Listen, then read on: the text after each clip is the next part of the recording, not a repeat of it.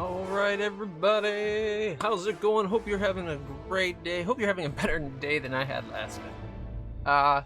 We're going to be checking out a really cool looking game that I don't know how I got my hands on it, but I did. I'm just going to be very thankful because it looks amazing. Neko, how's it going? Billy R.L., Elastoid, you're having a pretty good day. Glad to hear it. I'm hoping this will be the start of a good day, because last night was shit. But it's already off to a good start. I got my Dr. Pepper. My life juice is ready to go.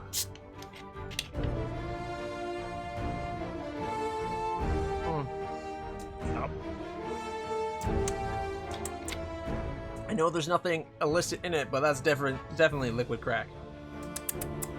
Yep. I know this game, for how amazing this game is, I don't know how it's like completely gone under the radar. I kind of want to blame Larian Studios, mainly because I'm pissed off at them for what they did with Baldur's Gate 3. Early access from a AAA studio. Screw that, F you, Larian Studios. Charging as much money as they are charging, screw you, Larian Studios. You don't get to charge full retail price, like AAA game retail price on early access when it's a goddamn alpha build. Take your heads out of your ass, Larian, and then smack it around a little bit, and then do things better. But yeah, this game is a 5e, and again, I'm not a big fan of 5e, but that doesn't mean that you can't have great games with it. So this is a 5e D&D title in like an original world, and it looks really good. The graphics are top-notch, the mechanics are top-notch. They don't hide your dice rolls. You actually get to see your dice rolls. Whew. You know what? Rather than having it hiding in the background, why don't we switch over? We can make some characters. Yeah, I don't like 5e. Well, okay. There's parts of 5e that I really understand and I get. I don't like how homogenized and like everybody's the same. It's all about the combat. Screw any subtlety and nuance around it. And like everything's whether you're a wizard, a warrior, a warlock, you're a badass doing massive freaking damage. That's not what the game is supposed to be about. They're taking the role. It feels like they're taking the role playing out of it. And if it's not for the DMs that work hard for it, it's super easy to just make murder hobos all the time. Because even as a wizard, you never can't do a shit ton of damage. Because like the way the cantrip attack, the attack cantrips scale and power up, it's insane. Insane. They needed to do something to have them be more poignant. It's like once they ran out of their spells, I think they should have actually done like a rejuvenating spell point system or something where they can keep casting spells, but it's like maybe how many rounds between spells is how many spell points they get. So like they want to cast a 3rd level spell after they've used their slots. Maybe it takes them an extra turn. Like they can't do it for 3 turns in combat until they get another fireball. Fireball every 3 turns in combat is hell a lot of damage.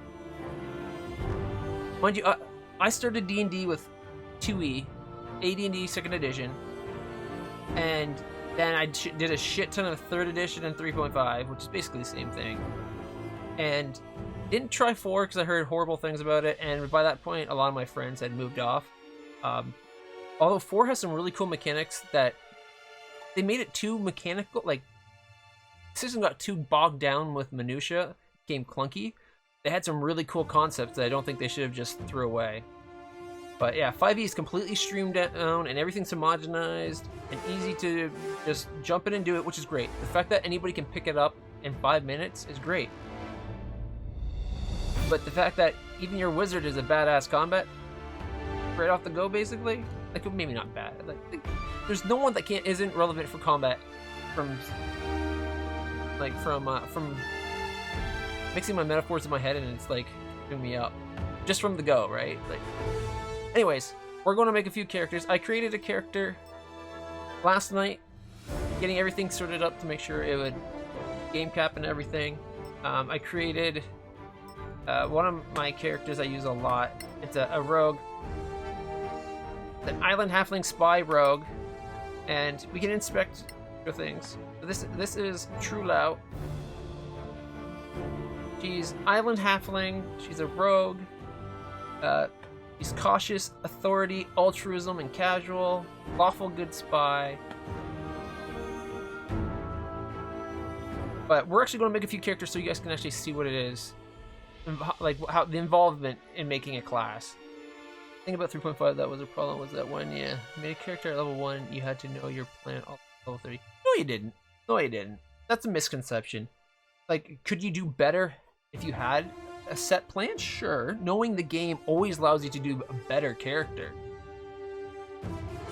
But you can have tons of fun without having to, like, min-max and, like, just get everything perfect to be, like, a paragon amongst men, right? Like, way D&D, all D&D set, your average player character is already so far above an average person in the world that it's not funny. They're basically demigods right off the bat. Or maybe one step down from demigods, because their demigods is a thing in the game, and they are usually like high-level fighter, like player characters. But you're beyond normal mortal. You're like the cream of the crop already. And then, like, you don't have to be the perfect cream of the crop. You can be like, you can flounder around a bit with your levels. Now, completely burning levels to try something out because you're not sure of, yeah, but that'll ruin any build in any D&D, right?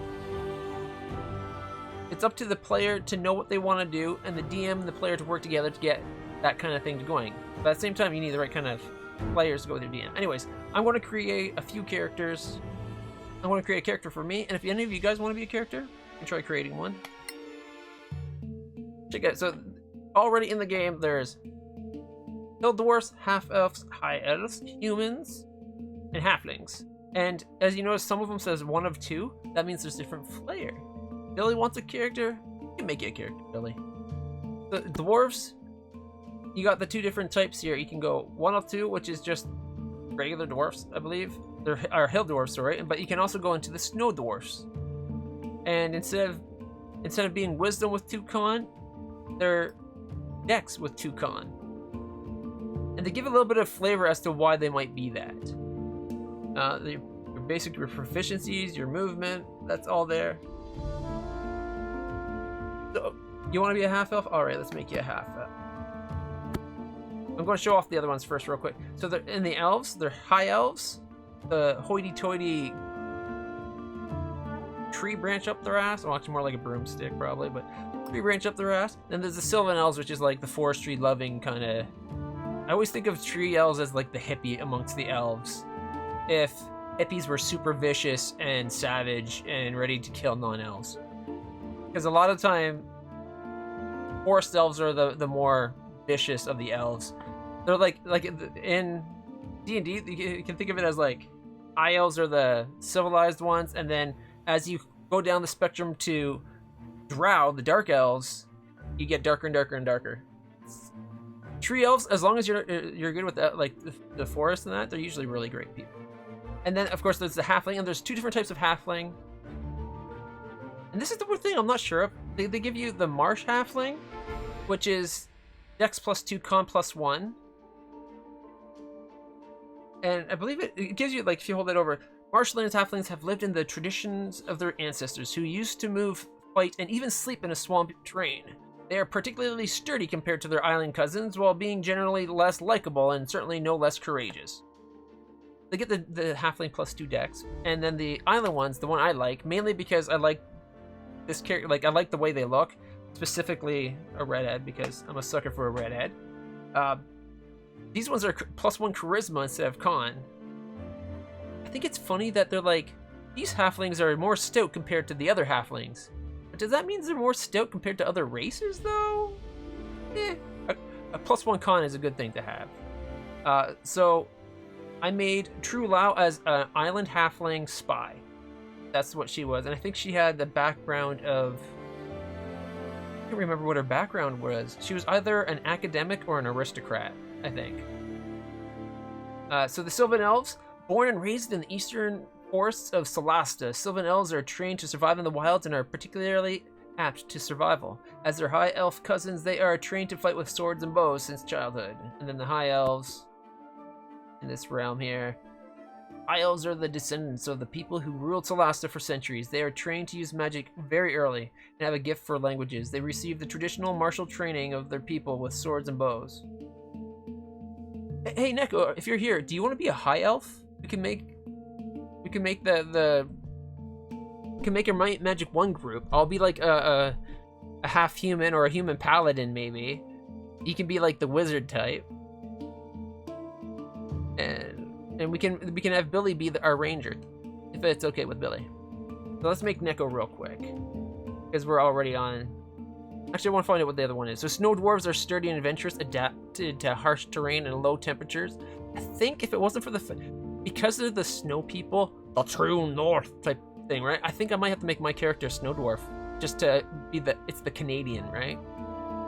Although I'm also like, I'd be like a giant amongst dwarfs. I'm 6'5", well, just shy of 6. I'm tied. You'll be the tank? Okay, we can work that in. Let's get our mage going.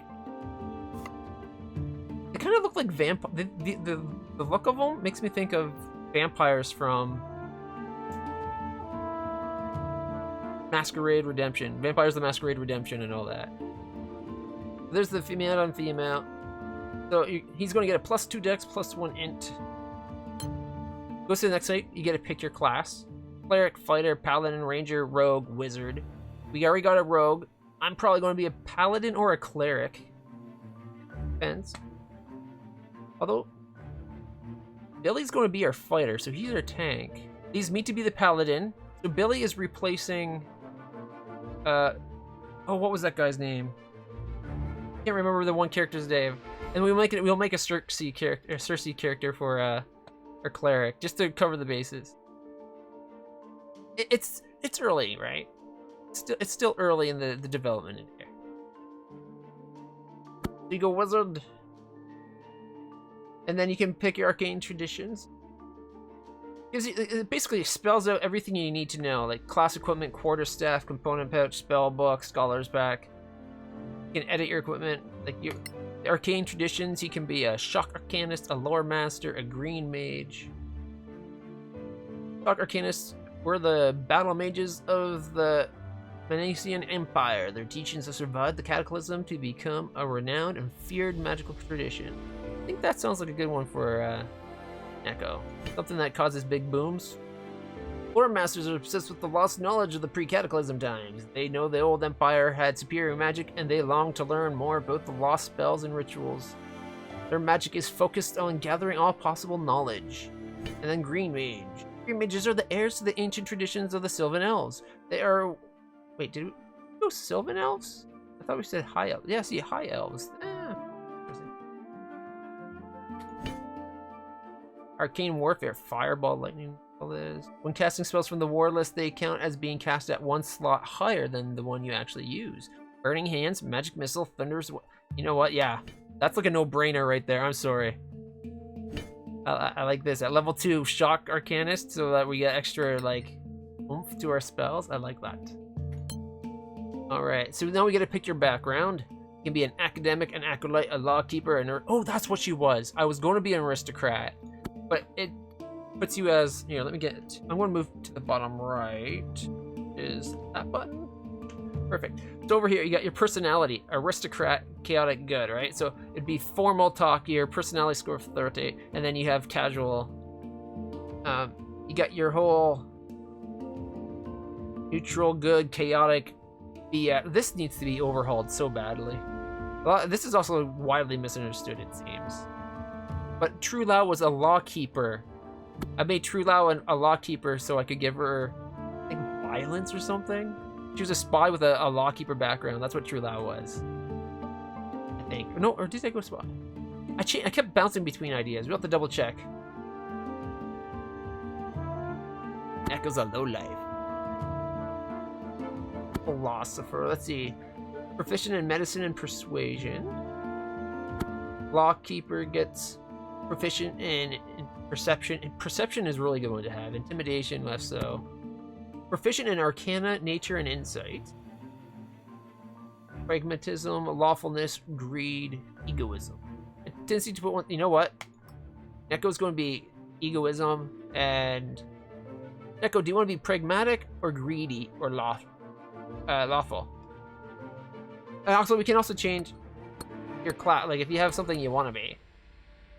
Neko in our Might and Magic campaign was a glass cannon at first, just because Might and Magic doesn't give him much HP. But mages are generally kind of glass cannons in previous ones. They're not so much, like, they've upped their hit dice to a d6. Like, that's one of the things I don't like about 5e. Everything has more hit points and does more damage. And D&D already has the problem as you get up in level, things have too many hit points. So, like, I feel like they should be, like, trying to get the min number of hit points up. Sure, great. Because you don't want to die because you have 3 hit points on your first level. Also, as a DM, personally, the first level of HP, like, you should always have your max hit die. So if you're a d6, you should start with 6 hit dice plus your con modifier. Period. Roll things after that, I don't mind. If you want to do reroll ones even, fine, because ones kind of suck. But if you are doing it where you start off with your maximum hit dice, the occasional one isn't that bad, right? And it's one of the things that 5e improved. But it's just like, one of the things with D&D is, as you go later on, the hit points are huge. Especially if you're like a fighter. Fighters can have like hundreds of hit points. It's ridiculous.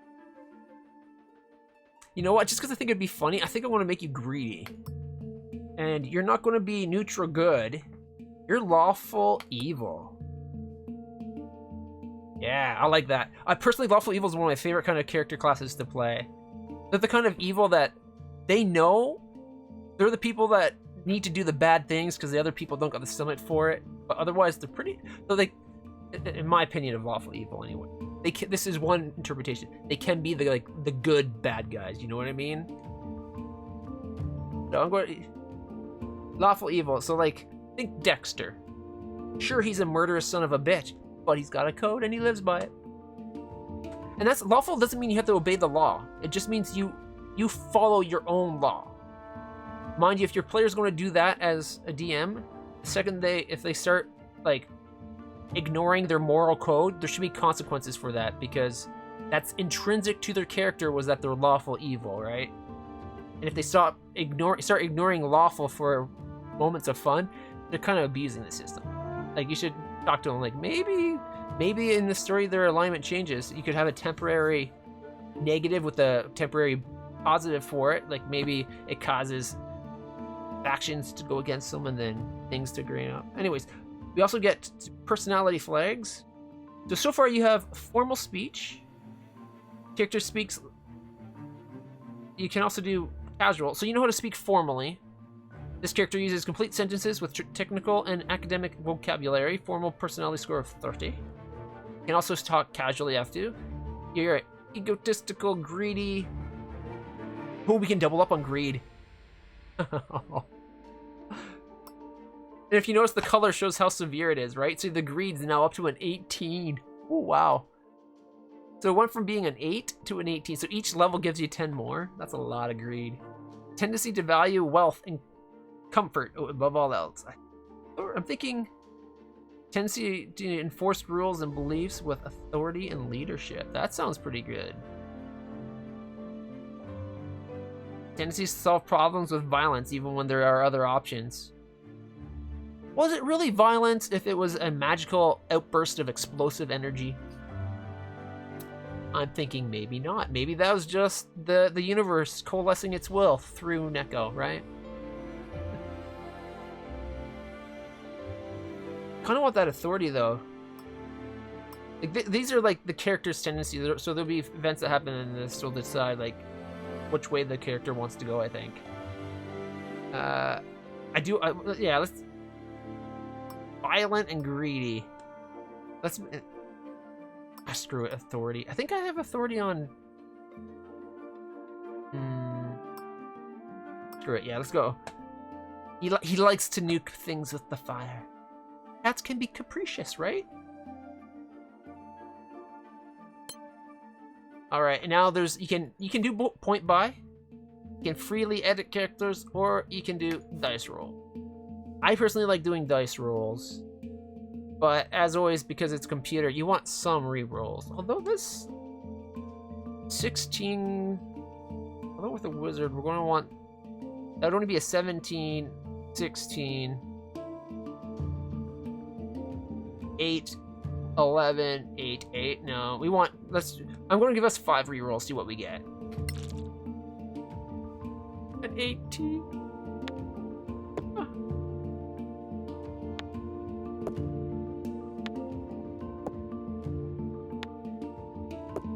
So close to having COD. That's not bad. That's not bad at all. A +4 on intelligence. I wish we... Okay. You know what? Here, I'm going to write these down. Because if we don't get anything better in the next 4 rerolls, we'll come back to this.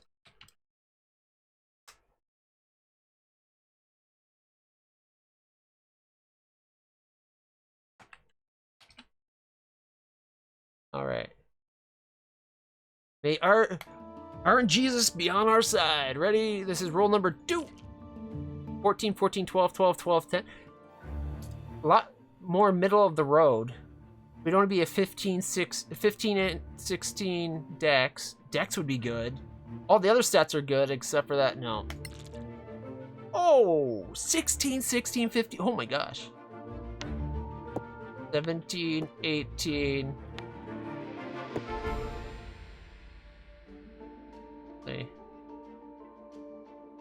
But we can't take it back? Did I put something else? No. Oh, I can hit reset though, okay. I was gonna think, like, the 16s are obvious. The 10 for strength is what I was thinking. Although, strength and then charisma. And then we can have a 15 wisdom and a 14 con, or vice versa, because then having con be 1 point away from tripping up to a +3, like being a 15, almost ready to go to 16. You know what? That's better than that 18 one we got. So 12, 16, 14, 16, 15, 10. And it didn't write any of those numbers down. What the heck? 12, 14. 14, 15, and 10. Alright. That was what, 2 rerolls? So this would be 3. Ooh. Shit.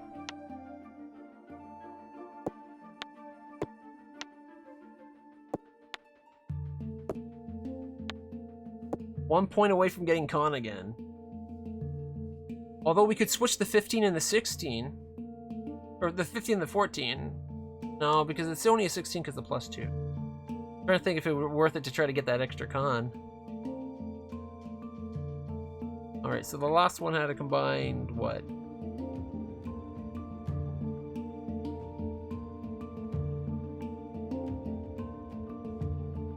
$83 points, I think. This one is 60, 70,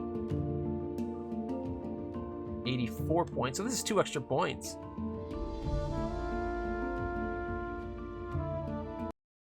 Alright, so 12, 15. Gotta put the original numbers, not the final numbers. 12, 14, 15, 17, 13, and 10. Not as good. Not as good. Alright, so we are going to have to do re-edit.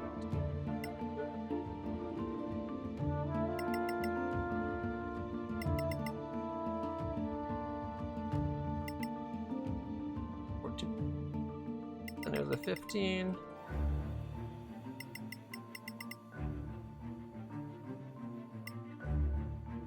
There's a 17 plus 1, right? And then 13 and 10.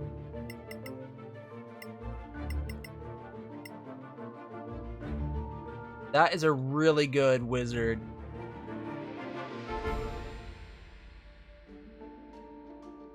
I think we gotta go with that. Like, you can't argue that.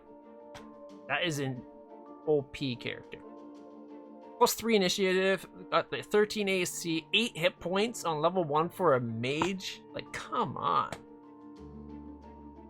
There's a reason why Neko is going to be powerful. He's got the stats to back it up. Alright. So now we get to pick our class skills, then our ancestry language, and then our background stuff. This pendant is used to enchant items? Alright, I'm thinking investigation could be a good... Ooh, medicine could be a good one too, though. You know, we get 2, right? So, investigation and medicine. Already got +6 to the arcana. And then ancestry languages.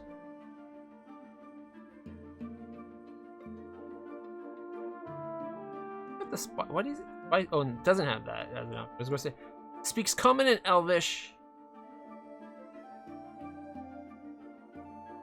Okay. A dialect of the primordial language spoken by creatures of the elemental plane on Earth. There's Terran, Giant, Goblin, Halfling, Orcish, and Dwarvish. Hey, Neko, do you got a language preference?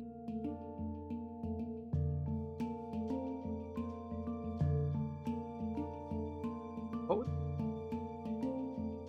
No, I didn't think you would. Well, you're high elf wizard, so you're not going to have Dwarvish. That would be below you. No way.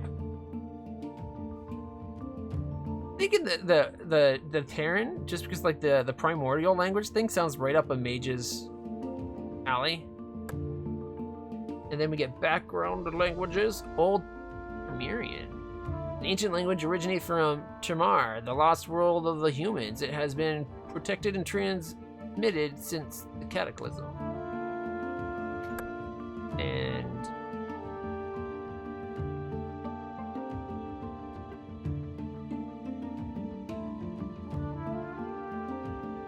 Giant sounds more extravagant, but how often are we going to be talking to giants, right? That's just true evangelist. Yeah, giant sounds cool. Okay. Then we can go next. Alright, spells. Some classes have access to magic spells right away. Others have to reach higher levels. 3 cantrips, 6 class spells.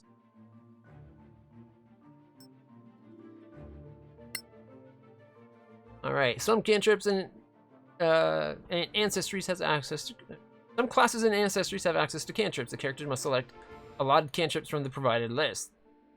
Cantrips are simple spells which can be cast infinitely without spending a spell slot, as opposed to main spell. Acid Splash, Chill Touch, Dancing Light.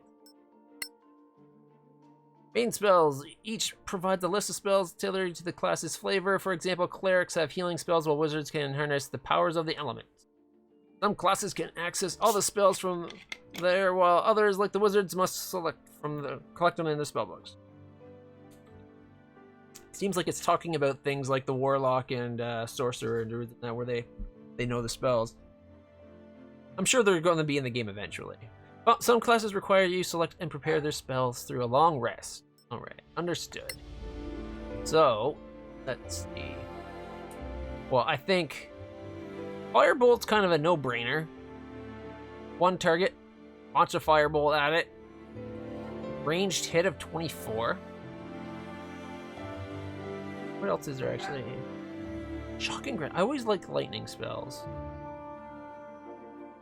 That's melee range. You don't really want to be melee. As good as your stats are, and you could probably do... You'd probably be really good at slipping it up and being like, die. And just touching someone to death. We get 1 ancestry cantrip, then we get 3 class cantrips. Okay.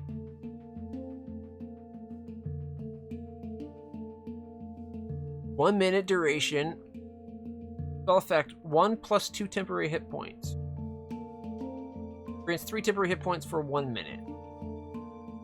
When it said shadow armor, I thought it might be something like maybe +1 AC for 3 minutes, while giving you like partial or maybe just gives you partial concealment no matter where you're standing because you're in shadow. That would be cool. Annoying bee. Okay. Target sees an illusional bee flying, harassing him and her, and has disadvantage on concentration check.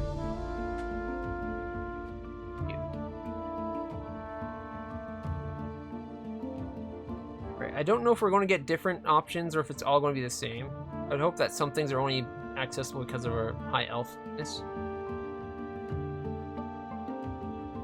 Ranged hit 12, duration 1. Launch a freezing ray at an enemy to damage and slow them. Flex hindered, -2 movement speed. Firebolt's the obvious one. Ranged hit on 24.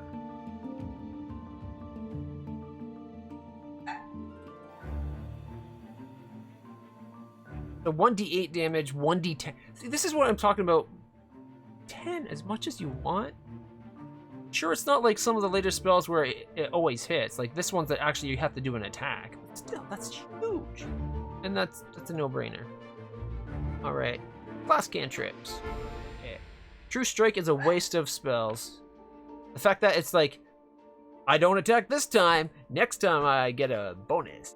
And you have the equal odd. Like at least the old versions of the spell, it literally was, yeah, just as good at odds if you attacked twice instead of holding off for a round.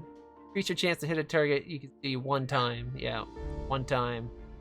Caster has advantage on his first attack, and only the first attack. It's not even an advantage for a round or something. It's just first attack. Not worth it. Thinking light. Light's a big factor in this game, apparently. We're going to take light. I think we're going to take Shocking Grasp just because I like lightning spells. Dancing Lightning. That's messes them up, right? For 1 minute, create dancing lights that move at your command. Oh, doesn't actually do anything. It's just lights. We already got a light spell. Light source. 4 bright plus 4 dim. I guess we go Ray of Frost. That slow could be very beneficial. In fact, this is a melee hit. Cannot take reactions and has -2 armor class. Though acid or poison could be good. A D12 damage safe to negate.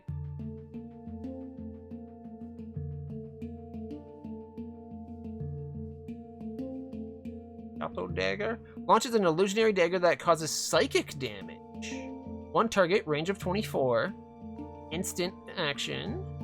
Saving throw of wisdom. 1d8 damage safe to negate. Not. Whoop. Did I actually accept it? I think I did. That's not bad. A d8, but it's only a d8. Like already Firebolt.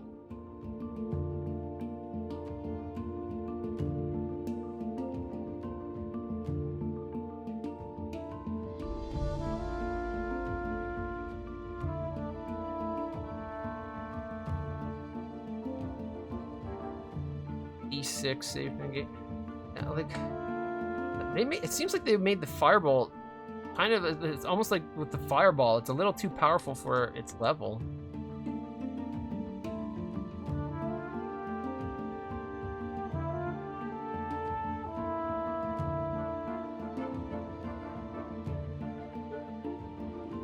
Oh, don't have any of them anymore. The 1 hour of light as opposed to 1 minute. That's the thick.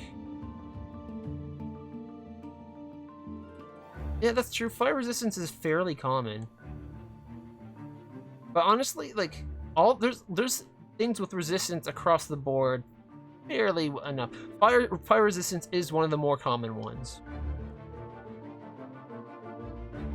At least in regular D&D worlds. I don't know about this particular world.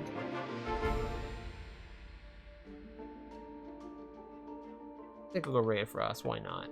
I wish there was more selection, but it seems like all the spells are based on combat. Magic Missile's a no-brainer. Ooh, Sleep. Sleep's always good.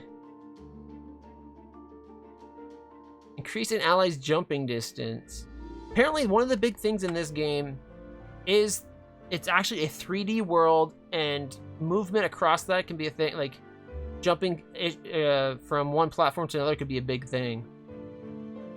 It could very well be. Spells are the kind of the long one. The other ones won't take quite so long, right? I think we get 6 spells. We want Identify, we want Sleep, I think we want Magic Missile, Feather Fall. What's False Life? Gain a few temporary hit points for a limited time. Increase your AC by 5 just before you would take a hit. Expeditious Retreat's also a good one. We only got 2 spells left. Provide magical armor to ally who doesn't wear armor. I'm thinking maybe Shield and Jump or Expeditious Retreat.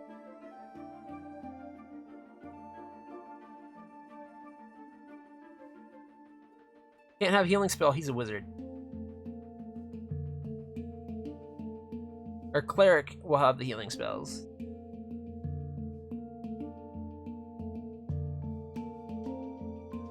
Emit a wave of force that causes damage and pushes creatures and objects away. 3 cell cube. Hideous Laughter is also a pretty good one. This ritual spell can be cast without expending a spell slot, provided you spend 10 minutes to cast it. Yeah, we can do this no matter what as a ritual. I'm not getting to detect magic. Well, we can do it as a ritual with ID too. Okay, I'm gonna go jump. Can't believe I'm not taking Burning Hands. That's usually a no-brainer for me. And shield.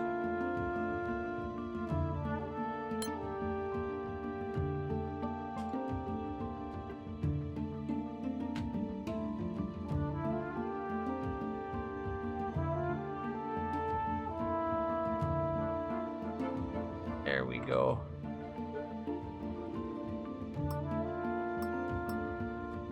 He looks so like, what's up? Maybe it's just the angle, but that face did not look good. No. Yeah, no. We'll take the best we can get.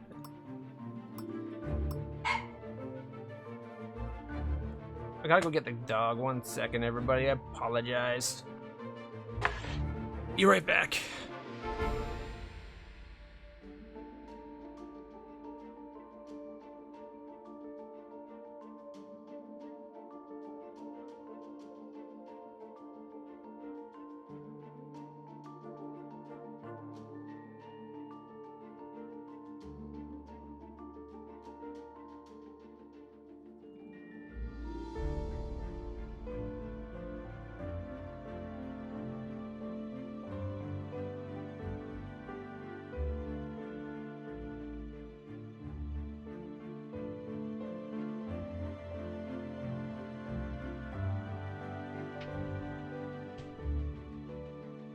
There we go. Gotta get the puppy.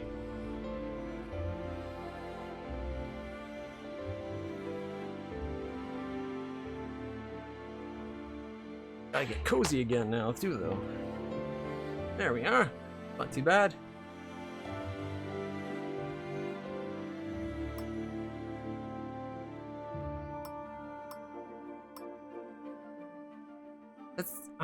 That looks so emo. I kind of like that one.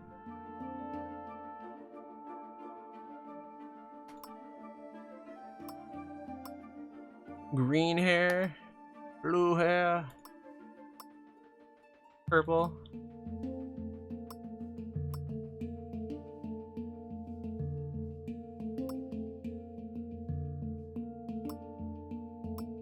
Only you could have it whiter than that. Like, well, I guess that looks kind of silver. Like, that's a platinum box.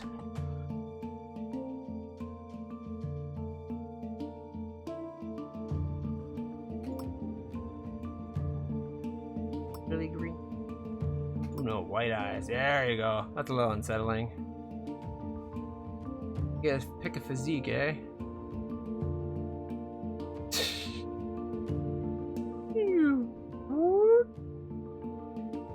Right about there, actually. It's not that bad. Might not be super strong, but is pretty fit thanks to that con. Alright. Just when it hurts most, the fight is not yet over. A crude trap? I spotted a trap of sorts. You're still in the fight, my friend. Ingenious. That was a lucky hit. Of course you've been detected. An extraordinary champ. We won't be fooled so easily. Perhaps if you tried to be loud instead, your comrades will save you. A little light is always welcome. I spotted a trap of sorts. Heave! Now, all your strength!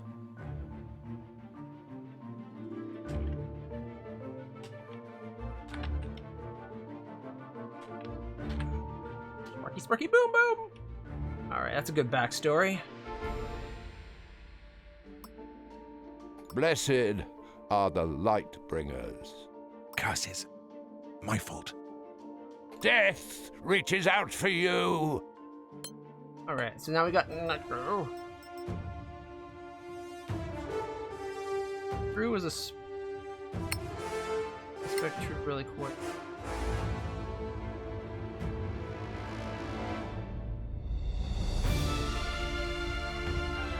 Last rogue. I don't know if there's a way to see what our yeah, I guess I want lawful good spy. Alright, new character.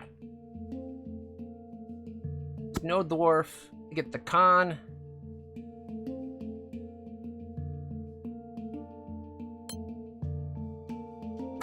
Paladin.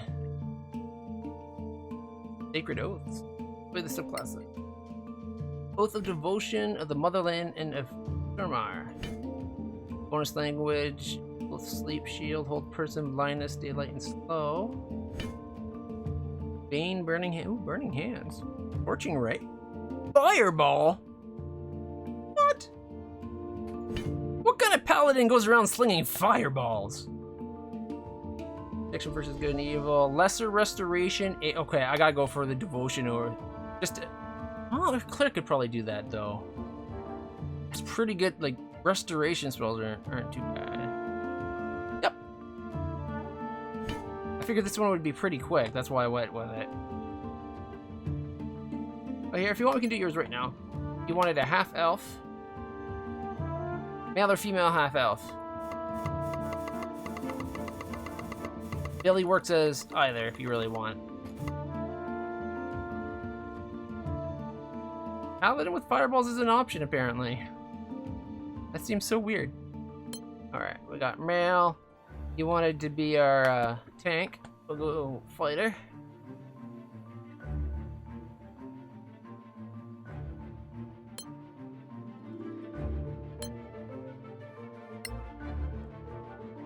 You got chainmail, a long sword with a shield, carrying a light crossbow with some bolts, and an engineer's backpack, which gives you a backpack torch, ration pouch, potion of healing, antitoxin, whereas an explorer backpack 5 torches, ration pouch healing. Engineer.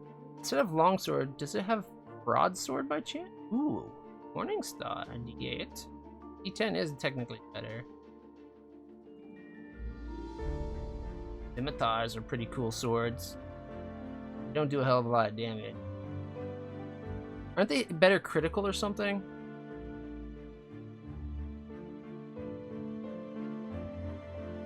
E6 melee. Oh, they're finesse based, that's what it is.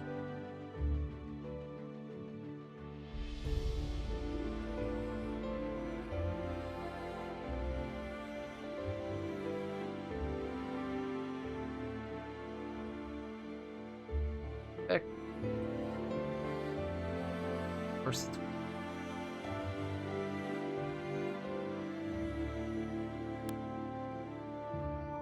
Long swords are good weapons. Guess we won't change that after.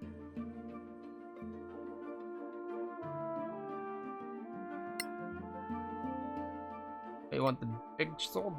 Great sword? I think that means you get no shield, though. 2d6 damage.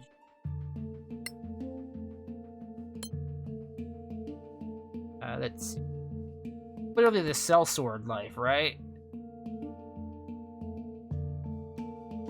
Tendency to scoff at principles and values. If violent.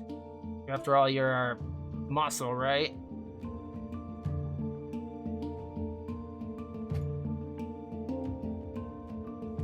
Neutral, you can pragmatism and caution. Tendency to take care of one's own safety above all else. Whereas pragmatic, tendency to value practicality over principle.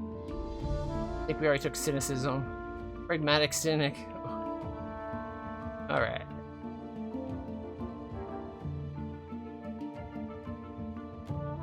Character must... Oh, we have to actually have both. In that case, maybe lawful neutral. You can get...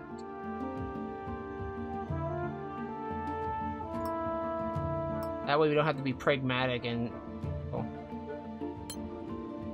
Basically, you like the... Once you're in a contract, you'll honor it. Okay, charisma +2 increases 2 other scores by 1 point each.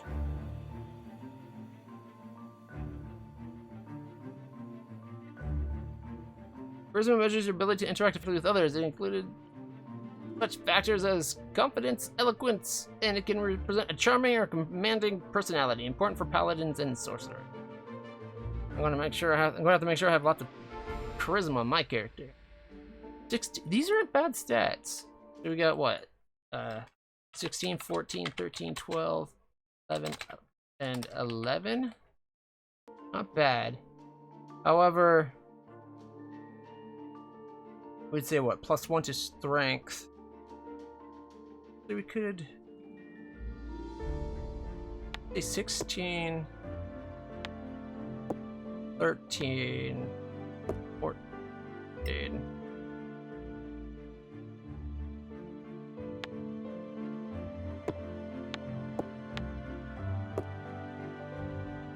And we can boost the wisdom. So 16, 14, 14, 12, 12, 13.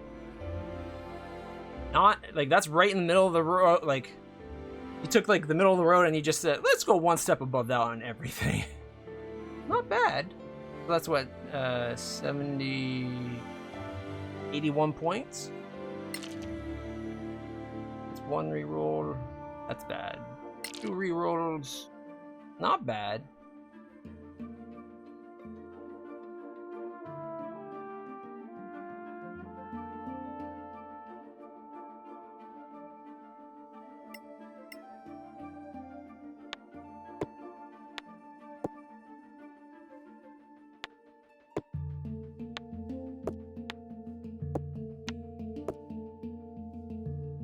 Not bad at all.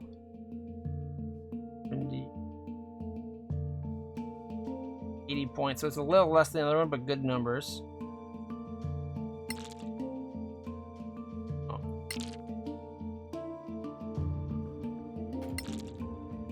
There we go. You got some shit scores, but my god, can you dish out some damage?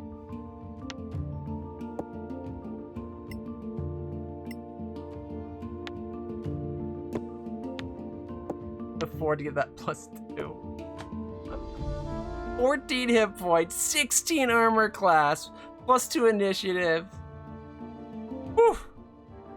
And you're going to hit like a freaking Mack truck. +4 strength modifier. You don't get much more tanky than that. And you got +4 HP per level. You should be good with that. You're not the wisest or most charismatic. Unless you'd rather be more charismatic. Your call. That's OP in fighting. That's a good take. A little bit naive, but hey. Fighting style. Some character classes allow the selection of a fighting style. This fighting style grants you specific advantage to using combat techniques and equipment. Some character classes are granted a secondary fighting style, high levels. Got it. Alright.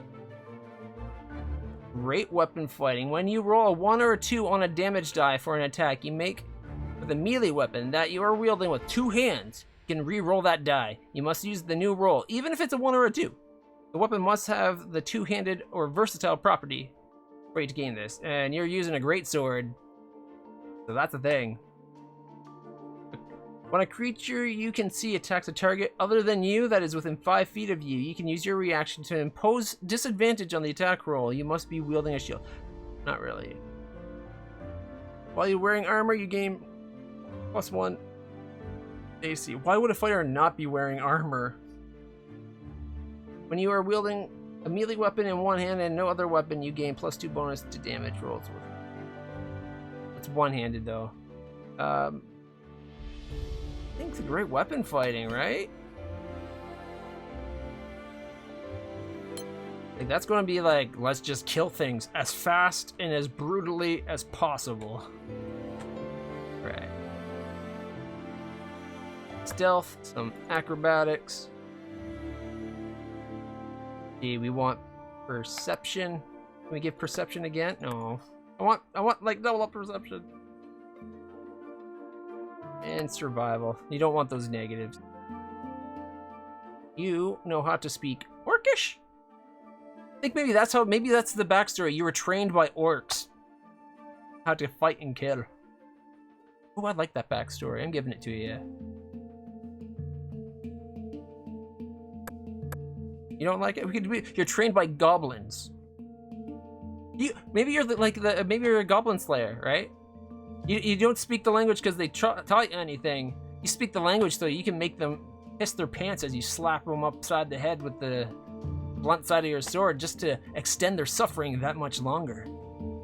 Sure, you could have killed them with the blade. You could have cleaved through 3 of them, but no. You want them to suffer. Although we did go lawful neutral. That sounds more like evil. Hey. Neutral evil. Alright,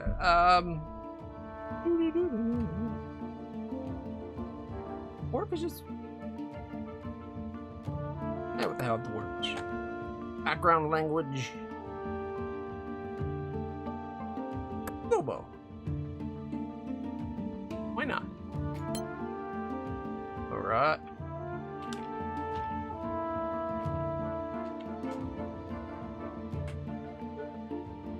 Oh, I can't put apostrophes or anything?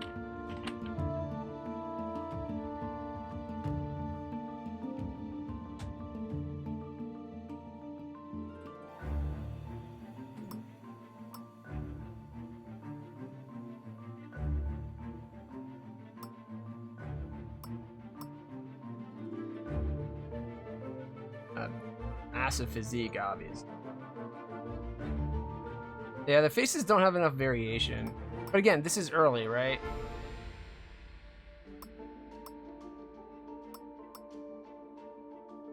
That looks kind of rangery, barbarian-esque. Ooh, you can have stubble. Yeah, let's go with the stubble. Well done. That's battle. Dive in the dirt now! Push! Come on! I hate those. Hey, I hate those. Light, at last. Crawling through dirt. I'll remember. Nothing new here.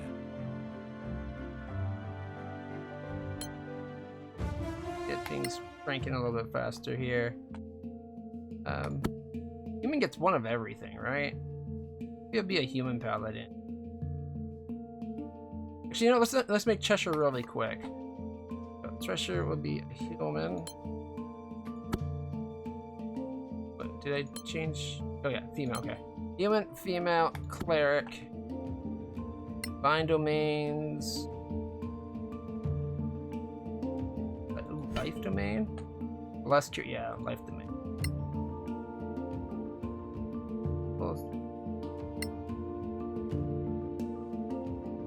Like crossbow.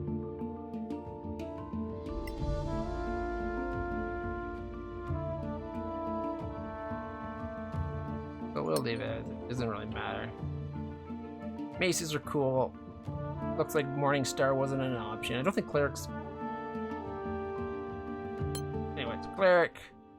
Deity. Clerics and paladins have to choose one of the Solasta's deities when created. For a cleric, the selected deity offers a range of divine domains to specialize into. The selected domain grants automatically prepared spells, the ability to channel divinity, as well as new powers at higher levels. Bakri is law and insight. Marek is life and oblivion. How can you have life and oblivion for one god? That's like the opposites. Einir, battle and law. Arun, elemental fire, ice, lightning, and the sun. Yes, Marek. Goddess of life and death. Makes sense. On the life side, obviously, this is our cleric. She was clearly an acolyte. Altruism and lawfulness. She's lawful good. Got authority and kindness. Maybe altruism, like doubling up on the altruism. Although we're already going to be having some combat, like party chafing. Hey, Knight, how's it going? Alright, let's see. Woo. For the first roll, 15, 14, 14, 14, 13, 12? Damn. And we need wisdom? So we can be like, wisdom.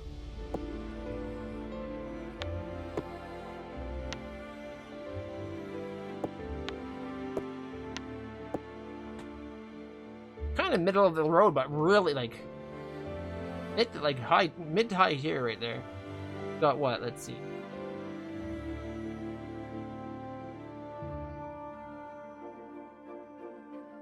$20. 88 points? Is that right? 11, 14, 19, 23, 28. Plus the other 60 is 88 points. That is a really good one. Right, so let's write down that. We get 5 re-rolls per character just to keep things moving. So 14, 13, 14, 12, 15, and 14. Re-roll the dice. That's 1, 2. Be kind of garbage, but really good where it counts. 3.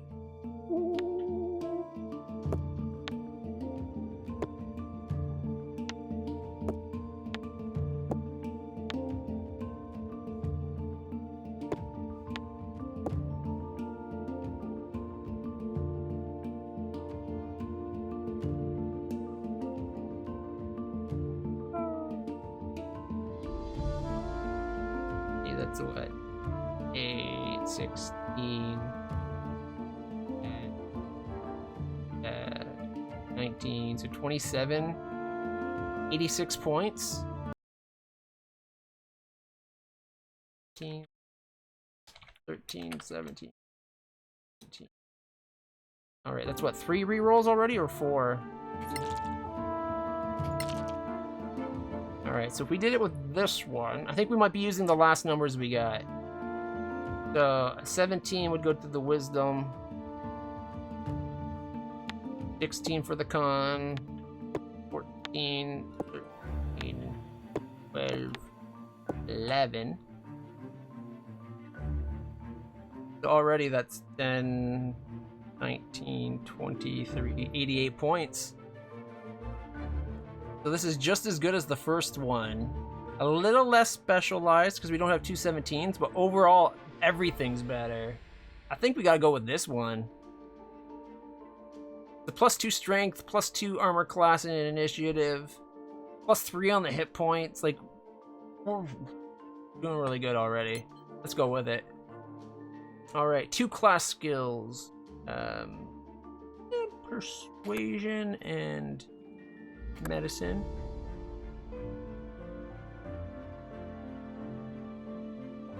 Speaks 1 language, Ultimarian on top of everything else, and then get a background language of Halfling. Right. Class cantrips. Spare the Dying's a good one. Guidance. That's a no-brainer. Guidance is super underused by so many people in D&D.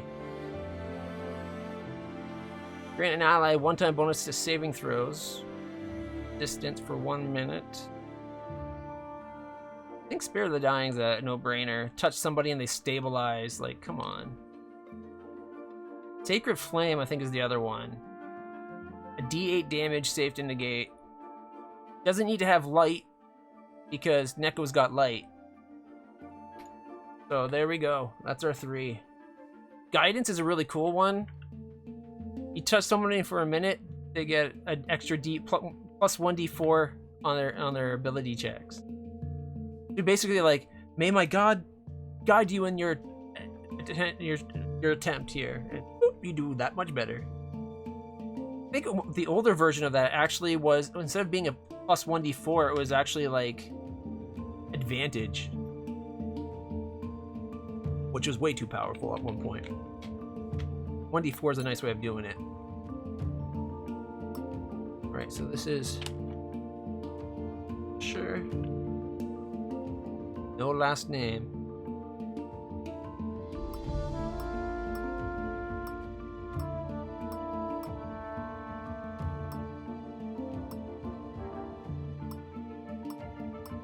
Wait, you're saying this tone here? That? That one's not bad. That one.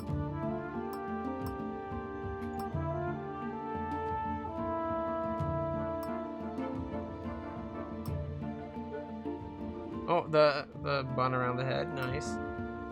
Ooh, like that. I like one-sided ponytails. They're pretty cool. Nah, she's not combat, really. She's more saving. That could go with the altruistic kindness thing, right?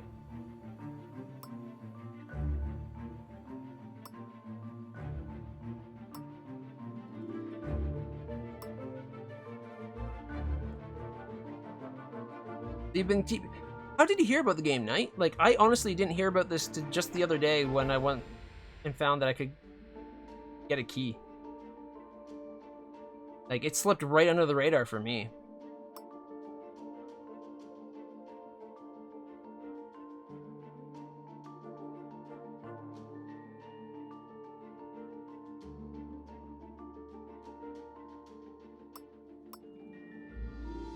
I kind of like this one because it's kind of cutesy. Although, I don't like seeing the hair there, but or the skin there. I think that's too much battle maiden. Although that looks really good. Yeah, I think we're going either that one. Let's go Battle Maiden. She's got good armor class, good hit points, good strength.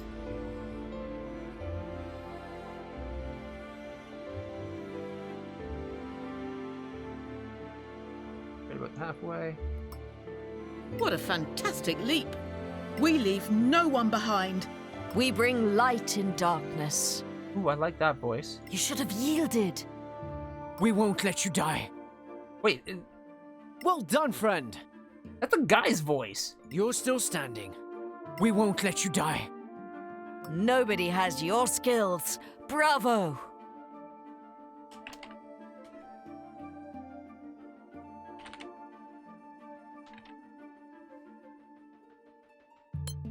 Alright, so we now have a rogue, we got our fighter, we got our mage, we got our cleric. Hey, Knight, you want to be a character? I'm going to make myself... Oh, crap. Characters? Wrong button. Yes, go back to character. Gotta make me.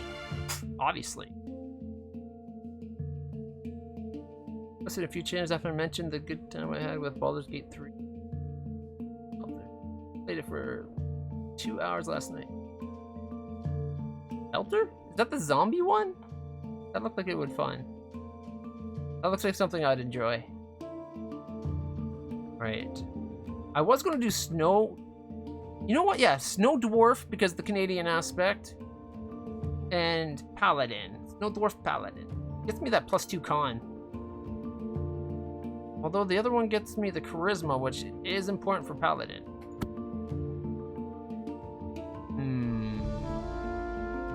No, we're going to keep with it. All right. That's healing.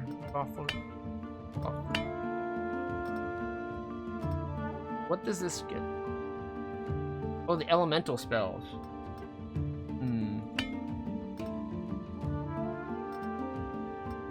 Well, let's see what it offer on the neck. I don't like that we're not getting, like, we're telling. Is it buried in the text and I'm just not seeing? The order of life reanimates revealed. Playing monsters. Pakiri, Paladin Pakiri. Oh wait, one of them got fireballs, right? I want to be a fireball throwing paladin. The god of valor and fidelity, the patron of paladins, lawful warriors, and all those who bring light to darkness. The Church of Einar is originated into 3 orders. The blade is a militant order, a bulwark against chaos and evil. The shield is an order of protectors devoted to their flock, and the beacon is an order of itinerant creatures helping the communities through which they. Which one gives us fireball? We have to go back to find that out. I think it was the mother one, right? Yeah, level 5 fireball.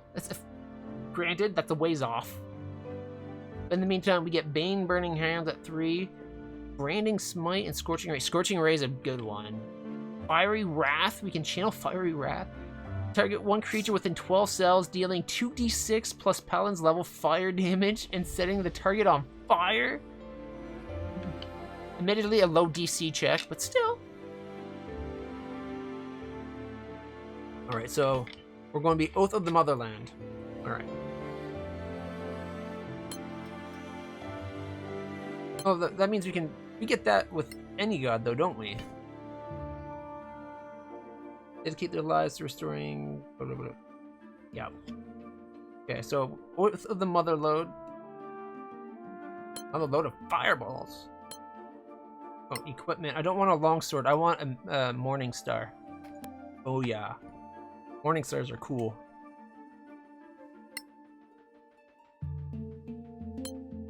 Okay. Knowledge patron of judges and lawyers, teachers, librarians, and scholars. Gifted with good.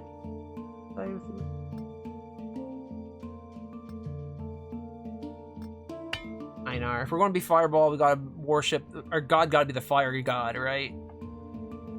As for me, my background is going to be.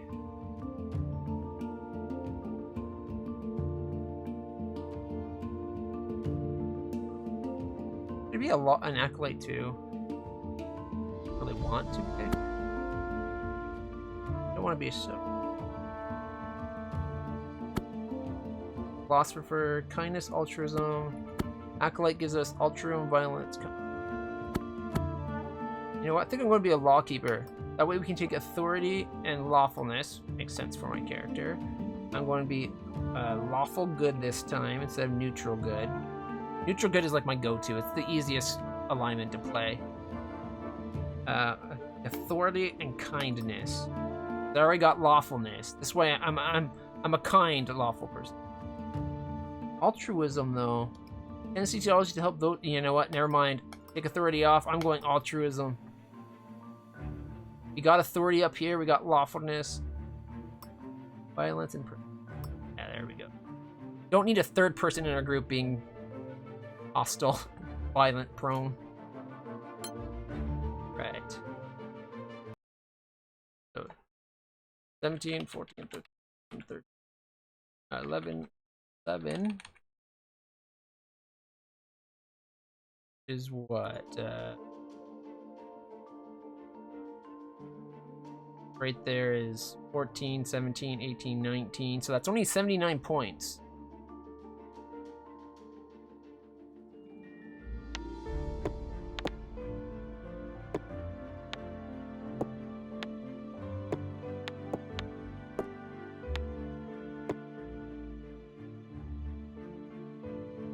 Paladin. Important ability scores strength, charisma, and constitution. We have the charisma affects my spells. I might swap, because we get a +2 here. I might actually say go.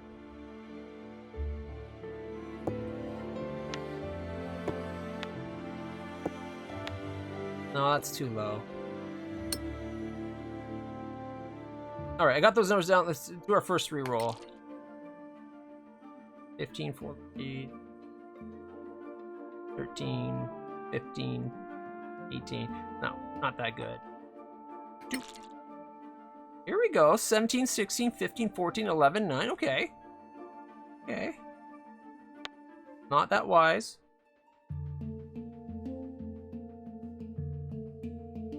We can now get a good strength, a good con, and a good charisma. We got and a good dex. Okay.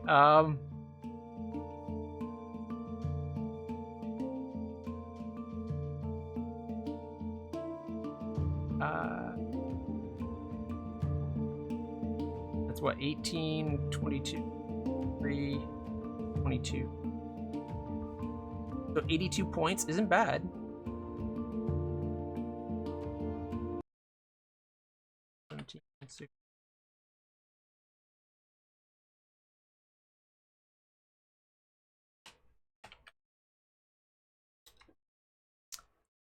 We did it this way, I'd say 16 for the charisma. And do 15 on the con, 17 on the strength.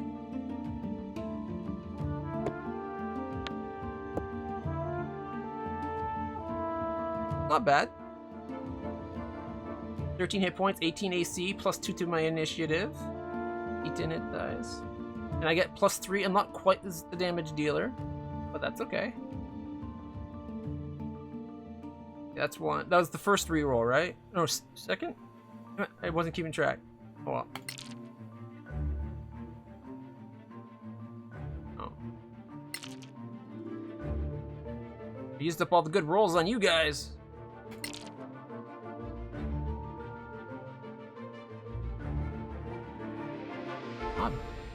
Not bad. I guess I could be like 16, 15, 14, 14. And this way I don't get a negative on my intelligence, and I'm wiser. Wisdom's often overlooked for saving throws, so... What's the total points on that? That's what? 8, 15, 16, 17, 25? So 85 points, or 75 points? Kinda less.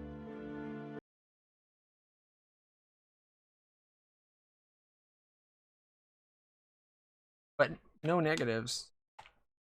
Give it another reroll. Alright, I think the best one we had was the 17, 16, 15, 14, 11, 9. So we're gonna go back to that one. So it was 17. 16.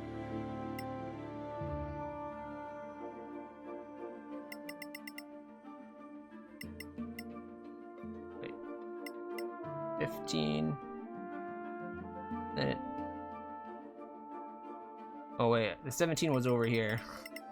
Helps if I put them down in the right spot. So 17, this was the 14. The wisdom, was it the intelligence was the 9, and the wisdom was the 11, I think.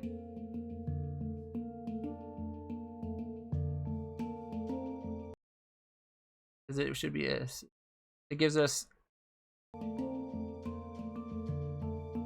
17, 16, and a 15. The 14, the 11, and the 9. Yeah, okay, that's the numbers.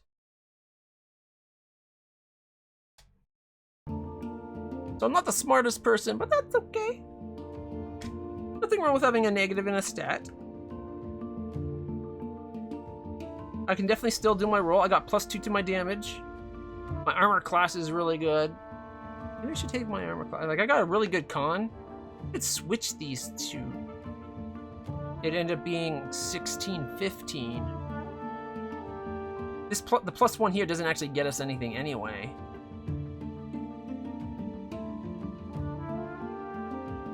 So that would be 16, 14.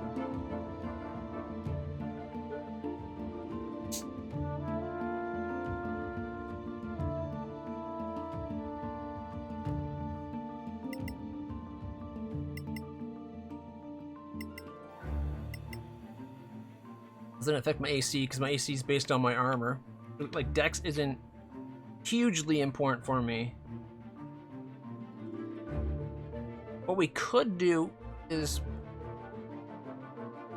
be really out of the box. Put this as the 9.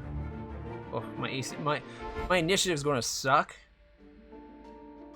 But then we can put Wisdom or Intelligent. Wisdom or Intelligent. We make this the 11 and this the 14.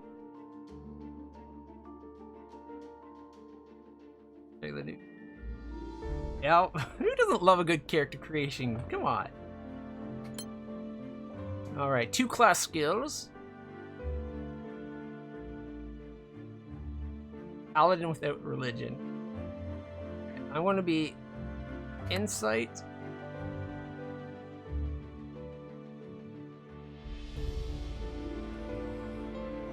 Maybe Athletic.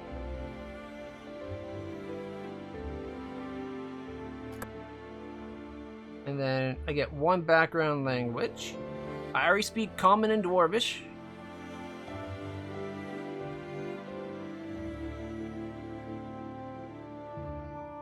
I'll speak Orcish. Actually, whoops, wrong button. Don't want to go. I just wanted to change my Orcish language. I said what? Insight and Athletics. Instead of Orcish,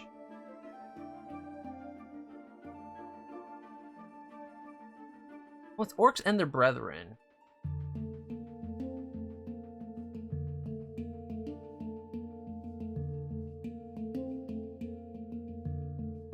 Nah, giants are cool. I'll go with giant.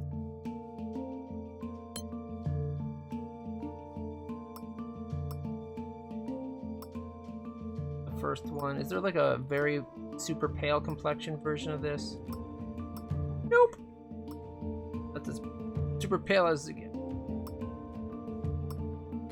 Ooh, I like that beard. Alright. Looked like it was red.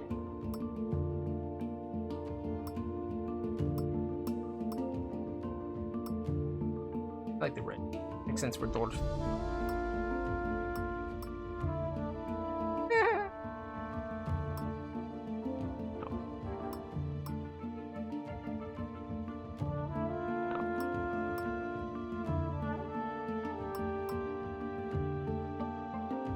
I think I gotta go for the battle pony. Here we go. Hair color, my eye color's gotta be the blue. That wasn't smart. What a fantastic... Come on! Wait. Sometimes there... You can't win! Hold on to life, friend. Light will guide us. Closer attention required, friend.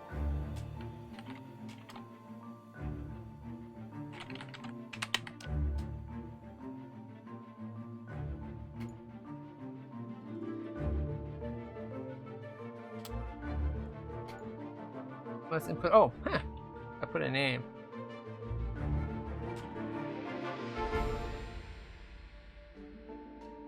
Oh, of Clan Clutch.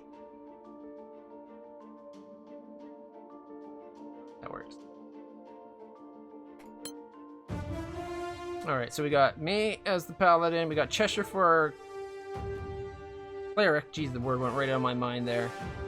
We don't have a ranger type yet. Hours on a single D&D character bag of the day. Yeah. Aristocratic wizard.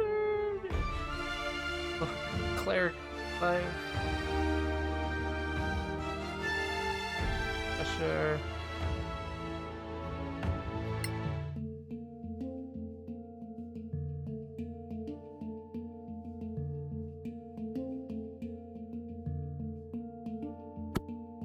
We gotta have. Dex is intelligent.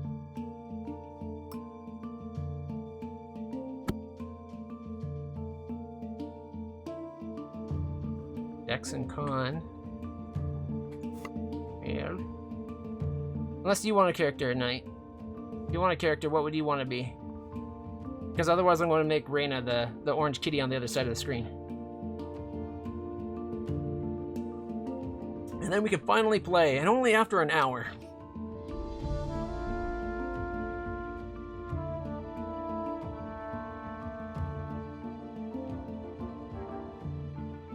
Oh, well, an hour and a half since the stream started, but a bit of that was getting things ready, and then I had to get the dog, and about an hour and a little bit.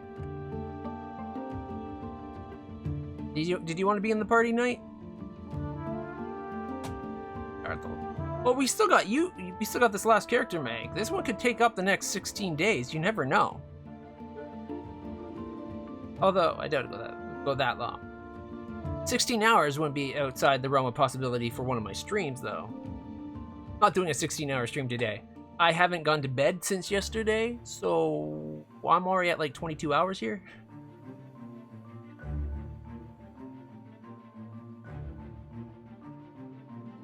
Something whimsical. Alrighty. I'm gonna combine you with my cat then. So we're gonna go with the female halfling, and this is. Oh, actually, Wrath goes well with my cats, and it's gonna be Reyna Wrath, and clearly a ranger. Favorite enemy. Obviously, dragon. Ooh, no, wait, do they have goblin as an option? Monstrosities? Undead. Oh, wait, plants. The war on trees continue. I don't know what I actually want. Liberation. An undead hunting ranger is kind of cool. We can't do goblins. Fiends. Fiends are creatures of wickedness that are native to the lower planes. A few are the servants of deities, but many more labor under the leadership of archdevils and demon princes. Evil priests and mages sometimes summon fiends to the material world to do their bidding. If an evil celestial is a rarity, a good fiend is almost inconceivable. A ranger that kills plants. It's the war on trees from Factorio all over again.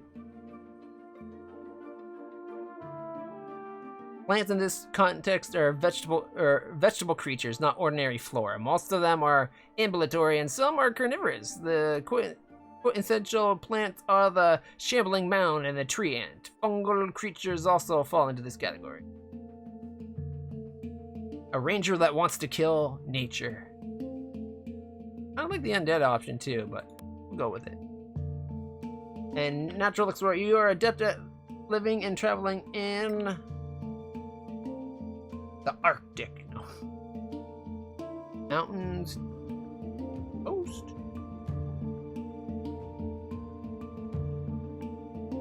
Areas with rocky ground, hills, and mountains are considered mountain terrain. What about caves? If caves are considered mountain terrain, then I think that's like a no-brainer. Alright, let's edit the equipment. Got 2 short swords. Longbow with 20 arrows.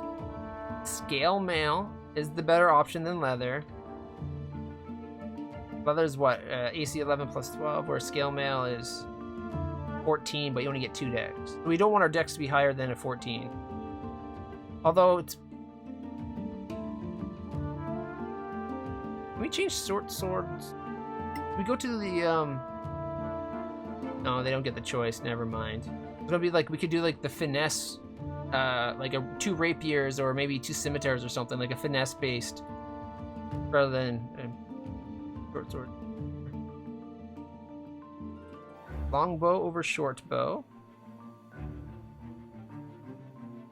For that D8 goody.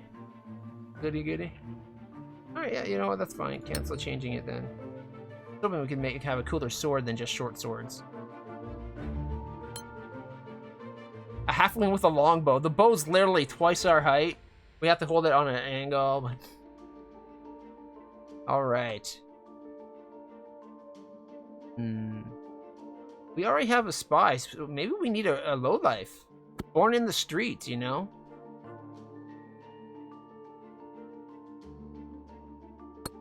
Neutral evil is probably the most dangerous kind of evil in my book. But we're gonna go neutral good lowlife.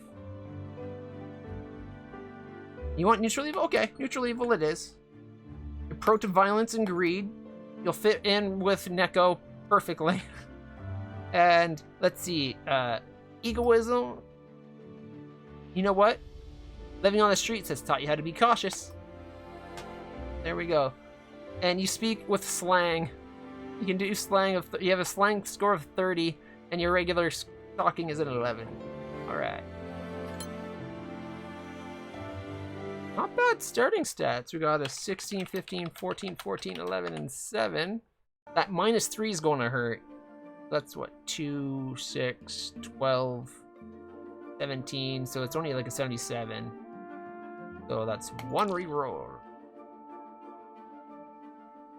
I guess it's kind of better. So it's 19. Dex, Wisdom, and Constitution.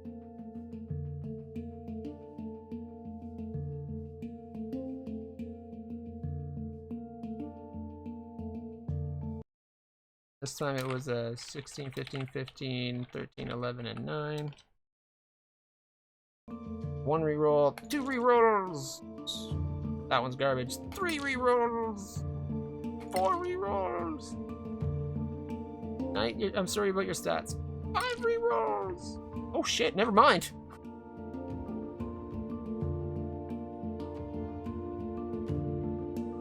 How is Wisdom? Do you have any creeps? I think I'm Charisma, aren't I? Like. Alright, let's see. Dexterity's. Okay, I think because you're a ranger, that bow, your dex is holy shit. Quite frankly, holy shit. Okay. You wanted charisma, so do you want to be kind of stupid, or do you want me to switch these two around? Like you're with that bow. My God. Woo. When you get using your bow, holy shit. Okay. 12 hit points. You're pretty good. We've gotten pretty good characters all around, actually.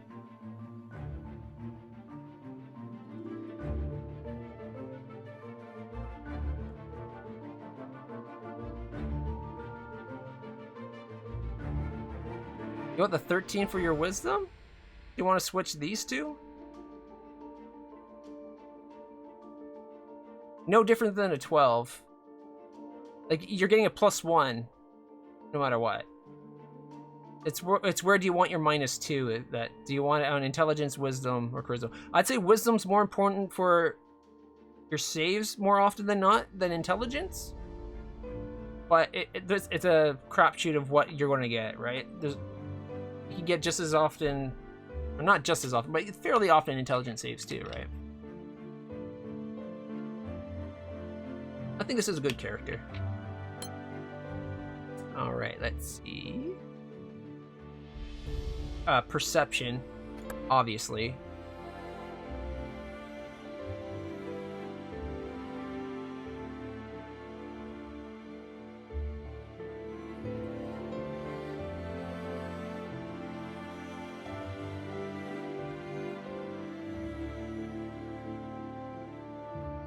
We might need to change the armor. Now that I think about it, we got this massive dex, right? So +5. I guess it doesn't matter whether we're in scale mail or leathers. We're getting a 16 armor class, so I guess it doesn't matter.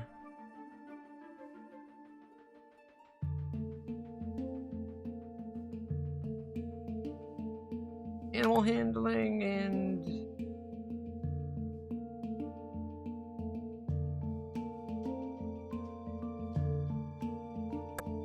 survival. Got thieves too. Cool. So it's Reina.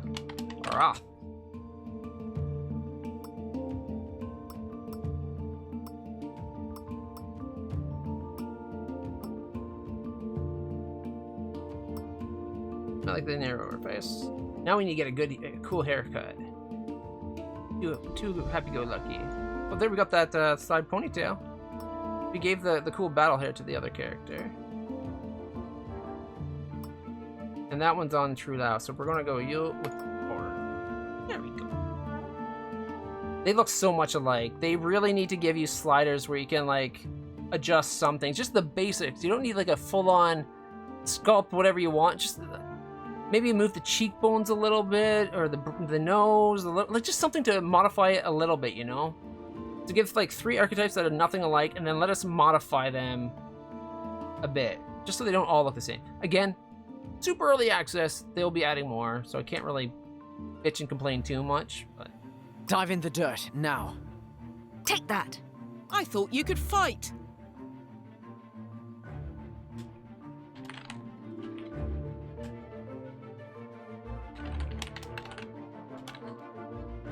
I can't even remember if we actually took the War on Trees aspect. Be nice. There we go. Alright. New adventure. You know, I don't even think we can get 6 characters in this. I was just having so much fun making characters. Alright, starting level 1, the Crown of the Magister.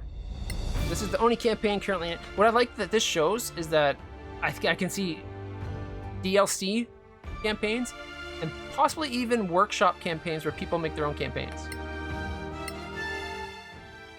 Alright, this pool lists the characters which you can select for your adventure. Some characters have been generated by us if you want to create... we already made my characters. Alright, I gotta be there, obviously. Where is... LitlClutch? Okay, we obviously have to have... Neko. I'm thinking... myself, Neko... Ooh, we're 1 person shy. Man, why can't it be like a normal 5 or 6 party group?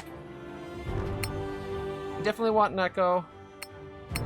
I want Cheshire because she's cleric, but I also want Billy and I want Reyna. That range skill is just going to be like, holy shit, you know?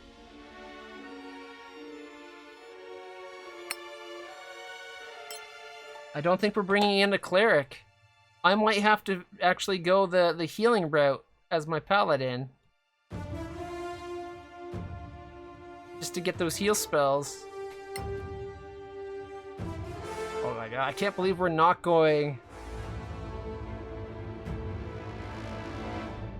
I believe we're not taking in a cleric. This is crazy to me.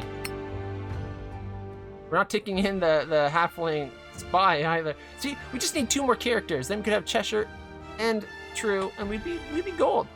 We'd be gold.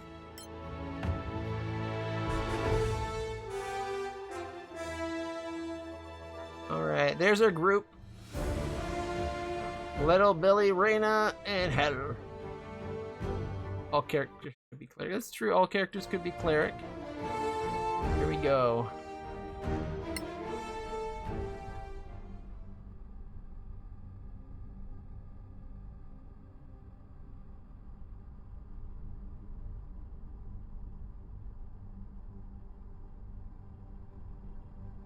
Casting spells consume spell slots. You know, we know that.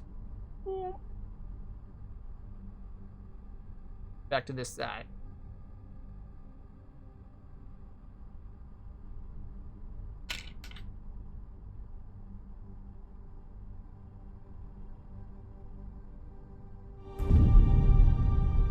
Before the cataclysm, there were no gods on Solasta.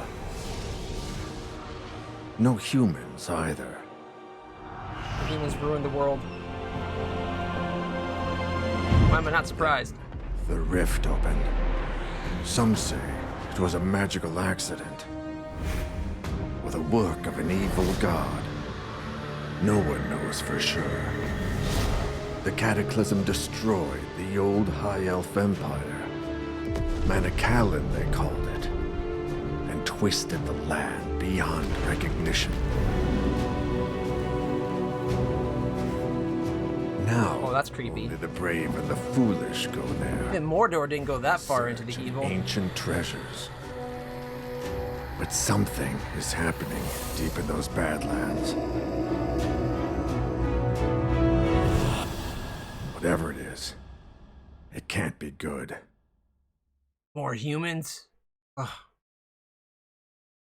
1024 AC. It is a time of political tension between the Principality of Masgarth and its neighbors. The Legacy Council stands as a neutral organization with representatives from all the Eastern Kingdoms. It has issued a call for hired adventurers to bolster its efforts to explore the perilous Badlands. A valiant group gathers at the Gravekeep Cask Inn. Wow, that's a mouthful. Ready to take up the challenge. Wonder who they are. This beer tastes like donkey piss. Not that I'm complaining. How do you know what donkey piss tastes like? You drink a lot of donkey piss? Ran into a bit of trouble on the way here. Sit. Relax. Perhaps you'd enjoy a pint of this obnoxious ale. If you're here for the council job, get in line. Though if this Lord Karen doesn't show up soon, I might go looking for him. Another round, barkeeper. 4 of your finest flagons of donkey piss, please. Looks like you've been waiting here a while. Indeed. You mentioned Hell, something this rain about around. some trouble. I'm the Would dwarf. you care to elaborate? Well, I was making my way here when 3 bandits leapt from the bushes with crossbows. They dragged me off to some decrepit prison and tossed me in a filthy cell that smelled of rat piss. Don't know what was holding the place up.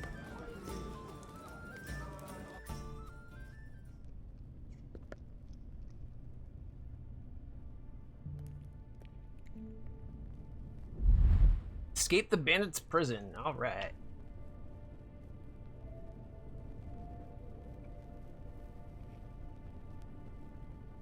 All right, escape the bandits' prison. Toggle the horizontal plane on and off.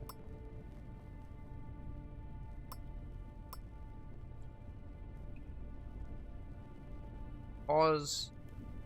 I got 13 hit points, AC of 10. Guessing nothing in my inventory, just my sweet ass beard and my battle pony. Yeah. Who needs a horse when you got a tail going up like that, right?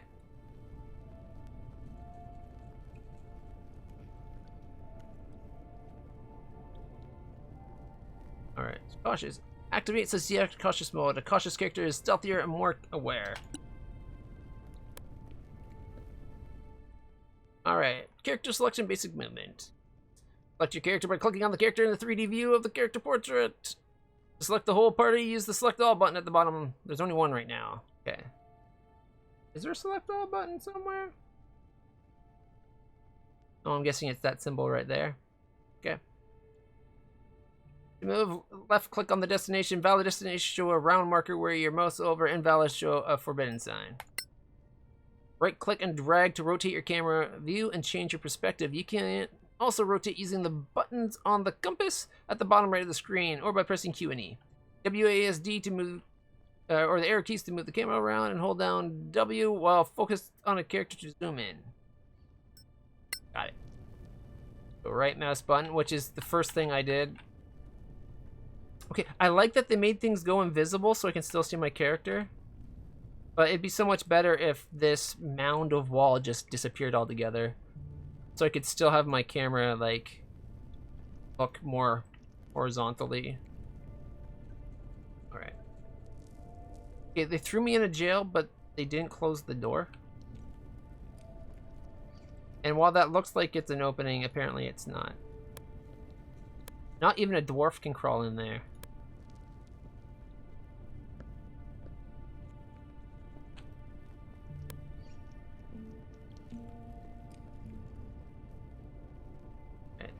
See.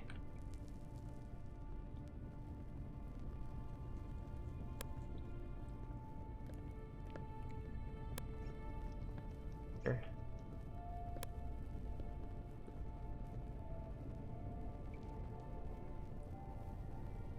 Really? Nothing to loot in those pots?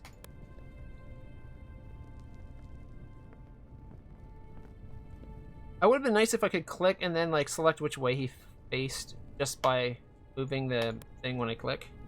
Like he's facing to the right a lot.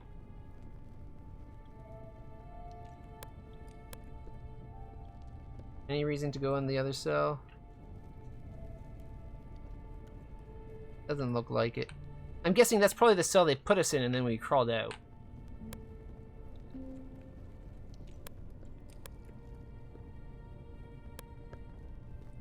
I don't like the size of these spider webs. Click on the journal button to open up the quest log. This will give you more information on your current objective along with some useful context. Note that the journal contains much more information than the quest log.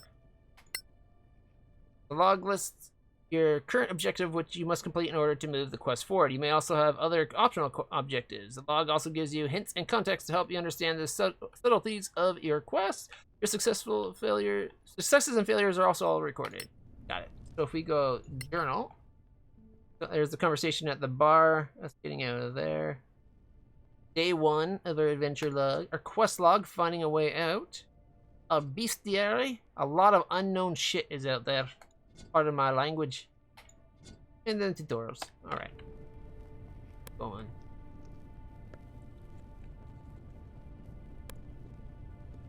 Got a nice look to it. Like, the graphics are decent.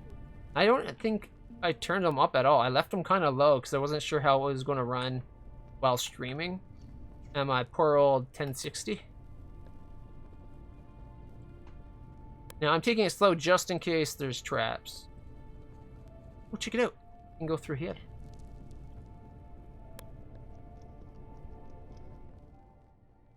Crawling. To crawl through a hole, click on the other side. You can get a better view of the other side by rotating the camera. Use Q and E to move around.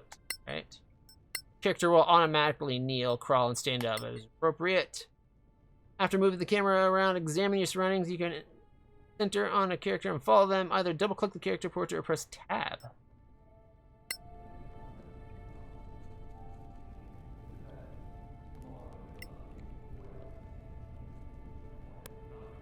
Go.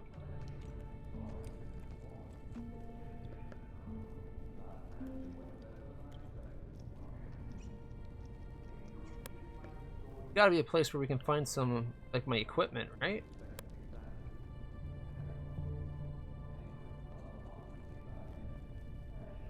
Go down that hall. We can go down that hallway. Can't open this door? Really? Okay. We're going this way. Yeah, see right here, it's facing to the right. I'd like it if it faced that way.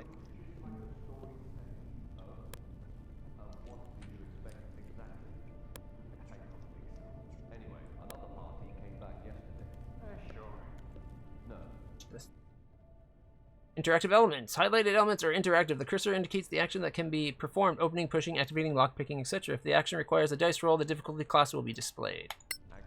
That's one thing I like about this game. It tells you the difficulty class, and you see the dice roll. Like, when you're playing a D&D game, the dice rolls are kind of important.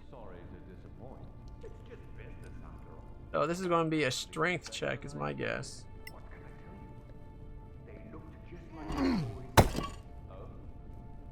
Aren't we supposed to see the dice roll?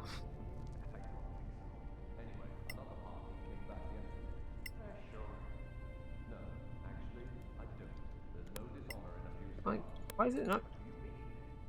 I have to click all the way over here. I can't just click on this side.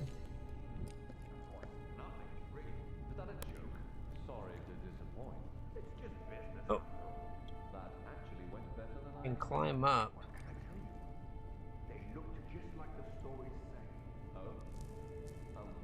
Click to examine the object. Seems more like use the object. Climbing and jumping. To climb or to jump or climb, simply click on the destination. Depending on the character's strength and proficiency with athletics, you can jump and climb between 2 and 5 cells. You can also always jump over 2 cells, drop down 3 cells, and climb up 1 cell, or climb up easy surfaces like ladders or ropes without any trouble. My jail cell was locked. We crawled through a hole in the wall to the adjacent cell which was left open. But yes, suspicious. Character with strength below 15 and no proficiency in athletics cannot jump far enough to reach the chest. Fighter with strength 15 to 20 can jump across 3 cells. So can a character with strength 11 to 14 plus proficiency in athletics. Alternate path. In general, The critical path is always open to characters without superior physical abilities. However, optional loot is sometimes harder to reach. Don't give up, though. You may find other routes. Alright, yeah.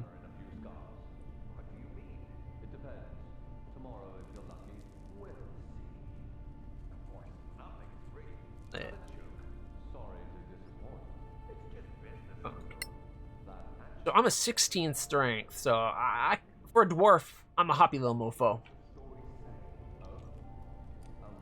+2 to hit, and I'm doing 1 + 3 damage with my fist. Pretty awesome for a fist. Alright, so... Is that the chest they're talking about? Otherwise, I would climb up, come around.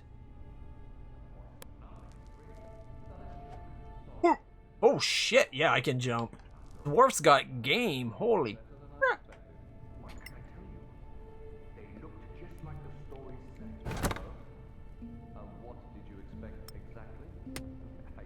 Alright, we got ourselves a potion. 2d4 + 2 healing. Right.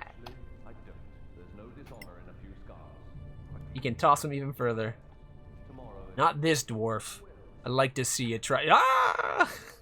You'd probably just do it with a spell. Or something. If you get, you could probably have like. Oh, actually, you didn't have any spells. You're a rangery one. Did you have the strength to toss me? I don't think.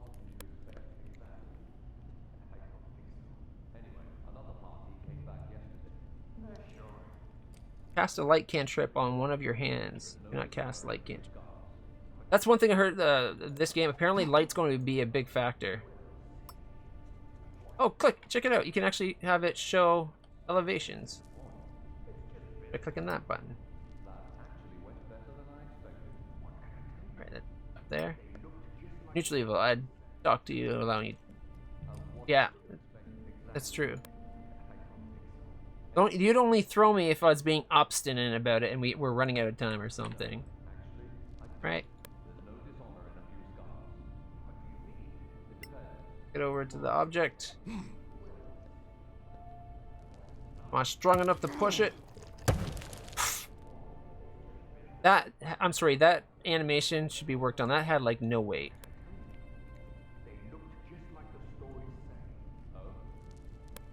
I'm gonna push this in even though I don't have to.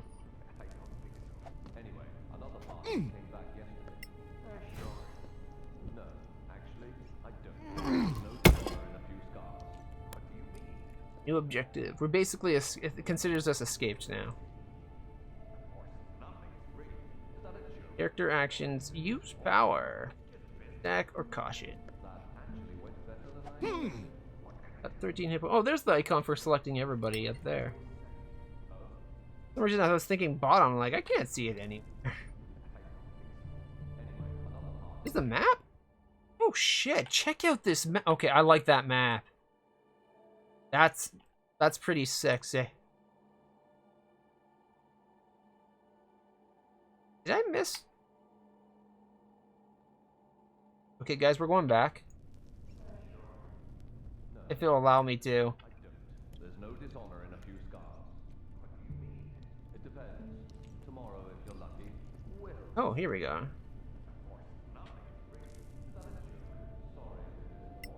Yes. I guess that's coming up. We'll probably get our equipment there, and then... That's where we pushed through, though. There's our equipment, I'm guessing. Okay, oh. Right there? An unknown... That looks like it's, like, right here. Oh, right there. Can we get to it? Oh. Actually going over. Okay. And it doesn't... So it looks like he's going to come through here, hop over, then go through. Okay. Then let's find out what it is. What did you expect exactly? I don't think so. Anyway, another party came back yesterday. I guess the jumping is pretty much guaranteed thanks to my strength. Maybe that's why we're not getting any checks.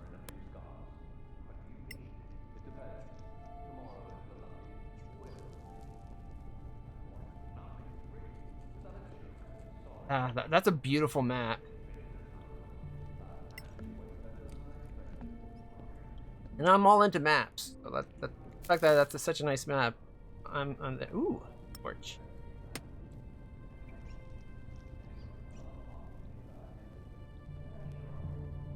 Torch is 4 meters of bright and 4 meters of dim. Well, it's what, 4 tiles, but that's what, 20 feet and 20 feet? So 40 feet of visibility. An hour of duration.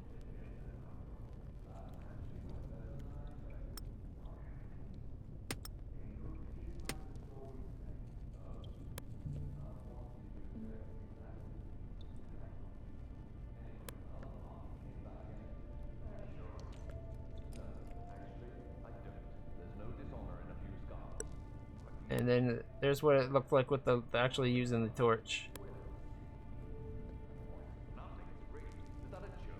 One of the things that made a point of pointing, or like they made a note of pointing out on the game's description, is that sure, having a light lets you see better and is very important, but it also makes you visible from much further away for things in the caves and like creatures of the night. So, you know, maybe it's not always the best idea to be waving a torch around as you go flaunting about, you know?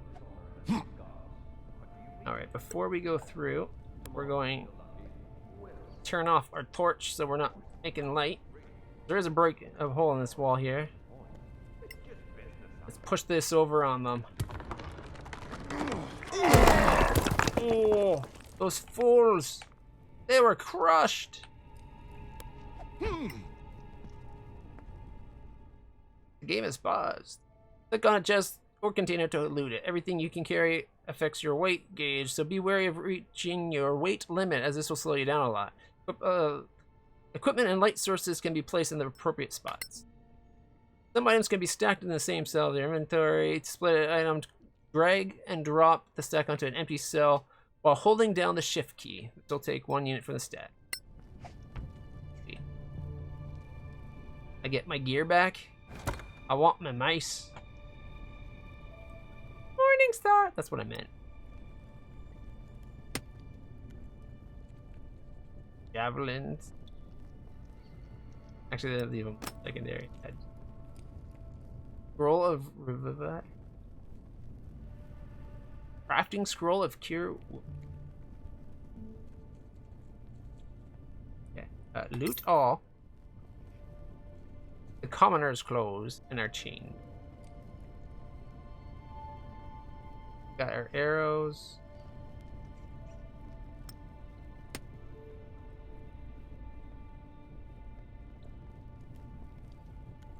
What happened to my morning star? Like, I know I clicked to put a javelin in my hand, but my morning star shouldn't have gone. I think the game glitched on me there.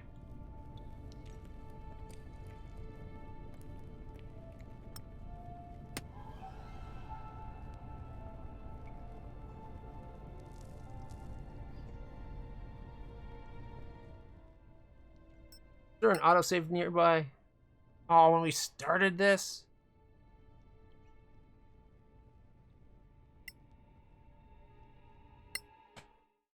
Go for back this. I can run it really quick. Now that we know what it is.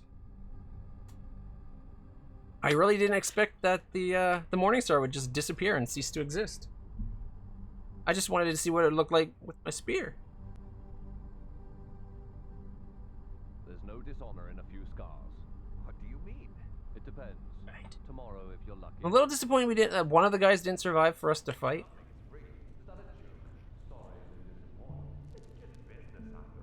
That actually went better than I expected. What can I tell you? Oh, this is right before we went to here. That's not so bad. Oh, wait. Push. Another party came back yesterday. Sure. No, actually, I don't. There's no. What do you mean? It depends. We didn't lose much progress. Just getting the item and then pushing it over.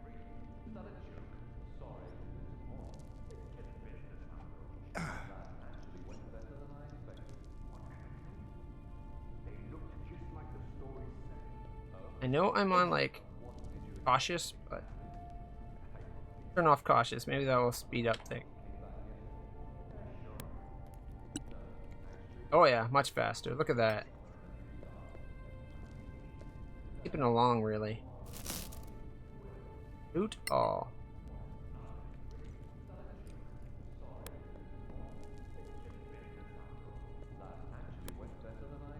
Turn off the light. I guess we can turn off the light once we get over there.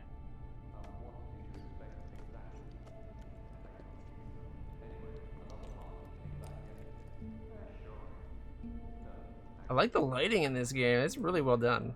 But that's like easy in nowadays graphics. We already did that, right? You mean I can't take the chest itself with me? Why not? I think I'm strong enough. I could literally carry that on my back like a backpack.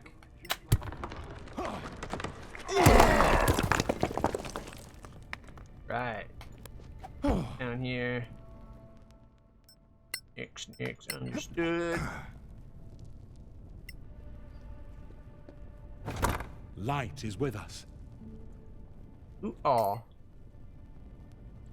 There we go. And I got my primary Morningstar, my D8 piercing damage, melee, metal.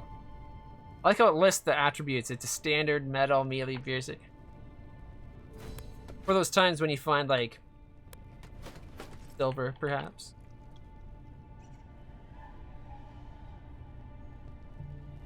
Where do we head out? Alright, we've opened all three. Get this going.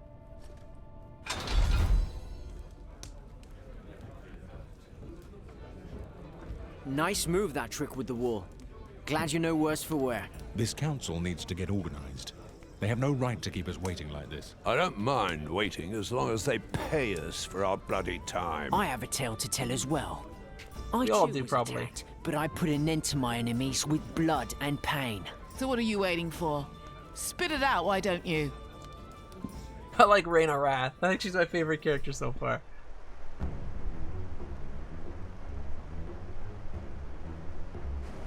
Alright, here's Billy's story. A battle story. Look at the sun.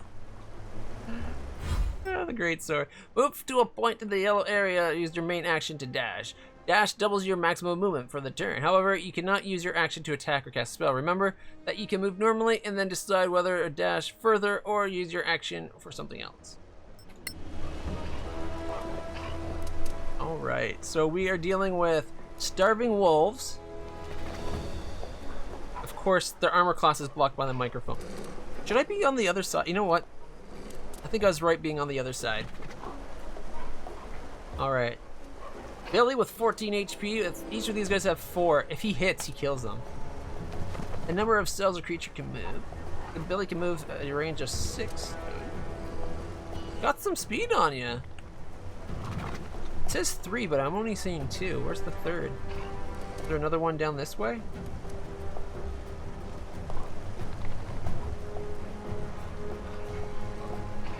So there's that one and that one. There's this one. I think our camera's tied to the location our person's at, so we can't go too far away.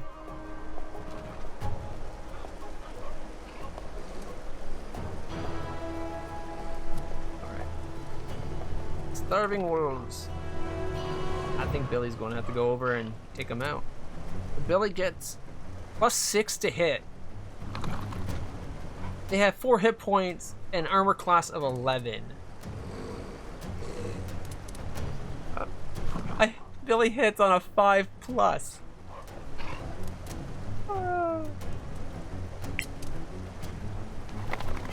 Roll the 10 plus 6. Did 13 damage.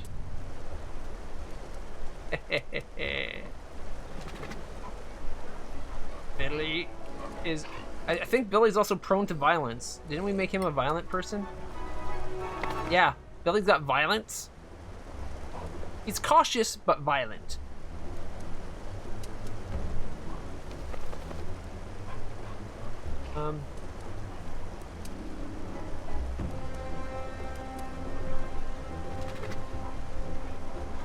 It doesn't look like he's using it as a two-handed sword, and that a great sword should definitely be two-handed. It's not a bastard sword, so it's not like it could be one or two-handed. So shouldn't he be getting, like, strengthened a bit, not just strength?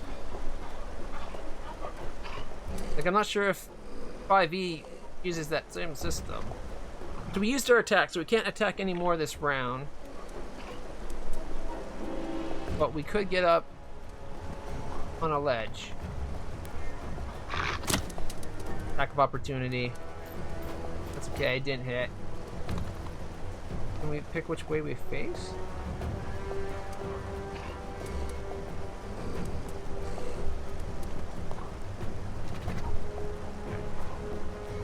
Guess not. I don't know if there's a way to do it or not, but it doesn't seem like we can pick which way we face.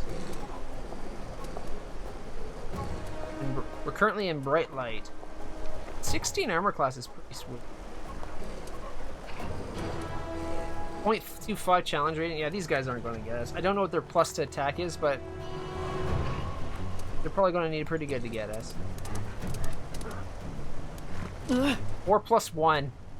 They got a +1. They need to roll a 15. Their chance of hitting us is the inverse of what our chance of hitting them is. To attack an enemy, use your default weapon mouse over them and left click. You can also cast an attack spell or switch weapon configurations and other weapon range, blah, blah, blah, blah, blah. Depending on the character, some special abilities are also available. You can try to shove an enemy back or down. Select shove and choose one of the available options. If you shove an enemy backwards into a pit, they'll fall. If you shove an enemy down, they'll be prone, remaining vulnerable until they spend more move points to stand up. Question is, how far does the shove go? If it's only one square, not worth it.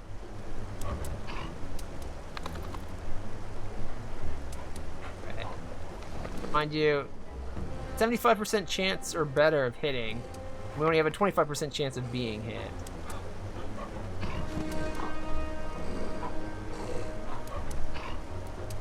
Use the strength to push a creature 1 cell away from you or knock them. Yeah, it's only 1 cell. So had I stood up in the middle, I could probably have pushed them off the ledge, but...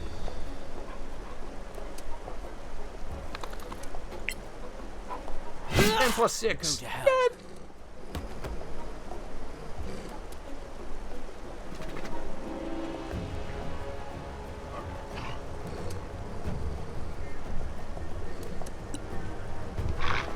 An 8 plus 1. Alright, dodging. Clicking dodge uses your main action and provides the following benefits. Until the start of your next turn, all attackers you can see have disadvantage on their rolls to hit, and you have advantage on dex saving throws. Yeah, we don't need that, because Billy is an OP tank here. And plus 6 for another 16 damage. Holy shit. You're level 1 hitting for 16 damage. Like, 2d6 plus 4. With a plus 6 to hit. Holy shit.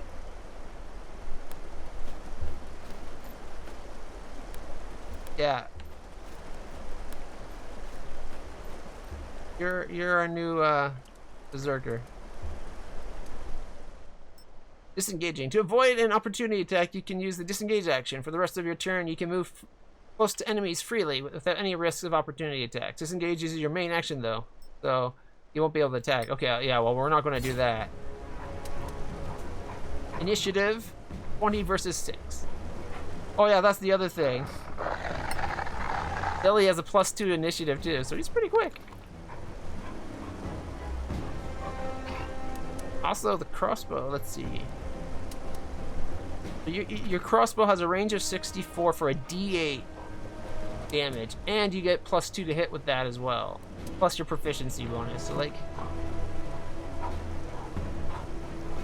You're a very effective fighter. We do have to watch how many arrows though, we don't got unlimited arrows. Oh, check it out, we could actually push that. Or just slice it. 15 damage. Like, reliably, just 15 damage. What? Oh, tutorial probably didn't... It probably just put another wolf there and I wasn't paying attention. Because we totally killed it. I hate when tutorials do that. They ignore what actually happens. Like, okay, you told me how it works. I didn't need to do it, so I shouldn't have had to do it. Oh well, we get to watch Billy kick some more ass and then disengage. Fine.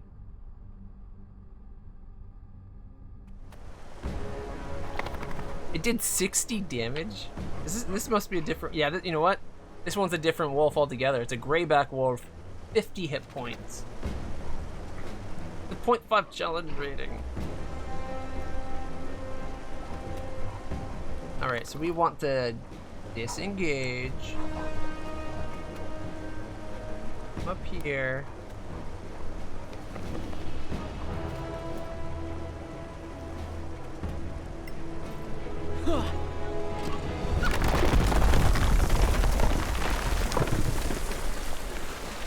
I did not expect that to happen. We crossed the bridge. The wolf head. What a bunch of namby-pambies. You're lucky you weren't attacked by Sorax. Shut your gob, or I'll shut it for you. The Badlands are thick with them. Shape-shifting bastards. Never mind him. He's just another drunk scavenger. Aren't all drunks basically stupid? Sorax might be legend, but orcs are People are quite idiots. real, My and character not actually just in seems the to talk like me. Badlands. I stumbled across a secret settlement right here in the Principality. Ooh, Neko's turn. I traveled here from the east and left the main highway, hoping to save time by traversing the hills. The views were magnificent, but I should have kept my eye on the path, because it gave way beneath my feet, plunging me into Stygian darkness. Neko using his big word. Oh, my. That's going to leave a mark. Alright, in Solasta you will explore deep, dark places without natural light sources. It makes exploration and combat harder, especially for characters without dark vision. You can equip torches or cast light spells to reveal your environment for your whole group. You can light flammable items like torches on holders by interacting with them while holding a torch, or by casting a flaming spell on them, like, firebolt. Alright, he's got a candle. No. Cast a spell. Infinite cast. Cantrip. And, on our staff, I guess? Let there be light. I was gonna put it on the candle, but our staff glowing is kind of like the Gandalf-y thing. Well, he just fell down, right? He's normally got 8 max hit points. But he just fell down in the abyss, so he took 5 damage on the fall. He's got a +3 to hit for a D8 +1 with his staff. See, this is what I'm talking about. They've made, not only did they make it so that mages can cast like high damage spells infinitely, reasonable damage spells anyways, like fighter level damage for this level of the game. Even without the spells, a D8 +1. With the +3, that's D8 +1, pretty good. With a +3 for like a mage, like come on.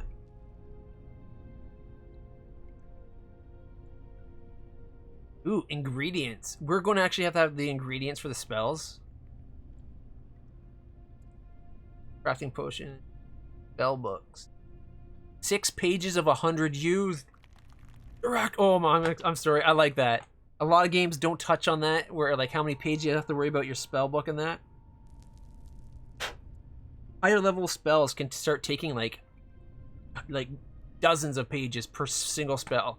Like really big ones, like 100 pages. Like it could be a single book just for one massive spell.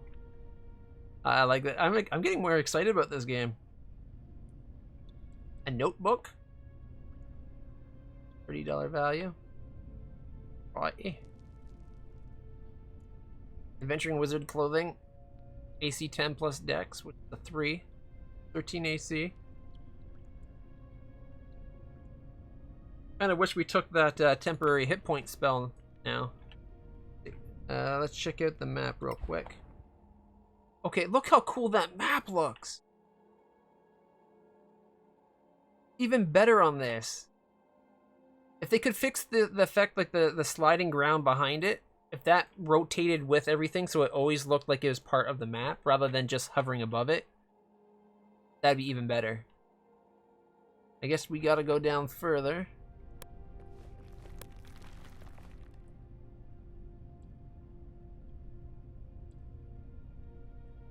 Cautious. Climb on down.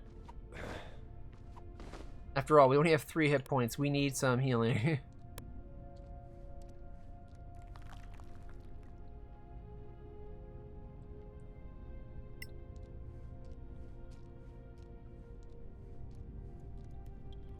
A button for opening the map spell. Need a flaming source. Cast spell.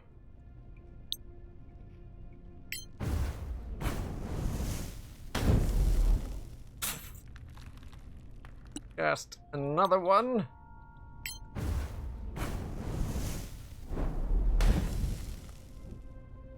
I'm sorry, a cantrip should look like a little, you know, but I guess in 5th edition, that's appropriate for 5th edition, I guess.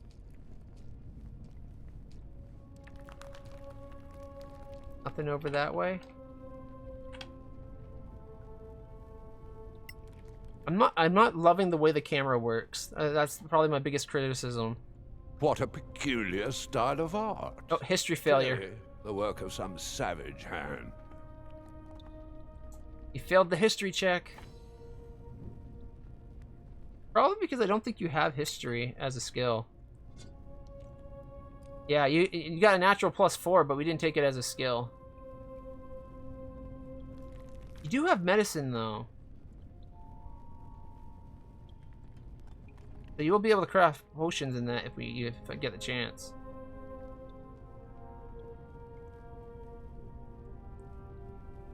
Got scroll kits, no potion kits, though.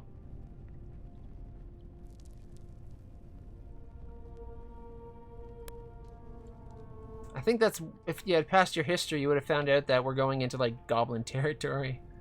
Like 3 hit points.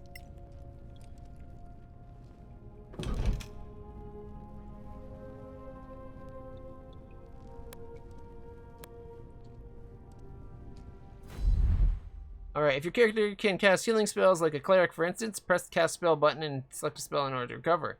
You can also use a potion found in nearby loot, open the inventory, and then use it. Alright.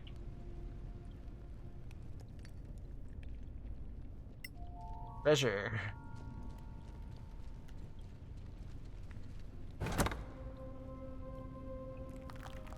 Potion of healing. A ration. Arrow, and a torch.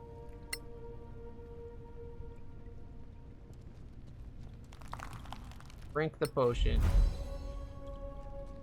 Alright, back up to 8. We can take a hit now before we die. Keep wanting to press tab to bring up the map, but that's not the option. I think that's the one we just opened. Yeah, it even says empty on the map. That's kind of nice.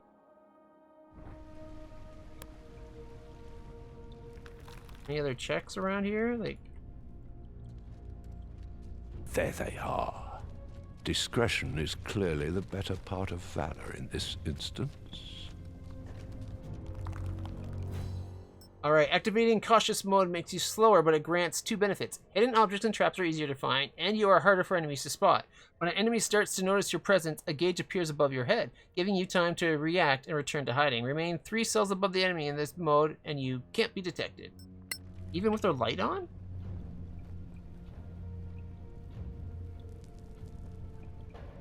Can we just... is there a way for us to dispel the light?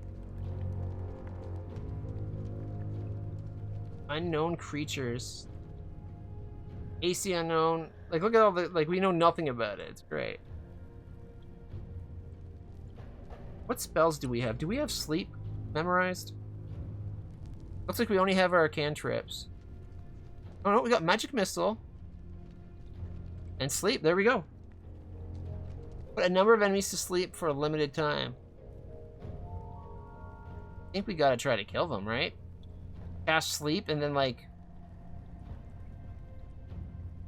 probably firebolt rather than magic missile. The D4 +1 damage. First spell slot over +1.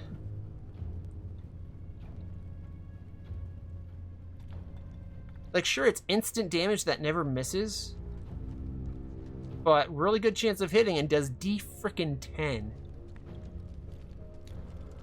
Like, why would you ever cast Magic Missile? I guess if they're 90% obscured and all you can see is, like, their finger poking out around a corner, or their toe, Magic Missile would hit. Firebolt probably wouldn't.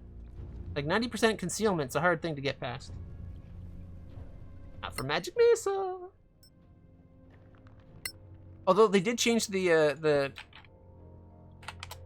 text on Magic Missile from past versions of the game. It's now that it creates orbs of force that hit simultaneously. It used to be that it kind of narrated like it was like one after the other. Not anymore. All right. Oh, I can't move with my spell things opened? Alright, what if we get 4 of them? Is that all of them? I think there's a 5th one though, isn't there?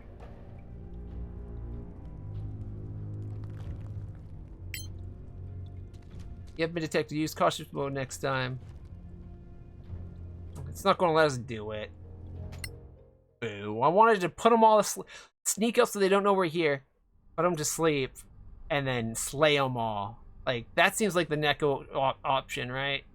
Kill them with your brain.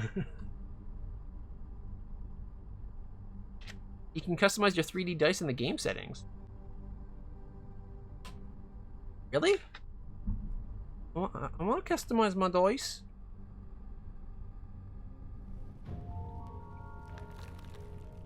I think my dice are in my laptop bag rather than right beside me. I got my D6s. Alright.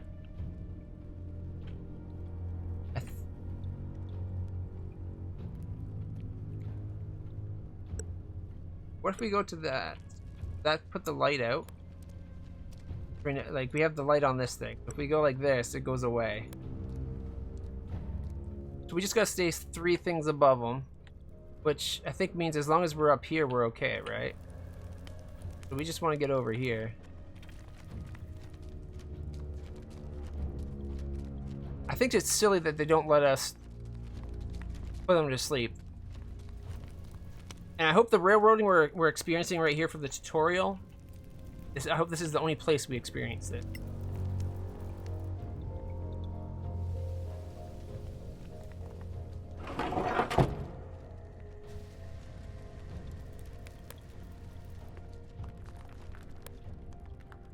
The way this points when you go off, it should be relative to the last move, not to your initial move spot. Or let us pick which way we face. That would be even better. Because which way you face is important for like whether you can not be noticed and stuff. Like if you're dodging and you're not facing the right way, things could hit you. Whereas if you're facing the right way, you'd get that dodge advantage, right? Because dodge is for things that you can see. Right, let's get our staff back out for the light. Oh, you actually got a pretty good jump. Strength 12. You also got the jump spell if it comes to it. What other spells do we have on you right now? Besides jump, we got Feather Fall, Leap, Shield, Magic Missile, Shocking Grasp, Ray of Frost, and Light. Oh, of course, Firebolt!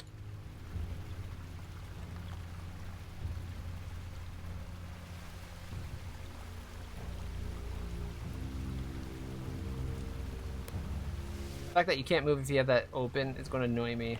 I'm the kind of person that likes to see my spells all the time. Alright, let's close our light just in case.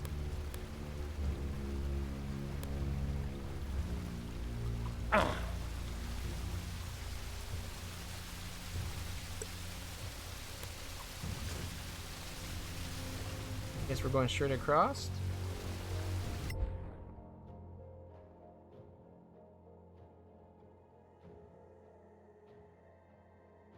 And we're going to jump over. Oh wait, sorry. This way.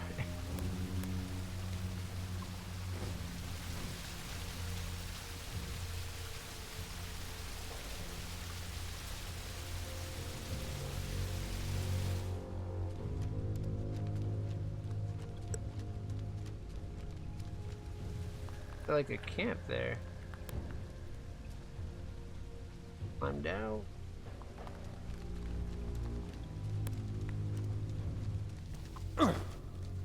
No other means of egress is apparent. Fine. Then I shall wait until they go. These creatures do hunt, right? To recover hit points, special abilities, and spells, you must take a long rest. To do so, you need to gather your party around a safe place and have one ration of food per party member. Safe places are represented by a campfire. They are also shown on the location map. Many spellcasters know more spells than they can recall at any given time. Prepared spells represent those a character can use by spending spell points.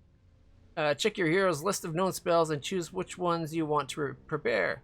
Spells that are not prepared cannot be cast. Many characters know more spells than they can prepare, so choose carefully.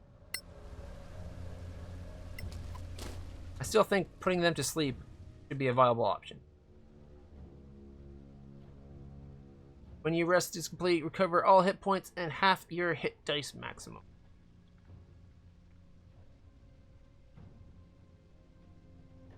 Right.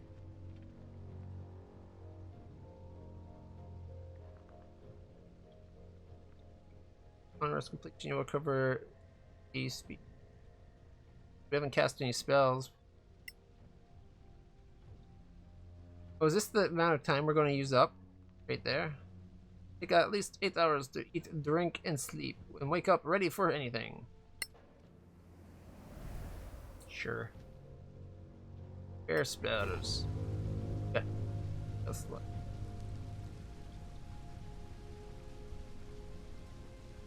Five prepared spells: Featherfall, Jump, Sleep. Yeah, that seems like a good thing.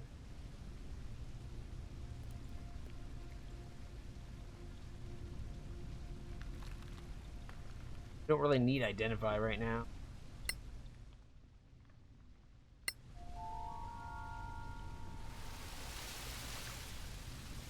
Look, they seem to be gone.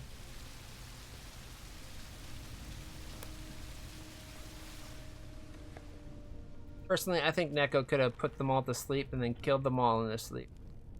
And if one didn't sleep, maybe a firebolt would have been enough to kill it.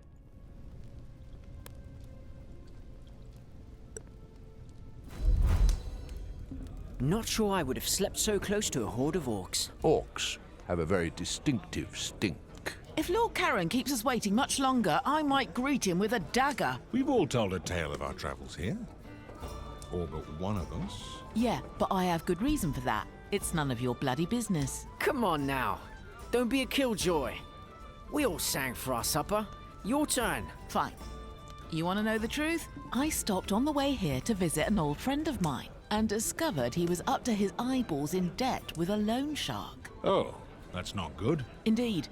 He put up a family heirloom as collateral and wanted me to reacquire it. Because, you see, I can be quite stealthy when necessary. Yeah, the dialogue's a little stilted.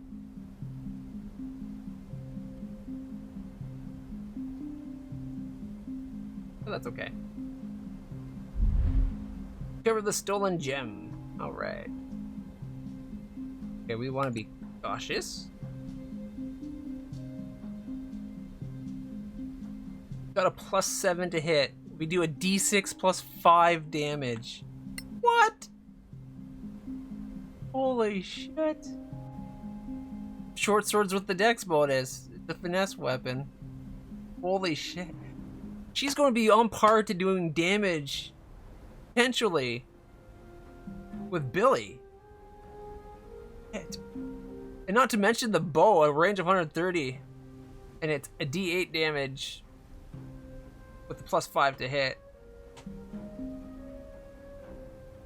Yeah, like, that's what I'm thinking. Like, being able to backstab and skills in that, like, holy shit. I think Reyna Rathir is going to be one of our surprise, like, heroes. Use cautious move to stealthily enemies can hear you. If they can cross your noise circle, and they will spot you as soon as... Okay, noise circle depends on your armor type and stealth skills. Also, good idea to avoid moving into an enemy field of view while carrying a light source. Remain in cautious mode for the whole duration of this mission. You must make a stealth check if you attempt an object interaction while within hearing range of an enemy, such as opening a door or chest, or even pickpocketing, and you will remain undetected only if you succeed. Oh, that's okay, because if we go to our proficiencies, and we take a look at our +7 stealth, +7 sleight of hand. Oh, this is I'm going to enjoy playing with her in the group. Cracks have been spawned. Alright, let's look at the map real quick, just in case there's a treasure. Nope, but there's something around the corner. I'm guessing that little thing around us is the...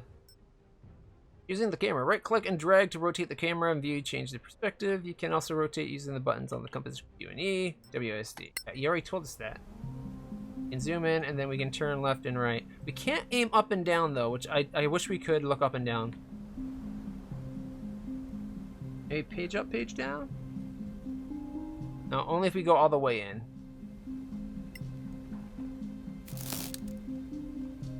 Thieves' tools. Huh. Sweet. Kind of convenient. Liam, always thoughtful. Ah, they're saying it's our friend left them for us. More tracks spotted.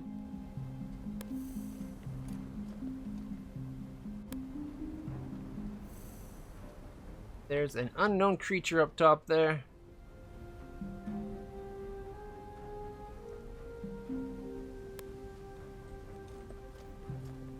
All right, here we go.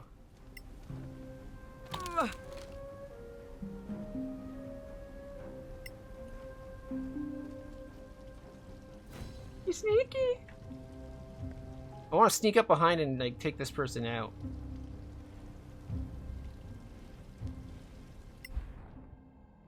There's a locked door, 2 guards.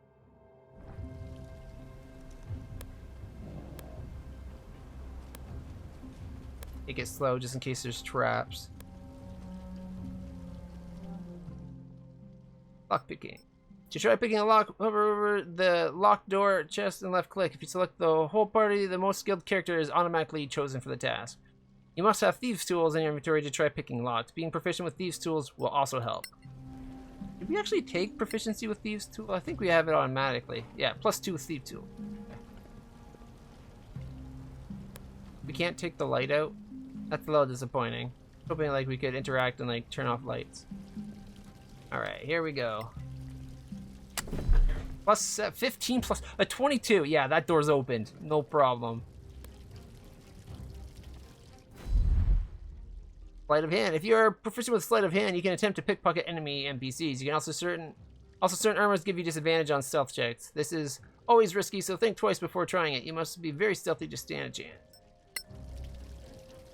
You shut the door again. Don't want them to turn around and see the door's open.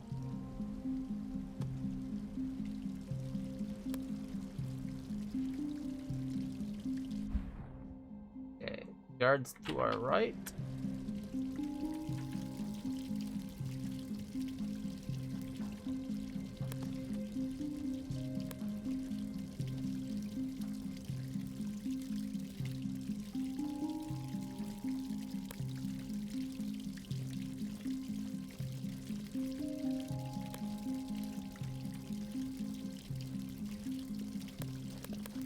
Oh, we were spotted.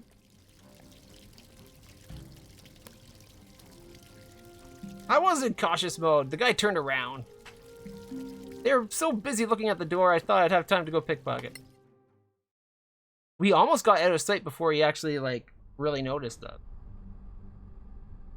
I didn't see the second guy there till it was too late. That was on me. Gotta say, like, I like that they're building up story and like character for our player created characters in that. That's pretty cool. Does make for a bit of a slow load though, like a slow burn at the start here.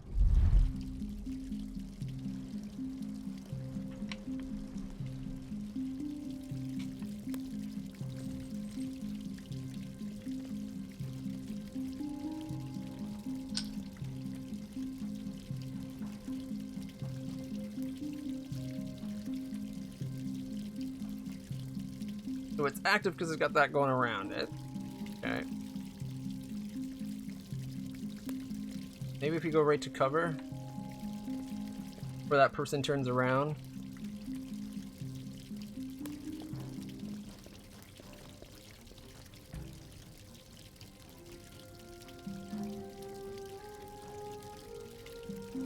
Unknown creature, eh? We should be able to have an idea of the armor they're wearing.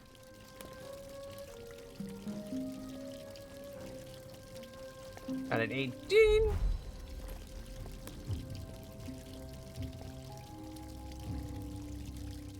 Wait, who almost saw us?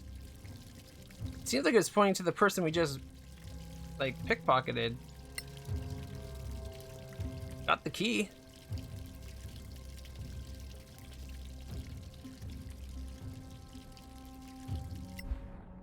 Another guard up ahead. Where are they looking? Wait for that this guy to look around. Don't need this guard to see us scooting over this way.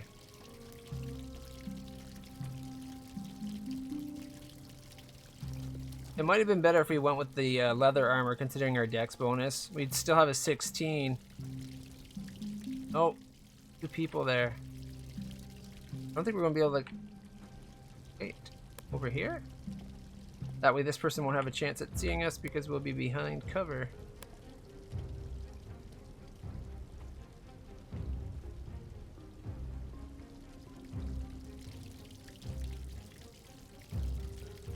We can't get behind here. I'm guessing this is the door we're trying for anyway. 22 success. But no. For the door. And then you shut it. I guess we're climbing up.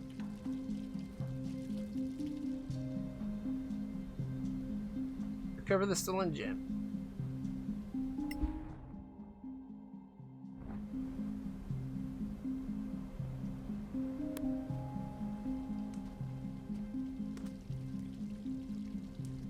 I hope they fix the camera a little bit.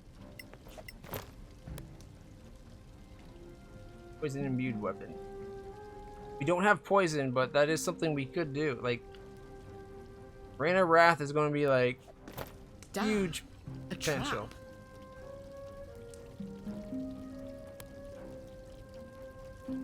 Roll the Dex Thieves Tool ability check against a DC 10. The locks we've been picking are DC 10s. Ow. There's like no chance of failing those.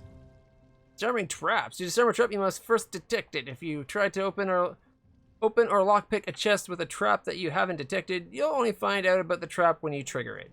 Try disarming a trap. Mouse over it. Left click. You'll need to make a successful dex check. Thieves' tools will help. Alright, if proficient with them. Some traps can only be disarmed by triggering them. If you fail to disarm a trap, you may trigger it or lock it, or simply need to try again. I heard that's one of the things that Baldur's Gate 3 isn't good at. It doesn't let you know how you did with your checks on like doors and lockpicking and that. Whereas it just told you like, oh, I rolled a 19 and my plus was this and I still didn't get it. Well, then I can't open it.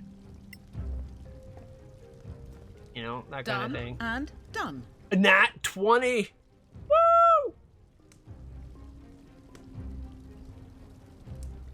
Personally, I like to roll it where a nat 20s on skill check gives you a +5, an extra +5. Or either that or double your proficiency bonus, like something like there's no such thing as a critical success on a skill, but you can do the best you've ever done. You know, like this is like the best I could have done right now, and that's just a little bit better than your normal best would have been. Like you're just like perfectly in the flow.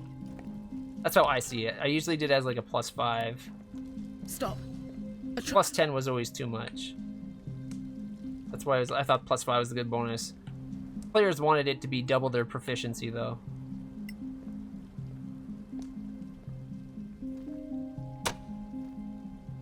plus 7, 14. Success!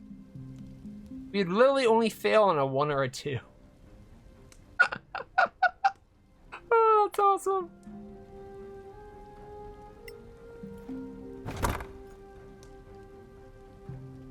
Oh, look, and a little extra bit of gold. Is that just literally 1 gold? No, it was 15 gold. I like that they got gold, like they're doing gold, platinum, silver, and copper. I like always having the different money. I usually did it though where like only certain money would be accepted by certain people. So like coppers is it like if you're in the slum district, like just with the regular people, anything more than like copper is what they normally use. Anything more than a silver, and they just kind of like find a reason to kind of gank you and take your money. Like they wouldn't accept a gold. It's too rich for their blood, literally. So they deal with copper, and then like they might accept a silver here and there because it's only a silver's only 10 coppers, really, right? Like it's all. Actually, is it still 10? I know at one point it was 100. Like each one was like 100, 100, and then 10 was platinum. A platinum was 10 gold, but gold was like 100 and then 100. Make it will be not a problem.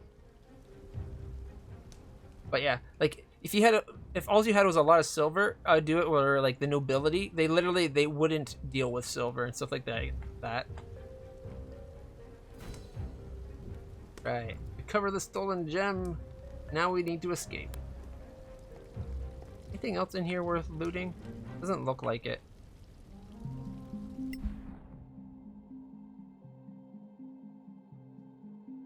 Liam? And a loan shark are here? What? Are we going to have to save our friend? There you are, you filthy crook! You? What? You're drunk. Get out of here before I kill you. Think you scare me? Not anymore. A grave mistake. I'm sorry, people can't just indiscriminately go around killing. Well, maybe if he's a lord. Sometimes in the course of an adventure, some non-player characters may become critical. This means if you let them die, the game is over. Boo. Should just be quest failed, not game over. If you attack an enemy while undetected, you gain advantage of surprise. This means that you have advantage on your roll to hit, and your opponent cannot react before the next turn. If you're a rogue, your attack will be a sneak attack, dealing additional damage. Alright. Initiative 21. Good initiative on him. Our initiative 4. We rolled a freaking 2. Alright, let's go to our bow.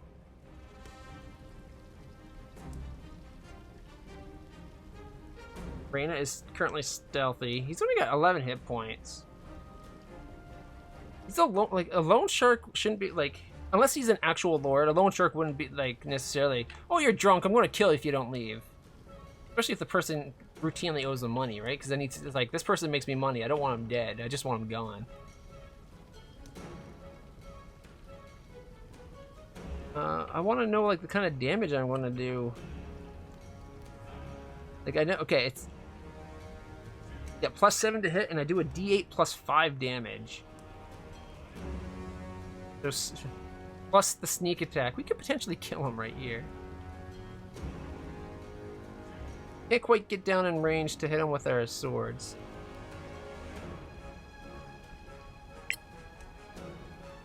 '20s! Not 20! 19 damage! We had both 20s with our advantage. Are you four here to see Lord Karen? Like, what the hell? I don't think I've ever had it happen where I rolled an attack with an advantage and I got 2 20s. Now, Wrath, you just put that arrow right through the guy's ear and like it literally came out the other side like one of those stupid Halloween jokey things. That's what happened there. We're not here to get drunk. Maybe we're here looking for a fight. I think I'll do that. Came out clean and can be used. Exactly, yeah, I like that. Alright. Who's asking? Depends on who's asking. Well, if you're here for Lord Karen of the Legacy Council, that would be me. So you real then? Silly. You should get paid for waiting. I kind of like Rhaena. Rhaena Wrath. Surprisingly lethal as like all get out. Like literally, these two are probably more. She probably does more damage than I do. I'm a freaking paladin. That's not right. Good ring. Then we are here at your service, sir. Very good. Can you tell us more about the job? Well, I suppose it's better if you know what you're doing. What do you want to know?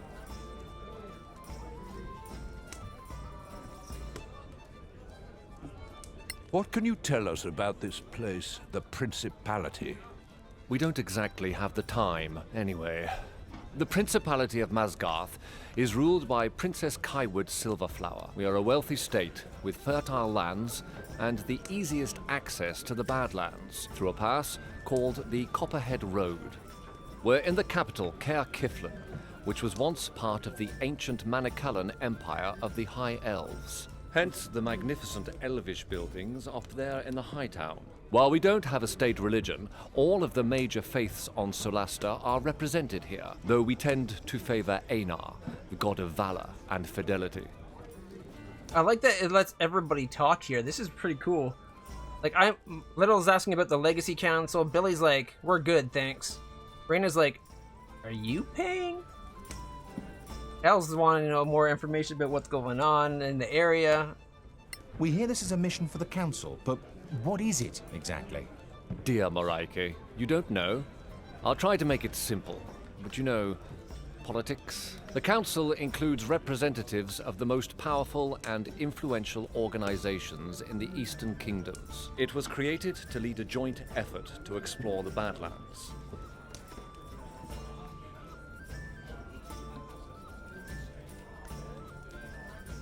What are the organizations you mentioned? The council is, how to put it, a non-governmental organization, meaning that state governments are not represented to avoid partisanship. Instead, there are delegates from the Guild of Antiquarians, the Tower of Knowledge, the Arcaneum, and the Circle of Denantar. And the Church of Einar guarantees fairness, led by Marshal Beric Sunblaze and Oathkeeper Lyra Keen.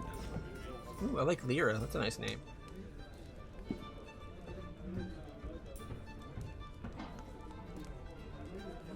Billy's just ready to go. I like that. What are the Badlands? What are the Badlands, really? Simply put, they are a monster-ridden, chaotic wasteland that used to be the elven empire called Manicullan. It was destroyed about 1,000 years ago by the Great Cataclysm. Now, only ruins remain, full of forgotten knowledge, riches, and dangers. Old Valyria, if you're a Game of Thrones fan. Which countries make up these Eastern Kingdoms? Simple. The Principality of Masgarth, here, is in the middle. The Snow Alliance lies to the north. The Kingdom of Galavan to the east, and the New Empire to the south. All friendly, more or less. But the peace is fragile. The New Empire? Come on. No place would just call it the New Empire. It would have a name. Even if the name was like a weird spelling of new to make it sound like it, I'd accept that. But New Empire. Guess they don't warrant enough respect to be called by their actual kingdom name. I think we know enough now. Thank you.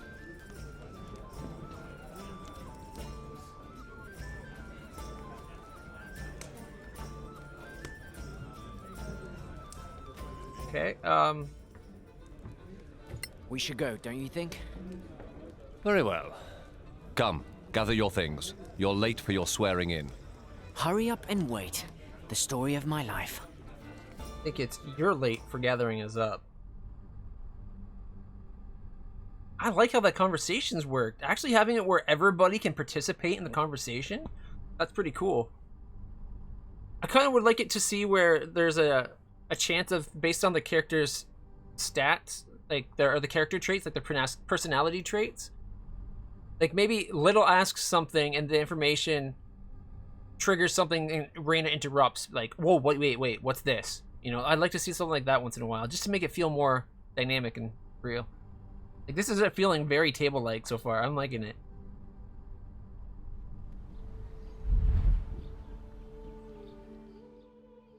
Finding your way in Stiflin?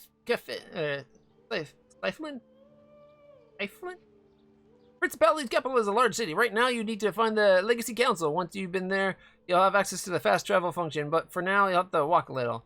Aren't we being escorted there? Yeah, I want to actually take a look at everybody for a quick second. Revivify. Consumable. Cast Revivify to consume. Shouldn't it say what Revivify does exactly? Can't remember. Alright, I got like 9 arrows that I don't need. Guess we can give them to Reyna.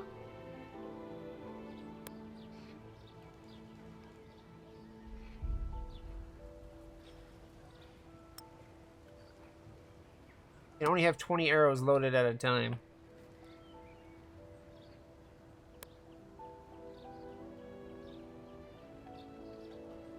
There's another arrow.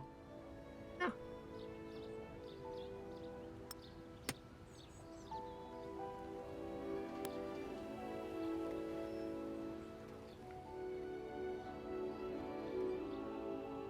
Brought an antitoxin. Billy's ready for poison. Got 20 bolts. Military campaign ribbon. Oh right, he's a sellsword. Yep. That's. And I got my javelins and my lawkeeper's badge. You're not supposed to wear it anymore, but this badge was once a symbol of value of your authority as a law enforcement. What's this one over here? Am I wearing it? Oh no, I'm wearing my holy symbol. Holy symbol is my spell focus. I like the flavor in this game's going on. I got a healing remedy spell. A D8 healing? Good amount of healing. 2d4 plus 2. Again, 2d4 plus 2. Component pouch. Wait a minute. Can we put the angry component thing here in it? Doesn't look like it. Gains material components for most spells. Custom components are not included. Also, this is just, as long as you have this, you can do any of the most basic stuff and you only need rare components. So a lot of it's done nowadays. 5th. Characters, Snow Dwarf, Detective and background features, Detective Enforcer. Perception, Intimidation, Martial Weapons, Personal Language. I'm thinking my detective. That'd get me proficiency with investigation and what was it? Perception and intimidation.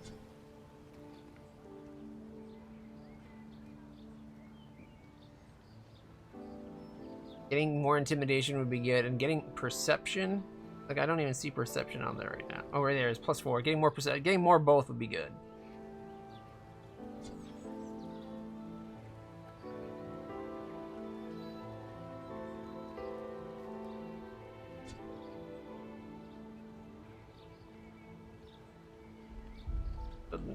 Middle.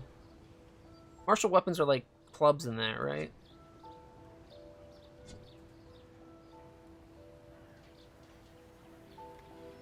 That's cool. I like that. I'm liking the system for how they got characters. Soldiering and armored is what we got for being a sellsword. I'd like to see it where maybe when you select the different backgrounds, having more diverging options inside like low life. Rather than being a cut person, a burglar, maybe we could have been like street tough, you know? That we're against plants. What a ranger. Like, Echo is a bookworm, runaway antiquarian. You still have ties to the antiquarians and your relationship with them is already good. And you're an enchanter. Totally going to enchant our weapons.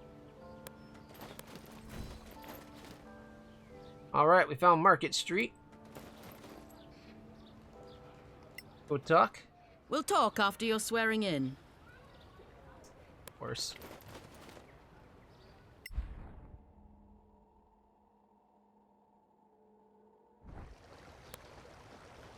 At least you can click on the map and it takes your camera right to where you click.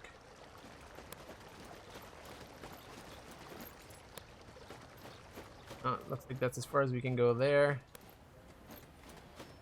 Oh, everybody. Okay.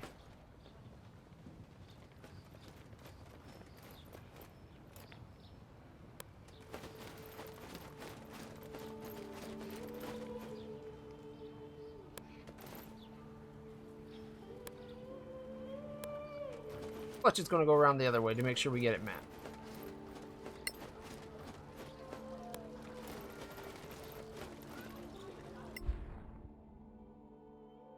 You go. Probably another person that won't talk to us yet. It is surprisingly. Let's get you deputized first, shall we? Iron soot. Another person I didn't even notice there. It looks like an armorer. Karen said not to bother you yet. Yet.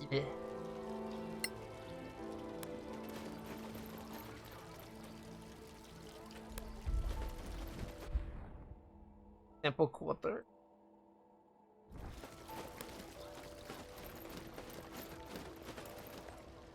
Green's Isle. Clear skies, citizens.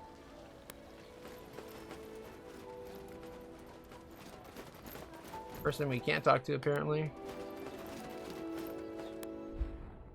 Lane ends. You can fast travel to there now.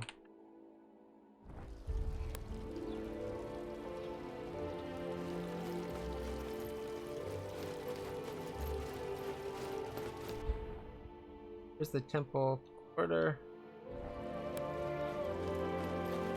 Guess we're going up the big fancy stairs.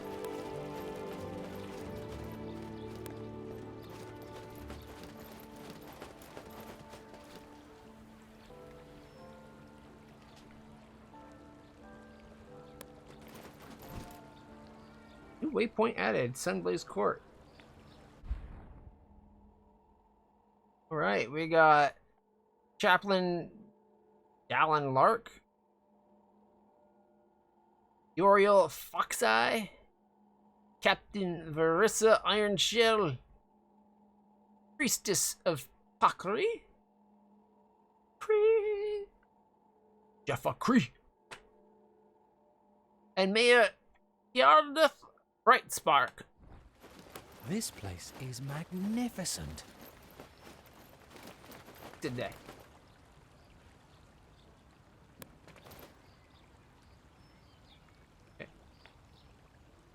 I guess we're not talking to that person.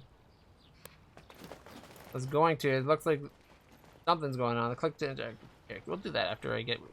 Probably wants us sworn in like everybody else.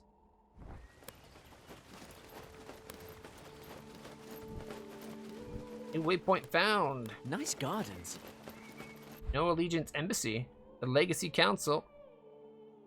Angry Bush. Well, you know, we got a war on bushes and trees and stuff, so we gotta go check that out. Alright, pressing Alt, it highlights it. Check it out.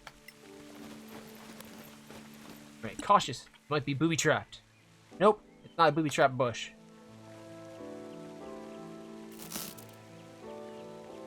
Three more angry violets for Neko.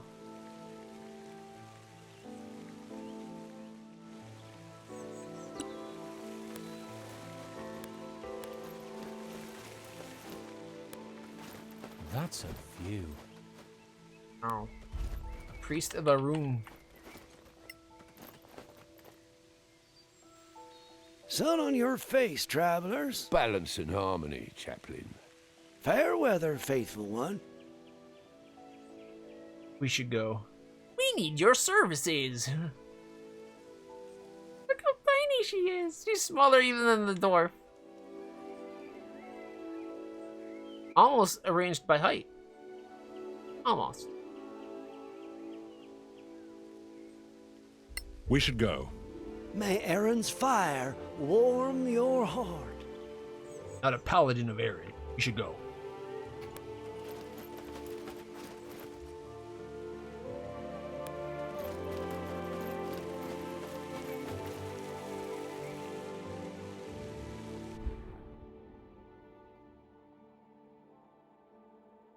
I'm surprised it actually let us talk to that person. It hasn't let us talk to many of these people. A priest of Mariak. Mariak's the one I'm a paladin of, right? There's life yet, adventurers. Baraki smile on you. Lady of Life, a follower of the goddess. Oh, not the Lady of Life. We do require your services. See what services it has. Ah, check it out. Antitoxin healing remedies. Kind of expensive. But that's kind of normal, right?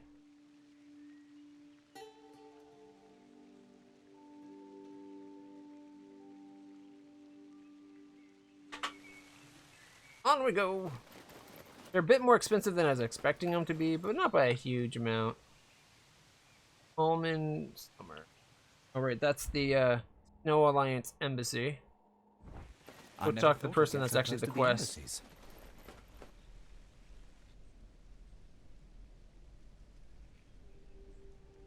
Look at the size of this council hall. So this is what they spend our taxes on. Look, is that... The princess. Wait, is she leaving? Apparently so. Then who will administer the oath? We're too low for her. It's not her role. The maid who empties her chamber pot is Billy's answer.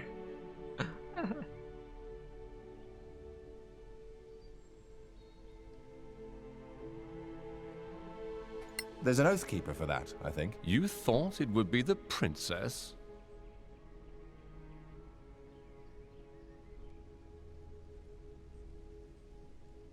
Doesn't she lead the council? No. In this chamber, she's just another delegate. Lady Keen, the council's oath keeper, is trusted by all. Lord Karen. Yes, milady. Are these your new deputies? They are, milady. My name is Lyra Keen. She's a witch! Pot down. And I will be administering your vows. Once sworn in, you will carry just the tell me to authority pipe down? of the council wherever you go. Your every action will reflect upon the council's reputation. Remember that. Always. Now, please, raise your right hands. Do you, She's looking each pretty and all, rough. solemnly swear your lives and allegiance to this council, and promise to carry forth our mission to protect our alliance from any who would threaten the common good. I swear. I swear. Excellent. Lord Karen will enter your name into the council's register. Thank you for your service. Her armor looks kind of cool, but... Congratulations, deputies. Wait! That's it? You were expecting a parade. Focus on the mission. Stop wasting time. What's the mission? Well, a motivated deputy. So, the mission. As I'm sure you know, the council maintains a number of outposts to secure the border between the Principality and the Marches. One of them is the former Imperial Fortress, KLM. It's held by some 50 troops under the command of Captain Henrik. He sends us weekly status reports, or rather, he used to. We haven't heard a word from him in 3 weeks. Leave immediately for KLM and find out if anyone there is still alive. If Captain Henrik or anyone else is still breathing, bring him back. The council wants a first-hand report. The council needs to be replaced for gross negligence if you let a power, like an important depot like that. 3 weeks without word?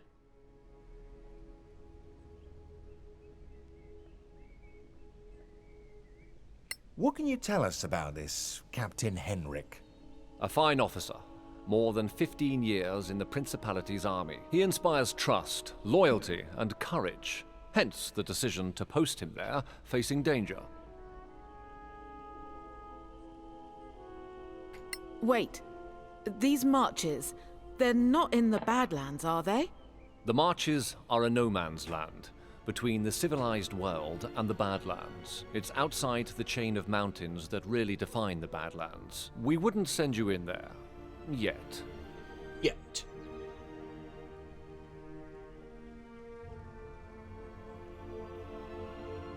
I'm wondering. Those settings. Like right now, I think quality level's high. Let's go custom. Image lighting, plus simulation quality, only important characters.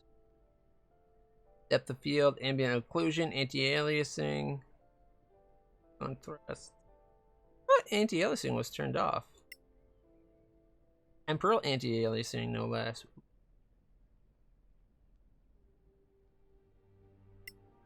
Original resolutions as high as we can. I guess we can't really improve anything. Kind of hoping we might be able to go a little higher quality, but it looks like it's just the shadow distance and shadow quality.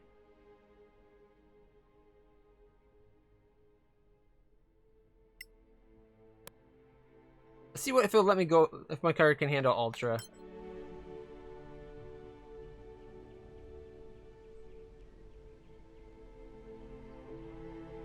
A whole garrison gone? There are only 4 of us. Just find out what happened. Run back if you get scared. Got it. Though we were hoping for a first mission with more riches than risk, if you catch my What's up with his drift. face? You don't get to choose your mission, I'm afraid. So, gather what you need and go. Time is of the essence. Right, I guess that's that, eh? It's on to Care Lem. Relationship +4. I think something else happened there too. Neko got 300 XP, Reyna got 250, I got 300, Billy only got 50. Poor Billy. The 5 council factions have representatives in Kaven.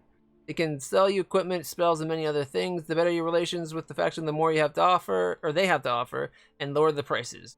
However, the factions are in competition with each other, which means you can't please them all. Various sub-quests will give you opportunities to improve your relations with one faction or another. Keep an eye on the faction section for your journal.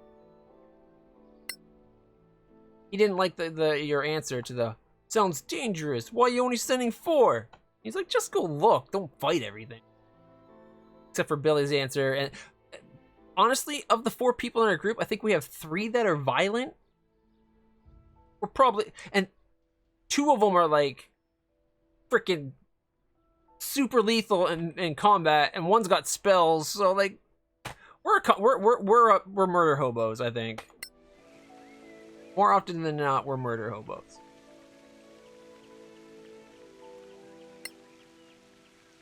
So there's the same thing right there.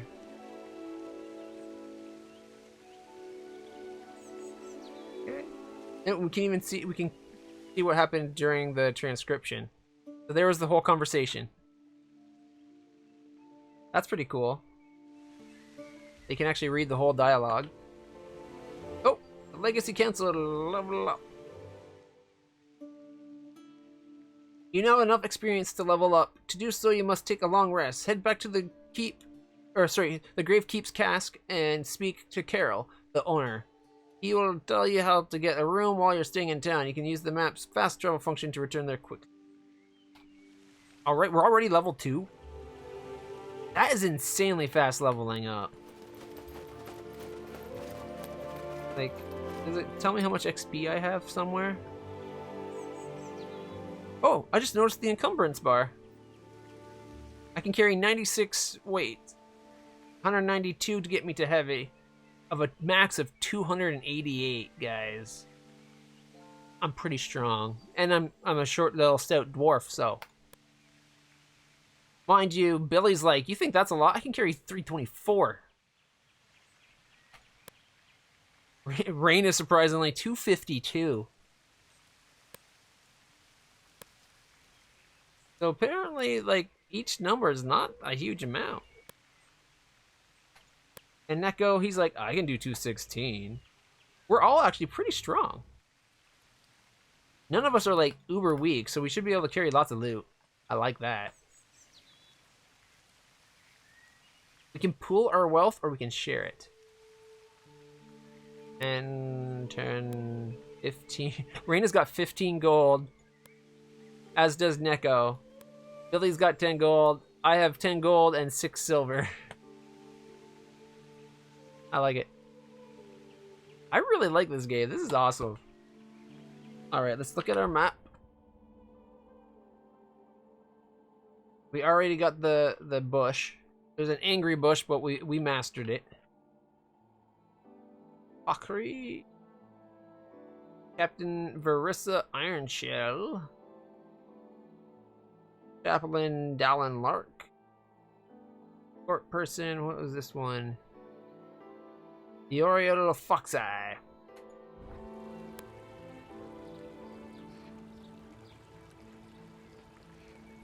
Priestess of Pakri. What do you offer? I'm guessing healing.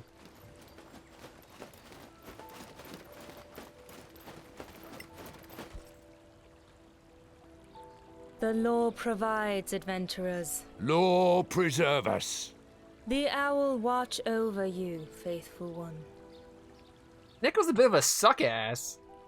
He knows exactly what to say to all these people because he's got the aristocrat background or whatever. Like, he's got that high background where he knows how to speak the right words. We do require your services. He's like, Nico's like, no, we don't. Ring of all words. While wearing this ring, you know every language? What? That's awesome. No, it's only every language of this of Solasta. So maybe there's like from outside the country or the world we're in, right? That's still pretty cool. I would love, like, if I could, one of my, like, I've always thought if I could have a superpower, one of the things that's always been on high on my list is comprehend and speak every language. That would be an amazing superpower. Be a true polyglot, you know, like literally any language. I can listen to it and understand it, and I can speak it. Boom. That would be an amazing superpower. Especially one that you could actually use in real life. And if I couldn't have that, my next option would be... I don't know if you've ever seen the show 4400, but the character Sean has this healing ability. He can... Basically, he's like a paladin. He can lay on hands and heal someone, but he can also suck the life from them if he wants. So it's offensive if needed, but it's healing. That'd be the other thing. Stay in the light, citizens. Let's go talk to this fancy person. After all, there's a dialogue thing here.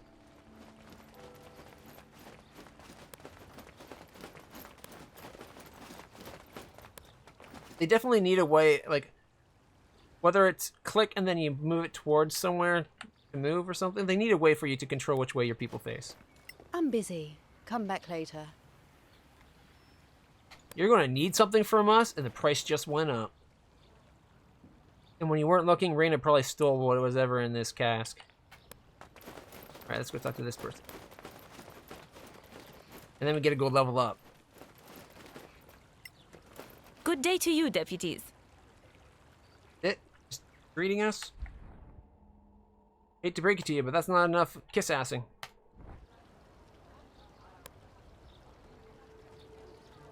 Alright, let's find out what all these different shops are. This one looks like an armorer.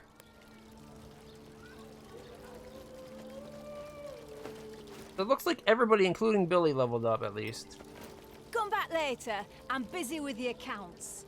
Alright, it's not going to let us do anything. Let's just go and level up then. Whoop. That was fast travel. A fast travel that's actually fast. Nice. Unknown drunk. Go get killed in the Badlands, dummy. I'll show you a dummy. Hello, adventurers. What can I offer you? Your beer tastes bad, it's Billy's answer. Miranda's like, we need a room. Tell us about this place. Tell us about your tavern. The inn?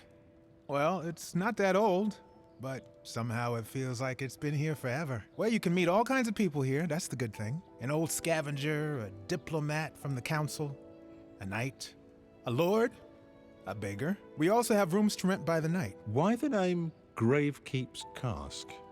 Well, it's very old, from imperial times. Perhaps a historian would know, but I don't. See, there should be a chance for a historian check on anyone who has history in our group right there. We'd like to stay for the night. Sure. Just walk up to the suite. And gold pieces. And settle in. A suite? Oh, it's more like a large bedroom, really. But you know, this is the capital city. And gold's a lot for a single room. Like, seriously? Like, we basically just paid the equivalent like $100. Except for in that time, it's probably more like with whatever inflation, it's probably like we just paid like $1,000 to sleep here. All right, let's level up Billy first. Billy is now a level 2 fighter. Gained 10 hit points. Go Billy, 24 max HP now. At level 5, let's see. Level 3 will get martial archetype. Select a martial archetype. Level 4, ability score choice. You'll get to up one of your stats. Intelligence would be the best gain, but if you plan it over the whole thing, because you get another at 6. Dex might be worthwhile. Strength could be another good one. More damage for you.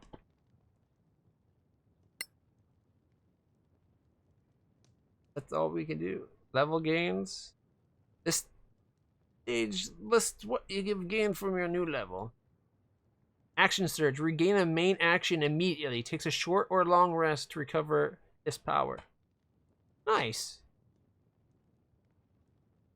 Regain a main action immediately. So you can basically once per short rest, or sorry, yeah, once per short rest or long rest, get your action back. That's especially when you're doing frickin' 2d6 plus 4 damage with a +7 or +6 to hit. Like,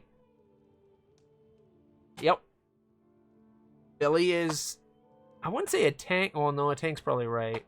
I was gonna say, like, what's a tank except for it does more damage? And not glass anymore. You got 24 hit. We just gained an additional 10 hit points. Like, granted, that means you rolled what, an 8? Still 80%. That's pretty good. All right, let's see how I level up. I got 9 hit points. I rolled a 7. All right.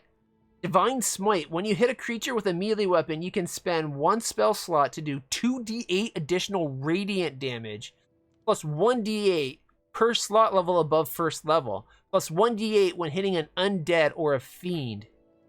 Oh my gosh, this is awesome.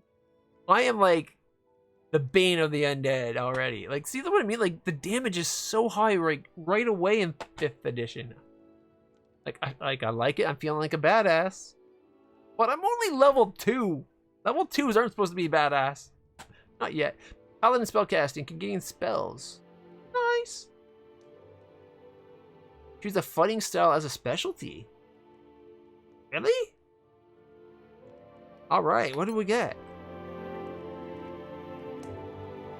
I think I'm going to have to go protection, right? When a creature you see targeting other than yourself, I can take it.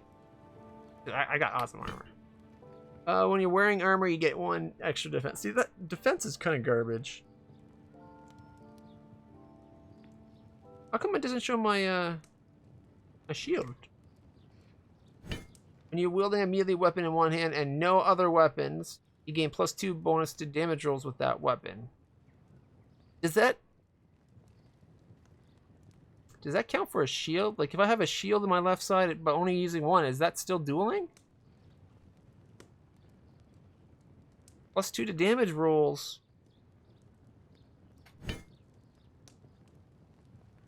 Within 5 feet, you can use your reaction to impose disadvantage on that attack roll. You must be wielding a shield. I don't like the options, but mind you, 1 extra AC isn't bad either. That puts my AC up to 17. Only within 5 feet. When you see a target attack, when a creature you can see attacks a target other than yourself within 5 feet of me. So it'd have to be beside whoever Makes sense, because I'm trying to get in the way, right? But I also have to be able to see the creature. That seems like it's a pretty limiting option. I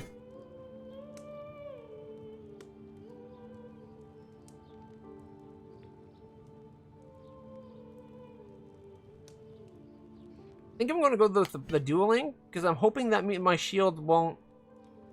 Okay, like, I'll get that +2 despite the shield.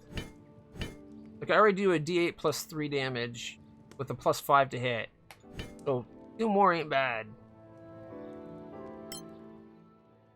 And I can prepare spells. Cure Wounds, Bless, Shield of Faith, increase an ally's AC by 2 for limited time. 10 minutes. That's actually not bad for a fight. That's huge. And there's Heroism. An ally gains temporary hit points and cannot be frightened for a limited time. 1 minute. And it's how much HP? 0 temporary hit points. Right now it just can't be that. I think I gotta go Cure Wounds, right? Like, the Bless is a nice one too. Plus D4 to attacks and saving throws. Divine Favor. Gain additional radiant damage for a limited time. Detect magic. Oh, I already got that one. Okay. So I'm taking Bless, Cure Wounds, Heroism, and Shield of Faith. Yeah, that works for me. Divine Favor sounds like it could be good, but validate that. Alright. Let's level up. Reyna Wrath levels up. 8 more hit points of a ooh. Like, she gets what? +2 COD. So that was rolling a 6. It's been going downhill since that initial roll. But look at her attacks though. +7 to hit with both.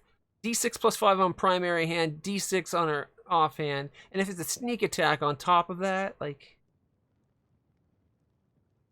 fighting style gets to choose ranger spell casting as well. All right. 2-weapon fighting. When you engage in 2-weapon fighting, you can add your ability modifier to the damage of the second attack. That's an extra +5. 2d6 +5. Actually, +10. 2d6 +10, right? Because it'd be 2 + 5s. 2-weapon fighting. No brainer. Ooh, good berries. Holy shit. That's a good one to have. Creates 10 berries infused with magic. Eating one gives you 1 HP, and you no longer need to eat. For 24 hours. Longstrider. Increase allies' speed by 2 cells.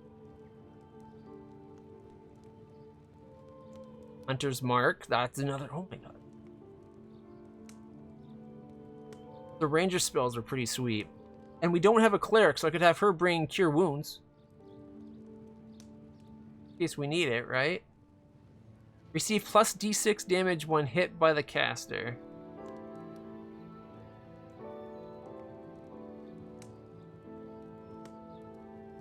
I'm just thinking, like, she's super stealthy, so we can get an extra D. We can Hunter's Mark and then, like, sneak attack. And do a D8 plus, like, what, 3d6 damage? +5? My god. Her damage is going to be awesome.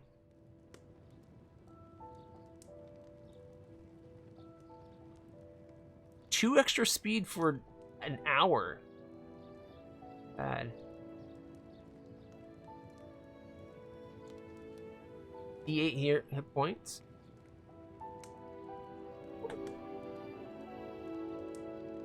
Increase an ally's jumping distance for a minute. I think all of us can jump really well, though. We all have, like, strength of 12 or higher.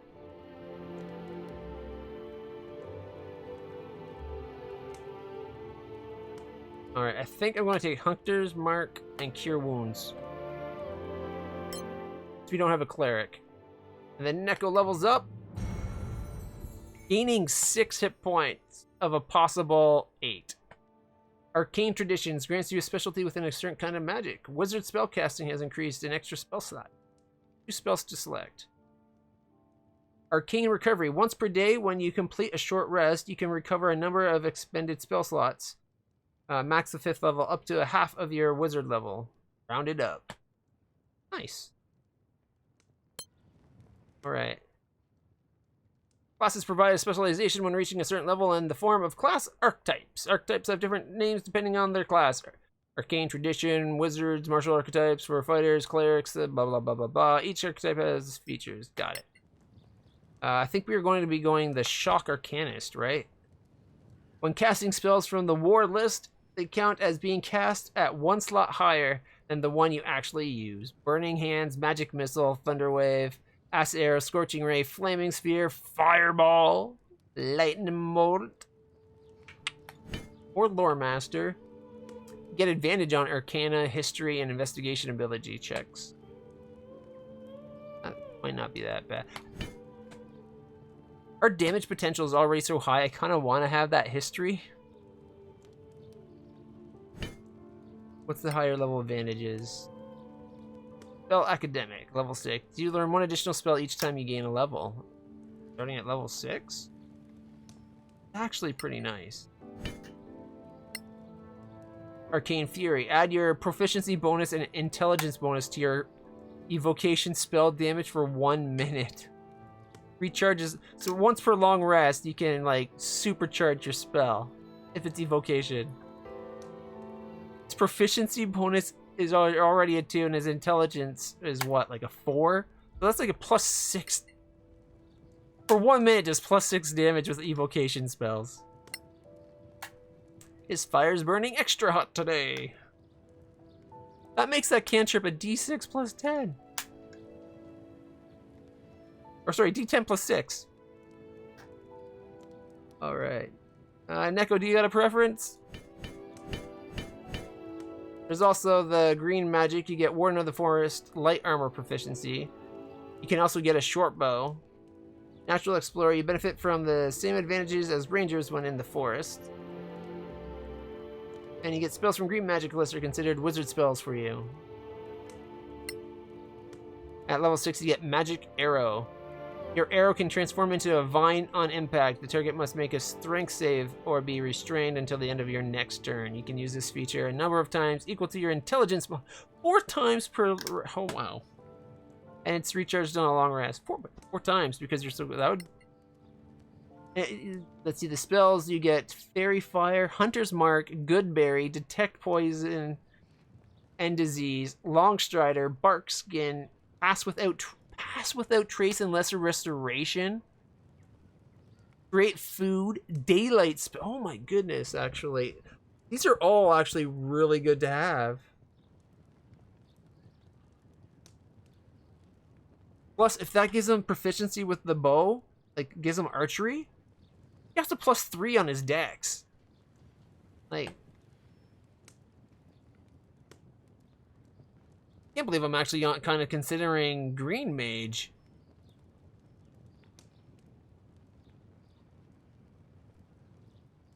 Light armor proficiency. And at higher levels, that magic arrow 4 times per day that binds people.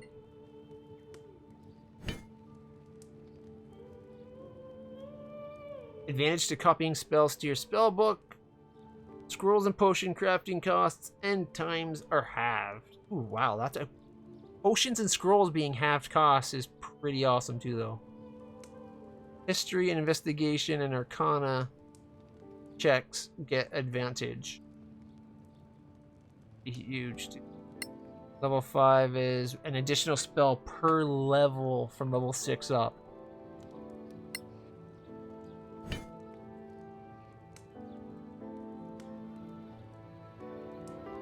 Now these your spells are naturally 1 level higher than you actually cast, And then add your proficiency bonus and int bonus to your evocation spells for 1 minute, recharge after a long rest. So basically for 1 fight, you can just like nuke like high hell. I actually don't know what I want for Neko now. These are actually all really good. I was going to make him the glass cannon and so he could just melt stuff with the evocation, but more spells are good. Having him be able to pass Arcana, History, and Investigation checks are good. but so is getting everything from Green Mage. Again, we don't have a cleric. So between him getting Green Mage and the other two's Paladin and Ranger spells, we kind of have a cleric between the three of us.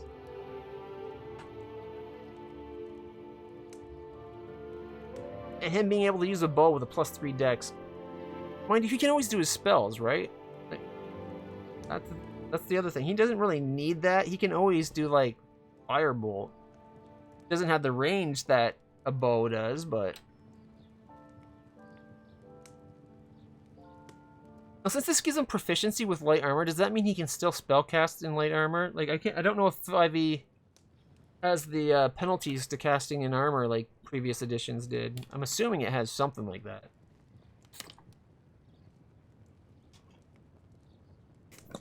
Create food, and it's also a good spell. I feel like Green Mage and Lore Master are probably long-term the better options, where Shock Arcanist is just like, more damage, but we already do so much damage in our group. We're like super high DPS right off the bat.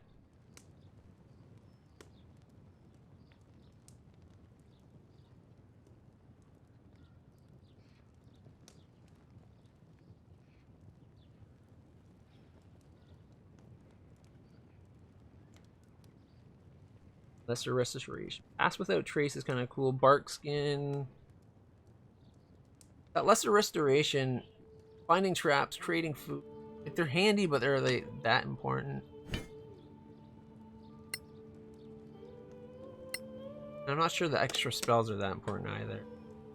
Like, I like their advantage on Arcana, History, and Investigation, just because I don't think any of us have great Arcana or History. I wish we could check his stats right here. Oh, we can say cancel. Canceling level up. Alright.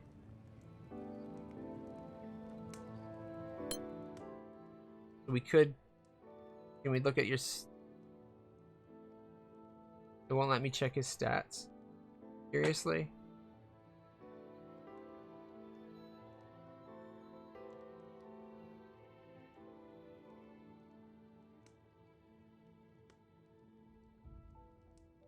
If we can prepare a spell, just will let us check. Here we go. Craft proficiencies. Ah, I found a way to do it. Proficiency bonus of a +2. +6 on Arcana, +4 on History.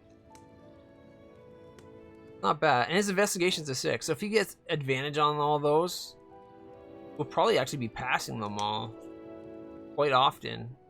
Depending on how hard it is, obviously.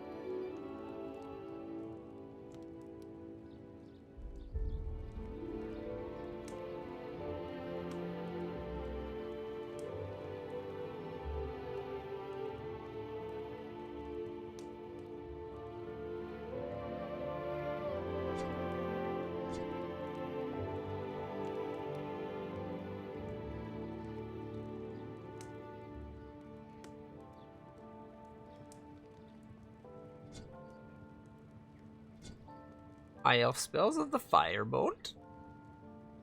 Yeah, see, he only has a range of 24, whereas even the small crossbow or small bow is 60.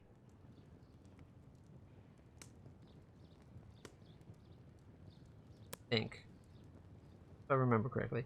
Wizard spells.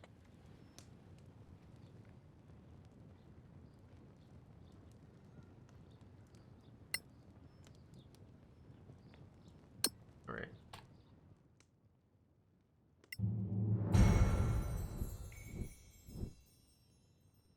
Okay, still only got 6 hit points, so it's, at least it didn't give us, like, we can't just spam this by going like, oh, cancel, and keep going until we get a better roll.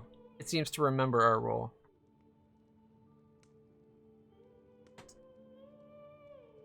Oh, we got Keen Mind. I didn't notice that.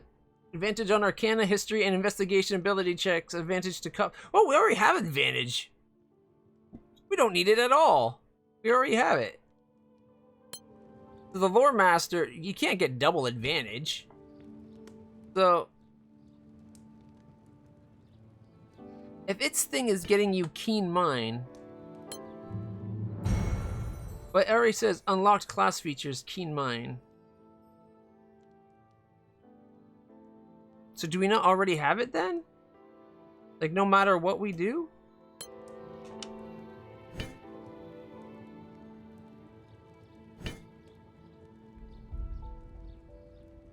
That just made this one, like, obsolete, I think.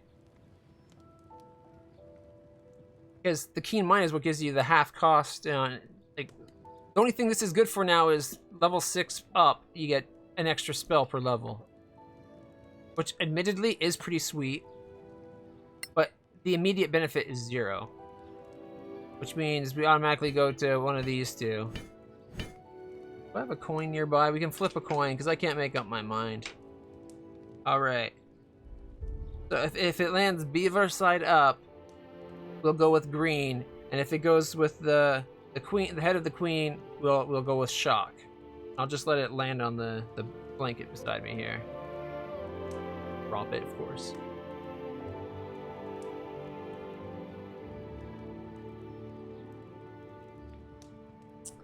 Okay, do I flip it or just take it as is? Sometimes people like flip it over and go. Shock Arcanist, alright.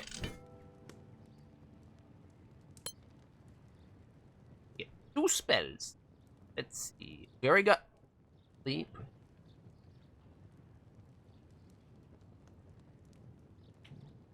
Expeditious Retreat's pretty sweet. We can get more spells from even the cantrips. Why? I guess because you can infinitely cast them. We already got Magic Missile, Feather Fall, Jump, blah blah blah. Thunder Wave. Emit a wave of force that causes damage and pushes creatures away. And creatures and objects away. Target 3 cell cubes originating from you. Does that mean it pushes them 3 squares away? It does 2d8 damage that you can save for half. Push away 2 squares. The save makes it so you don't get pushed away. Puts out fires. That's actually pretty good. In the right circumstances, like if all of a sudden we're like in a blaze, you could just be like, boom, and the fires go out as I knock everything off my table here. So I'm thinking Thunderwave. False Light. Gain a few temporary hit points. What? A d4 plus 4 temporary hit points. That's minimum 5 to 8. And it's for 1 hour. Not horrible. Charm Person. Range of 6. Select Charmed status. Can be saved in the gate. Consider the caster an ally. It's a Wisdom saving throw. Again, a lot of things have bad wisdom. It's a very underestimated stat sometimes. For 1 hour. And the other option is Burning Hand. Spray a cone of fire in front of you. 3d6? Woo.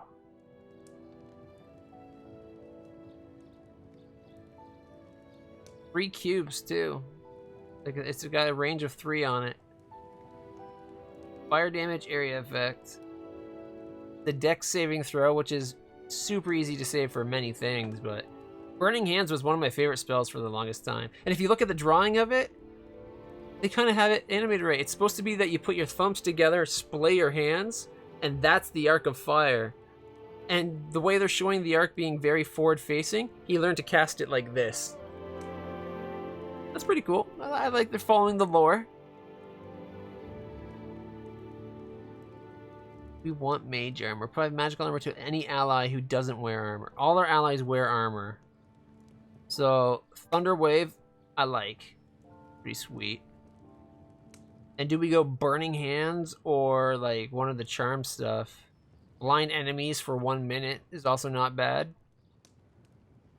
Oh, it's for 1 round. I thought it was for a minute. Project a ray that blinds enemies for 1 minute. Duration, 1 round. I feel like there's a miscommunication going on somewhere there.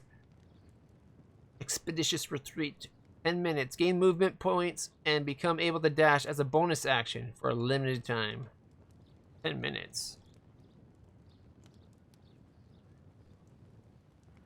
Grants dash. It also says gain movement points. Does it just...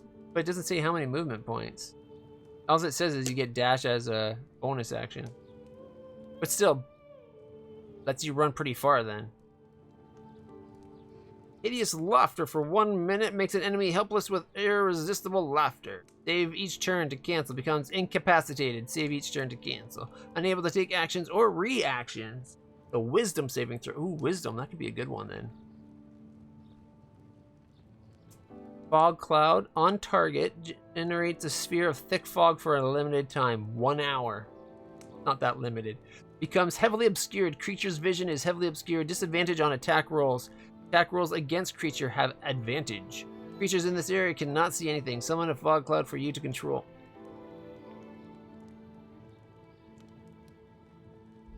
+2 range per spell slot. Okay. Attack rolls against creature have advantage, and it gets disadvantage. You would think that we'd be affected, like things around hitting the creature would be affected as much as the creature itself. I guess not. It is magic after all. That's actually pretty good. Thinking better than the color spray. Protection from evil and good. Touch an ally to give them protection from evil or good creatures for a limited time. Grants protection from evil and good creatures. Aberrations, celestials, elementals, fays, fiends, and undead have disadvantage to attack the target and cannot charm, frighten, or possess. Target can re-roll a save with advantage if already charmed, frightened, or possessed.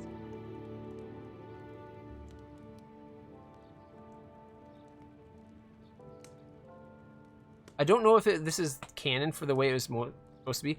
My uncle, when he got me into 2nd edition D&D, and it might have been just the way it was back then, but it was like when you cast a spell, he made it.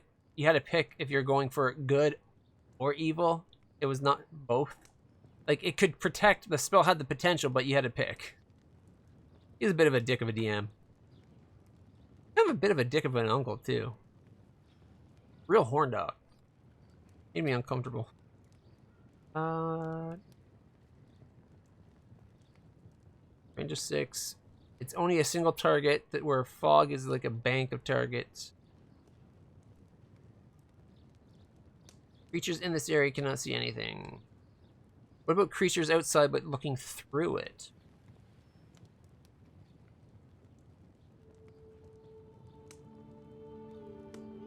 I think I might actually go for fog or laughter. Heavily obscured.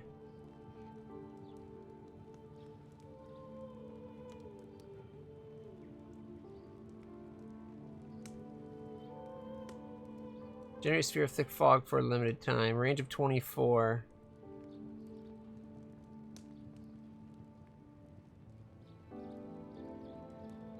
And it's got an effect range of 4.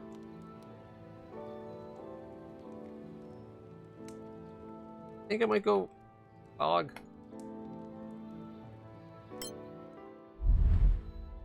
That's the right choice. Prepare spells since you got more spell slot.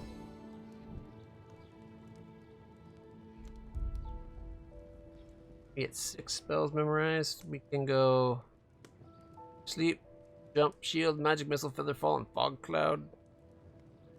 I don't want to have this, but I guess we'll have to wait for the thunder wave.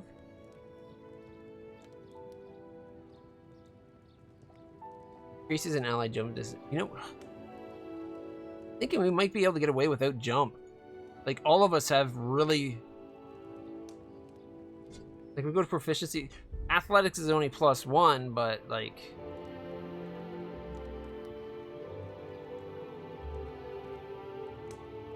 Oh, Neko can use a longsword? Why does that seem wrong to me, with him being a wizard? Whatever. Strength measures bodily power, athletic training, and the extent to which you can exert raw physical power. Got a +1 with a +1 athletics.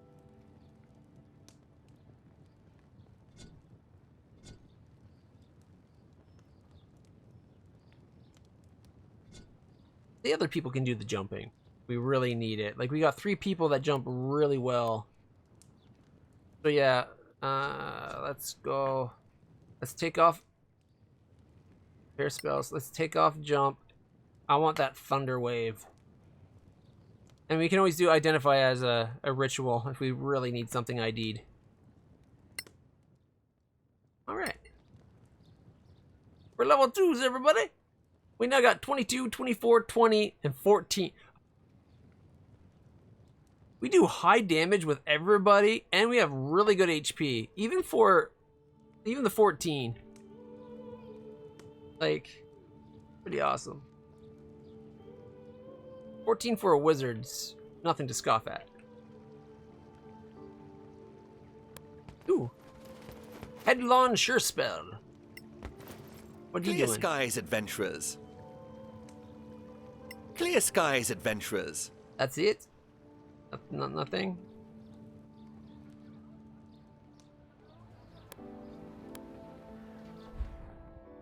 You can go see what all these people do now.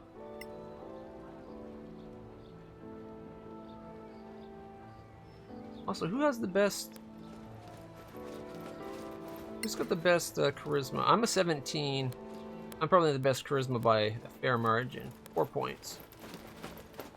Right. I'll be with you in a minute. Explains why my talking is like the most diplomatic. Ooh. Ironsight's willing to talk now.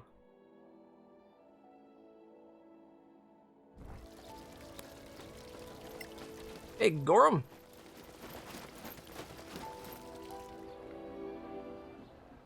Welcome to Gorham's Emporium.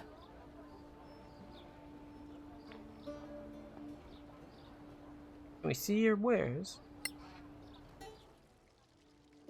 Alright, healing, arrows, crossbow bolts, long swords, scimitars! Gee, clubs are silver. Quarterstaffs are 2. Got some spears. Oh. Billy can use spears if we need something like range in a pinch, but they're a gold each. Really, for D6 damage? Talk about it, too costly.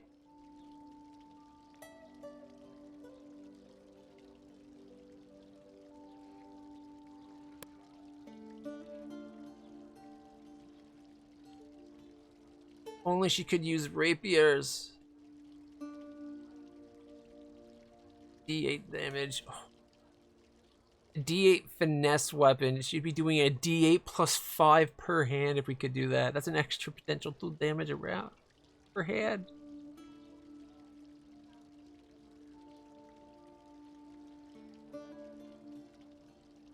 AC set to 14, we get 2, puts to 16. It's got an AC of 11, but we get our dex of 5, puts it to a 16. However, if we swap out the scale mail for leather, we no longer have disadvantage on our stealth check.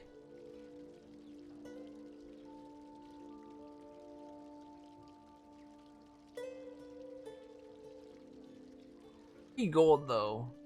All because I didn't catch it when I made the character. Because I was like, I guess it's the same either way. Who cares? Well, now I care.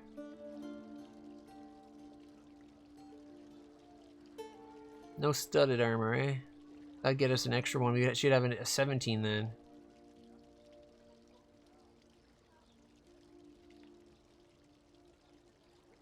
Also, half the weight. I think right there we gotta swap. Alright, she's got the most money anyway. There's only 2 of them though.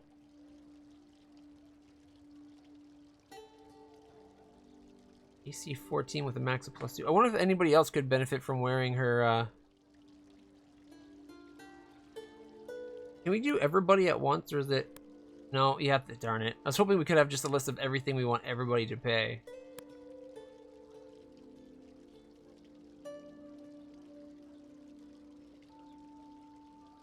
Al's not proficient with leather. Bad. Herbalism kit. Not proficient. Poisoner kit. Torches, candles, component pouches are 28. Bit expensive.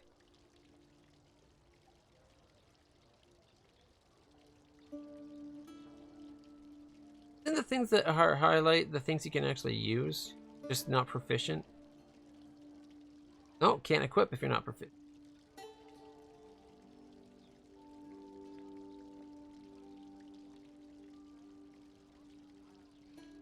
Potions are so expensive. 55, 44, 165. You get more than one drink out of it? Like, are they multi-use? Like, 3 uses? Probably not. They're probably one and done.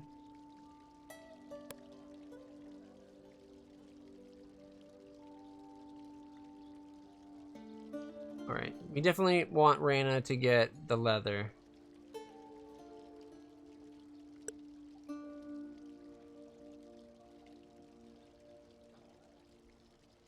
You don't really need the commoner's clothes. I doubt we'll get much for it though. 5 silver. Getting 3. 1 food. Okay. Why not? No. We sold our armor. 32 gold.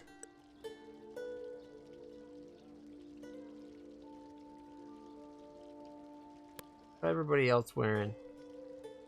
Yeah, 16, no dex bonus though. And chainmail, 16, no dex bonus. And all of us have good decks. So it might be worth going, well, it's still disadvantaged though, isn't it? It's not really going to change anything. It'll just look different. Might be worth it just to get us so that we all have a little bit different appearance to us though. Right, let's sell all our commoner clothes. You don't need them.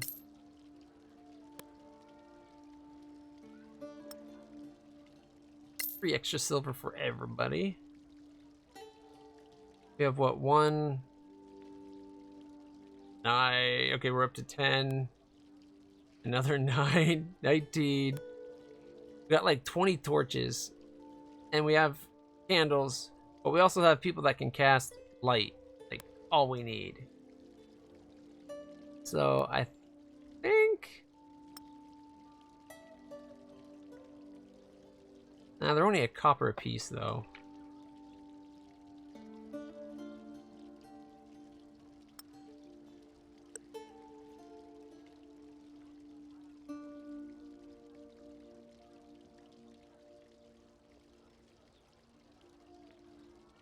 Do I need to get...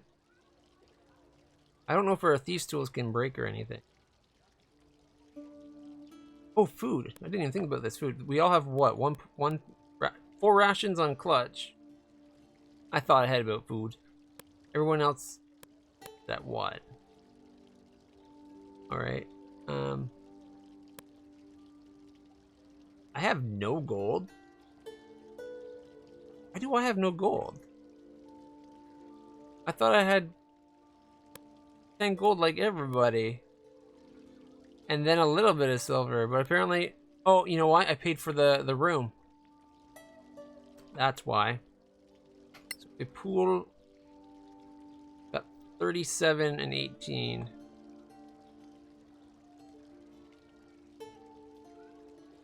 There's all our commoners' clothing that they now want twice as much back. 2 gold per ration? Wow. Expensive. I was expecting rations to be silvers. Shouldn't be surprised. Prices in these games are really out of whack a lot of the time. Alright, so we just need food that will last. He's got 4, so I want 3 more for each. That's what, like 12 food? They only have 10, but that's 20 gold right there.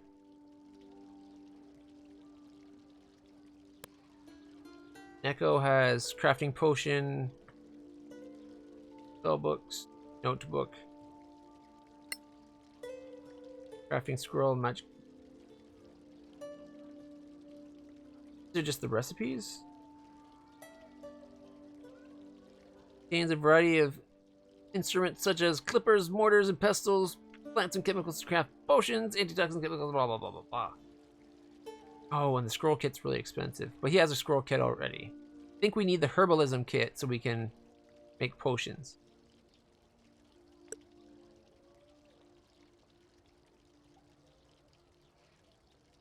And then if we...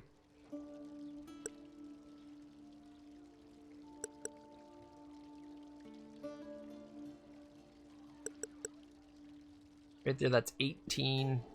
Get 6 food. That's what everyone up to 3. Clutch would have 1 extra food. But that's 3 days worth of food. That's not bad.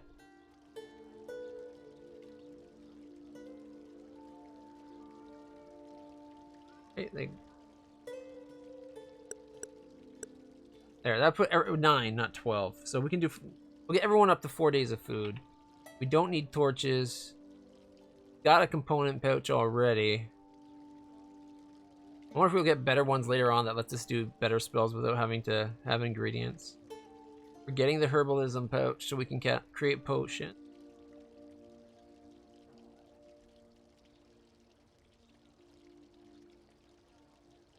And she's already at 30 some odd arrows. Oh, why did I do that? I forgot. Dude, just remember. It'd be nice if it was like everybody's purchase order. Alright, so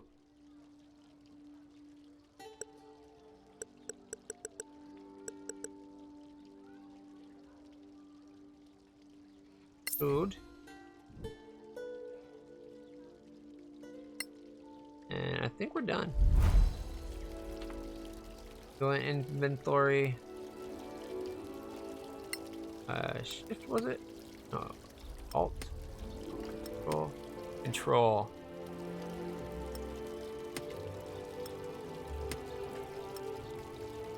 There's Reina's. There's Billy's. Everybody now has 4 food.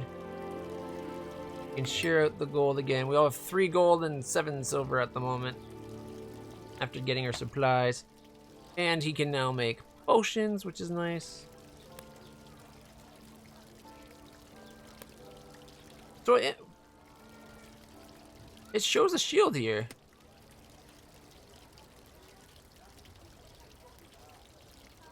Why is...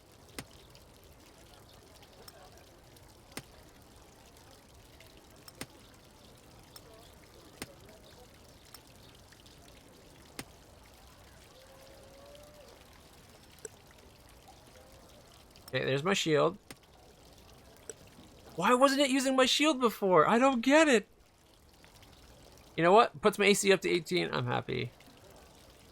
He doesn't use a shield. She doesn't use a shield. I don't think he can because he's got his staff, right? Because it says the plus.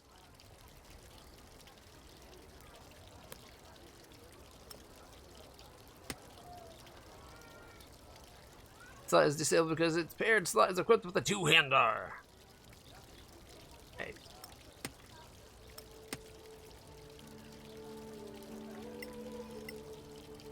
We could sell his shield, I guess. Is it worth a little bit? Welcome to Gorim's Emporium. We'll get the quest in a second. Oh, I wonder, because of my charisma, if I sold it, get 6. If we have him sell his, get 6. Okay. I think it assumes the person with the best skills are doing the selling. Get rid of that extra shield. That's extra weight we're not carrying. We have 18. We're not even halfway to even a remedy, which is a small D8 heal. Inventory. Okay. Talk to her and get the quest. Welcome to Gorim's Emporium. Hey, Gorim. Are you Gorim? That's me, the one and only.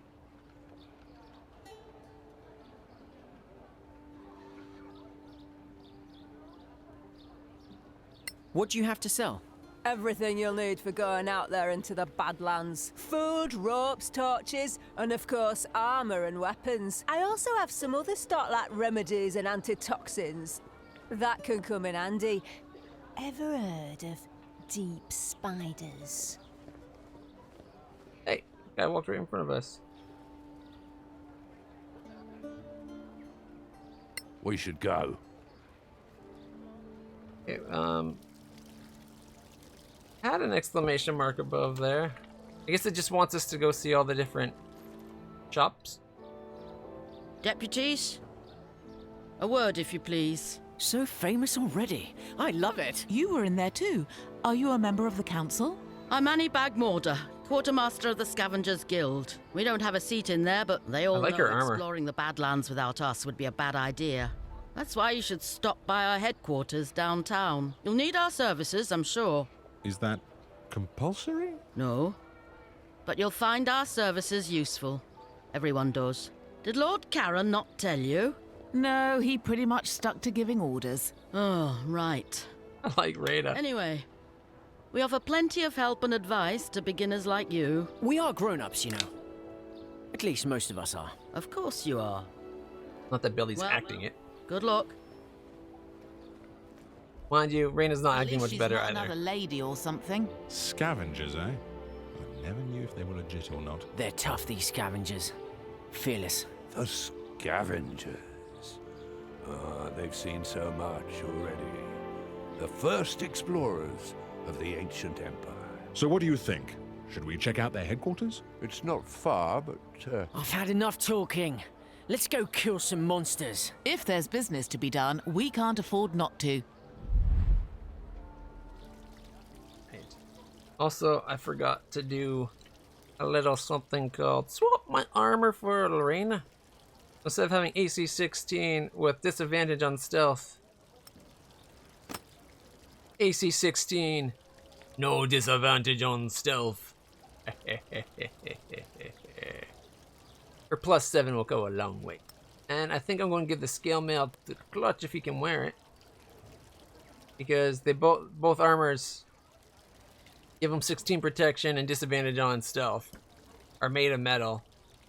But scale mail looks pretty badass. Look at that. The battle kilt. Heck yeah. Would it look the same on Billy? It would.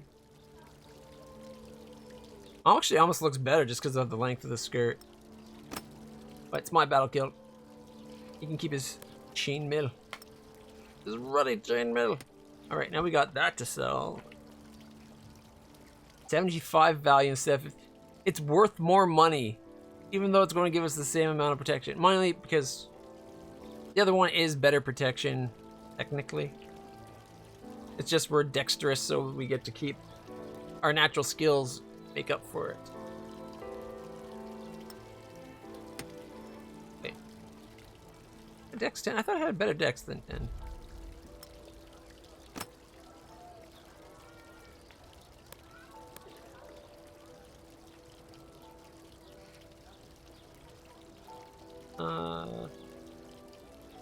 I thought I had a...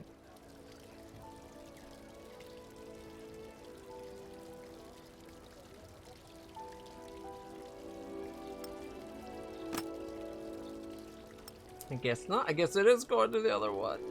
Because he definitely has a +2. There we go. Damn you, Billy. Now you're looking better than I am. That's okay. As long as we all have our same ACs, that's all that really matters right now. Plus, if we need to, we can get the money from that extra armor. You carrying it makes sense too because you're the stronger of the two. You got the cool golden battle kilt. Although I guess that's more like a bronze battle kilt. Look how awesome that upper armor looks though. I like it. Looks really cool. 20 crossbow bolts, got 30-ish arrows. 1 antitoxin on Reyna and on Belly. So we can sell the armor to get more antitoxin maybe.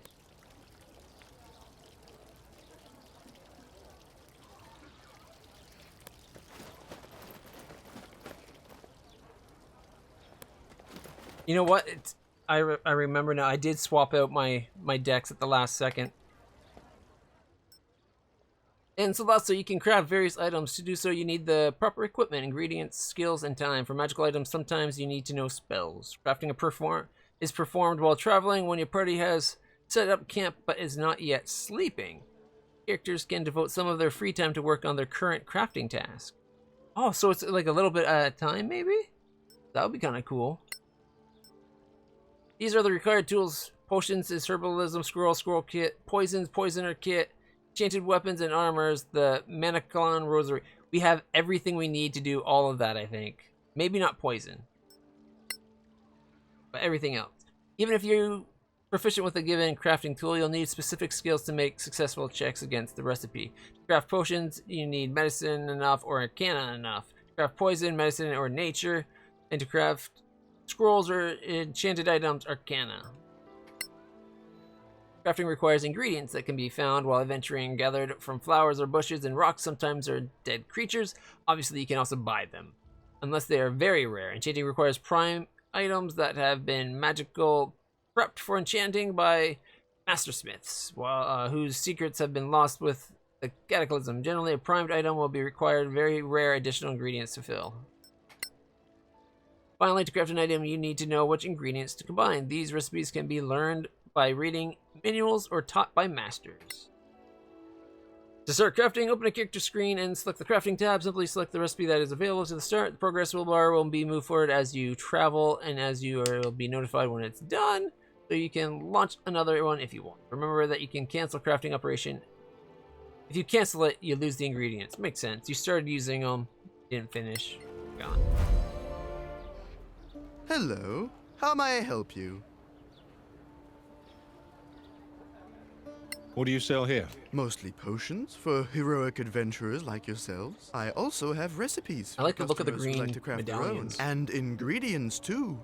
Even rare flowers from the Badlands. Come back anytime.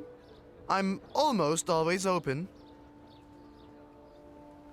Let me see your colors. Right, let's go down to Neko.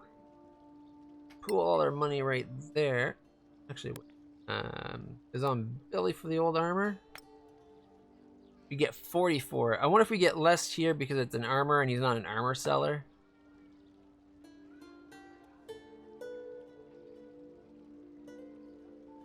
But still 40 gold out of the 75. It's just about half. It's a little better than half. That's not bad. Well, we don't need it, so there we go. And now we can go pool, and all of a sudden we got 58. We got enough for one antitoxin. Right, 880 for speed, 550 for invisibility. Well, invisibility. Potions of climbing is 275. Potion of giant strength. Strength becomes a 21. Frost giant for 23. Look, they're all 110 regardless of what kind of giant? What? That makes no sense. I'm sorry, it really should be. Hill giant strength is like 90. 115. 150. Like, it should be like 25 is a lot of strength. Scroll of magic missile. You already got that. Scroll of cure wounds. 5.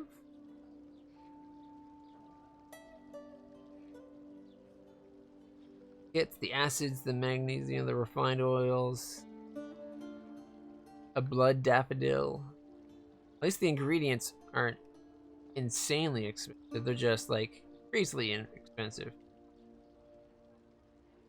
Like half a step down from insanely expensive. We need to get faction relations up as well to get some of this. Bracers of archery. While wearing these bracers, you have a +2 bonus to ranged attacks. Let's get that out of Rada. Give her an extra +2 to her +7. Wands of magic missile. There's the chainmail. He wants 82 for that chainmail. It's only worth 75. He only gave us 40. Serpentine. Deep root lichen, troll acanthus, scarn powder, refined oils, acids. This is pretty cool. Bowl of fireball. I wonder why this one is like the scroll of fireball, but it definitely says cast lightning bolt. Oh, that's funny. Fireball that casts the fireball this time. Roll of spray, hold person, jumps. Acid arrows. Is it Melf's acid arrows? Is that it? That's everything he has. I was really expecting you to have like recipes for things. Unless that's what these are right here. Or what they're supposed to be.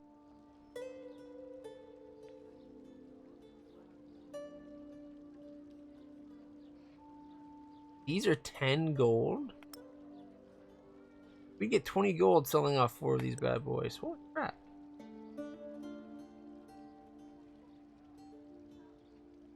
Craft and potion of healing. Let's see. Learn how to craft the potion of healing item. Worth 100 for that. That's our spellbook with 8 pages out of the 100 used. Notebook. Crafting scroll of magic missiles, also worth 100. Do we want to be able to make that, or do we want to just sell it for 100 bucks?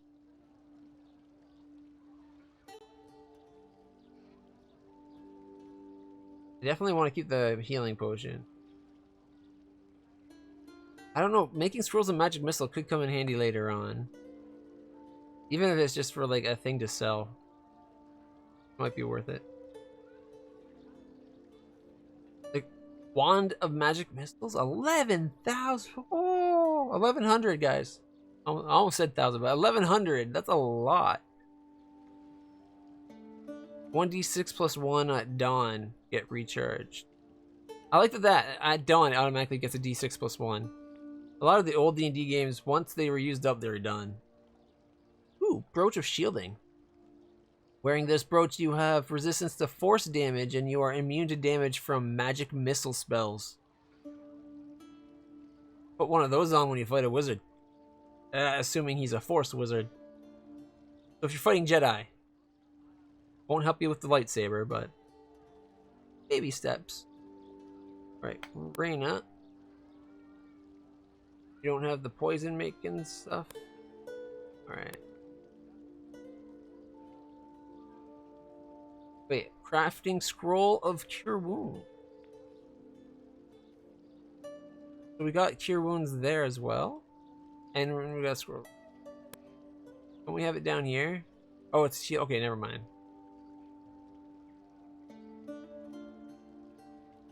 So if I use that, he could potentially make cure wound spells or scrolls. That could be really handy. Can't buy potions yet. All right.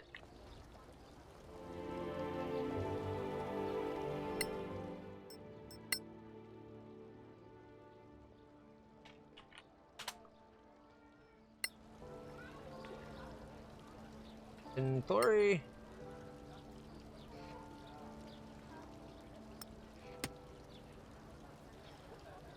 Read it. Craft the scroll of cure wounds. You require blood daffodil and magnesium.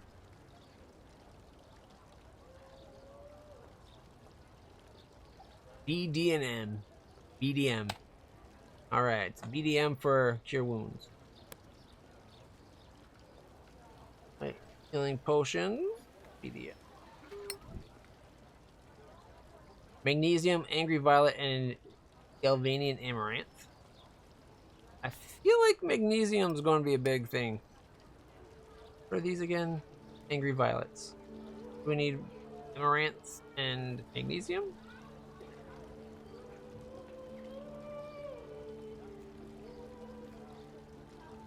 I don't want to sell this for 100. I don't know if we want scrolls of magic missile.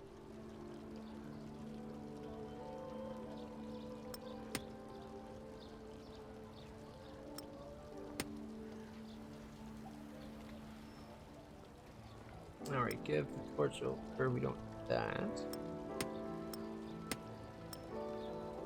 I can put my spell book up top there. Then it's just a book. Alright.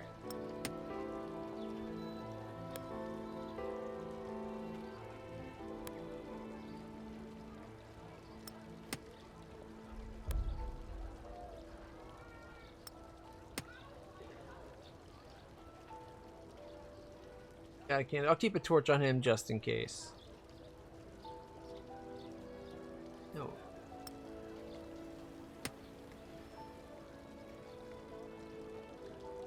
Now if we need to, we can hit that up there.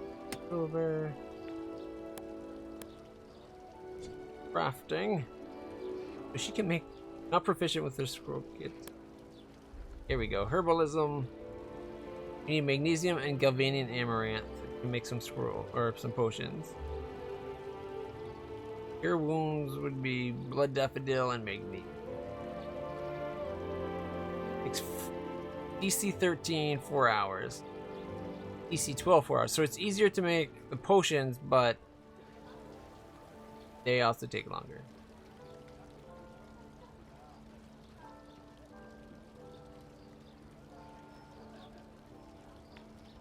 He's not proficient with the herbalism kit either, so he doesn't get the full proper bonus. What about...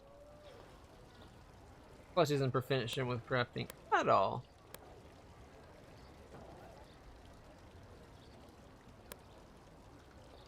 Oh, what happened to the Manacallan rosary? I thought he had one.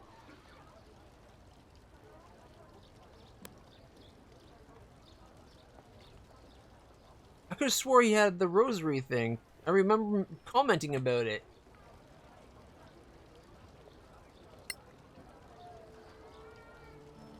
Because I was like, ew, you'll be able to enchant.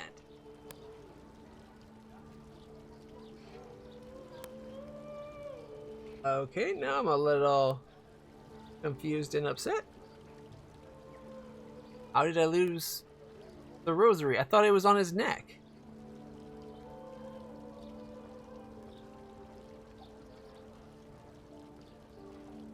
What happened? Nice. I didn't sell it, did I?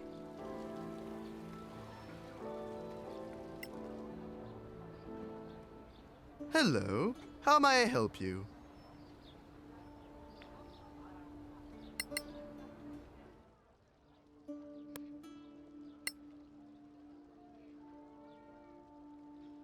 I don't even know if he had the rosary. I feel like it's going to be a lot if he does.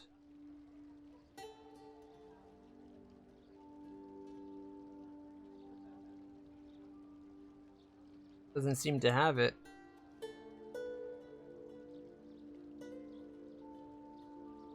$11 gold for the amaranth. So the ingredients alone are 33 gold to make one potion. That's not much better than the 55 it takes to buy it. If we have to spend 33 gold just to buy the ingredients, and their value is around 55 when they sell it, that means we're not even going to get 30 if we sell it. How is there ever an economy in in games like this? It's like they don't think it's through.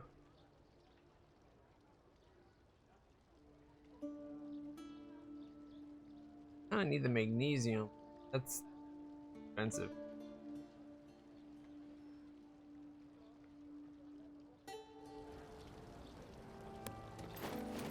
Quickly come back to this other person.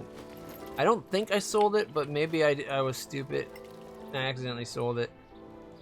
Welcome to Gorim's Base bar. Your wares. Crafting it.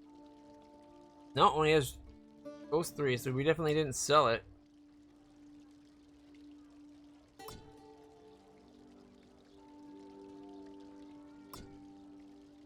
Yeah. Potion of healing. That's for 55 on at their price. That's with the markup. Which means it's what? Probably... Actually, I can probably find out right here. Potion of healing. Value is 50. which means we'd probably get 30, and it costs us 33 to make it, if we buy the ingredient.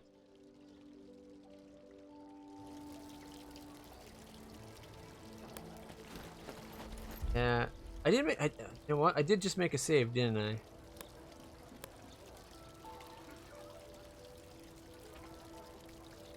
He's definitely.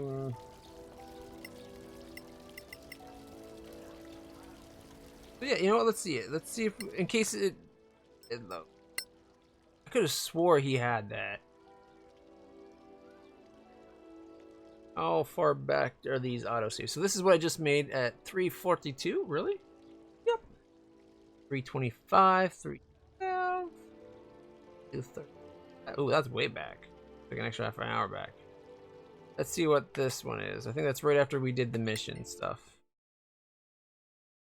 Or probably right before we leveled up, maybe.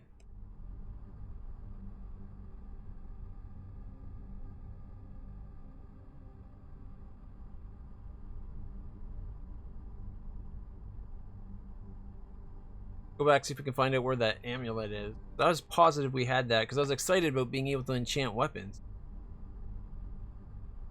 Or just things in general. I wanted to make like an enchanted magic bucket. +1 bucket. You wear it as armor, or you can use it as a weapon. Either way, it's +1. Okay, there's his badge. There's his holy symbol. There's his military badge. I have one, but she's got her thieves' tools.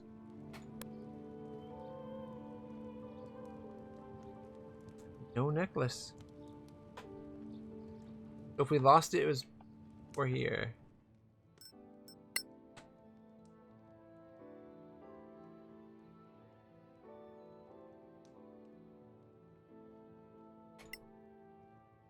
I think we're just going to have to bite the bullet on it that we lost. It's not a big deal, I don't think. It's just enchanting, right? It's not like we have a lot of money to put into the enchanting of things anyway.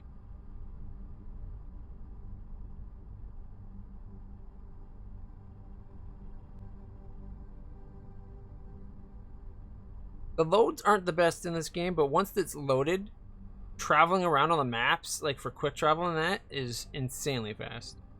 But I guess it's a balance out. I probably also should have installed it on my SSD rather than my hard drive.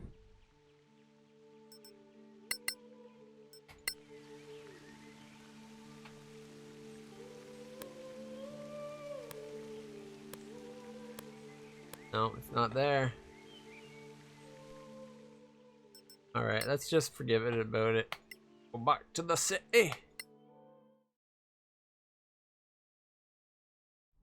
I was positive he had that, because I was like, oh, we can make enchanted weapons! Woo! Maybe he only has it until he falls in the hole for that prequel story, and he loses it there. Something to work towards. Now that I know we've lost it, I definitely want to get one back.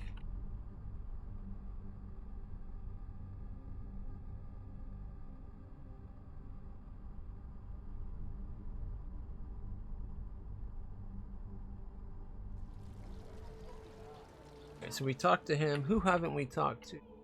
Oh, he's willing to talk to us now. All right. Annie, waste my time. What's going on? Oh, the scavenger leader, right.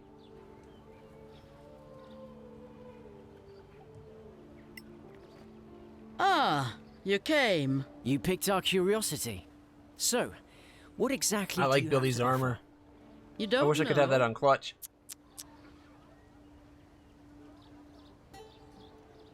Do you sell healing potions? Do you sell healing potions? No, we don't. There's a shop for that. What kind of help do you have to offer to people like us? Simple. Now, people like you typically carry out missions for the Council, in the Marches, even in the Badlands. Sometimes far away, like Captain Merrin. Who's Captain Merrin? You really must be new. She's one of yours. Senior Deputy of the Council. Anyway, you trek out to some old ruin in the Badlands, kill a bunch of orcs. Well, you're still a bit green. So let's say goblins. Ouch! You're hurting our feelings. Orcs will hurt much more than your feelings, believe me. And stop interrupting. No, they It's can rude. take it. So let's say you find yourself with a whole load of rusty swords, leather I love the armor, conversations. shields. Too much for you to lug back here. Oh, so we're puny as well as green. Thanks so much. So instead, you brave heroes just clear the place of monsters and draw us a nice clean map. Then we take our carts and pick up every piece of junk. We bring it back, we sell it, and we split the profits with you. We move the stuff, you go off to kill more bad things. Everybody wins. For a percentage, of course. What? You could never carry it all anyway. Not in your little backpacks. That's actually a nice way of doing it. How come Clutch isn't saying anything? Well, thank you. I guess that's it for us. Fine. Feel free to visit us anytime. Or drop into any scavenger camp. Are there others? Anywhere we can settle. By the way, if you find Plus Captain 11 to Henrik, scavengers. tell him we're still interested. In what? Right there. In getting our people to Caerlem. The outpost is perfect for us. Close to the Badlands, with plenty of space for our camp. Right, we'll tell him if we find him. That would be appreciated. The more you do for us, the more we do for you. Oh, so this business relationship can get better? And I hope it will, friend. I guess we'll see you around then. Sure. Good luck out there. And don't forget, in the Badlands, always keep your eyes open.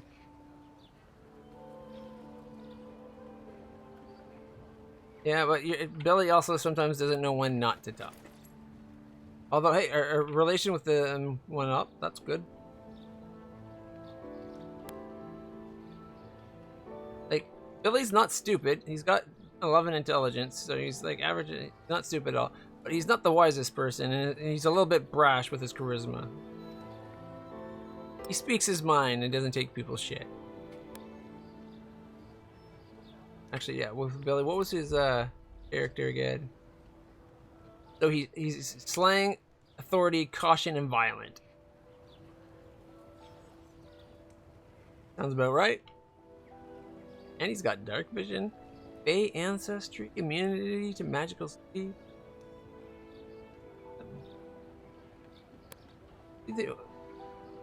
I got dark vision, he's got dark vision.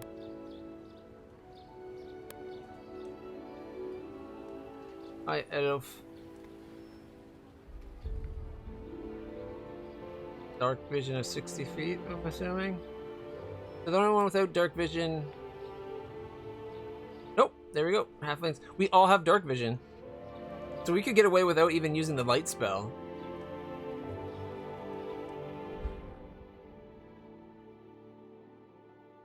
Right, is there anybody that wants to talk to us we haven't talked to yet?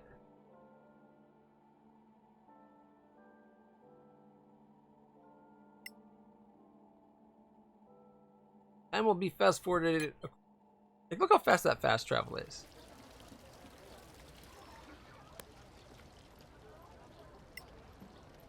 Hour of knowledge contract. Or contact. Clear skies, citizens. Doesn't want to say anything. Lanes in. I think we're good to go. Actually, there's one person we didn't talk to at all. That might be worth talking to. If we can get relations with the Snow Alliance people. Clear skies, my friends. Apparently we can't. Everybody? Clear skies, my friends. Oh, won't even talk to a fellow snow dwarf.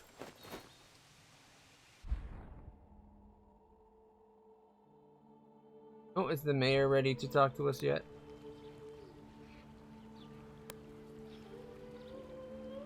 Probably not.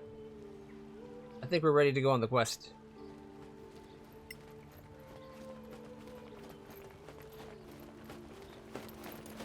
I'm busy. Come back later. Yep, alright. You're rude is what you are.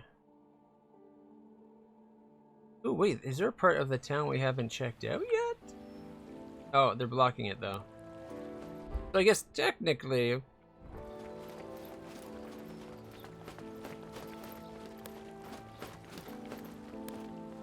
Yeah. No path.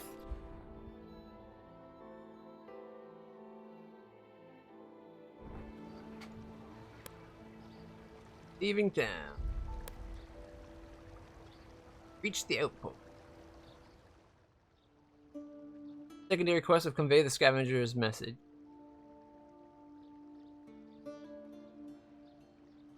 Ironland. Alright.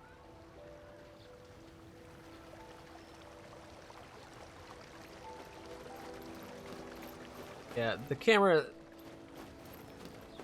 needs work. I want to be able to look up more. Yep, leave the area. Go on an adventure. Alright.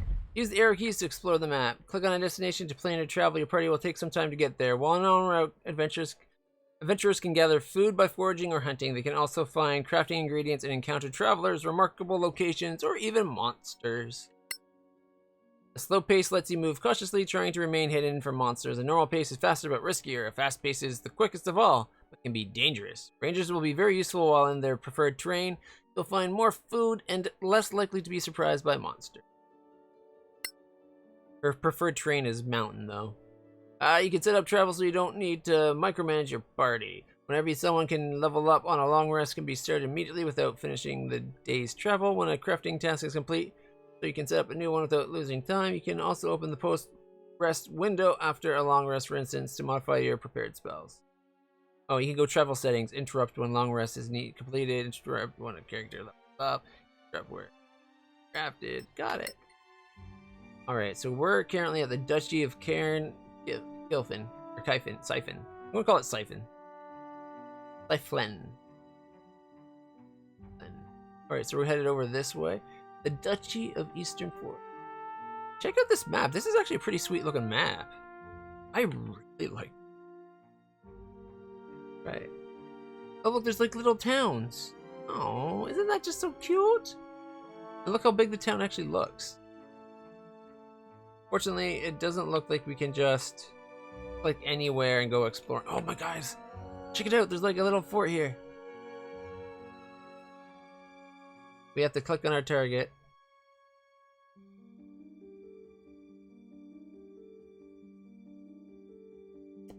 See, we're fresh. We've got 16 food.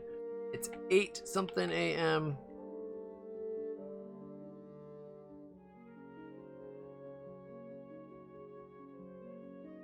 They're not moving over.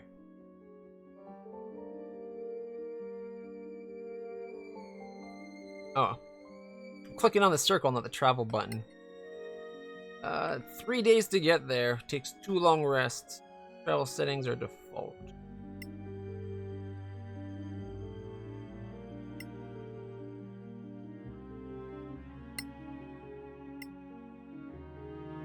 If we go fast, we save a day.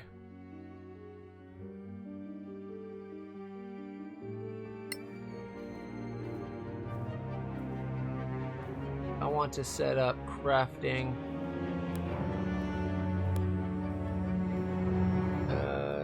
Oh, I didn't buy the magnesium though, did I? I should have bought the magnesium. Alright, next time. Resume travel. The party did not find any useful ingredients. Billy finds an apple tree. The party gains 5 food rations. Oh, Billy. Ooh, a combat encounter. 3 unknowns and another unknown. A bandit group. Oh, they're going to be in for a big surprise. Well, first off, we're surprised. But when we get fighting, they'll be surprised. And dead.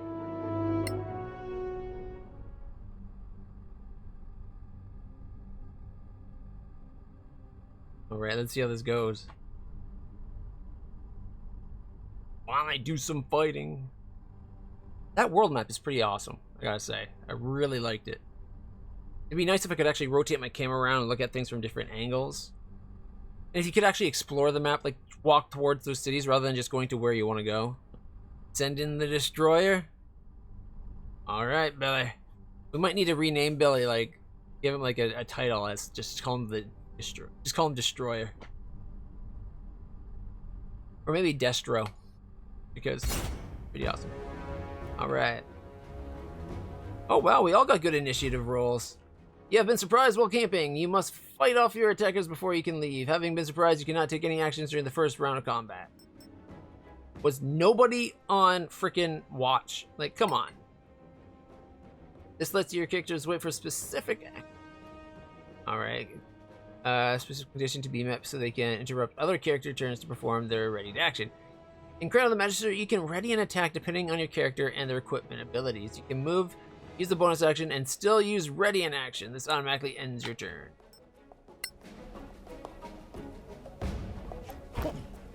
Oh, they're up here. Being all crafty, eh?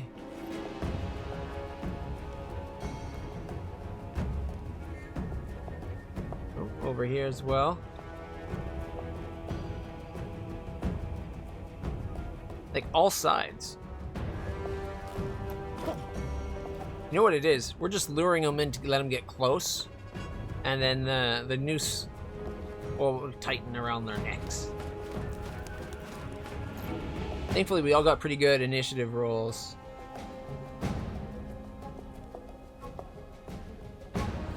All right, let's see. Highwayman. Got 1/4 of the knowledge. Tall and powerful, this bandit wields a great sword. Okay. Activated power or special ability.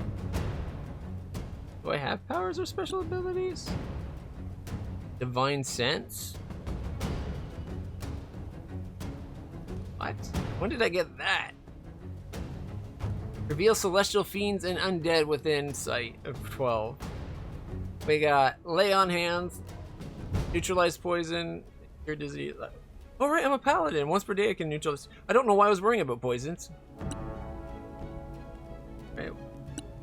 We also got the spells. Yes. Heroism. No. We don't need any of that. Know anything about you yet? No. Okay, next up is what?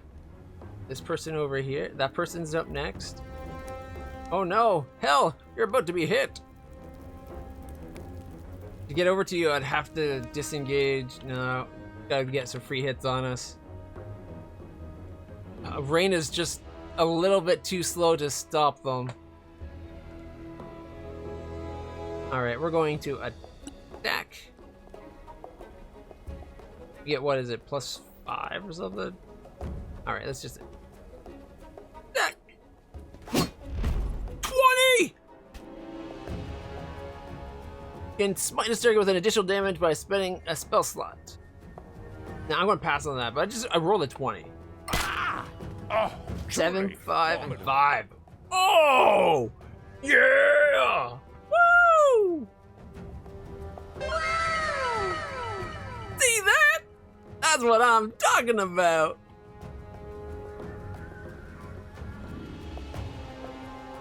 I wonder if we go stand here, if we'd be like, you really want to be hitting that person? Not me right beside you. Plus, did I take Protector or did I take the other thing?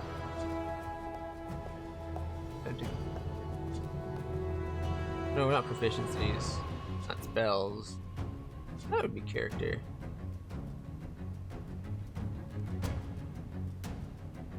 Fighting style. What did I take? Can't remember.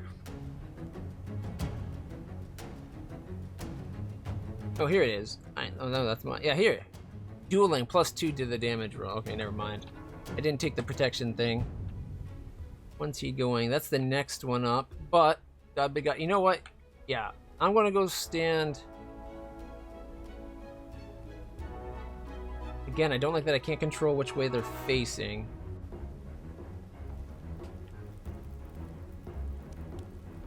I want to stand here, face them, you know.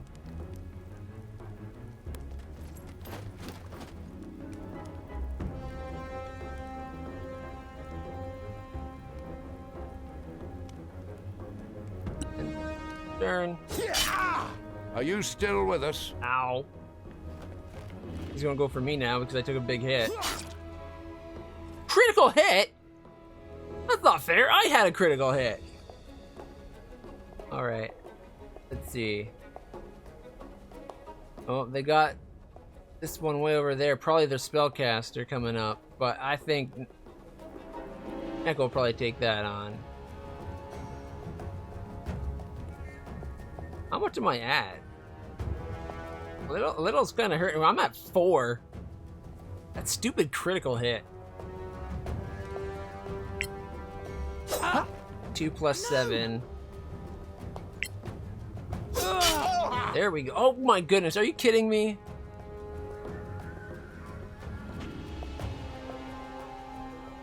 Close.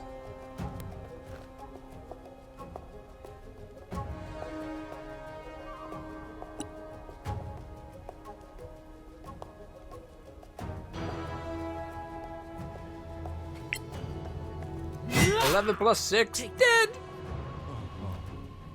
Billy's just like, not even looking probably, just wipes his sword off to the right.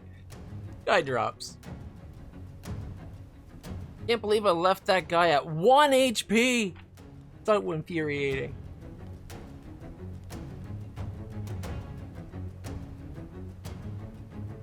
Billy's gonna hoof it. He's got a target in mind. Alright. And then it's Neko's turn.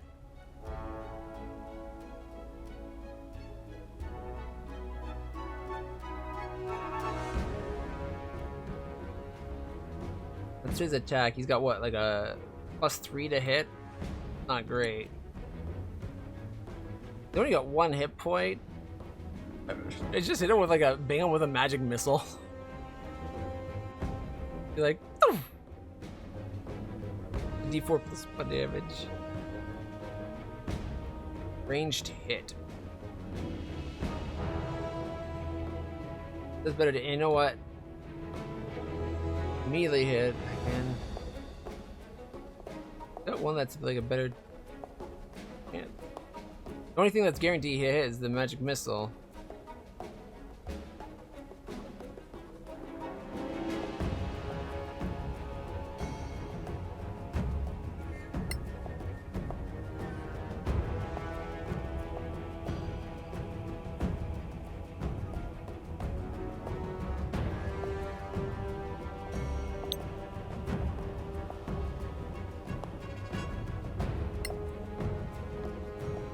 I'm not sure what the actual percentage chance of him hitting with that spell is. What is a ranged hit actually? Is that based on his dex? Because then he gets that +3. It's basically the same as the quarterstaff. The heck, he's a spellcaster. He's got to burn the guy.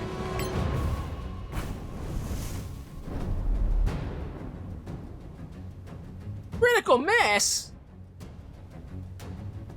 Echo? What the hell, man?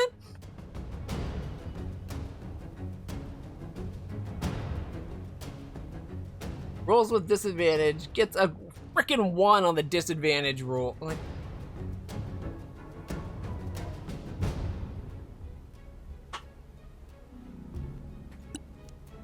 now it's the mage guy, as long as he can't hit. Ah, missed. Yeah. Alright, he's up next. I'm thinking Clutch should kill him. And then heal himself next time. So 70 plus 5. That already like. dead. I wish I could cast a spell. Shield of Faith. Level 1 Abjuration. Increases an ally's AC by 2 for a limited time. Range of 12.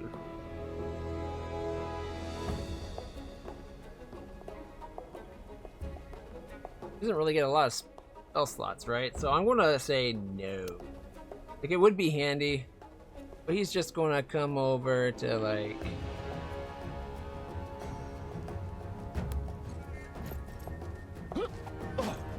just getting behind the wall. Actually, here, even better coverage is probably. It just went like as far this way as I could just to be safe. It shouldn't matter because Reyna's coming up, and well, see what happens when Reyna gets to somebody here. Reyna Wrath. We're going to deck 14. Wait till the next one. 10 damage. Left them at 1 again. 18. 45 hits. Aha. Finish your long rest. Okay, after a night attack, you can safely go back to sleep and complete your long rest. To do so, simply click on the campfire. Understood. We won! Alright, can we get the loot?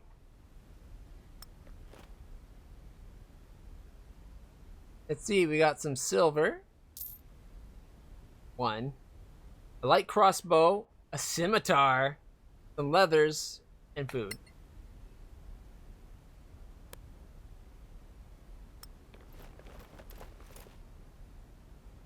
We found a gold, at least. 5 gold. A great sword. Chainmail. That's worth good money. Garn powder. Well, that goes to Neko. Unidentified potion goes to Neko.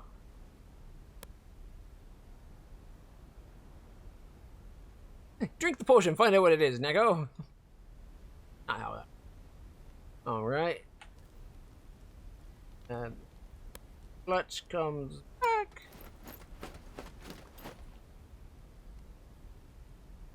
We got 6 silver, crossbow, a scimitar, some leathers.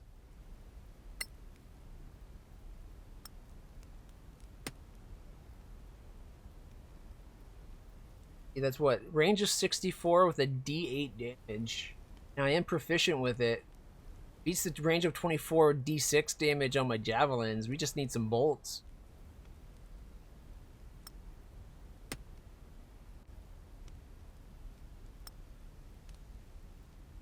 Did it not take the javelins off properly again? It seems like this game has a screw up if you're not careful with that. Don't drag things on top of other weapons. Always unequip first, currently. Because we should have had several javelins and now we only have 1 javelin.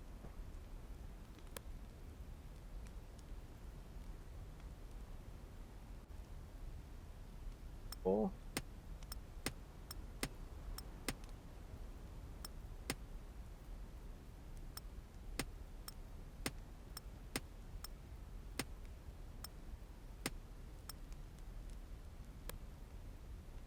Now we both have and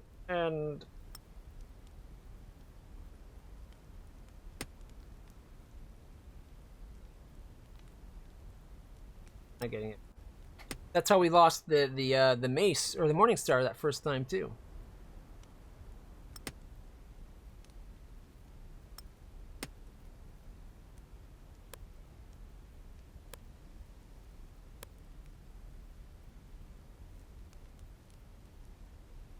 The should be one more loot, shouldn't? Over there, I see it. We got another 5 silver crossbow. Interesting that they have crossbows, but they don't have bolts. Another scimitar, some leathers, and food. Right. Scimitars are pretty cool swords in my opinion. E6, melee, they're finesse based. Reyna used them.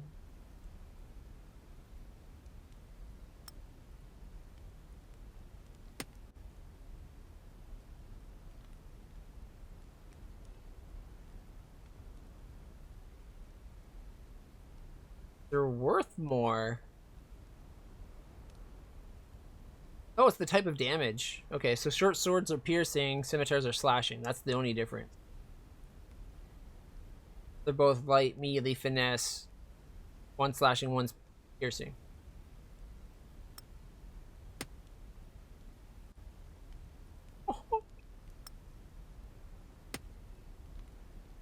That looks ridiculous.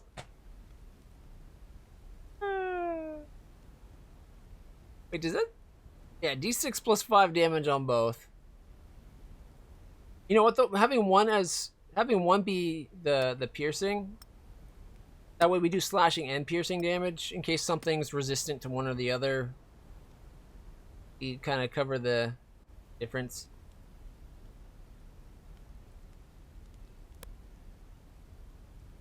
Should be another treasure, shouldn't there? Or is that all 4? I thought we killed... Got one there, one there, one there. Okay, no, maybe not. I thought there'd be one, like, right here. From the one that Billy took out with that first hit. That's best. Actually, no. Use a spell. Lay on hands on yourself. Nobody look! Need to lay on hands! How many points? 10? Oh, that felt good. How does lay on hands actually work?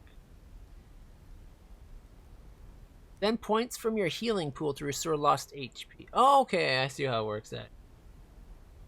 So like I had a hit dice that I could use, so I could put that to anybody, but it's coming from my hit pool. Oh, I see, I get it. Okay, that's cool. Gets me to 14. Yeah, we're going to get bothered, but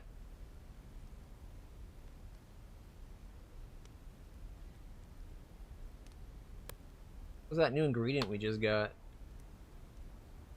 Garden powder?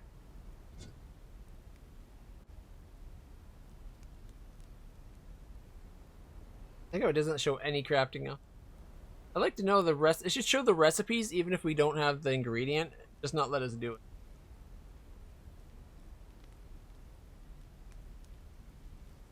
Done. Camping.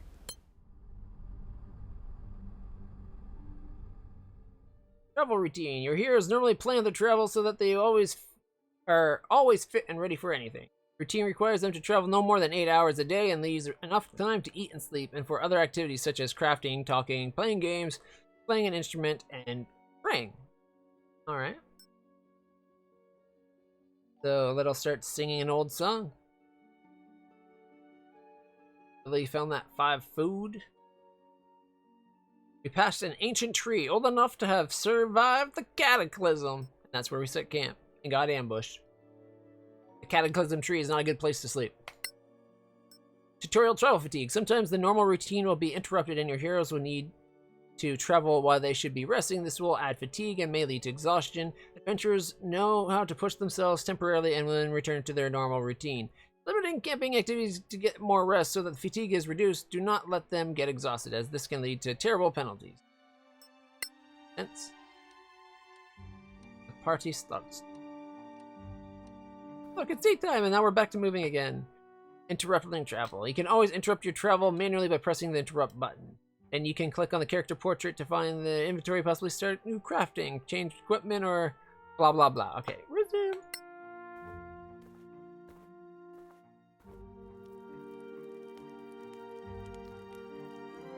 Else starts a discussion about deities and religion. Are you? We're that close and we didn't push on. Oh, did you see the map expand there? That looked awesome.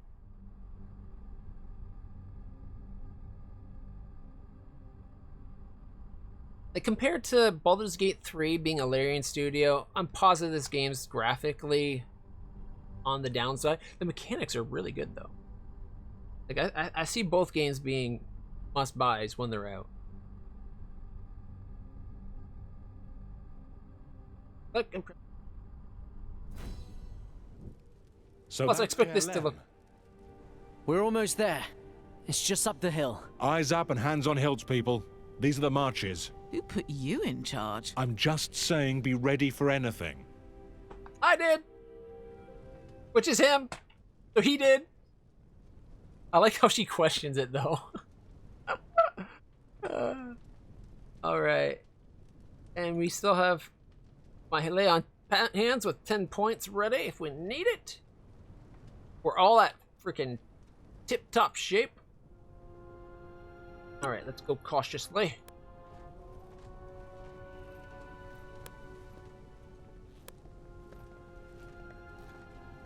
Like, the few things that are minor bugs, like, I don't think there's anything that's, like, major ruins the game right, which is a good start. There's some minor bugs that I'd like to see fixed. The camera, the fact that I can't look up right now is a huge disadvantage in my opinion. Like, the camera needs to have better controls. We should be able to control which way our people face when they walk better.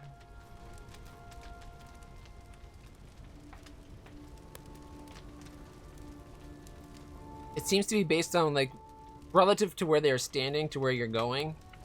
Now it's facing this way. It should be based on the actual path they take, at least. With an option of changing direction when we get somewhere important, you know?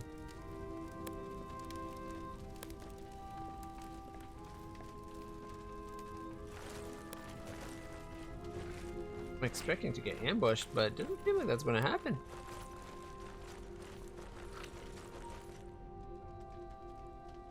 Unknown.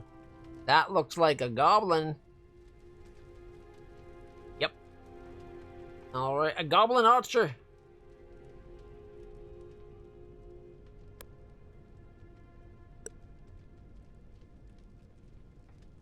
We know our chance to hit. If you want an attack, that guy.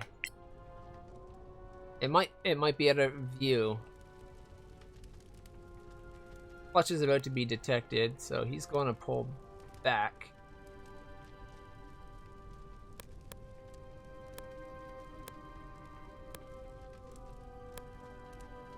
Selecting Clutch.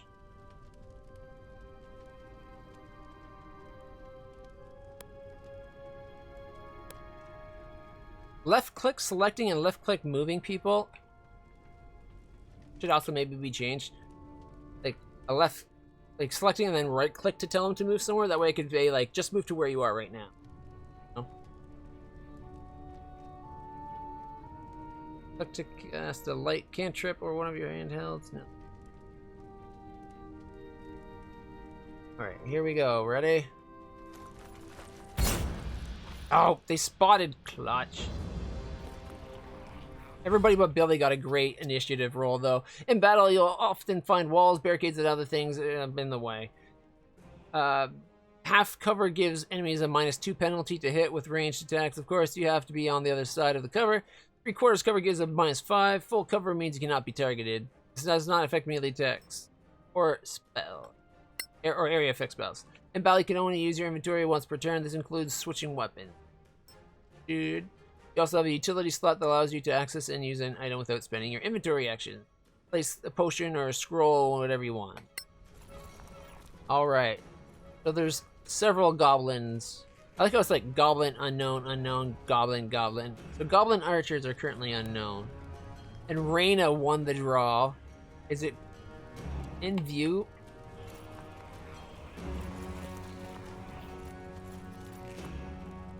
Like, I'd like to, I would hope it tells me if this is actually, it looks like it's a clean line of sight.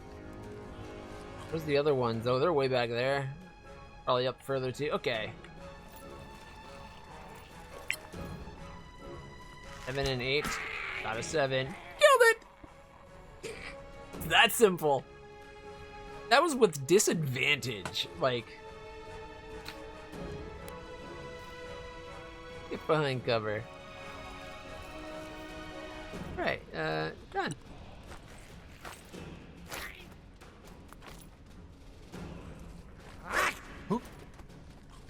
Missed!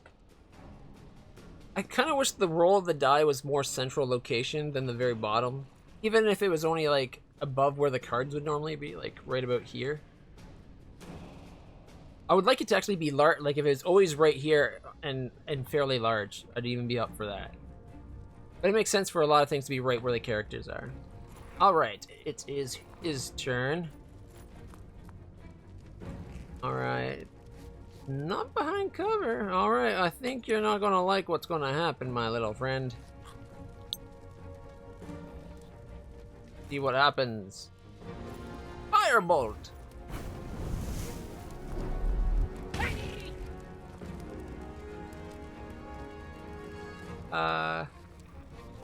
Survived it. That was disappointing. Alright, Neko, get behind cover. That gives you that extra 2 armor class defense or whatever.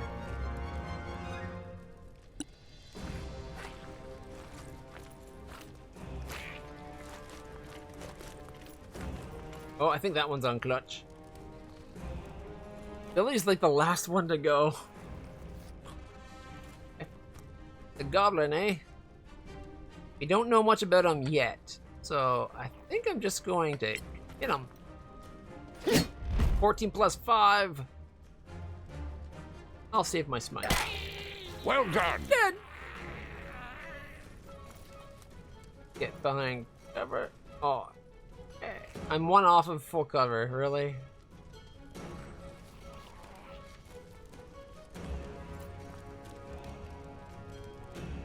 That's fine.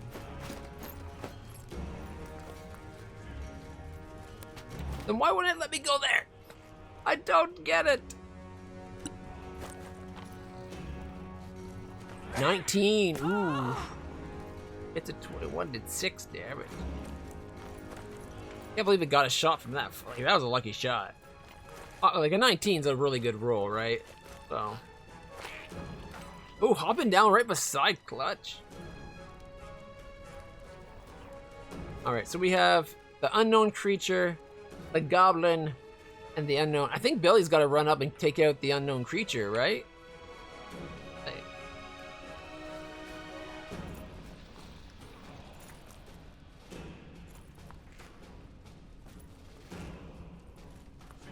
on, Billy.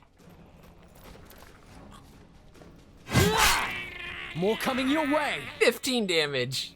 Done. That easy. Right,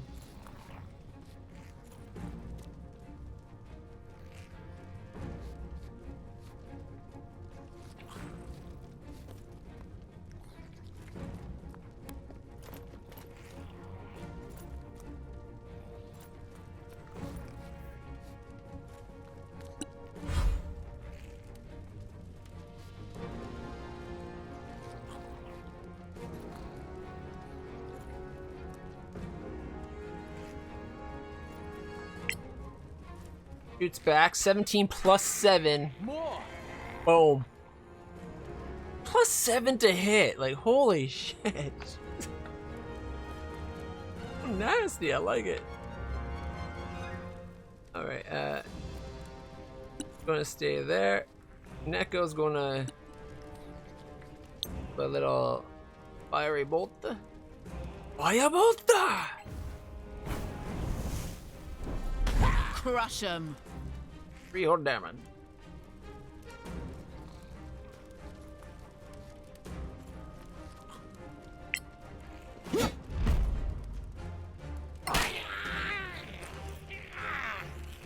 Alright, where's the last one? You know? Is that it right there? No, that's just where I would move to. Alright, and in turn. There it is, jumping down right beside me.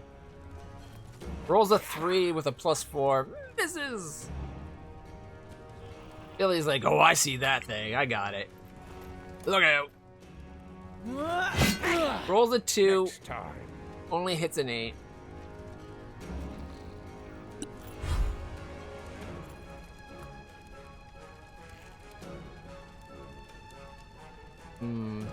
Does switching count as my action? Or do I still get to attack?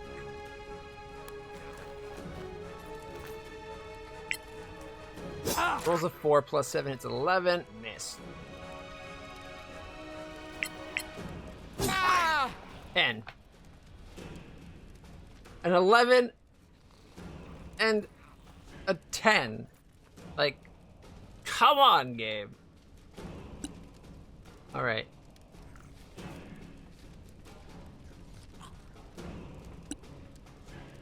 Well, I want to do the...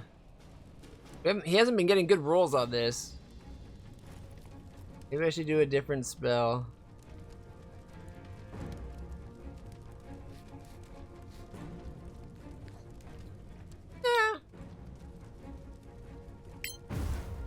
Come on, roll like a 10. 6. Okay.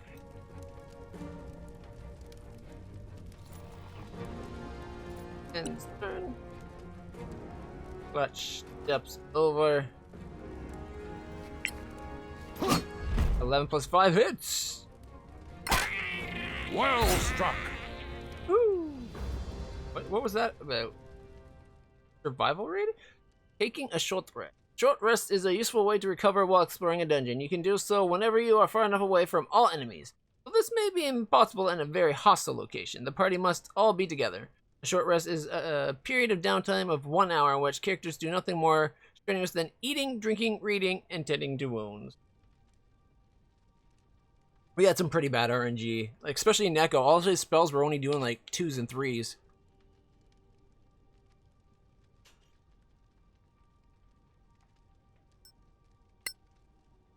After a short rest, characters can spend hit dice to recover hit points. Heroes have 1 hit dice per level. Once they are spent, they need a long rest to get them back. You can spend part of your hit dice after a short rest.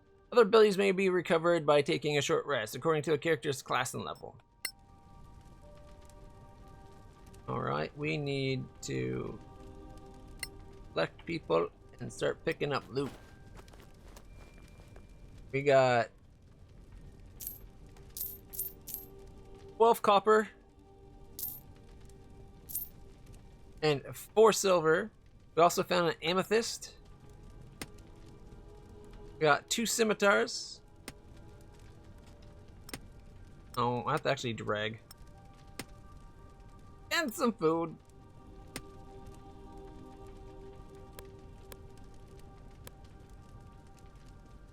Wait a minute. Why does Clutch needs some food? Or maybe it just goes through the food from person. Like I figured it'd take. We need food for each person. I was figuring it's taking 1 from each person, but maybe it just takes it from all 1 person at a time.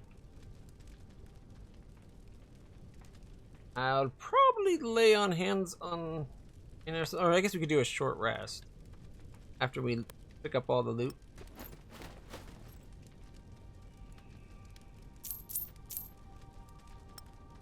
Scimitar, some.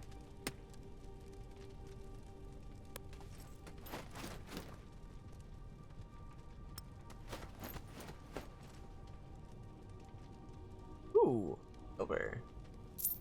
2 silver, a torch.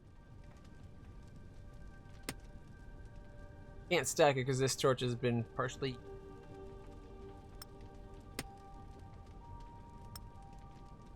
Then a light source. I'll just not use it at this second. We also have ourselves another scimitar and a short bow.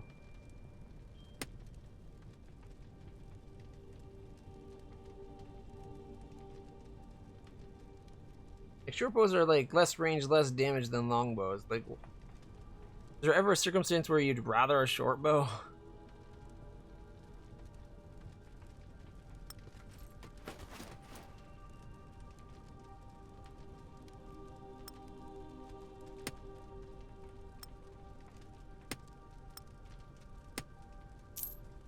Or silver?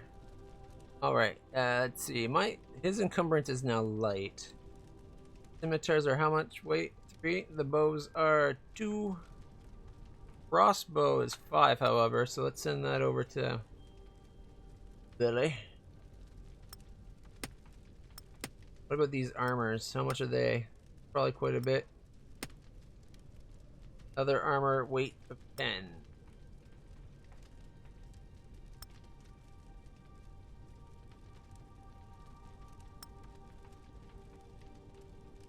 So my encumbrance is at 100 and just barely in the light.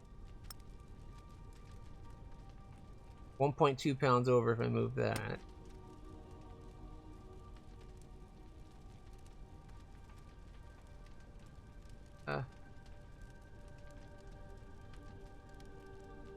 Thought I already used. Oh my goodness, that's why we can't do any of the crafting. When I reloaded, we hadn't read these yet. That's what happened. Like, I was wondering why it wasn't showing them on the list anymore.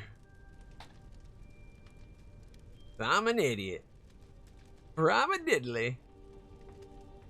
I still haven't decided on that magic missile one though. For now, when we go craft it, we could actually be like, work towards this once we get the ingredients. Blood, daffodil, and magni. So the cure wound spells only look like they cost 22 to make. He gets a +6 towards making them. I'm liking it. Pretty good. Oh, he's encumbered a little bit too. Everybody's like right at their encumbrance level. Find oil. A small amount of refined oil is an ingredient. 5.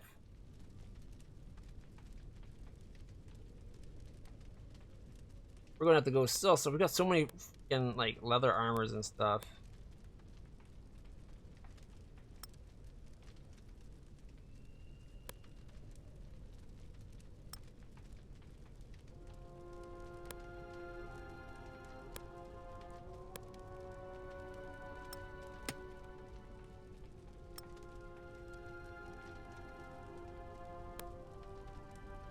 Got room for like what?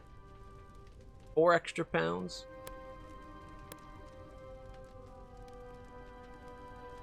6. 5. He didn't sell his chainmail? Or is that a chainmail we found? I think that's a chainmail we found actually.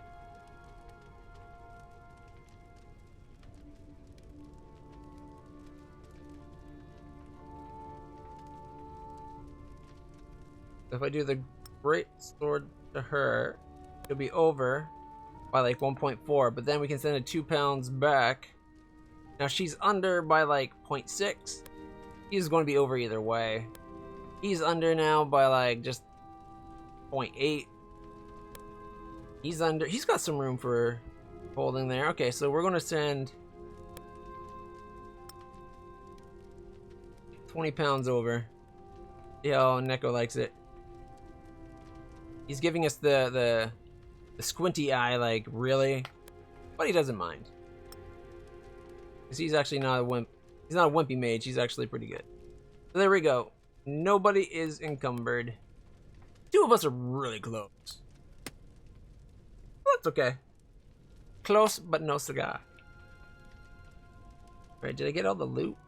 I think I did. Alright, I can press Alt. Yep. I missed this one up here.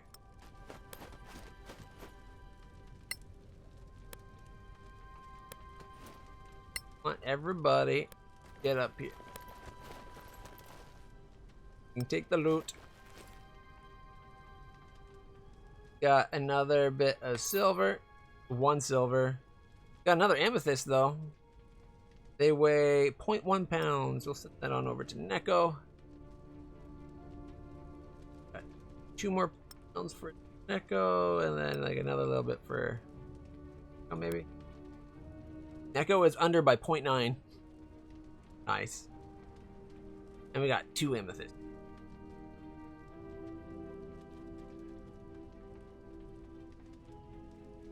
Wizard spells. Friday, do you spend 10 minutes to cast? I want to do like a ritual. How do I do a ritual? I go cast spell and be like ritualistic spell. Or is that something I can only do at certain time?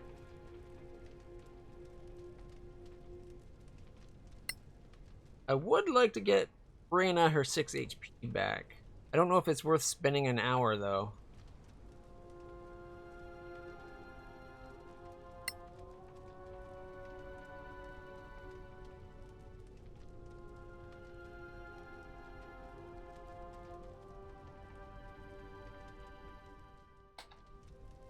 Okay, let's update our save.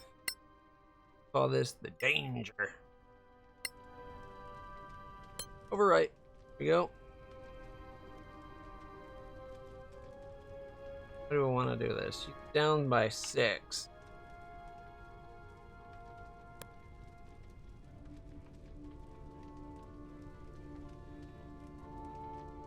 Can use hour. Power of the voodoo. Voodoo!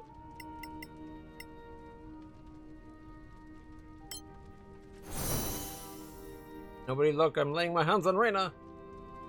It's a very private moment. From healer to healee.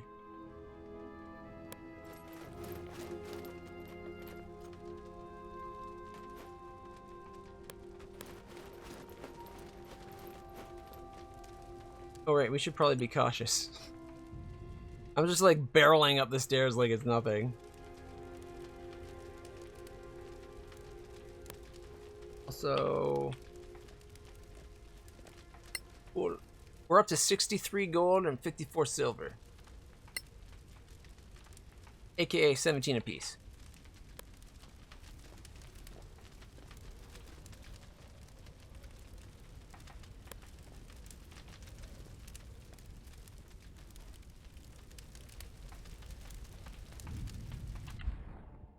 There's a treasure box coming up. I love these maps. Just seeing what they've already got started, I got so much high hopes for the game. Because all the things that are like little deficiencies are things they're going to be able to fix up by the time they actually launch the game fully, right? Like, isn't it just early access right now?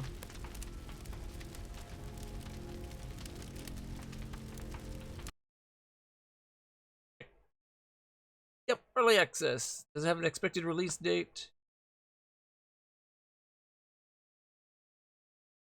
Doesn't have a full release date listed. Just October 20th is when it came out for the early access.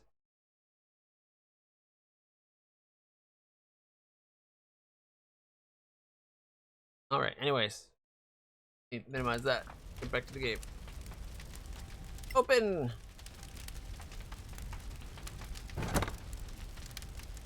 It didn't blow up in my face. A poisoner's kit. Okay. Well, I guess we can give that. We got some 17 copper. I wish it actually gave you the number here.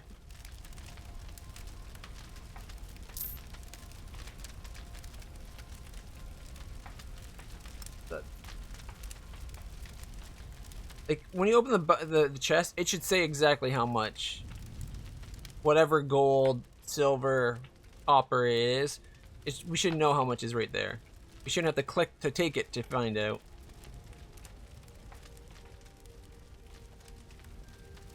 What was that about a longsword? Did I miss a sword somewhere?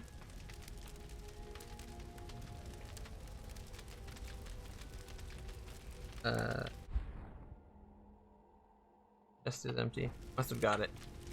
Alright.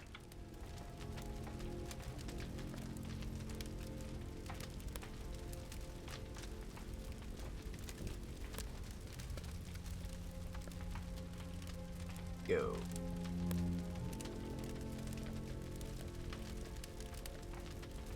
I'm tempted to send Reyna in scouting because she's got like really good scout ability. Like her stealth is awesome.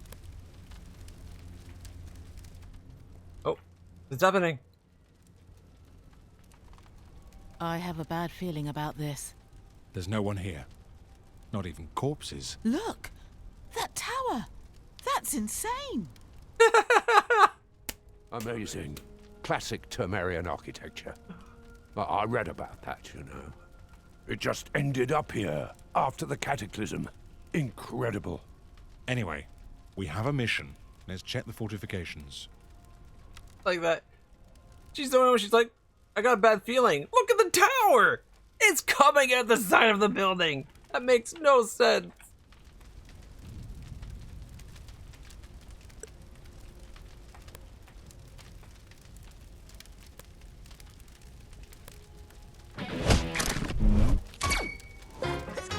Marzen, thank you so much.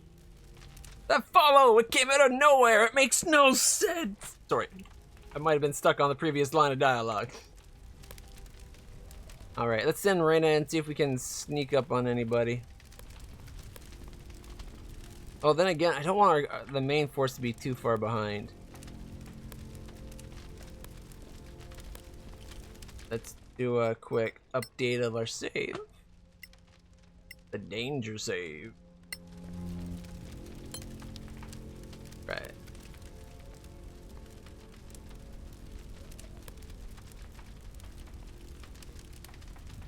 For the fort. Anything of value? No defensive position. Only because nothing could see us. Alright, looks like that side's pretty clean.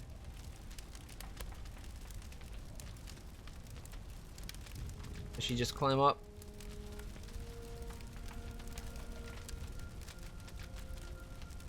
Ooh. Okay. Looks like there's something going on with that box. What's in the box? What's in the box? Oh. It's the mystery. It's a mystery box. Hopefully there's no heads in it.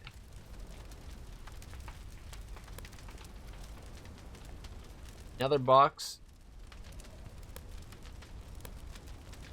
See, when I select someone, it automatically shifts my camera.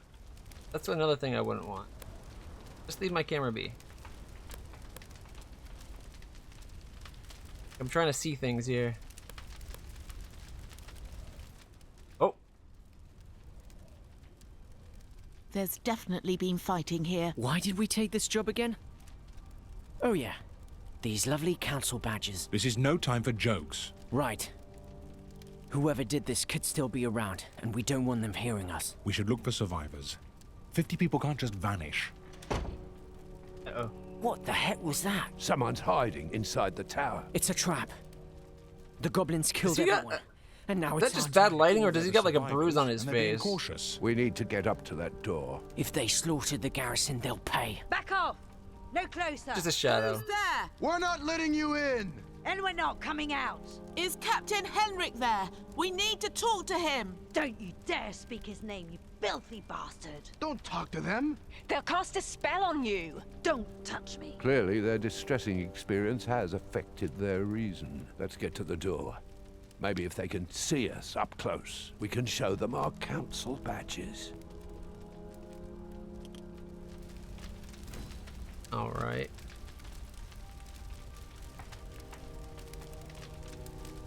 New objective, eh? Survivors are paranoid. Get to the dungeon lore and make them talk to you. There's a lock over here too. An unknown chest, you say? How do we get up to that? Whoa, whoa, whoa. Zoomed in too far. I'm thinking if we could climb here and go over with jumps. Alright, let's Raina, stop being cautious for a second. You need to run your butt over here.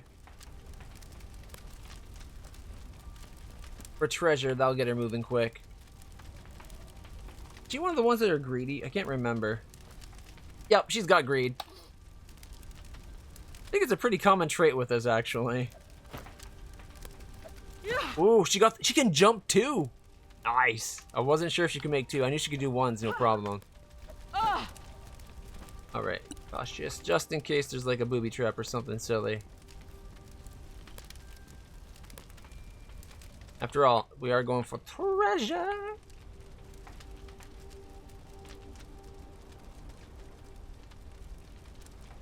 Nothing? Really?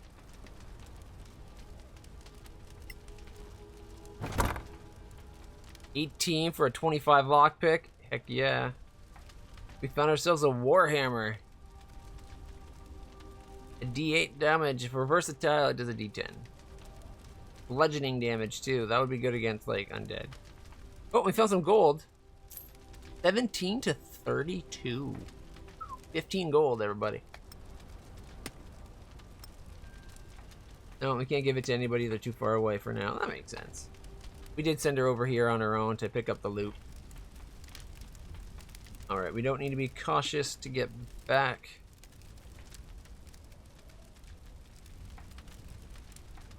Oh wait, can we go further up? Before we go too far? We can go further up. Oh, the ballista's broken, though. Where's the fun if the ballista's broken? No, no, no, no. I thought maybe we could have her jump to there and start going around the wall or something.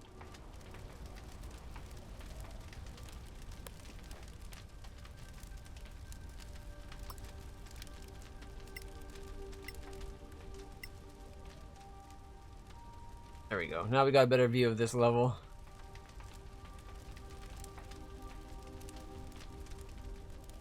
Alright, I was hoping there might be something up there, but there wasn't. While she's doing that...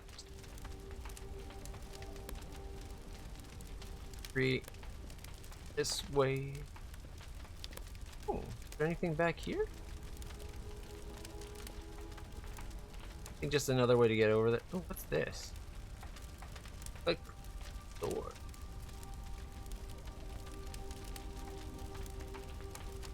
Push an object, open a door.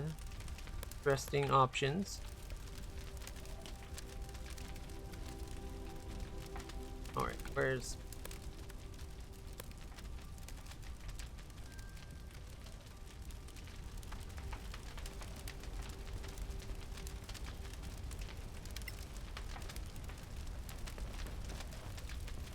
Ha! Dang. And that's why you don't mess with Reyna. Not only can she do shit tons of damage with her weapons and her bow and arrow, she's also just like a beast. Despite being a halfling. Look at that, she basically climbed the wall. Scaled it.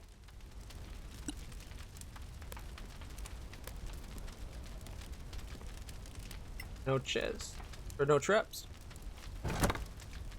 And 18 on the roll. They also need to time the roll so you see the roll before it opens. The minor thing. We got some more 20 more arrows. Pop up there. And there. We got an extra shield. Got some storm heather. And look at this, a beautiful little emerald. Okay.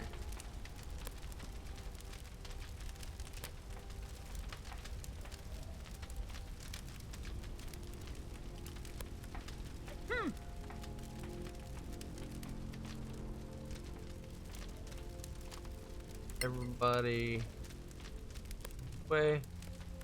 Just in case there's an ambush hiding around the corner. I don't think there's any more fighting yet. That'll probably happen when we open the door.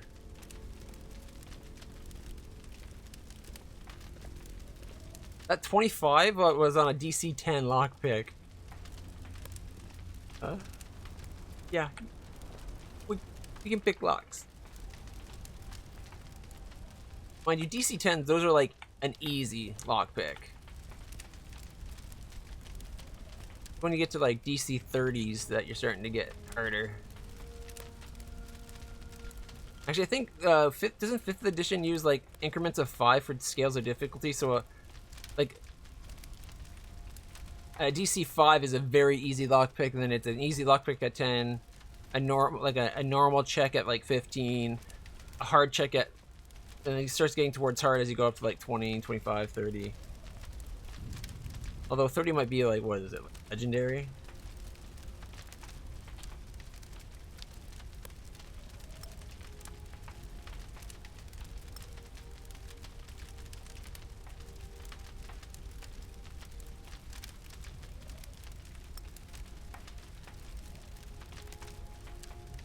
Normal +2. Same kind of shield we've seen other places.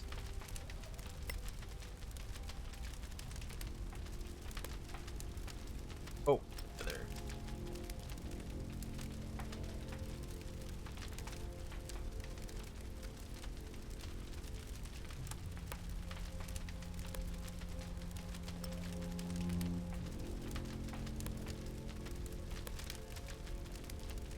Oh, 1.2 pounds too much. Seriously?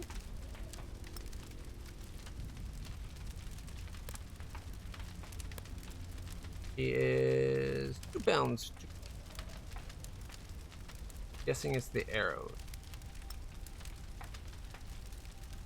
Well, the arrows is the 0.4. He's still like 2 pounds.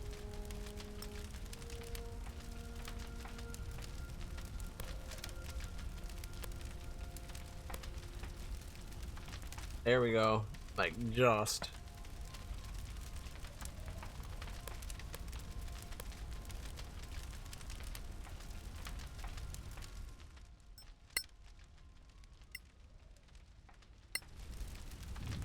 I don't know what clicking on this door is going to do. Everybody, whoever's best for it, open the door. What's this? I believe this was called a minor imperial gate. At its height, the Manicalan Empire had countless gates like this to magically travel through the empire. Nerd! Still works. Some say there are still functioning gates. And this plaque? Any value? Maybe. The Tower of Knowledge. Why not?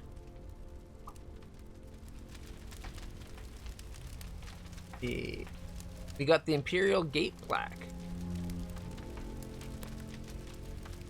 Alright. Gotta like it when people pass their nerd check. A silver plaque from a pre-cataclysm magical gate. Worth 50. Interested factions are those guys.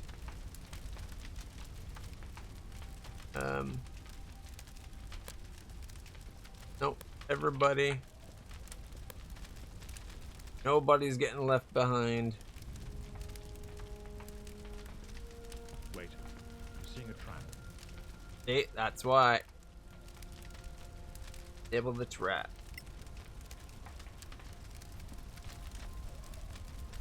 The bow is that was a success? From a standstill. Wow.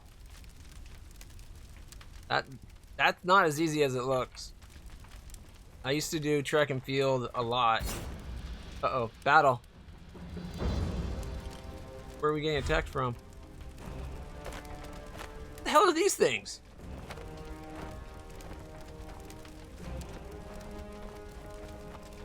At least that one already went. What's the next one up?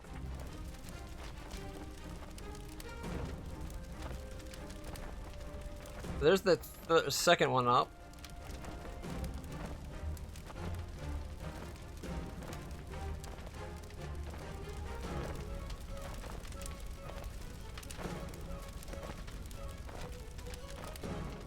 Which one? Okay, so that's this one here is that one. That's that one. Okay, so I can hold it over them and find out. Like, for instance, that's at church.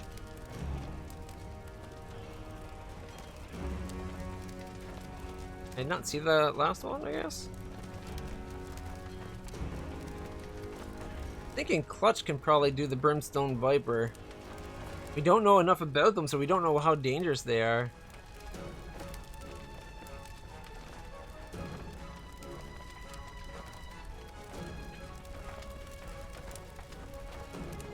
You know what?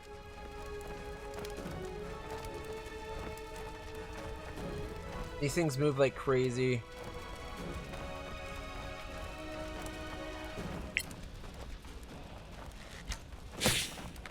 But they die beautifully. Can't wait till she gets like 2 shots. Alright. I'm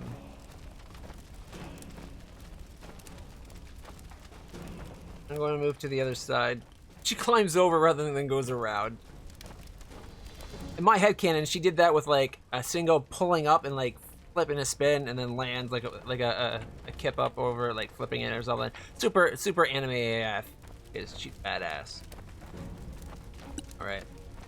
Next up is that one. So that's the one I was looking for. Okay. Hit the wrong one. There still would have been several before I went, so. Although I could have prevented. Well, how much can they move? Like, neck goes down to 4 hit points. This is not good.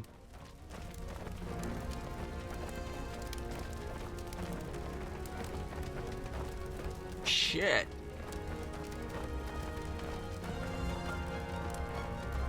That's that one. This is the next one to go, too. They only have 5 hit points. Like, that's the I guess, the saving grace. Alright, cast spell.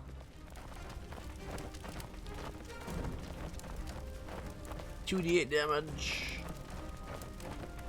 That push away creatures and objects. I wonder if it affects friends. Because if we do that, he could get like 2.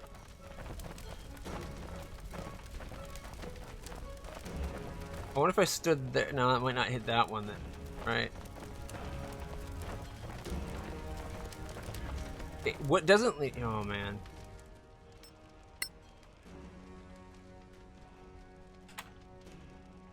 In fight. Okay. It shouldn't trigger an attack of opportunity from the one guy because we're not leaving combat range, but this guy, I don't know if we're considered in combat range. Like, down on an angle. I don't think we're considered in range, so if I go here, I'm hoping we can do that spell and hit all 3. Cast spell. Explode. Oh, I can actually aim it. Okay, I didn't have to move at all then. But it doesn't cover quite as much as I was hoping. I guess it's a 2x2 square. I thought it was like 2 spaces for me. I was hoping, you know, just big bada boom. So the cube effect. No, it's a 3-cell cube. Okay, so it's just it'd be a 3-cell cube. If we go. Can we move up?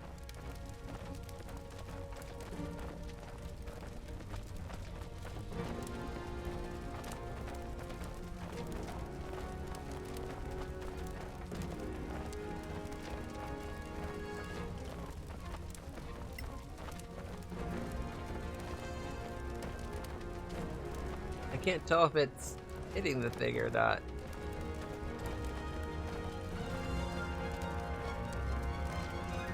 I think it is because it's got the blue around it. It doesn't help with the fact that this guy's the next one up, though.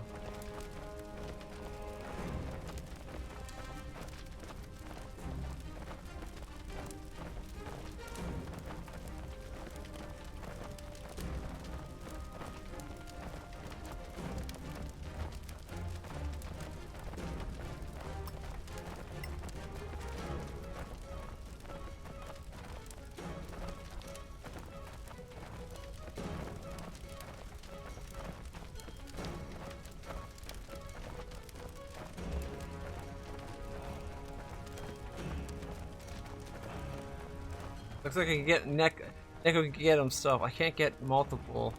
Can't get both of them. I don't think. Oh wait, there. I think I get both of them there. One foe down.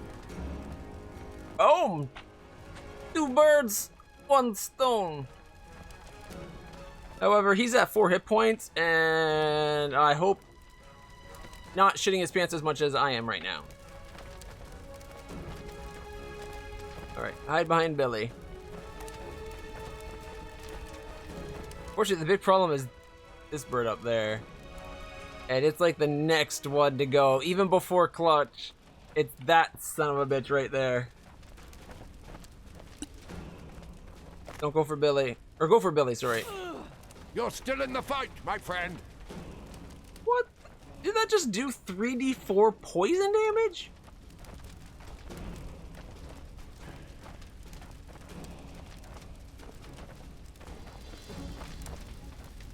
This is a surprisingly tough fight. Alright, we need to... What's the range on the cure? It's touch. Can I get with it? Oh, don't tell me I moved him out of range. I think we're just in range.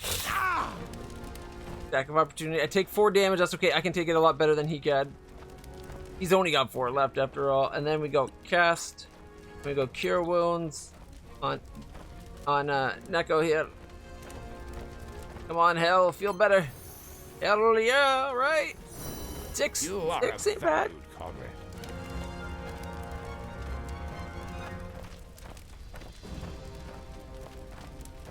I'll stand right. Oh, I can't move any further. Okay, I'm done. Billy's turn. So Billy's the last one. Next one's up is the one that just bit Clutch. And then it will be Rain. So if Billy, you kill this thing, you're saving us any damage before Raina can then kill the next one. We might be able to kill them as they come. Fingers crossed. Ready?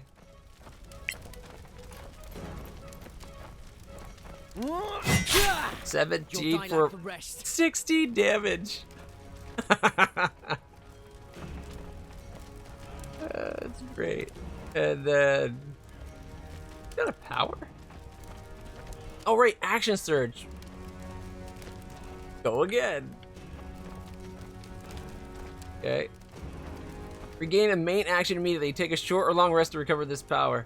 So if we can't hop over. We're so close. If we could just hop over, we could action surge and kill it. Second win, a D10 plus your level and hit points if you need it too. Oh my, you are like, holy shit. Like I knew the new game had boosted like everybody. I didn't realize how much it boosted like everybody for attack potential. We want action surge to get that back, and then maybe we could. I wonder if we could action surge, use the crossbow, and then shoot it. Let's try it. Go on, Super Saiyan.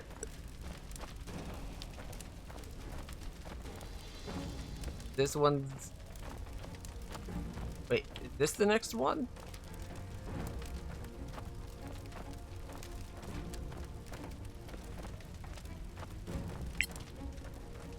Nine plus 4. I thought you could fight.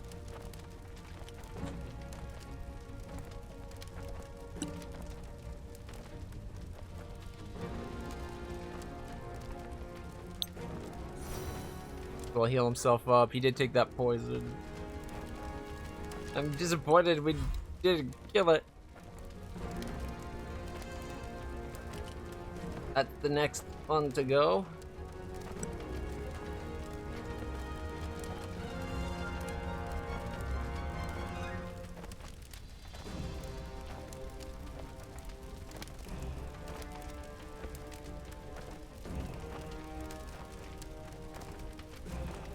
Set move, and then swing. Hits a 20, kills it.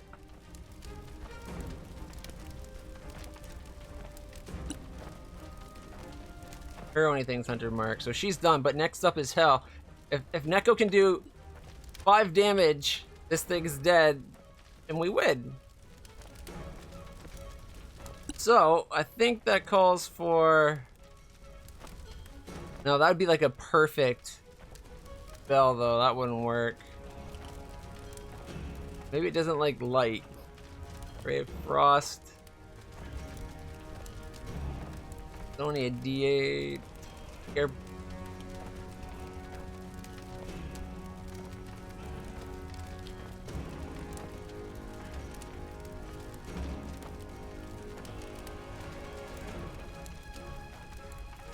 Not to what, next level that we get the second bolt with magic missile.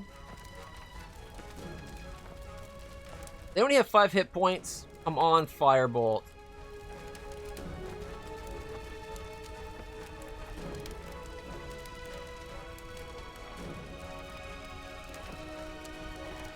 You cannot see this target. Look up.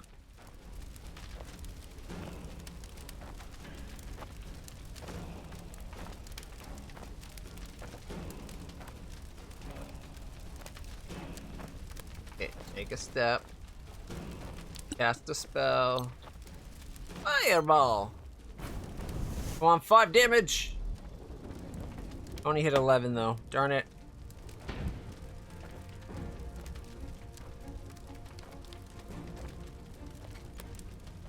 Get on the other side of Billy.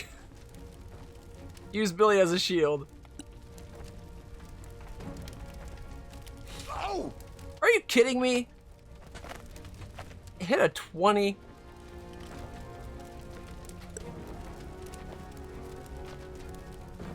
Payback's a bitch. That I like.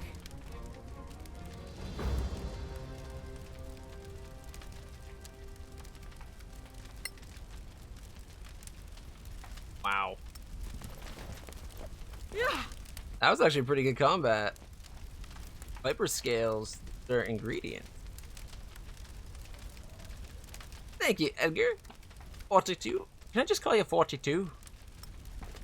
Agent 42.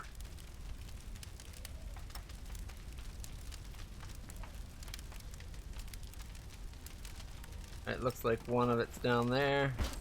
I just jumped down. Oh, got it. Whoop. Alright. Is there any fists somewhere? I'm guessing. Oh wait, actually. Oh, he was over there. I should have picked it up. I was gonna say, I'm guessing some fell down below. Seems like all it is this Viper scales. Which... Large flying snake from the Badlands can stack up to 20. Worth quite a bit, though. Like, it's saying these are worth 20 apiece. I'm glad I gave myself that crossbow. That would have sucked if I had never gave myself the crossbow, if I was just using my mace. Or sorry, my Morning Star.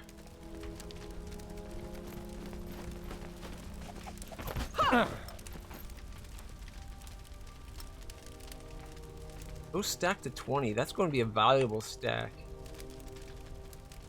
Okay, everybody be cautious.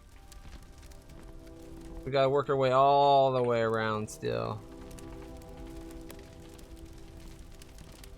There should be. I thought there was one more treasure somewhere. Where was the first one we killed?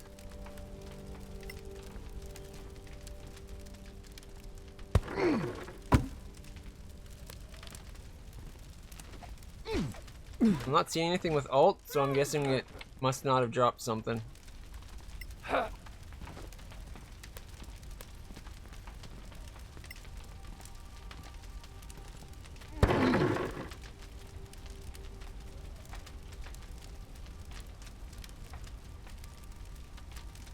Maybe we should short rest, actually, to play it safe. I don't want Neko. Like, this will get both of these abilities back? Really? A short rest for both? That was a long rest for the second wind. But hey, okay. Alright, let's roll a d6. Or spent hit dice will be recovered with.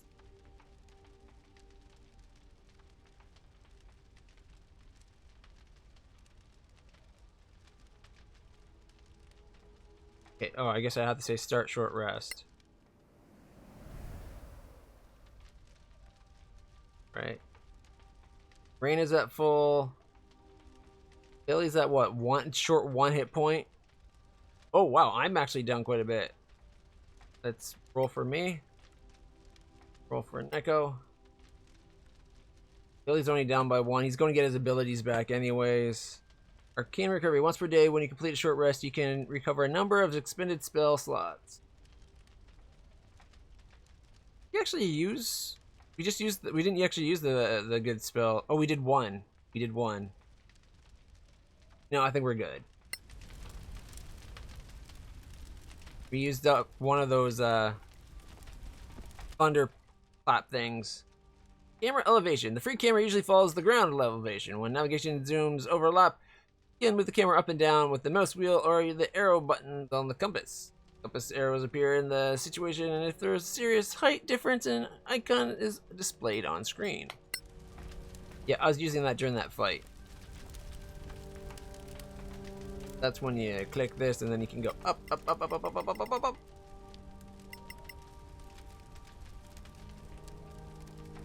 Honestly, I don't think the wheel mouse should do that unless you're like maybe holding shift.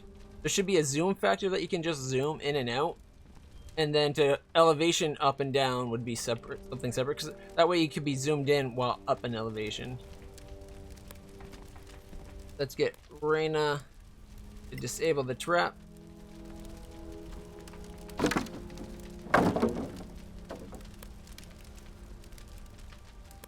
We can jump over. In fact, pretty sure we can all do 2 jumps.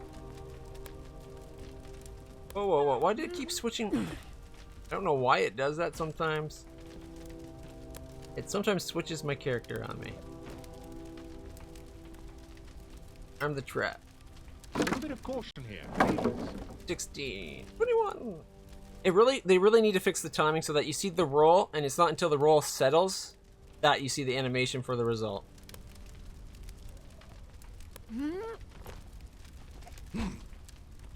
Alright, looks like we made it through, so let's go save. Oh, we can't until they're done moving. Update.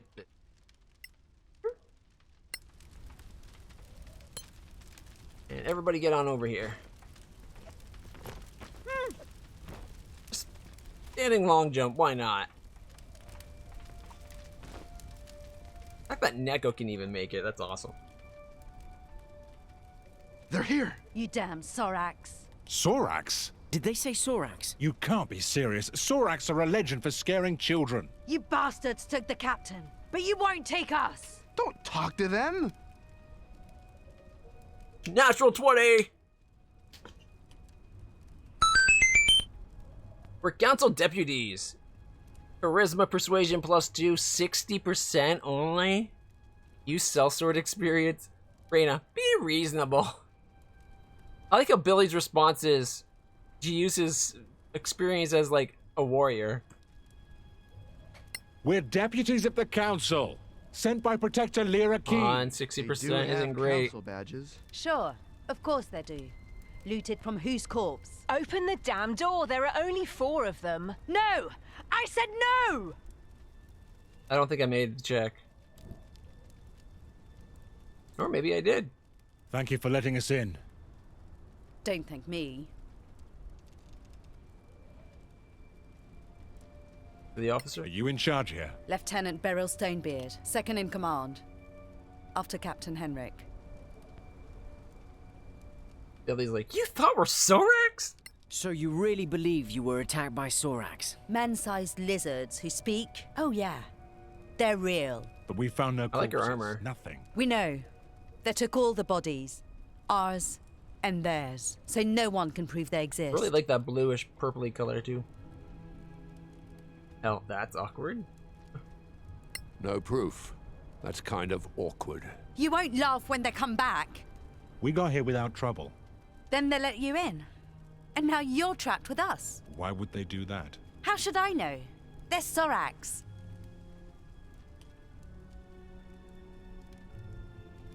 Might we have a little chat with your comrades in arms? As long as you don't try anything clever.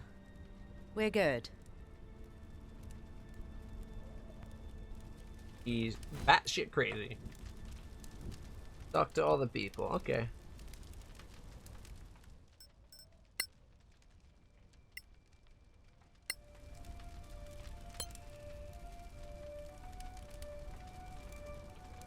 Is everybody?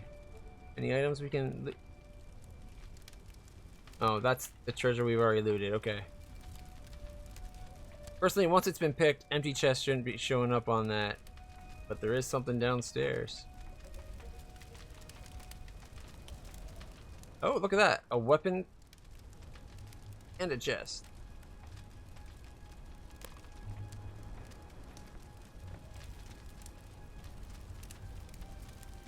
Don't mind if I help myself to that, do you? Certainly isn't suspicious that we're creeping around like we're about to be attacked. Got a longbow, another shield, some scale mail. Pretty good stuff. That's actually what we got him wearing right there. We do have technically better in the chainmail. Except for this looks a lot cooler, and this way they look like they get the same armor class he would have had anyways, and everybody now looks different. Crossbow bolts. I'll take those. Got some arrows for Reyna. And everybody's going to have some encumbrance now.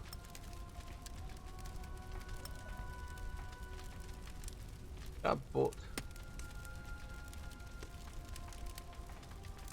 I wonder if it would be better if I use... Technically, close range is up to 30 on this. Max range of 120. E8 damage. So, like, it might be better if I just use the longbow. Swap out the arrow or the bolts for some arrows. Get me some extra range. Although my deck's not great. Might be better to give him a longbow. After all, Billy's got some decent deck. He's got the +2. It's no +5, but yeah, let's do that. Need those 9. Clutch. The arrows. Stuff. That. That's just a short bow. We want the long bow.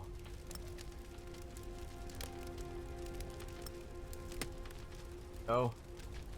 It actually kind of fits them, whereas for her, it's like same size. I know, right? This game is actually really, really well done. I'm not liking the look of a single scimitar with a short sword. Because that looks more like a falchion to a halfling than it does a scimitar. But then again, scimitars are pretty big too. It's just... like, if this was a normal sized person, I'd say that's a falchion. Because that looks like it's so big she should be two-handing it. But it's not.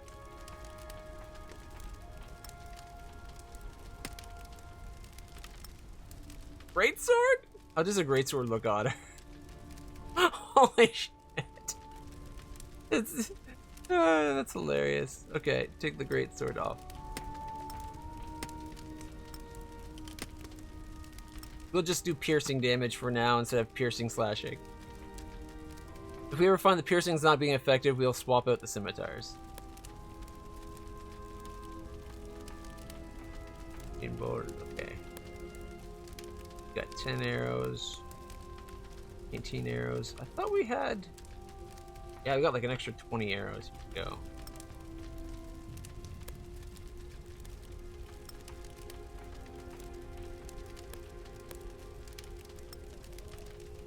There. Better. Little overweight. 0.5 underweight. 7 overweight. Like 15, 20. But he's wearing, he's got an extra whole suit of armor here that's like 20 pounds. Like, that's how much he's overweight. And he had a very heavy lunch, and you know, when I eat really hard, sometimes it sticks with me. I drink a lot of water, so a lot of that weight's water weight. Yeah, I'm gonna stop the bullshitting now. Let's get back to the game. Is that everything looted? Alright, we already did that. That was that bow, right? Okay. Actually, before we talk to everybody, let's get that loot.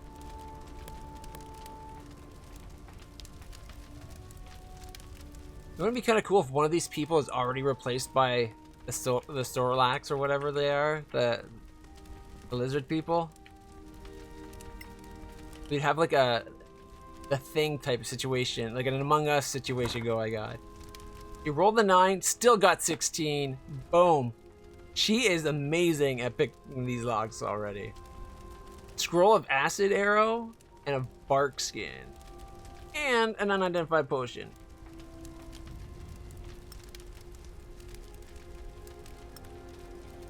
Elf's acid arrow. When you use the scroll, you cast the acid arrow spell. We add it. Isn't there a way to like add regular scrolls to our spellbook or something? Maybe like.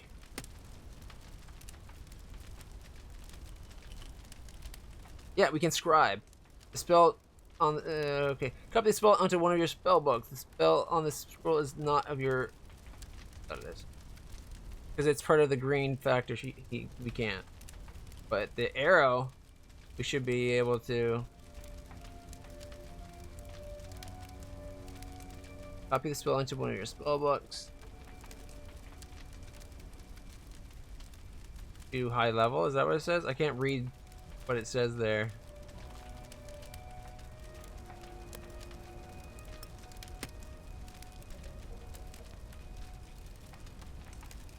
That is the worst color choice ever. Can any of you guys read that? The contrast for that like pinky color on my TV is just. I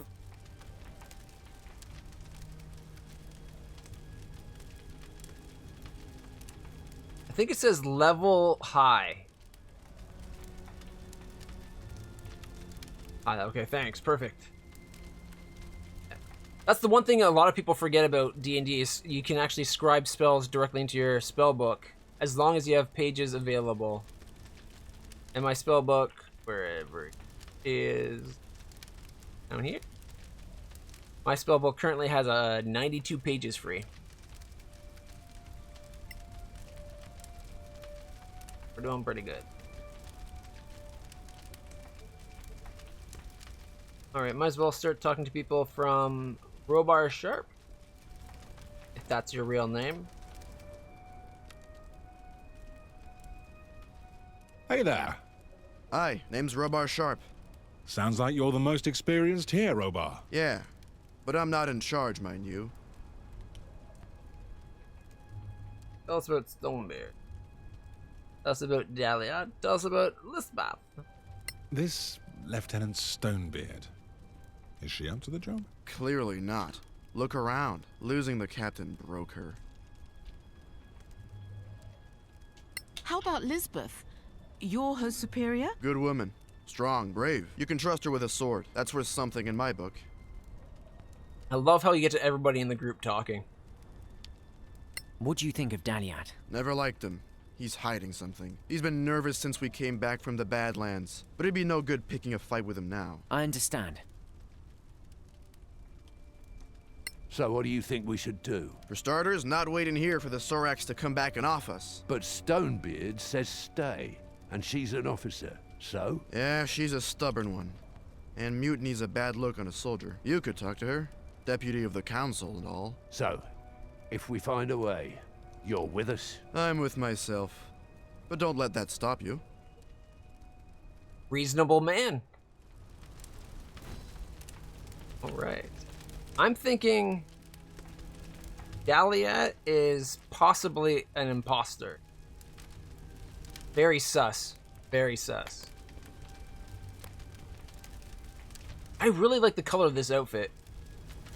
It's blue, but it's got like just a little bit of purple in it. It looks good. I would like that better than this crappy color we have on my armor.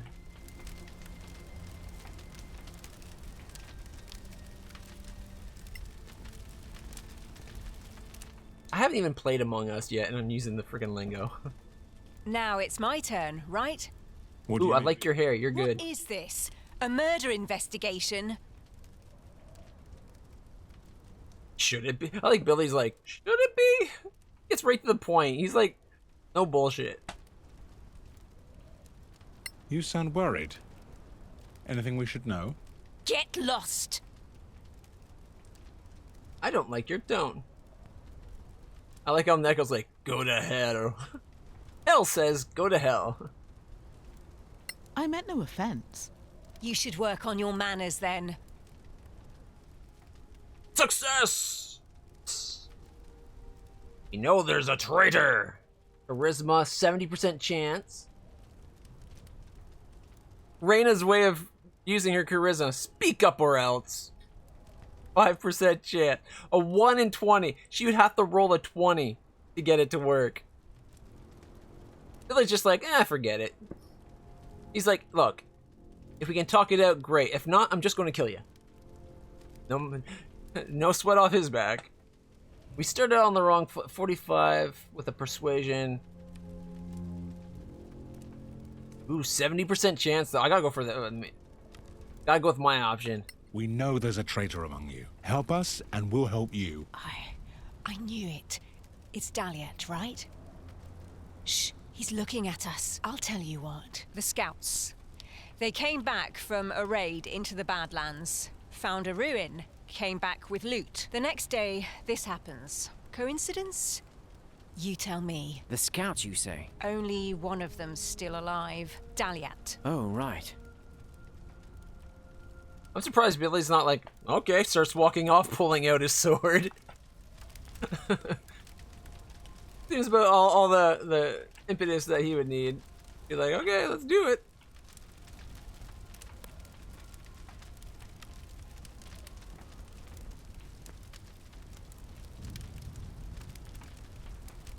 I really like the way they've done, one, the fact that your characters have personalities based on all of the choices you made. So, like, my character, Clutch, I have a tendency to lean towards following and enforcing rules and authority. I'm lawful. I'm, like, highly both. I have a bit of kindness in me, and I'm altruistic. And then you get over to, like, Billy. He's got some authority. He likes things following, like, the rules and listening to the authority, but he likes violence, and he's cautious of anything that's against his own interest. So he's like, you're suspect, you might hurt me, I'm going to kill you. Unless I'm told not to. That's the way I read it. He's lawful neutral. And you get Reyna, who's like, likes violence, she's greedy, and she's cautious. And then Neko, he's greedy and violent, but formal about it. He can speak formally and casually. He's better at formal speak than casual, though. Very greedy. He's got an 18 greed. Reyna's only got a 10. 10 violence. Is 10 violence the most we have for violence? Yeah. So everybody only has like 1 level of violence. Neko's got 2 in greed. Everyone else is like 1. And I went, I think, 2 authority and 2 lawfulness, and then I got 1 in kindness. Like, it's nice how you actually see it play out in the dialogues. And the people actually speak up and say stuff based on their stats and that. It's really cool. Alright, I don't want to just trigger a fight. But Billy sometimes speaks before he thinks. And then we have to swing his sword. Oh, wrong button. Then we have to swing his sword. Thankfully his sword does a lot of damage. Here we go.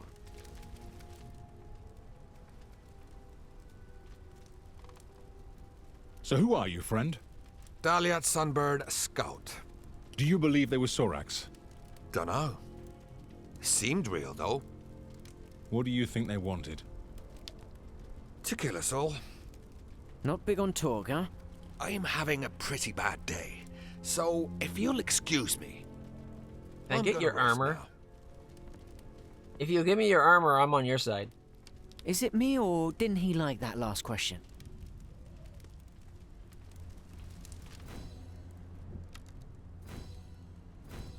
Right, we need to make a decision here. The Sorax are real? It's a lot to take in. They're either crazy or stupid. No use to us in either case. We have enough to make our report to the council, so let's get going. If we don't help them, they'll either die or kill each other. Let them. Could be fun to watch. So everyone has an opinion. I love What Reyna. are we going to do? And lives up to the last name Wrath. We got some pretty worrying hints about him. What if he really is hiding something important?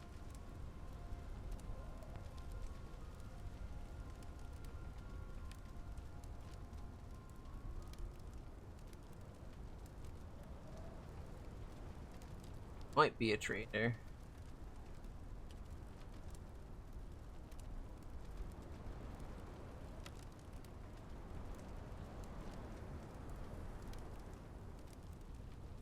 It's just paranoia or personal grudges.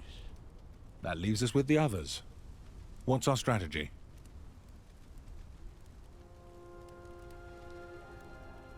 Push Sharp to mutiny.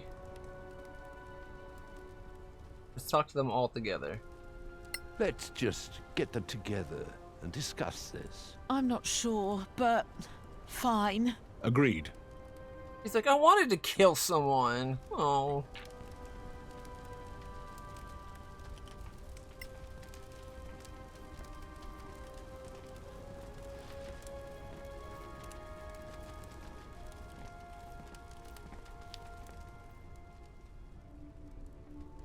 Can we talk? What now? You should step down. We'll come back later. Sorry, we'll come back later. You do that. I wasn't sure what the options for her because we hadn't talked to her yet. I thought maybe she'd be included in the talk to everybody. You can still possibly push him to revealing if he is a Sorak or mutiny. Maybe.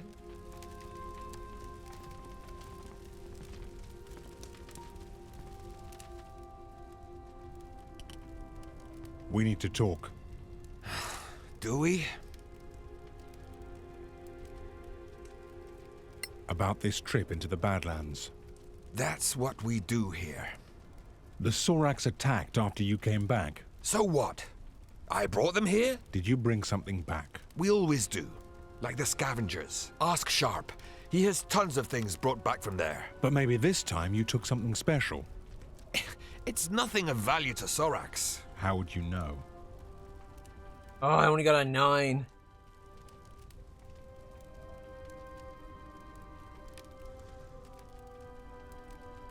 I like Hal's answer. We could just take it. I got a +3 on the persuasion. Just trust us. The council will reward you if you help us. You won't buy me with words. 20!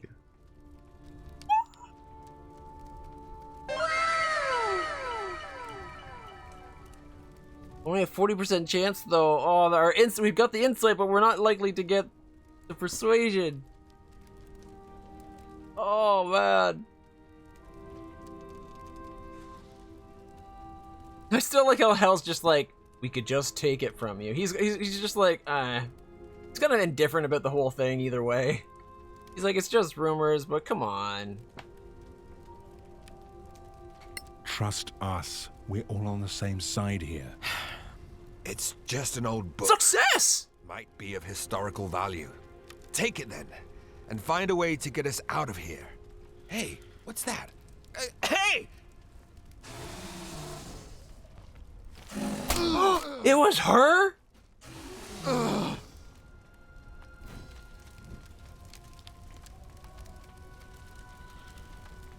no, she's still down there. How did this get in here?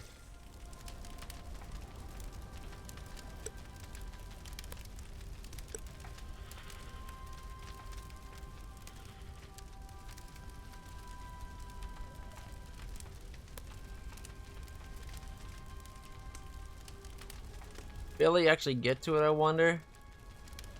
The sword? I don't know how much hit points they have. That thing seemed to hit for a lot. I don't know if I want to rush in. I was thinking if we could get in range, we could do 2 hits with the greatsword. You know what? This definitely warrants. We finally got the book without having to kill anybody, and we lost one of the people we're trying to save.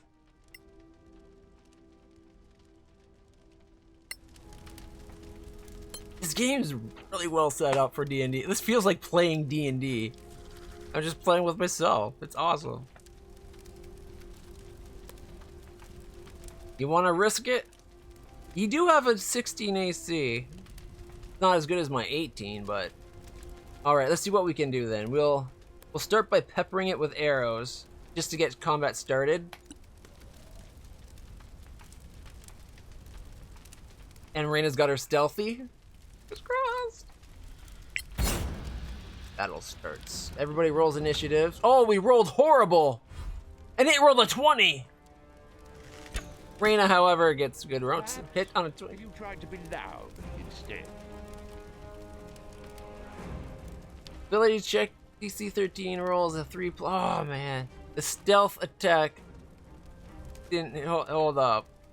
But we got... It found us once we shot it. Makes sense, right? But look at the hit we did, guys. We rolled a 19. Oh my, so close. Still, 26 a hit. We did 10 damage. So that's not much. That's not too bad. If only I could cast a spell on it. Hunter's Mark! Just her going like...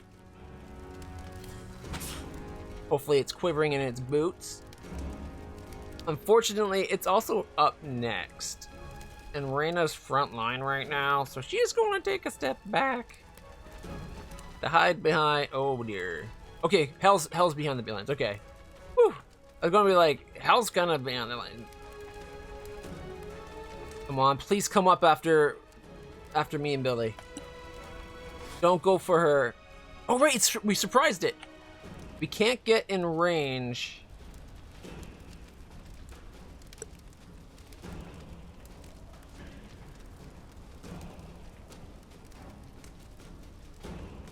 You can shoot it.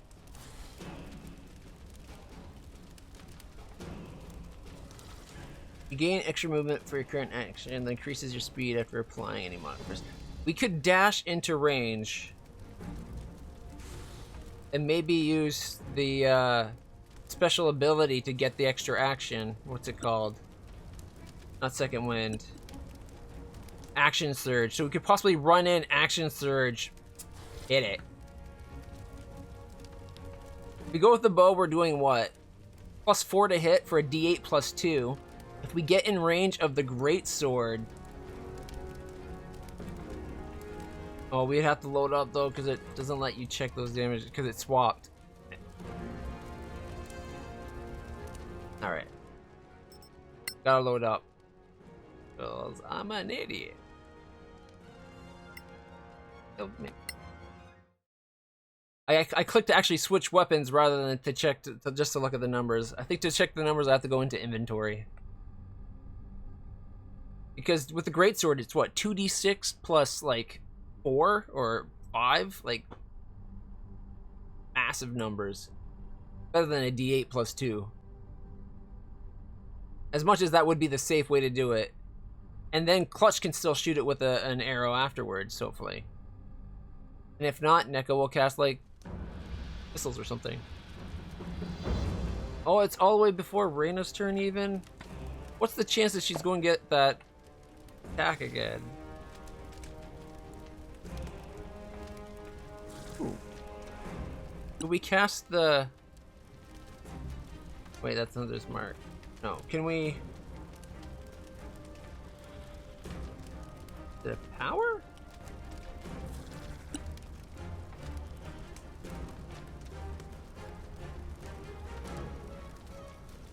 Can we do the Hunter's Mark and then shoot it?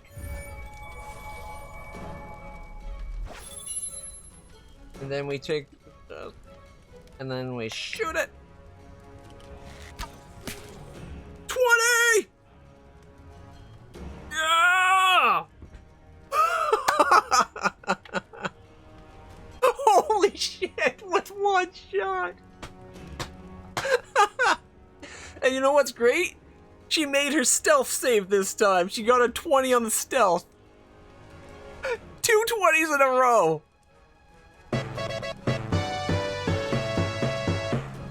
Oh, that's why I love Reyna. She's a badass. Oh my god. And it doesn't get its turn.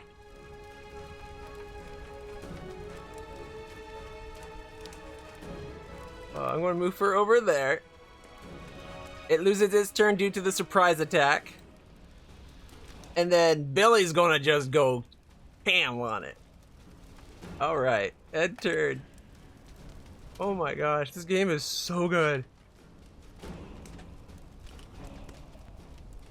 Alright, we want... Yeah, because look at this. 2d6 plus 4 damage with a +6 to hit. As opposed to a d8 +2 with a +2 to hit. Or was it a +4? Either way, we're getting like... a lot more damage and a lot more to hit. The only trouble is whether or not we can get them in range or not. And I think we can.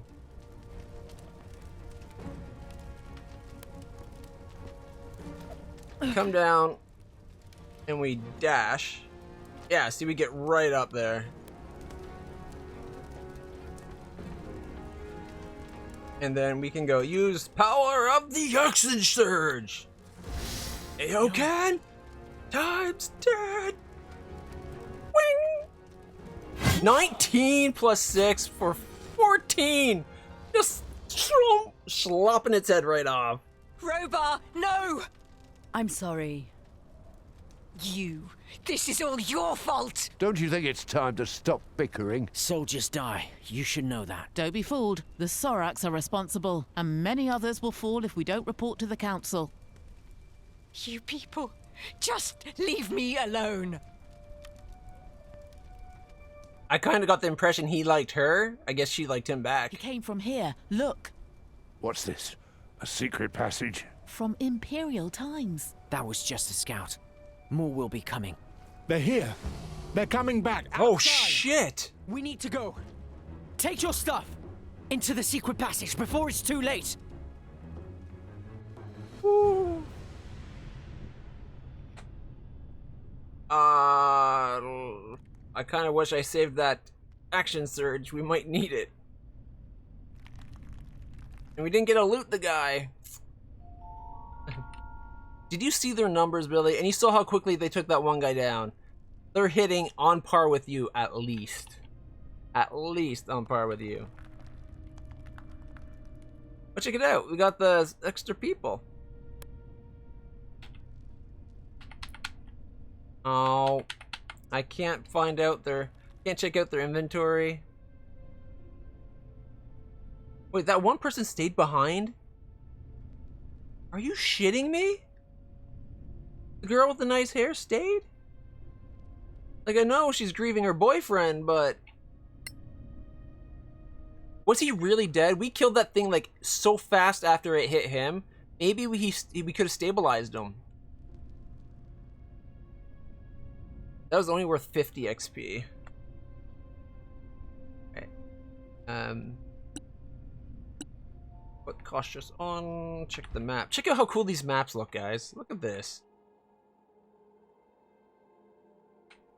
Doesn't that map look amazing?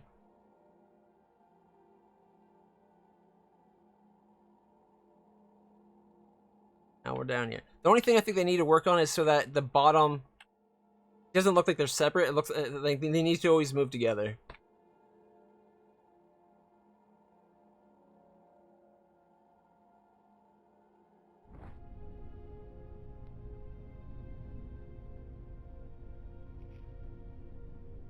I think we need to go this way.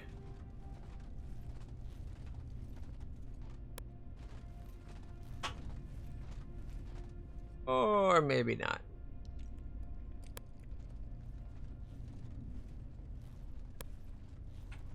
Yeah, here it is. There we go. Brute strength it.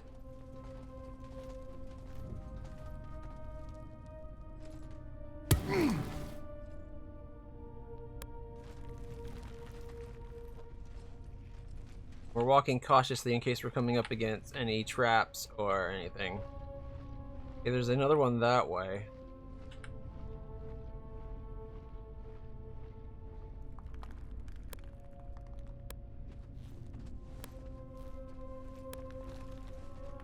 Buddy. I'm gonna put clutch. Ooh, maybe. I was gonna put myself back on to being my morning star, but maybe I should.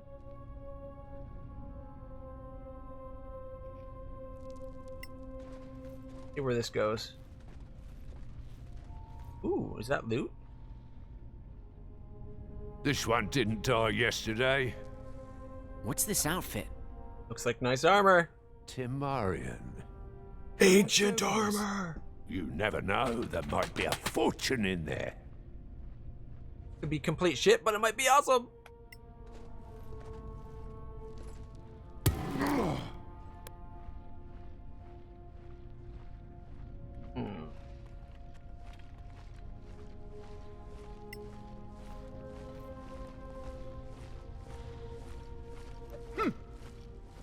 I saw it first, dibs.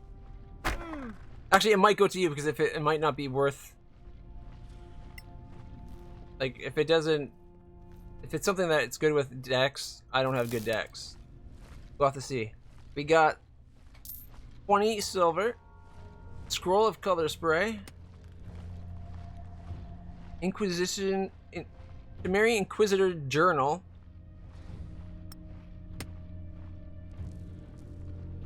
value of 5, interested in 3 factions, a leather-bound book handwritten in the Temerian language, and magnificent leather armor.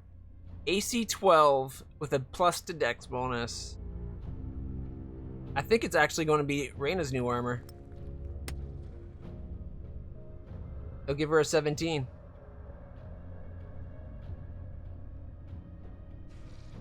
Plus 1 leathers. 750 value. Item functions unknown. Oh, we gotta identify it first. Never mind. I'm not putting it on until I ID it. I've played enough D&D to know. Right, that was that. That's pretty awesome. I'm glad I came to look. Let's go inventory. We'll pass it over. I think I brought Hell with a ID spell. Oh, back out. Spell. Or do I only have it set for ritual? I might only have it set as ritual.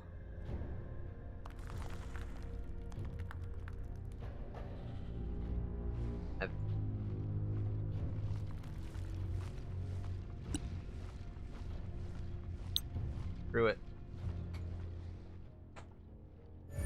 10 minutes to find this out. It's worth it. I really thought Yeah, leather plus 1. Not cursed, that's the big thing. Hell's not proficient with his armor. No shit. It's not for him. Okay.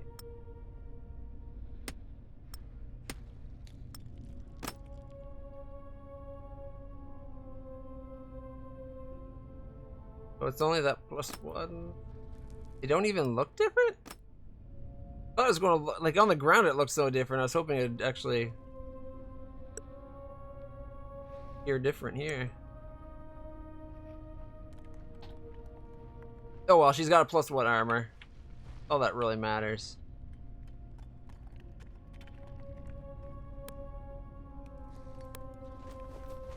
The only thing I'm curious about, like all our people seem to have this like yellowish greeny color scheme going on.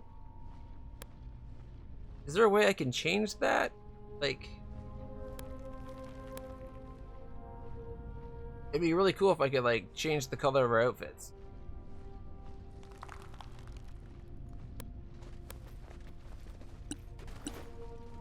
Everybody needs to be doing cautious. We don't want one person running ahead getting a face full of trap. Wait! Think they're Sorax? Who else? We can surprise them. Can't we sneak around? From what I see, not a chance. All right. Tread lightly, and we'll all attack at once. Oh, what's that big one that just walked in? Alright. If you can sneak close to enemies who are unaware of your presence, you can take them by surprise and force them to lose their first turn of battle. To do so, click on an attack option or attack spell with one of your characters. Target enemy and validate the attack. This will start the battle and give you the advantage of surprise. Also, as long as your characters remain unseen, they have advantage on attack rolls.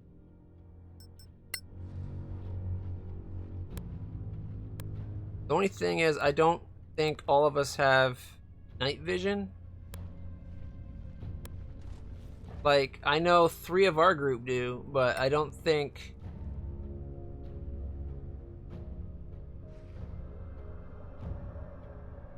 I don't know what these are, you know? She would, she's halfling. Daliot, Sunbird, I don't know if he's half elf or just human. If he's elven at all, we're good. And that means only Reyna would not be able to see in the dark.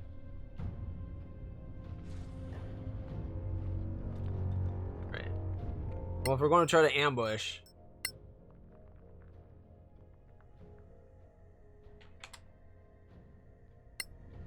Okay.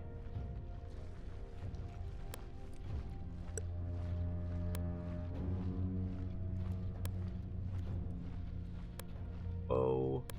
Bow. Does this have a bow? Oh.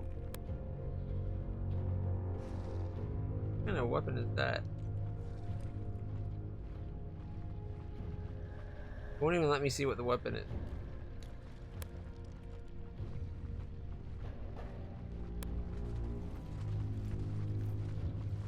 As you can see, some of us have really big sound circles. Those are the ones with not good stealth and the armors that take away from their, that give them disadvantage. All right, we got unknown, unknown, unknown, and this big one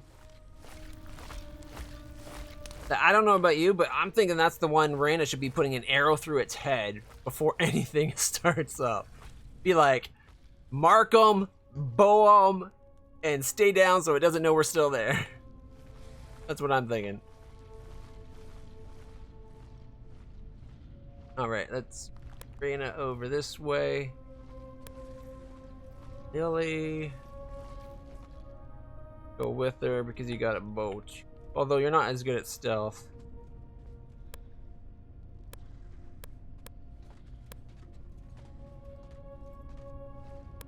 How's your stealth? So pretty much only Rain is good at stealth. Good to know. Oh, you can just click and rearrange these? Look at that. You can put them in any order you want.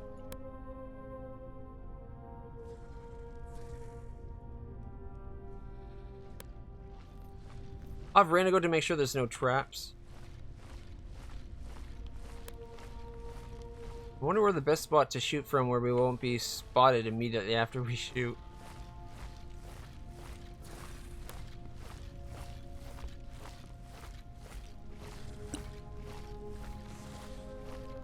You can select a new target for Hunter's.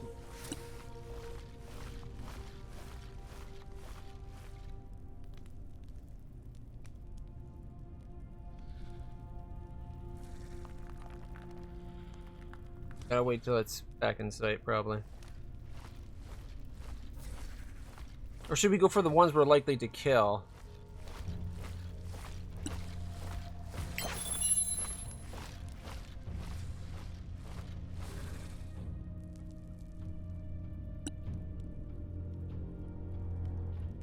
Here we go.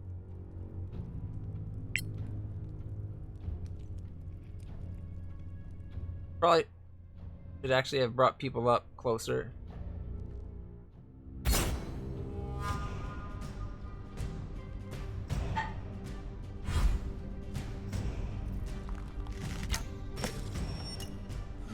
Dead.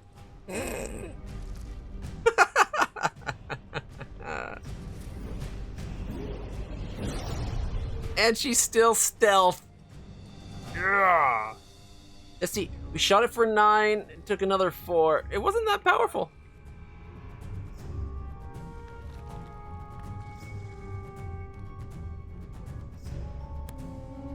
You're coming up next. Okay, how can we... We don't know enough about these creatures yet to know what their hit points are. I like that. Her +7 to stealth really helps her stay hidden. I think we should just... Probably should leave her there, but I'm going to pull her back just in case. Because she can always creep back up. She's got good movement.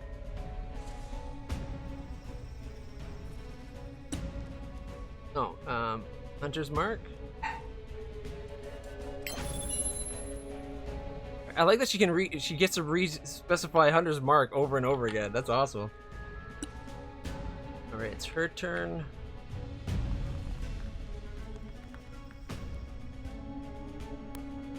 We're going to stand at the stairs, make sure they can't get up. What spells do you have, by the way? Healing Word, really? Oh, check it out. We do know their hit points now. After killing them, 13, 13, 15, 15, 15.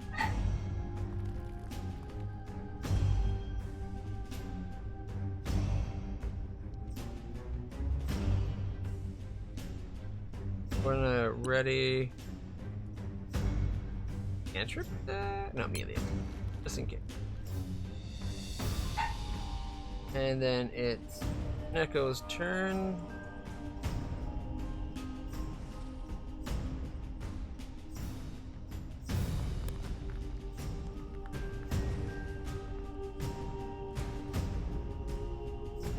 I think it said we had a line of sight.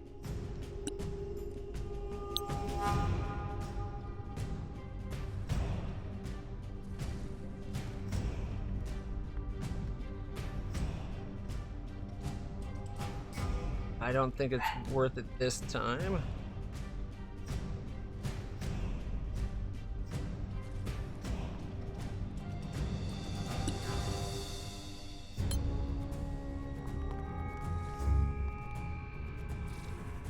They lose their turn. I forgot about that part.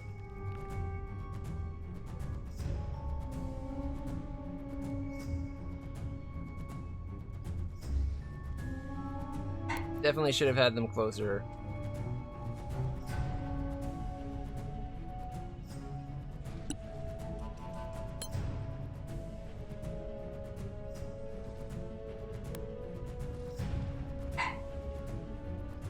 Sounds like the dog needs attention. Ready? Really? Let's get this range. Get this rounds all set up, and then I have to go let the dog out. Or at least check on her. Maybe she just wants back upstairs. She's got a bad hip, so she can't climb stairs anymore. What's her powers on him? Divine Sense, Laying Hands, Neutralize Poison, Cute. Okay. Ready. Ranged attack. Alright. I'll be right back, everybody. We'll continue this fight. I just gotta go check on the dog. Poor puppy's probably like, I want upstairs, I miss you.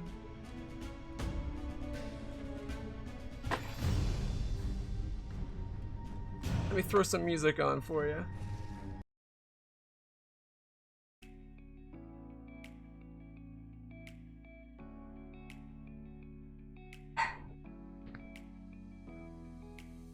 Puppy.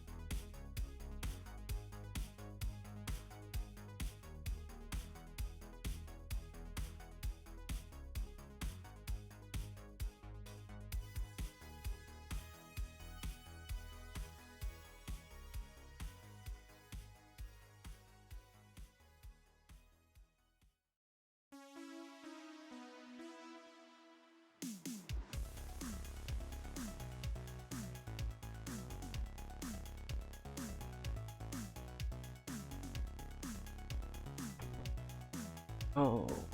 Alright, everybody. Sorry about that, but... Of course, after Puppy goes to the bathroom, she wants to take forever to come back in, stopping at every cent she could possibly find. Not realizing we have monsters we need to kill. Alright. Ready? Let's go. Also, the music.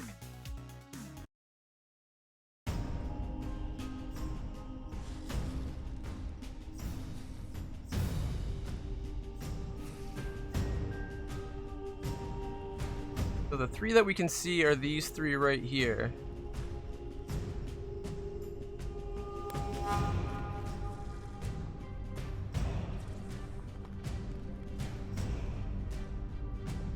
I don't know if we can get 15 damage on this one. Ooh.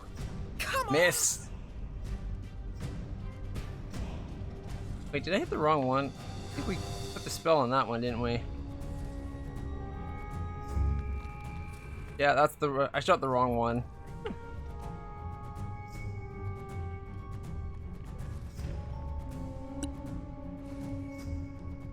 Well, live and learn.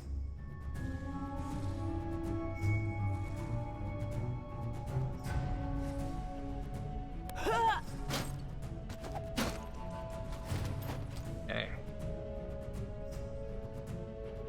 Ready? Melee attack. Oh sure, now the dog wants to come upstairs. He's gonna have to wait. Forever eating. She went and decided she wanted to eat some of the dried cat food. Let's cast a spell. What's the range on this guy?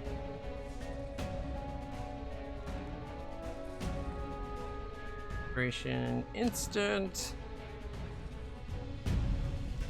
Don't know if we can cast that far enough away. It's just cube around us, yeah. Alright, that won't do it. Cast.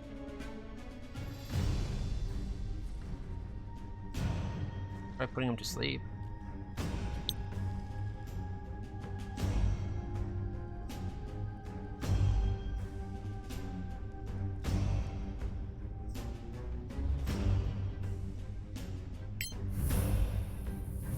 You are sleepy.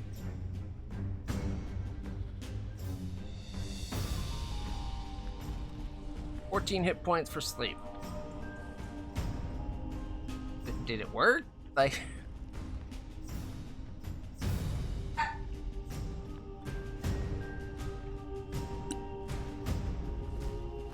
Oh, there's one of the other ones. That one. You were waiting for it. That's why I had you readied. I didn't know where these other guys were, now we do. Readied actions. So it looks like we didn't put anything to sleep. Better luck next time. Didn't hit and then it just kept going. Finally got hit, there we go.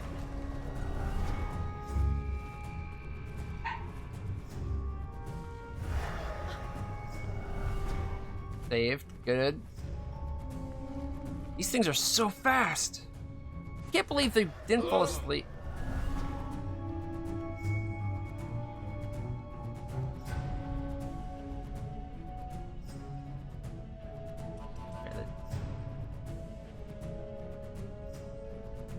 Can't get into range. Sounds got what, 15? This guy.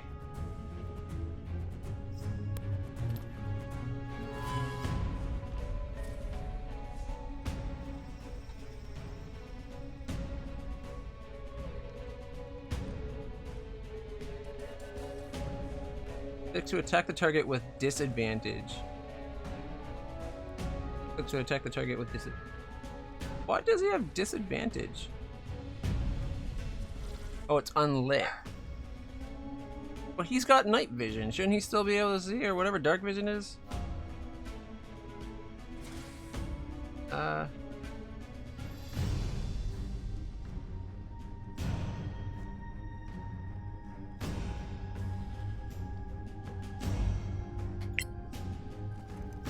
Oh, critical miss. Roll the 1.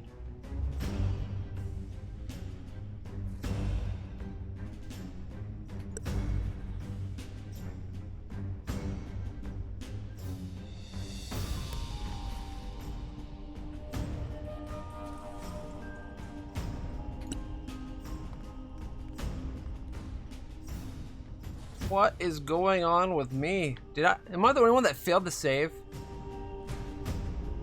Rolls a wisdom save against Doom Laughter. DC 12 rolls a 1 plus 4. Oh, I rolled a 1. Yeah, that sucks.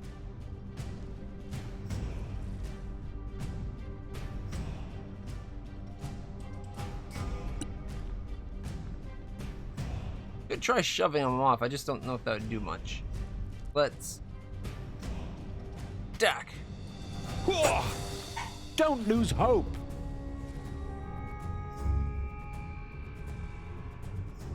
Look at target creature. Ooh, there we go.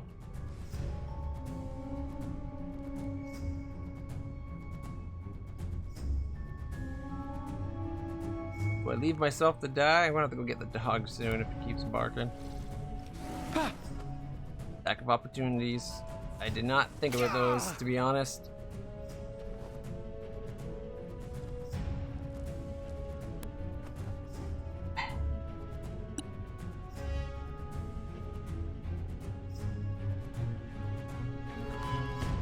Where's... Okay, I'm the one at the end there. Vulnerable to poison and piercing damage until the end of next turn. That's all that is Doom. Okay.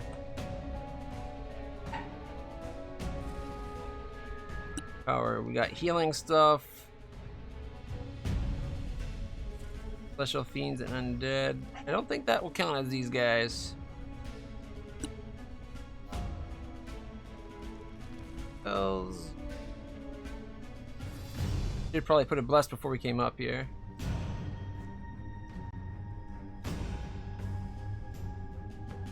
Alright. Get my Morning Star out.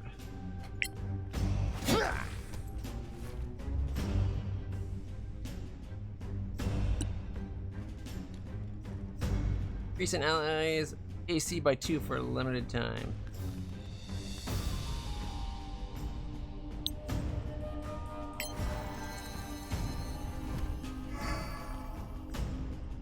Yeah, I'm getting bad RNG.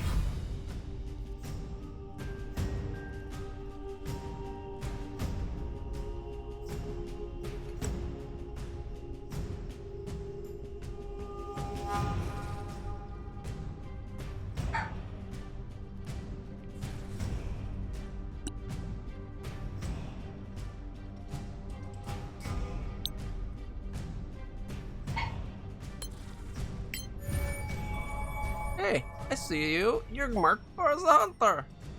Slice! Ugh. Ha! Take that!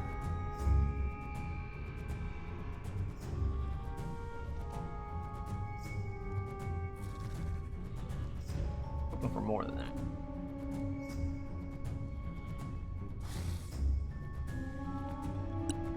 Maybe marking it robbed me of a point or something. Because notice that she attacks twice because the 2 swords. I'm guessing the first one missed, so it just did the others.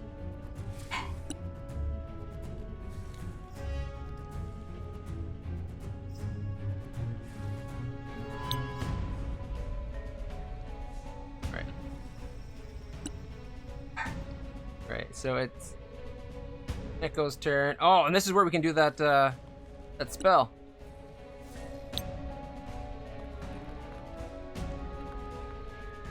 Right, like, boom. A victory fit for a song. One down, the other one's nearly dead.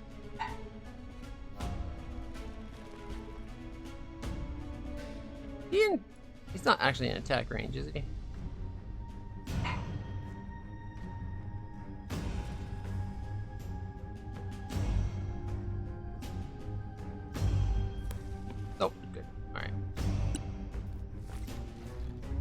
Time's up. Poor Reyna.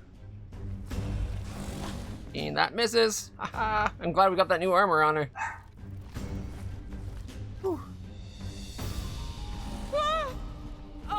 I was afraid about that. I should have. I was going to walk to the other side of it just in case. It 20'd. Oh, it critted.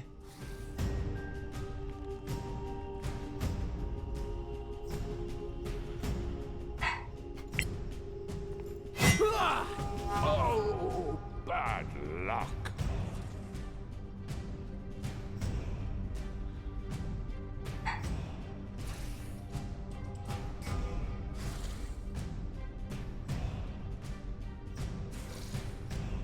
Like, okay, it's saying we're getting disadvantaged because we can't see them, right? Or like they're unlit.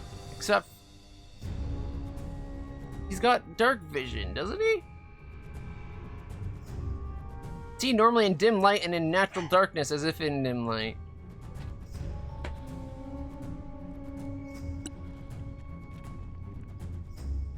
Apparently not.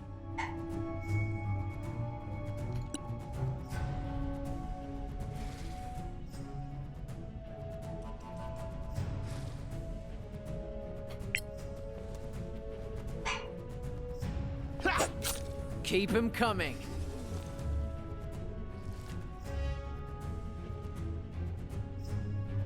Throw your dagger. Ooh, 18 plus 7, nice. Left it at 1.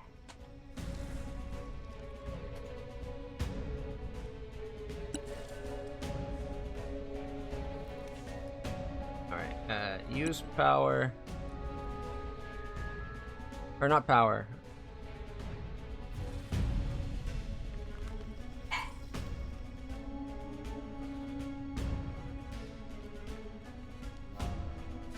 I'm gonna be able to cast. Where's the cast?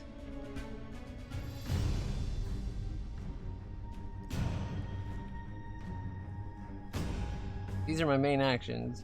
Not see cast up there.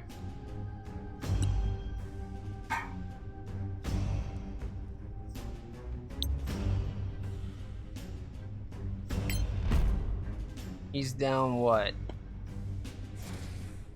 You can actually probably take all of it. Validate. Oh shit, I'm in worse shape than him. Not bad.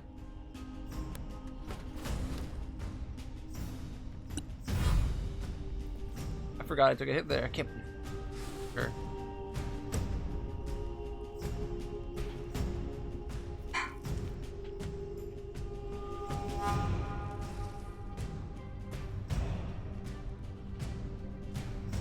I wonder if it's enough that we just step out and then shoot it. Still hit thanks to. We would have had a crit if not for that disadvantage. Makes sense for her. She doesn't have night vision. Everybody else though has dark vision or whatever. So it's a little annoying that we're getting a lot of these disadvantages.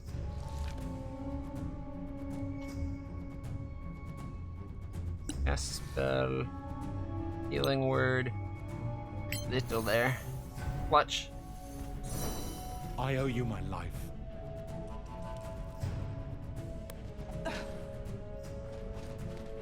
Oh, it's only that guy now.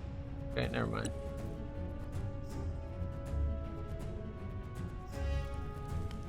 Can we see him if we get to there? Yep. All right, he's got what? 4 hit points? Oh, please come on. We can do. Got no magic spells left. We can't do like magic missile, but we can do firebolt. And if it sets it on fire, then Billy can totally see it. Mind you, it looks as though he missed. Thanks, Neko. Ah, a 9. Ah.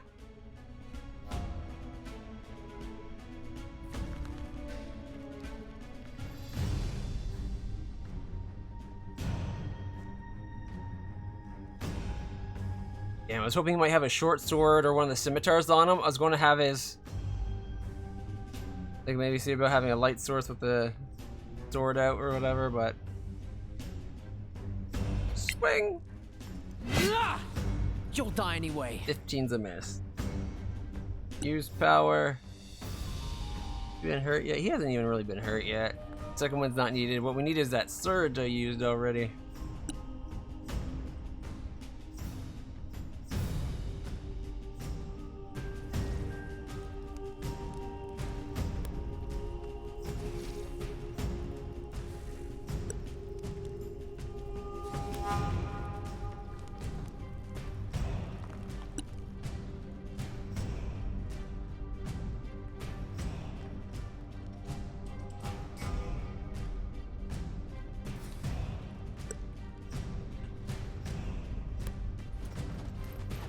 Dashing on over.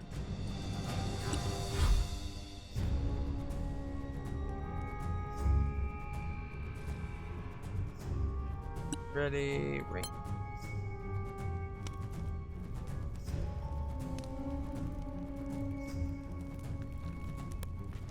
Oh shit, I should send her down there to heal. Oh well. Could have healed right now. He's only got healing spells. Can't quite get clutch. Probably can't see Reyna either though. Yeah. Okay, and ready. Alright, and then we can cast a spell. Try this! One. You know what? Cast light. Oh man, oh wait. Has to be on something holding, isn't it? I'm gonna say let's cast light. It's touch range, unfortunately. I was gonna be like, let's cast light like right over here, light this all up, but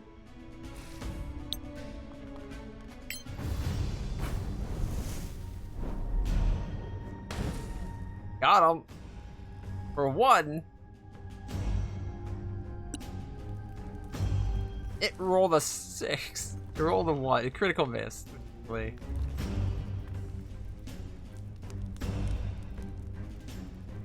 You know what, Billy? You're tired of missing. Light, my friend. You're just gonna punch it in the face. You rolled a 2. Finally didn't have disadvantage, but you rolled a 2. But this guy won't have disadvantage either now, so... Yeah. That's battle. Right.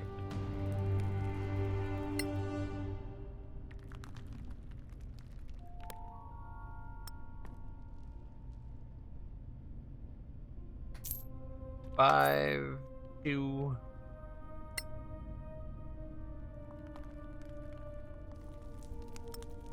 I should have moved. I had a chance to move Reyna to the other side. She wouldn't have been able to be pushed off like that, and I didn't. I'm so mad that happened. Reyna got hurt for no reason. But I don't know what's going on. Like, he has dark vision. Why wasn't his dark vision working? I don't get it. That was that was what was really screwing us over. Everything that should have been doing dark vision damage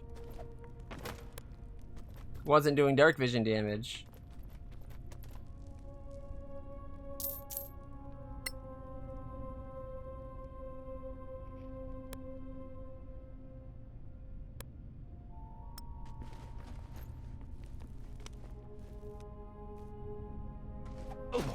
They just kept missing, like, repeatedly.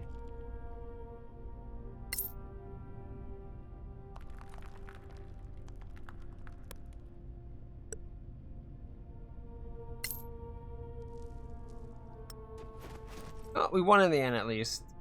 I could have done that so much better if I actually had, like, Billy up close right with Reyna. Then we could have got 2 arrow attacks when they're down below with no disadvantage because they would have been lit by their campfire. And that first round when they had nothing, like when they got this surprise attack was in our favor. So I played that very poorly, but it was fun to watch.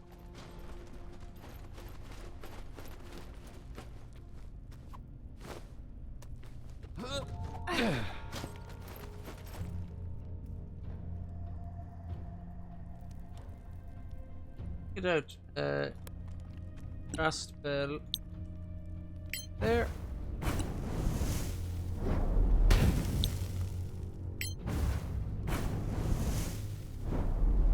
Light this place up a little bit, right? Like, a little late for it, but hey. Ooh, a container.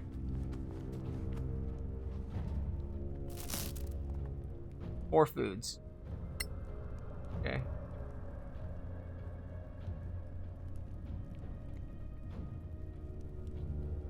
Can you push that? Can you even get up there? Oh, he's trying to climb the wall. Like, and he does it like a beast, because why not?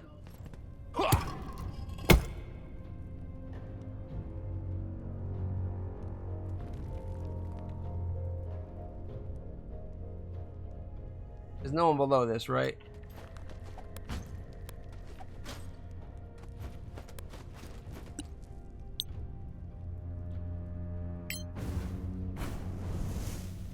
Okay, you're tough.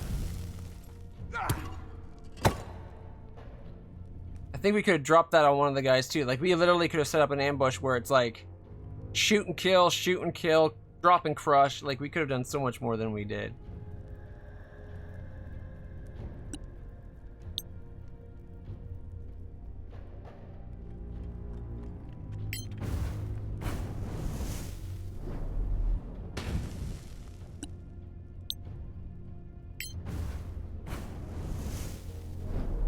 Not to mention, we could have, had I noticed these were here sooner, I could have lit them up a lot sooner so we could see.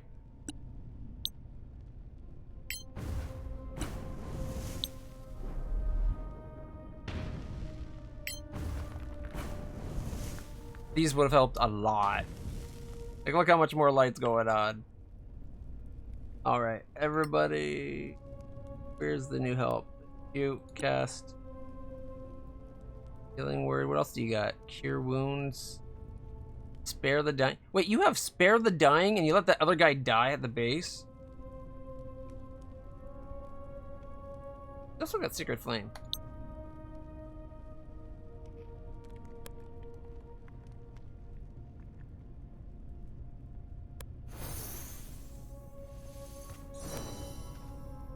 Am I the only one that didn't get anything from that? Damn it. I didn't realize I was still the one up top there. Oh well, I think sword.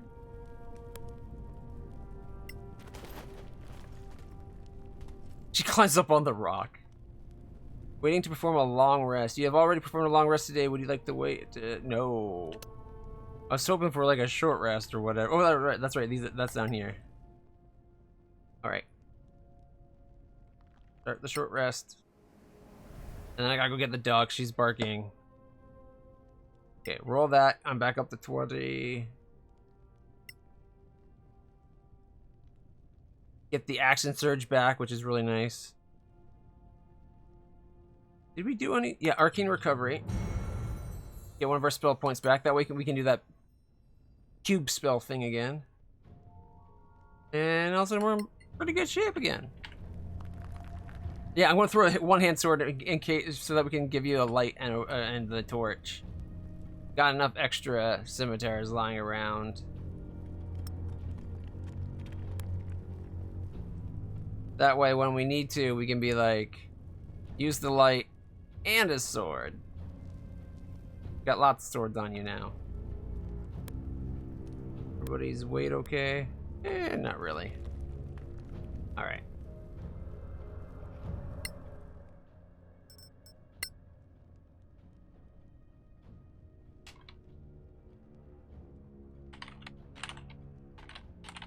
Oh.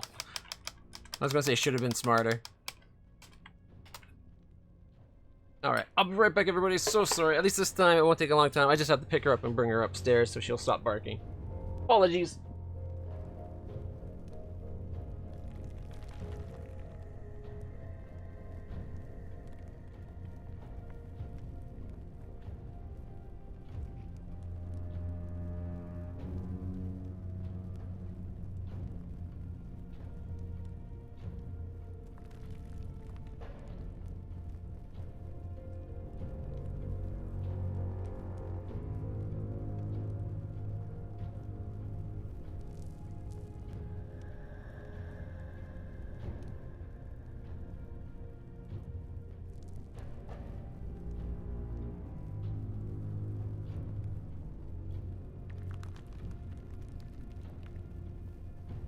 All right.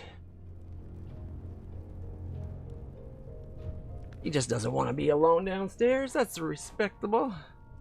Or understandable, anyway. She's getting old. You got it, baby, all right? We're at good health.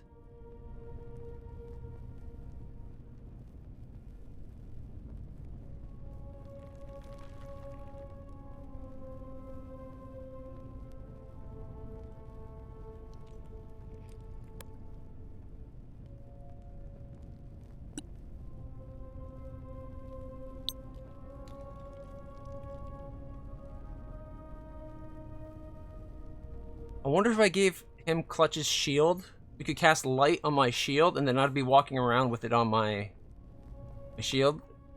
That might be a not so bad idea, as opposed to lighting up. A little light is always welcome. Our caster here, but hey, what do I know?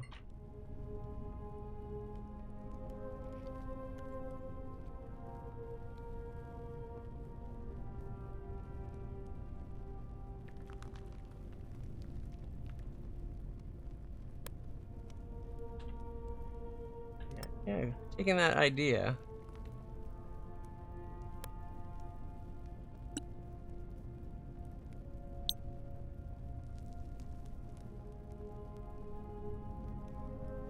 No, it has to be in your hand, which means it won't let me equip this.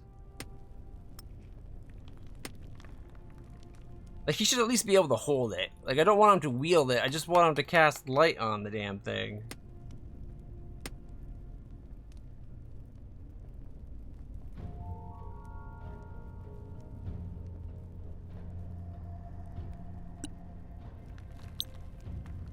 It has to be in his hand slot. That's silly.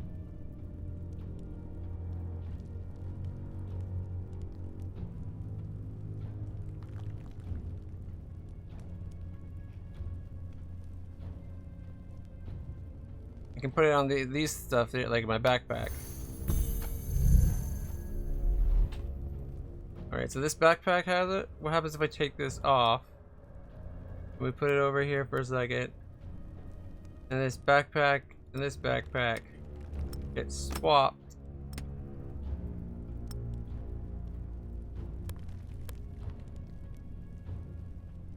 And now we go. He's not glowing. He should be, but he's not. It looks like he's not glowing either.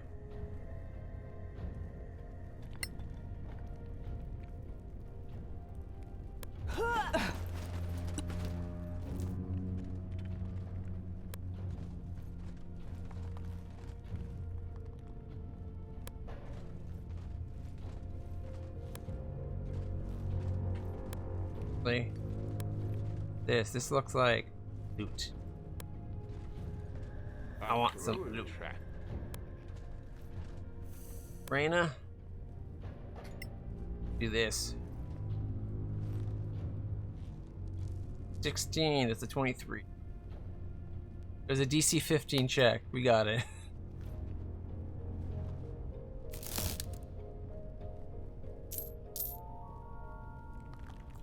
A free herbalist kit, look at that. We didn't have to buy the one we bought.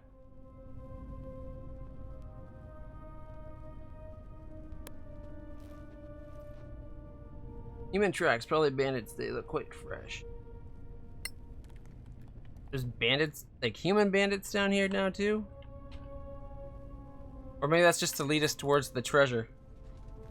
But that means human bandits are working with these guys, wouldn't it? That's the only reason I could see them for not being like attacked by those guys.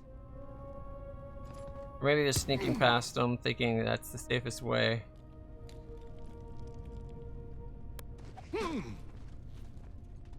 Don't see what the point of that was.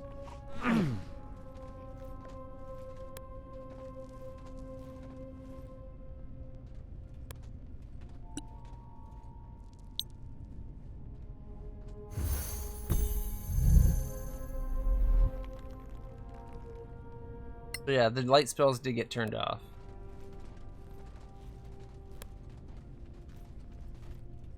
I think they need to add some flexibility to some of the spells. Like, yes, it's a touch spell, but that doesn't mean it has to be something you have equipped in your hands. It just has to be within touch range.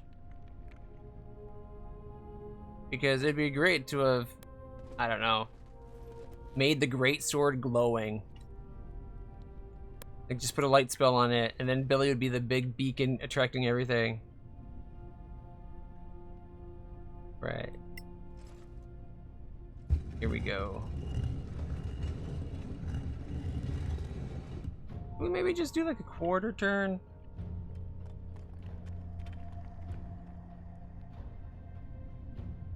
Ooh, that's a long jump.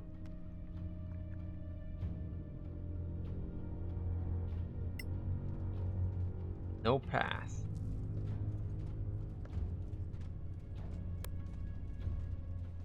Okay, wait, what? Watch, actually thinking you could get over there.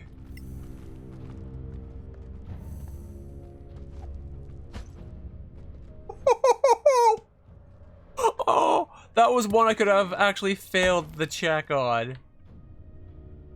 Oh, wow. That's the first time we've actually seen them roll versus the jump. Oil of Acuteness. This magical essence can be used with a primed weapon or suit of armor in order to enchant it. The process requires time, as well as proficiency with the enchanter rosary. Cool. Only taking that.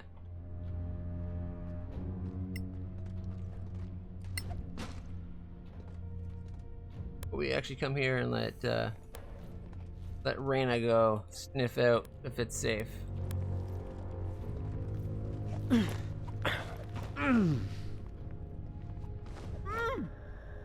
We need to. We can't just make any sword more powerful. We need to have the right ability or whatever, like the type of sword. It needs to be primed or whatever. Only certain things can be made better. What? Okay, so she couldn't climb up this, but I can? And it looks like I just ran right through that block. Didn't think you could do it. Clutch is surprisingly quick. Primed short sword, though. We could make Raina's. You can get a weapon primed for Raina. Got a primed short sword. So we can enchant this short sword to be something. You go inside this box. Yeah, see? It's illusory walls or whatever. Dark Souls all over again. Alright, everybody cautious now.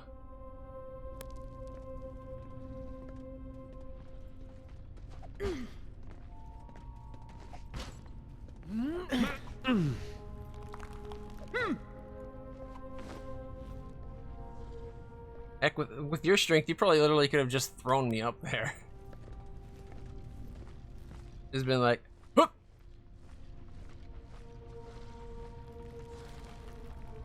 Alright, this feels like, yeah, that's what I thought here.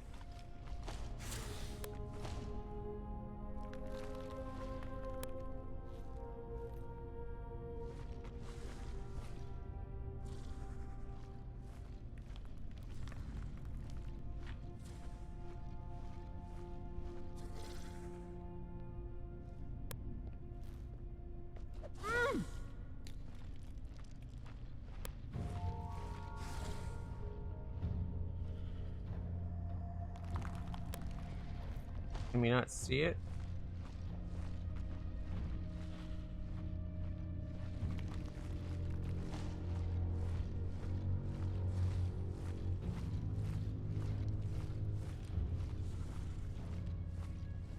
I was going to hope I could, like, hunter's mark it and then just bang it with an arrow.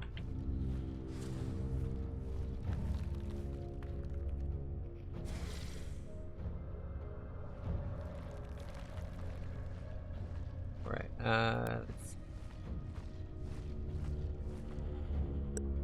ready. Get your bow ready.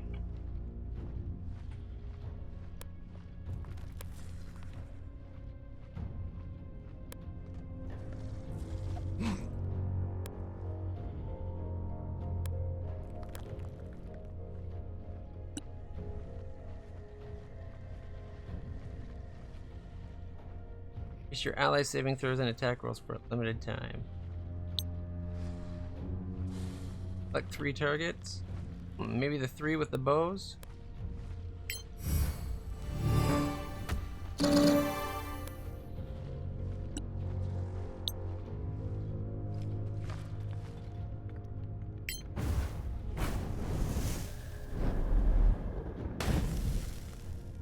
Ooh, right beside, like now he's gonna be like basically blinded by that. I should be able to Hunter's Mark it first. But whatever.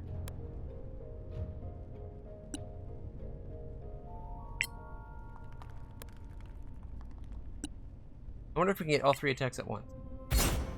Battle starts.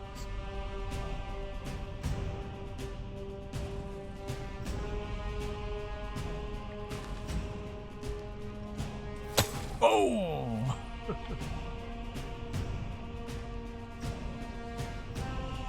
All 3 shot. I wasn't sure what to expect. Everybody's rolling initiative. Reyna got the initial. We got more than 120 on those initiatives, guys. Fight's over. Wow. Where's these guys? What if we go ready, ranged attack?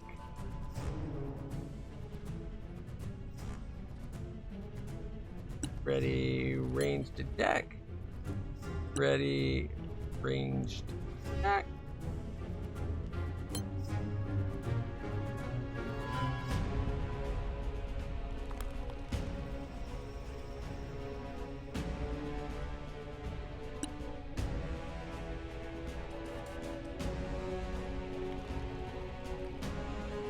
I don't think we can see any of these guys just yet, though.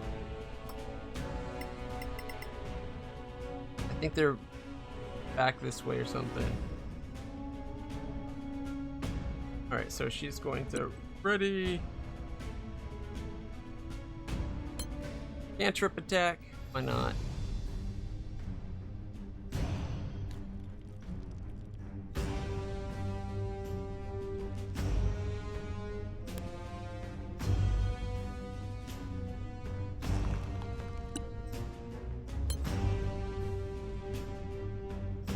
Coming?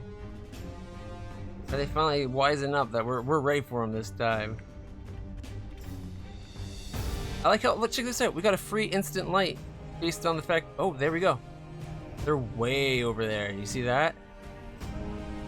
Found them. So based on us having the light source be at him, when we say where we want them to go, it's giving us the light source there. It's a ghost version of it, not as bright probably, but we're getting it. All right.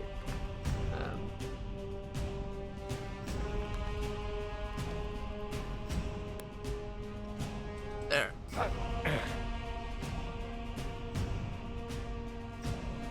Ready. Cantrip attack.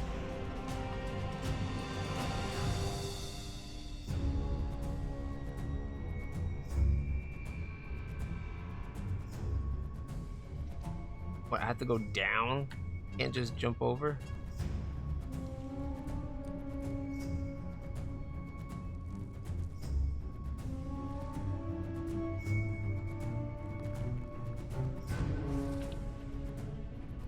Down there somewhere.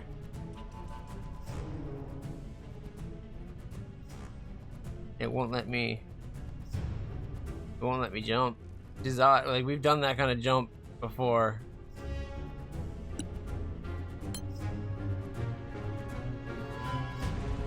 Like right here.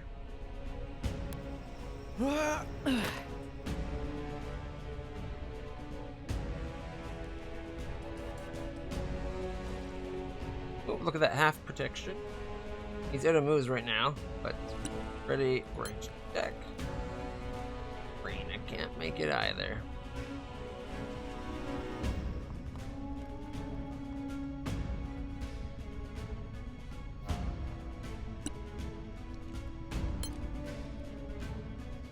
Maybe because she had ranged attack, like she was readied or something, I don't know.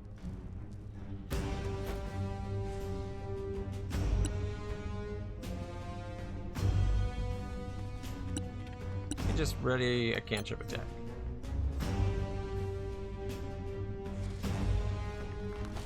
Ah, here they come. Bend the knee or perish. Boom, boom. Boom! Oh, they triggered my ready to attack, so we can't shoot again. That's okay, we'll get them. They're in the open now. Yeah, they fell for it.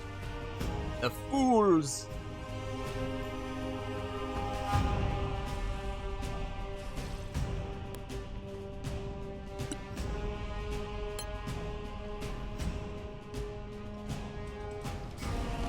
Oh, he's got ranged attack, but he missed. Looked like Billy actually like ducked, like kind of matrixed out of the way. Ready to attack triggered. Check that one out. Oh, nice shot, Raina. And then El Neko with the fireball. Did it finish him? Nope. Left him at 3. But she got it. Oh, it saved. Got hit with the Sacred Flame and it saved. Wisdom save. Billy, you just made your wisdom save. You got a 20. Rolls a 20. Nat 20 for the resistance. Lucky.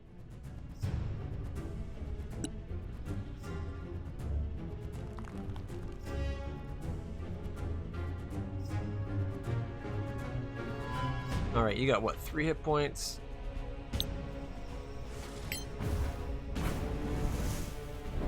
Firebolt! I'll get you yet. Rolled an 8.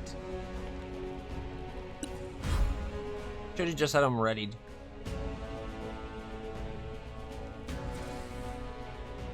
Target has half cover, so gets +2 to the AC.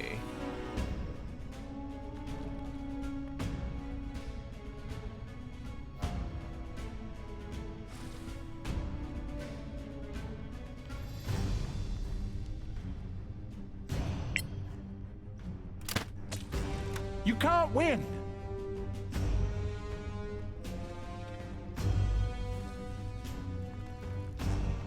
One damage?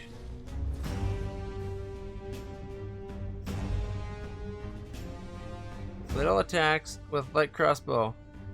Disadvantage, got a 14 plus 5, so hit on a 19, okay. 1 damage.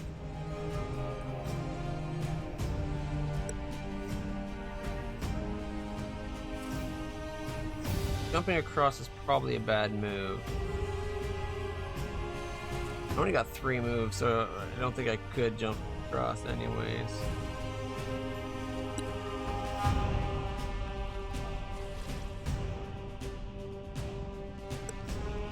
I mean, I was hoping to have this thing dead so that Billy could do something other than just swing. Again, harder. Billy move forward to get people room. Now he's got half cover. Can't switch back to next turn, that's okay. Use powers, only that. Nah, we're good. End turn. Raina's turn. The one that's taken 1 damage already. First, can she do her mark thing? No. She could shove Clutch down a hole.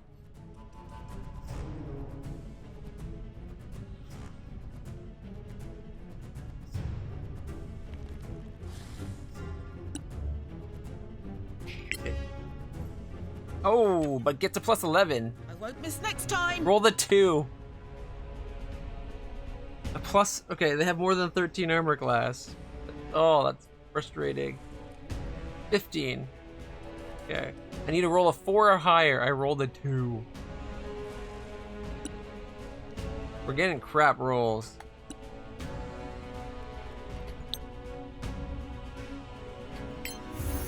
Sacred flame! Did not save the dex. No. Healing word.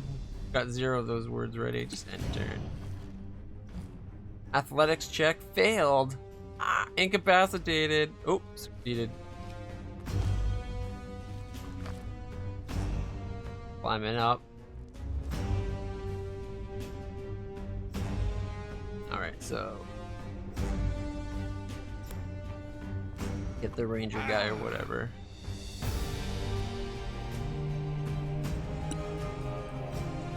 He's got... I thought he had like some kind of thrown dagger attack. Is that only after he gets his action on? Say what, ready?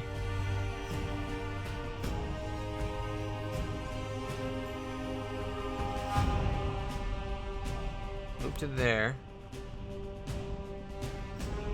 Ready, melee attack in case that someone comes down.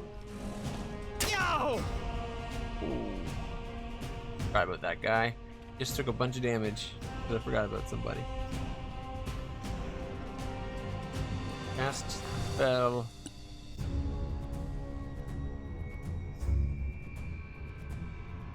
Ooh, I don't know if it'd affect our people or not, but I could definitely knock him off that wall.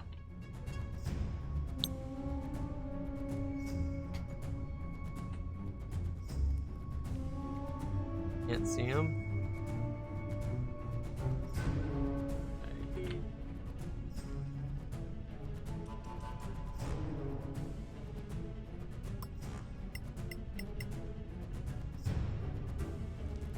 Or is it just too far away?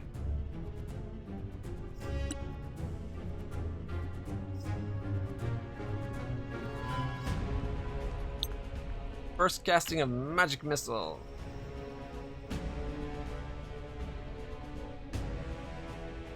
Can't see him, I guess. Can see the one that's down. Can we see you? The one that's down then.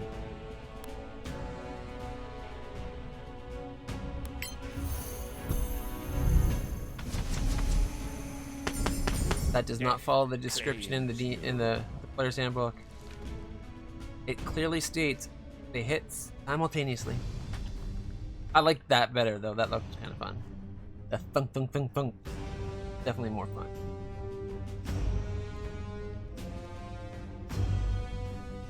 Let's not stand where he can shoot us. Okay. How could he have a line of sight if it clearly shows it going through terrain?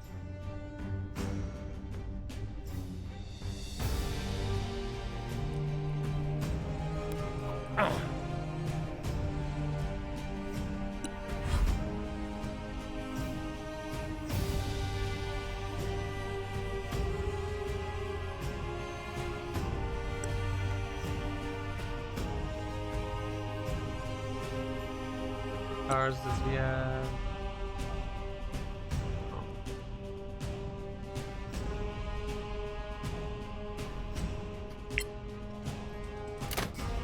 Would have been a crit if it wasn't for that disadvantage.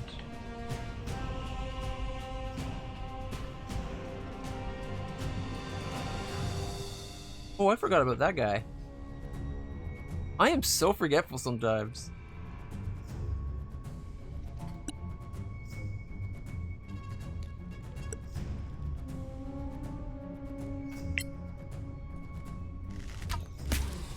No quarter given.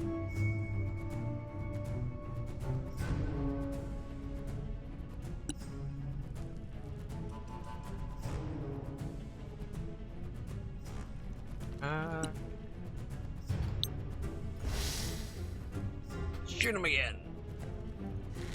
That hits. Wait, dead. Oh, Billy. Get some cover as you go across. Turn. Right. Raina can't make that shot, really. What if Raina dashed? Can't get to there even with dashing.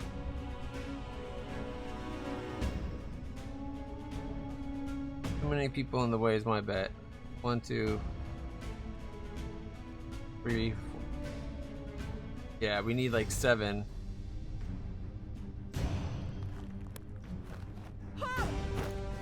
It's half cover though.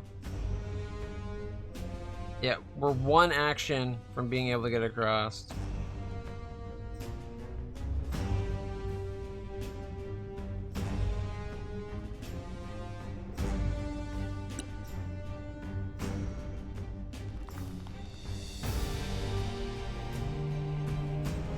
He looks like he could use some help.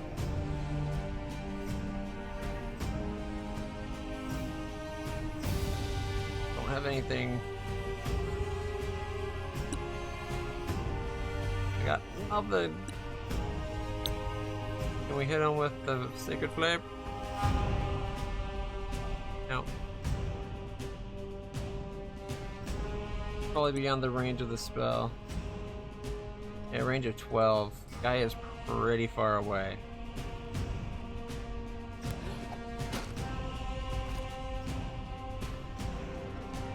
Dodge.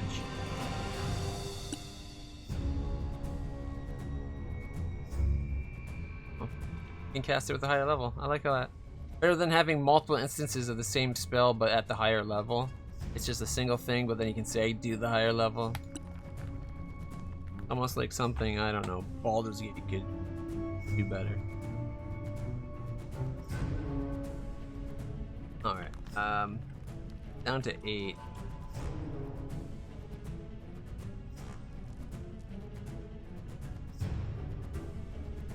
We'll just dodge.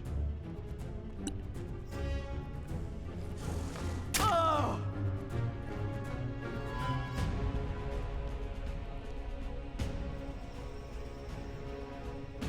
If Neko jumps across, other people might not be able to go. We hit him with a fireball. Possibly. Oh, it hit! And it killed him! Neko! Woo!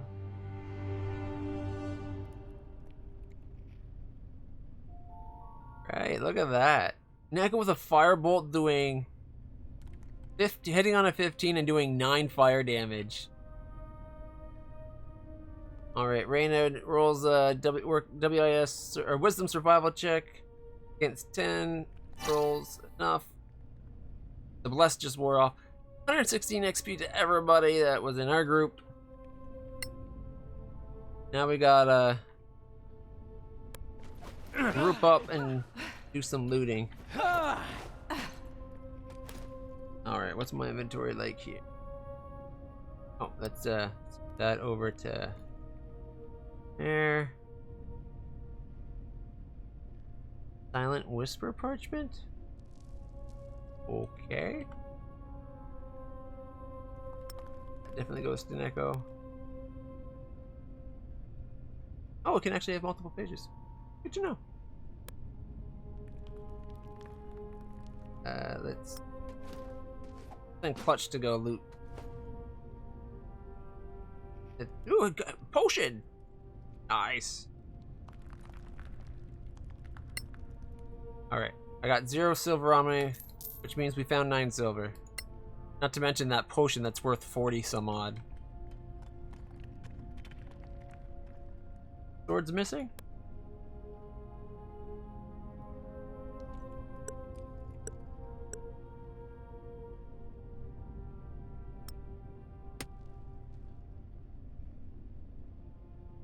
Yes.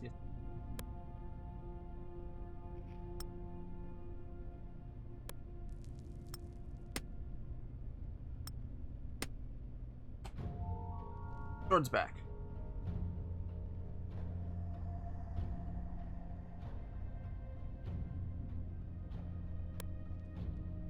Thanks for catching that. That would have took me a long time to notice.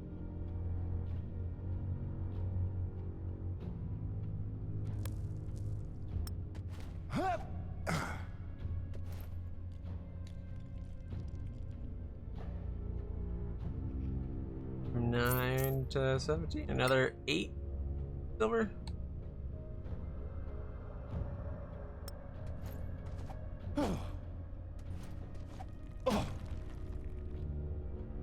Wasn't in a situation where you could have used your sword for the last half of that fight anyway.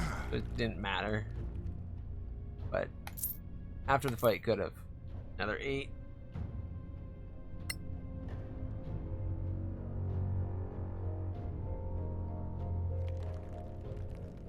Is that all the loot?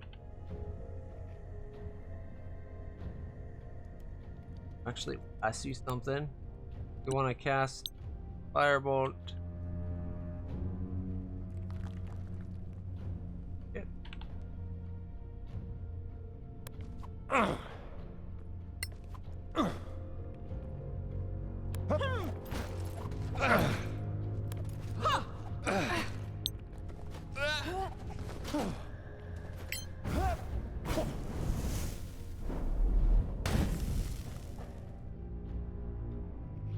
I think all things considered, that went pretty good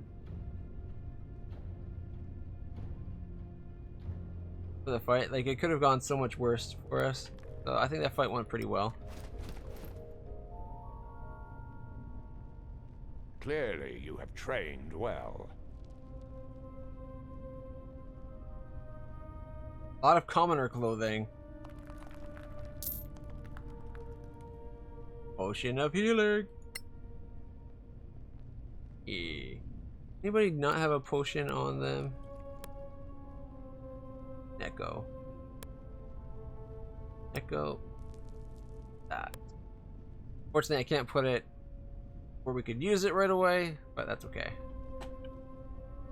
More important that you have access to spell components.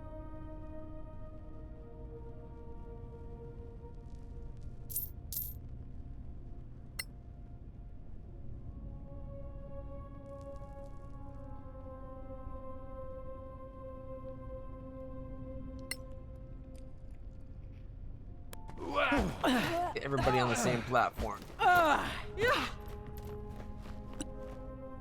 Maybe jump cautiously.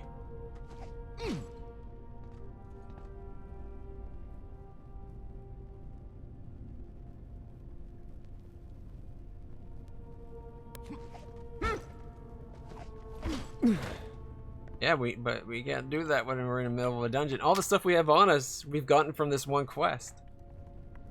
We haven't had a chance to sell anything yet.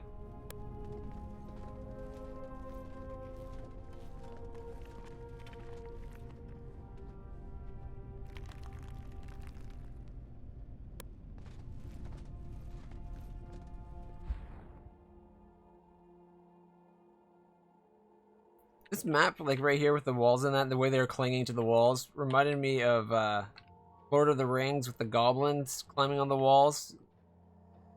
That's pretty. I wish we could do a long rest, but what time is it? Yeah, it's only 4:22 in the PM. We need to wait till like past midnight before we can do a long rest. An ancient library. How's our hit points? Our hit points are good though. It's just we're low on abilities.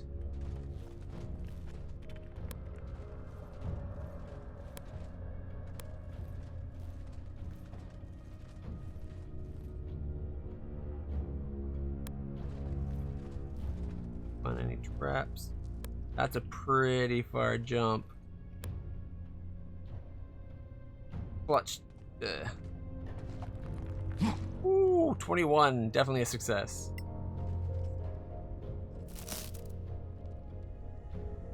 Unidentified potion. We got some. What if we share? Okay, we got 1, 9, 26. Okay, so we got 11 copper. Ooh, like 75 silver.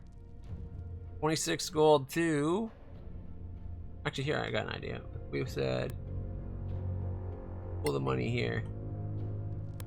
How much gold is it? 24.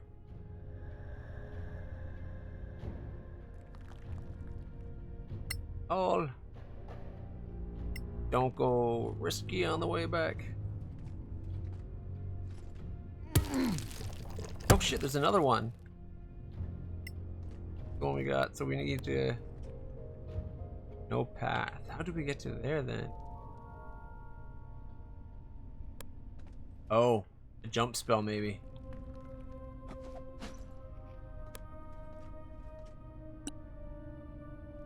We're out of spell points.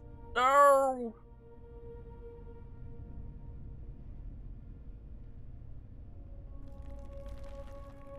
Looks like I don't have it memorized anyway. Can it be done as a ritual? Nope, that's just identify.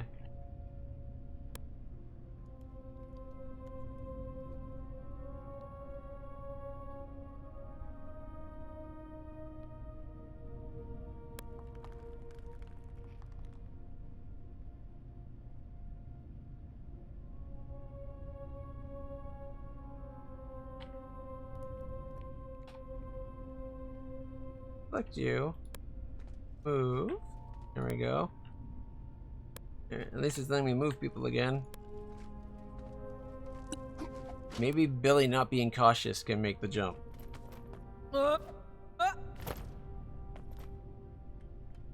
That makes me think not. Alright. Jump!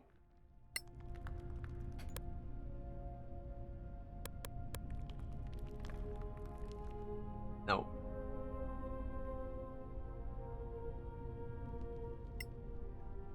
No path to destination. So we need the jump spell.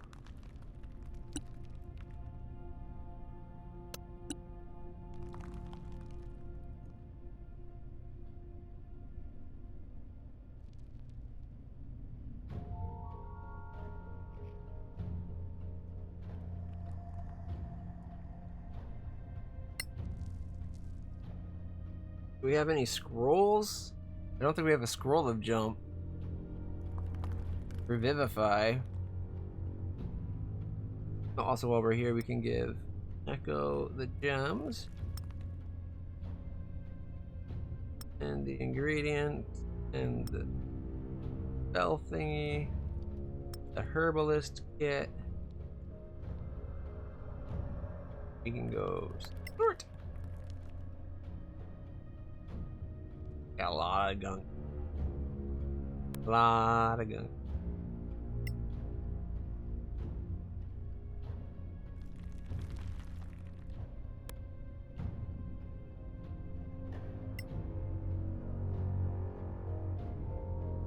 Poison Thief's tools. Notes. Color spray.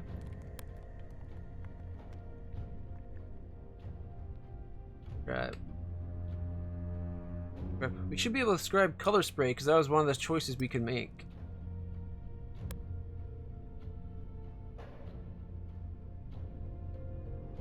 Cannot afford to spend 25 gold. 25 gold to scribe it. We got 128. I don't know if it's worth it. 25 just to get this spell added to my list, which I might not use. Especially when we can sell this for like 100 to 250. Ooh, I want to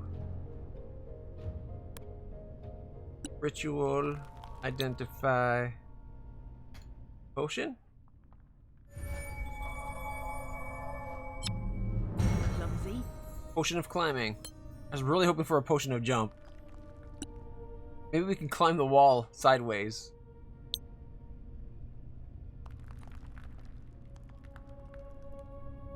Where's the other one? There's unidentified, and we got 2 more to do.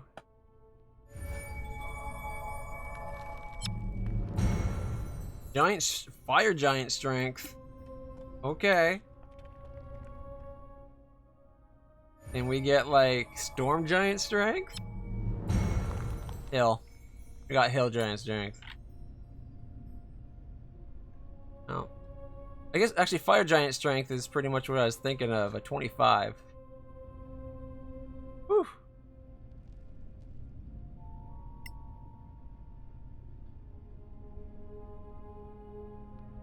Herbalist kit.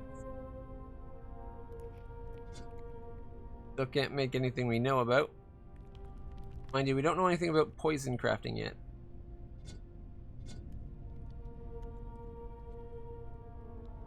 Alright, we've used all my spell slots for the day.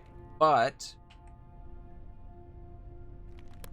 what I'm thinking we could try doing, they won't let us try throwing each other.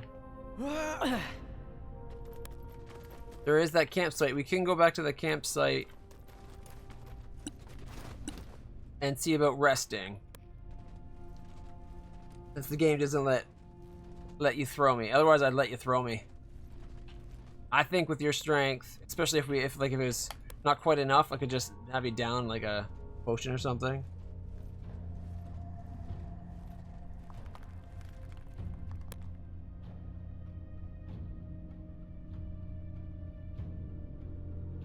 Alright, so what we're gonna do, we're right at the very end of it. I don't want to lose that loot, so we're going to come back to the camp.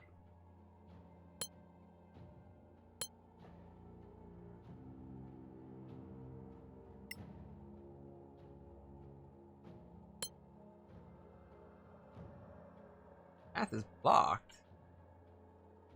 On. Thinks it. You know what it is? It's blocked for everybody at the simultaneous, but once people go through, it won't be blocked. That's what it is.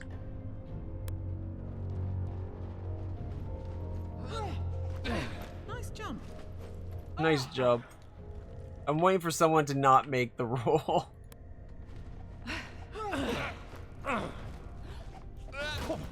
Athletics. Oof. It wasn't one of us. It was one of the people with us. Oh, you know what? It is blocked right now. Sort of.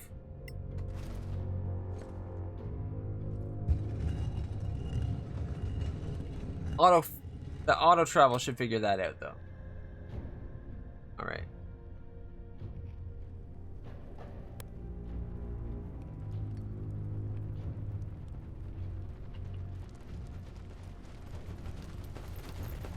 Let's just put it in.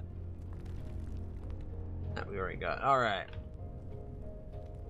So now it's like 5 p.m. Don't have to waste as much time. Yep, we'll wait. We need to change our spells. We need the long rest.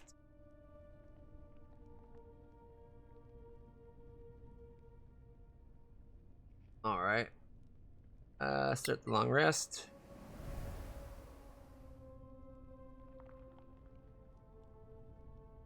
Fair spells.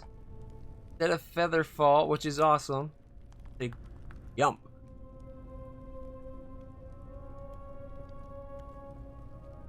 Actually, you know what? Just to be safe, we better keep Featherfall.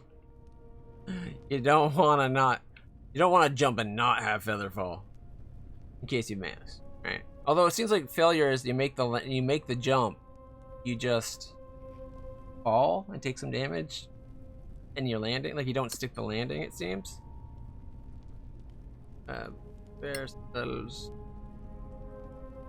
Go validate. That's the button I was looking for. Spell. Detect magic.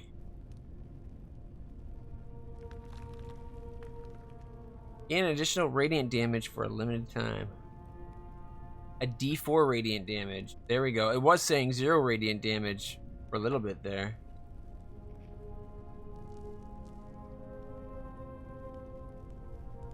Oh no, this is the one. Gain 0 hit points. Then how are you gaining anything? I think it's because it gains my intelligence modifier and point. That doesn't make sense because intelligence isn't my stat.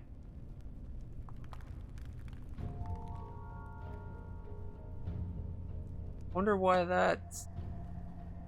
You think it'd at least be like 1 hit point. So heroism is garbage for us. Take divine armor. I guess it keeps you from being frightened, right? Like that's its big thing. No hit points though. Despite that's what it specifically says.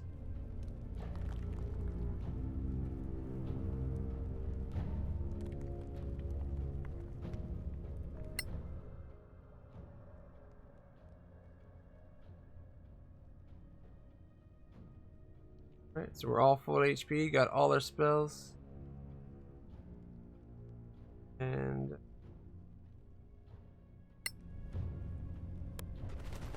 try that again. Got a good feeling about it this time. Watch, we still can't do the jump.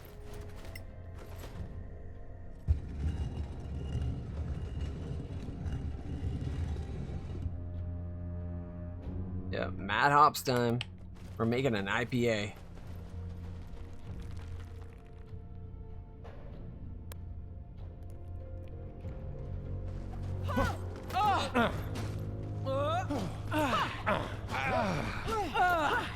I also had them go the easier route this time. I like that you and I can jump 3 spaces like no problem. 4, a bit of a problem.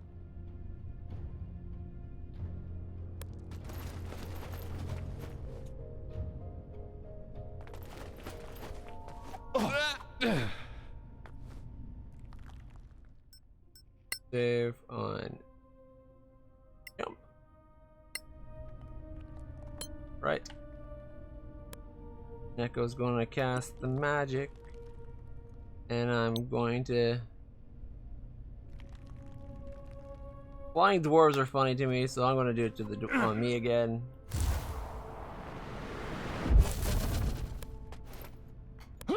Woo! That was something. Watch your toes. That was quite the jump.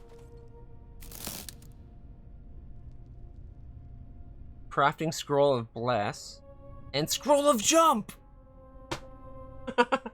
We'll be able to make our own from now on. Ooh, an ID potion. And what's this? An Emperor's Eye. A rare mushroom. Nice. Was named by a slave of the Manichaean Empire who paid for his disrespect with his life. And then they find out it's like a cure-all super good thing. And it wasn't a disrespectful thing, but it was actually like a big honor. And for the Emperor's injustice, he had his tongue cut out. And his eyes poked out. And castrated. I don't know. Alright, guys. Everybody come back this way. What? Why would that fall there? It sounded like someone tripped. Nobody's hurt. So. Alright, we got some stuff to give over. We gotta get that identified. So it's Neko. And the craftings of Neko's. Scroll of jump recipes, definitely something we want to learn. Being able to make scrolls of bless, I don't know. The fact that these are so valuable, it's like, I don't know if I really want to use them to learn the recipes. Or to get money. Although, we're not hurting for money as much. Like, everybody's got 34 gold right now. Now that I said that number out loud, that's actually not that good. Huh. Echo. Future ritual of some identify. And see what this is.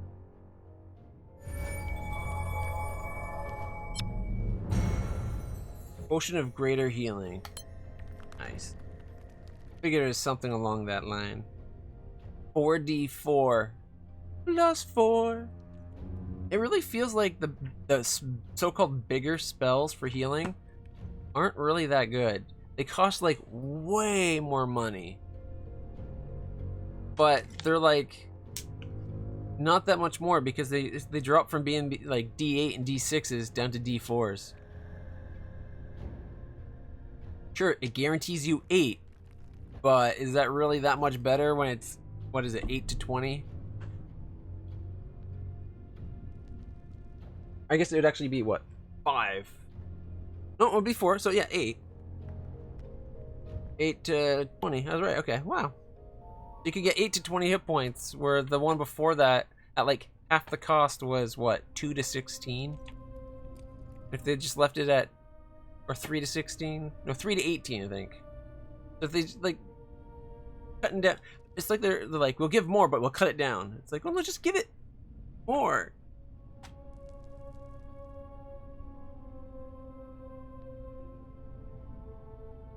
By the time you get down to things being D4s, nothing's really that effective. Our crossbow doesn't do much damage. A D8 damage is not that good. Like, it's nice that I can use a bow needed, but range damage is definitely the domain of Billy, Neko, and Reyna. I'm not range damage. I'm up close. I'm a meat shield that hits back hard. We're safe. We still have to go back to Caer Kiflin. The road isn't far. I suppose we'll meet again in Caer Kiflin. Are you good to return by yourselves? Of course. Sure. Why not come with us?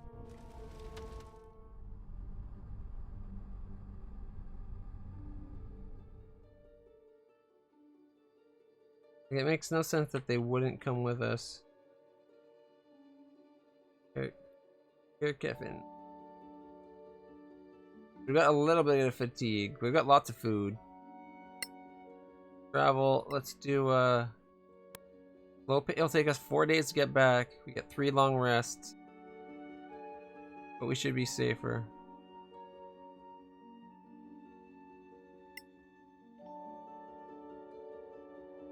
Okay.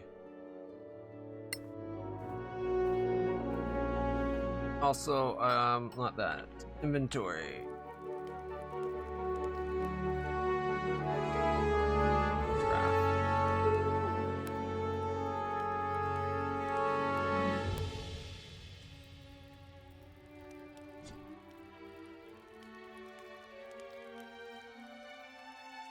Having jump scrolls that we can make ourselves, that way we don't have to have him constantly memorizing jump, I think would be a nice way of doing it. We could just make ourselves a jump. Well, if we keep 1 jump scroll on us, we're pretty much set. Yeah, let's. I wanna.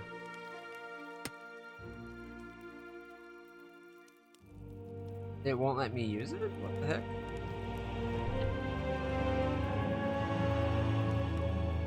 I guess we can only. I needed to use that before getting here. Resume. Here we go. Start a game of dice. Heck yeah. Party has finished its long rest and consumed 4 food. Day 2. On the move. Didn't find any food. Meet the wandering scholar from Galavan. Reyna managed to collect crafting ingredients. The blood daffodil. Stops near a shrine to pray. The party sets camp. Hell performs armor maintenance. Little does some weapon maintenance. Party starts the rest. Party has finished. We're almost back. Day 3. Managed to collect crafting ingredients again. Angry Violet. Told old war stories.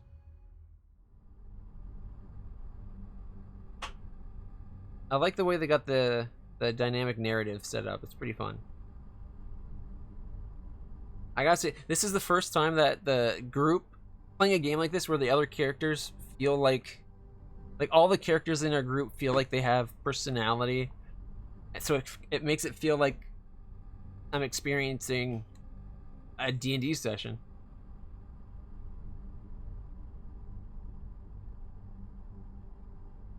Alright. Here we go. Finally can sell some stuff.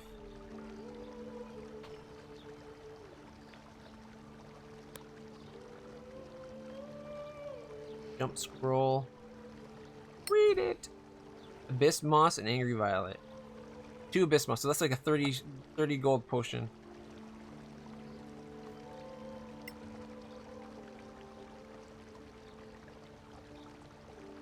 We're going to have to get another one of those things that let us enchant so that he can enchant the whatchamacallit. Yeah, see? He's also got proficiency with it. I knew we had... I knew it was a thing. Like, he's not He's proficient, like he can use it. He just isn't good at it. Apparently, it looks like it's strength-based? That doesn't seem right. Like the scroll kit being... No, that can't be right. All these other things, everything's lined up relative to what it uses, it seemed.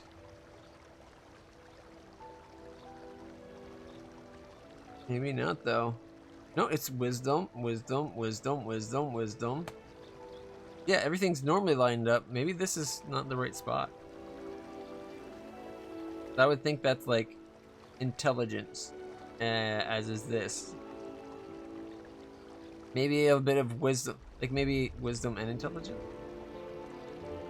This pendant's used to enchant items created by ancient Maniconum masters of magic. It is almost impossible to reproduce their rituals, but they may be completed by one who has the required skill and ingredient.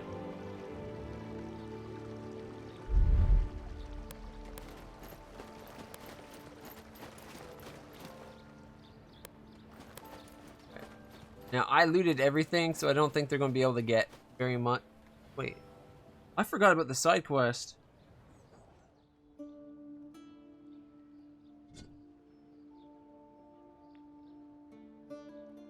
Fortunately, you don't have any good news for the scavengers regarding their plan to set up an outpost at Fairlem. Return to any whatever, blah, blah, blah, blah, blah. Oh, right, because the person was gone. Like, there's literally nothing to set up right now. We lost the outpost. Hello, Annie. You're back. How did it go? Well, Captain Henrik is dead. I'm sorry. Oh. Well, who's in charge then? You might have to wait before going to Carolem, I'm afraid. I understand I it, see. Air. Well, Good not game. your fault. Thanks for the heads up. You're welcome. My understanding, though, a lot of the quests are going to be pretty dynamic and... Like, you saw how the world map is? My quests might take me places yours don't, depending on how on things I do. Is my understanding. It seems like it's a pretty awesome thing, but I get you not wanting to have the story of the Crown of the Magister spoiled. It's a really good story. Just a little taste of what we're getting, but that's because the game's really good. So, alright, see you later. He Well, doesn't know thank you. anything. I guess that's it for us. Stay in the light, my friends. Can't wait till it's further in development and to get like more variety of armor and stuff.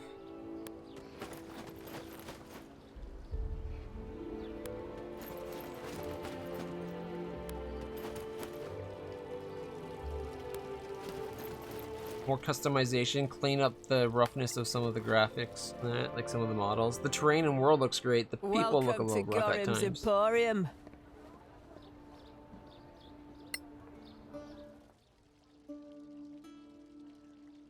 Gotta be careful. We had something that could be enchanted.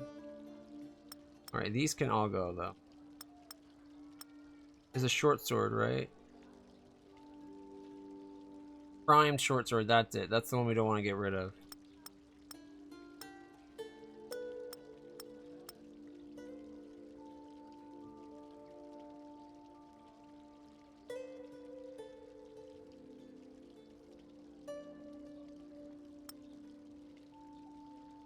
Get about 90 gold. Oh! Ale mail. Turn 21.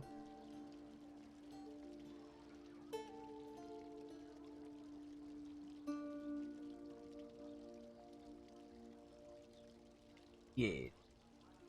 Should I use a hammer instead of a morning star? What do you guys think?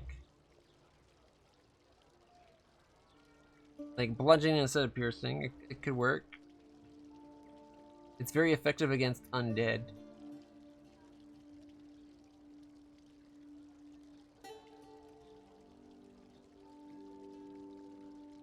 Like between the two, I normally think the spiky mace of a morning star cooler, but they both do the same damage.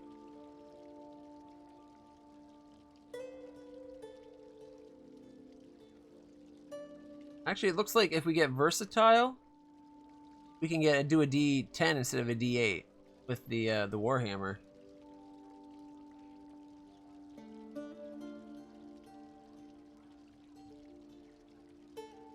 All right, let's that sail. We can go down to the next one.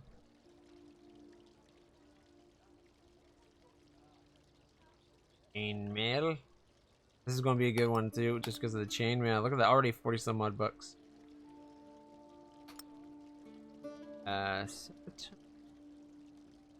What? All the bows, the crossbows, a short sword. I think I might want to get a long sword for when we don't. The few times we don't want to be using our two-hander, we can go to a long sword. That way, instead of doing D6s with like a shield or a torch, the D8. Let's sell all those. Yeah, D8 with D10 at versatile. We get versatile. That.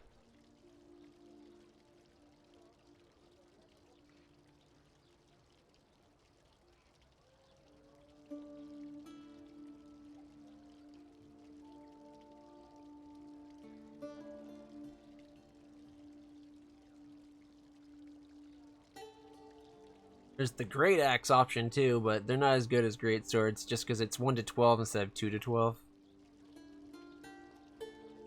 Battle axes.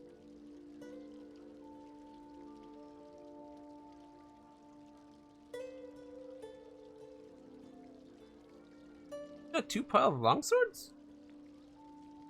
A D8, D10, and is there a difference between this one? Weight of 3. Damn, I wonder why there's 2 groups of longswords listed here. Probably just because they can only stack 10. Warhammer. The rapier. Rapiers are cool.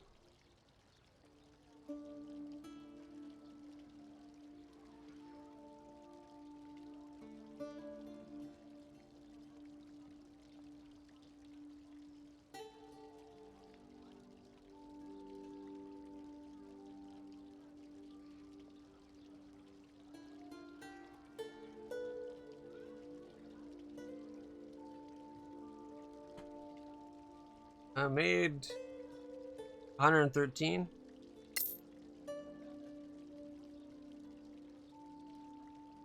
Alright.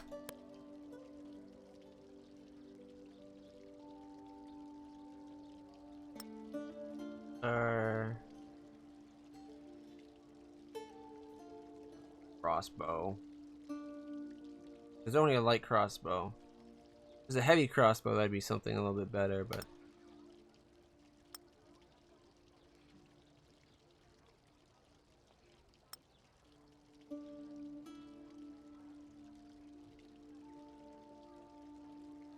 we didn't accidentally sell that sword, did we? Okay. Whew. Prime one. We're going to get her. We're going to get Reyna a primed short sword to be super kick-ass. The extra great sword. Scimitar. The scimitar that. Keep the arrows. The suit of leather. Now that we got the +1 leather, we don't need regular leather.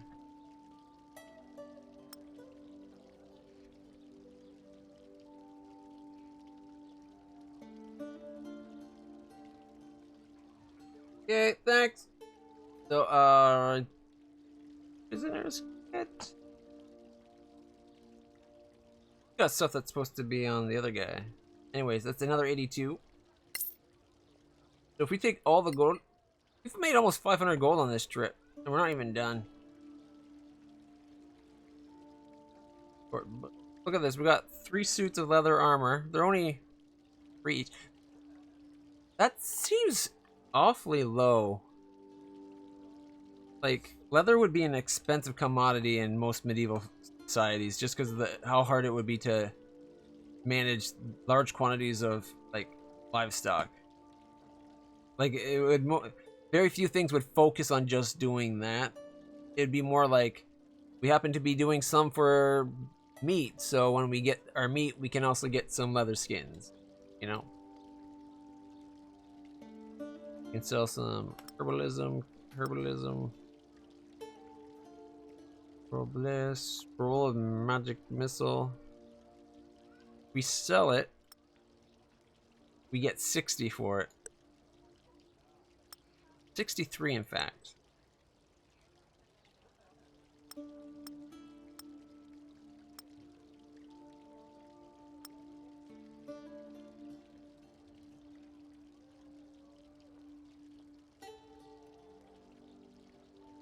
Book. Kind of valuable.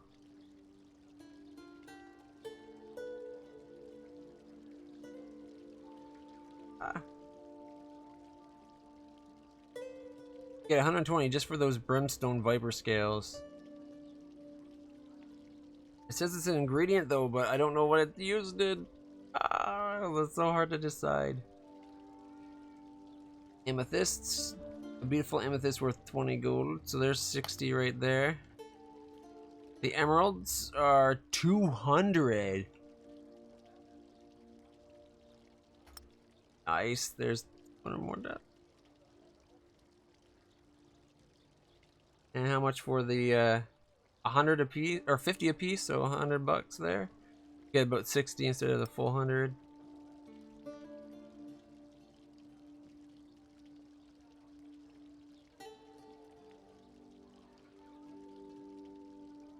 Okay, that's still another 273.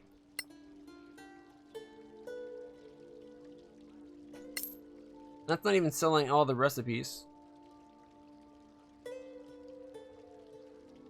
If we sold that, like there's another 252.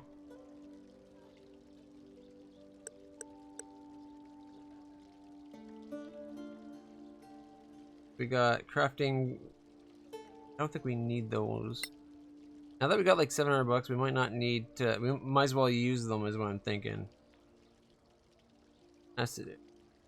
Bark skin. These I'm not so sure about. I got you the long sword. You got a nice long sword and a shield for when the great sword isn't a viable option.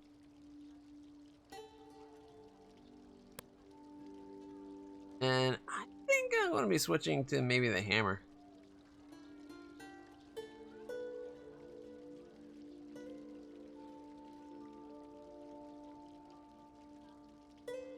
$50.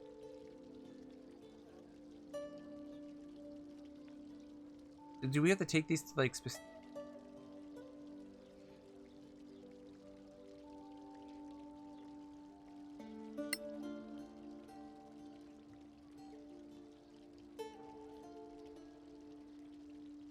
Only like crossbows. I was hoping they might have a heavy crossbow for us to buy.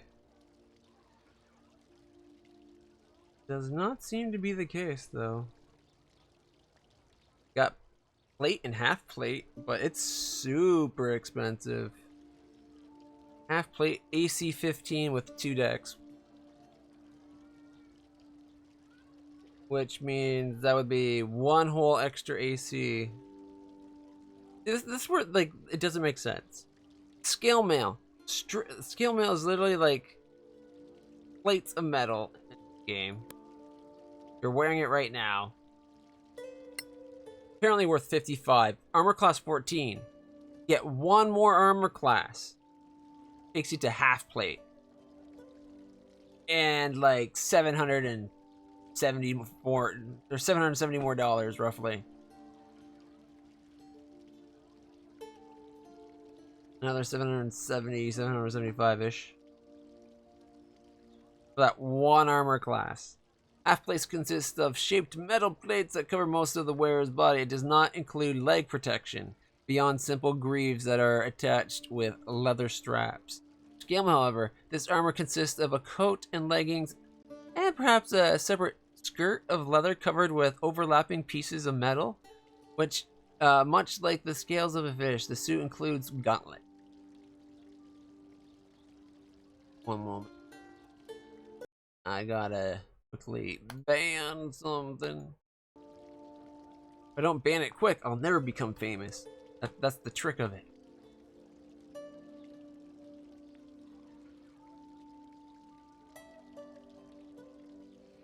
No heavy crossbows? Yep, no heavy crossbows. Can actually afford potion? How's our arrows actually? 14 arrows there. 13. 13, that leaves what, 2, get to 16. So we do need like, what, 4 arrows minimum. Oh, we buy them in batches of 20 for gold.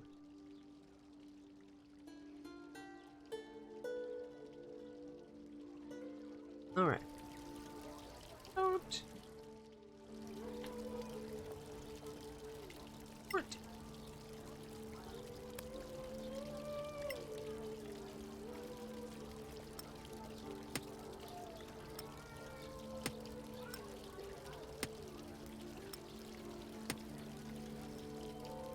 $18 armor class. Look at that. And the sword's still reasonably big. Right? That's not so bad. Mind you, you are now doing what?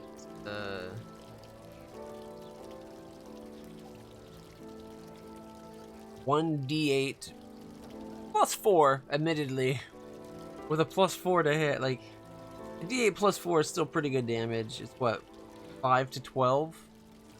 5 to 12 damage with a plus 6. Not bad at all. Meanwhile, Reyna here.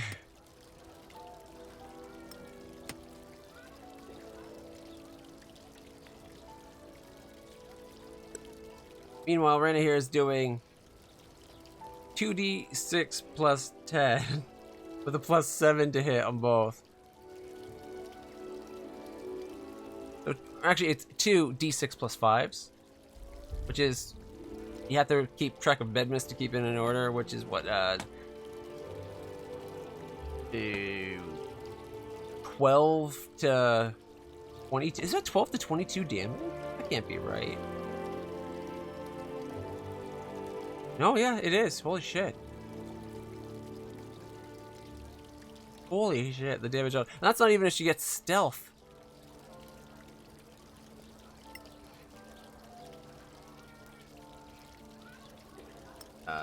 That goes here.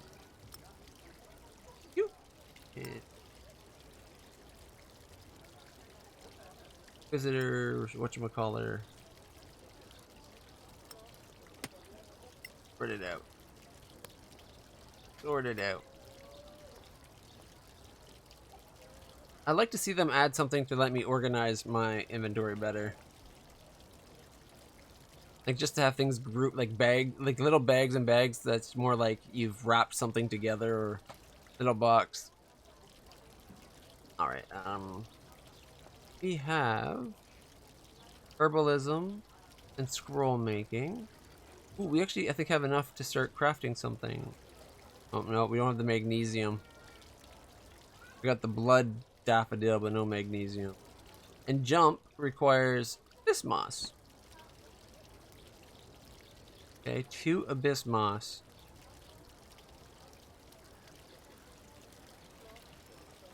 And a magnesium. Okay.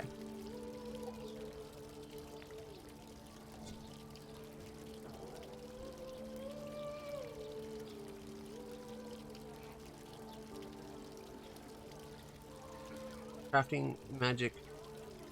Roll of magic. Ah, what the heck. We got decent money. That's magnesium, angry violet, and Galivrian amaranth. And the blessed scrolls. Magnesium and angry violet.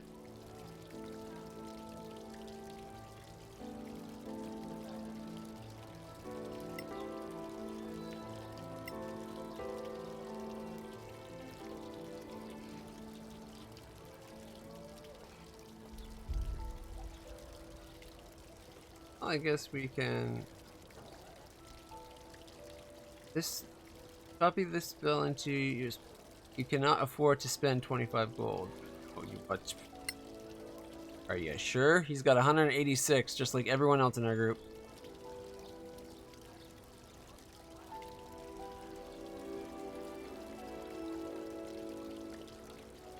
Having to spend 25 gold per spell to scribe it? Kinda BS. Too high a level. Like, it should be... Like, maybe a guild, if you could join a guild, they cut the cost or something. And don't we have Keen Mind? So doesn't that mean normally it would be 50 gold? I think we have Keen Mind, which, like, halves the cost.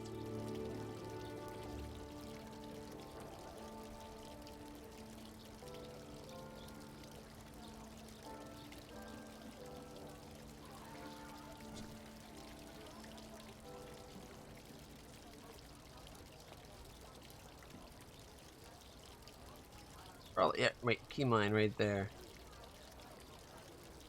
Advantage on Arcana, History, and Investigation checks. Advantage to copy scrolls to your spellbook. Scrolls and potion crafting costs and times are halved. Wait a minute, if these are half the cost? Doesn't that mean normally it requires 6 Angry Violets and 2 Magnesiums? And 8 hours of work? No way that would be worth the cost. That'll be a trick to how they make this profitable. I don't get it. We'll probably get some magnesium. I think it was this guy over here. Hello. How may I help you? Show me your wares.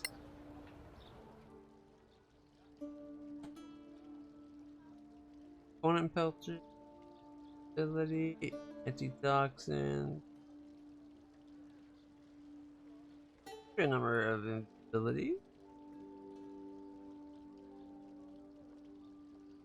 Matching with Thunder Wave, Cure Wound.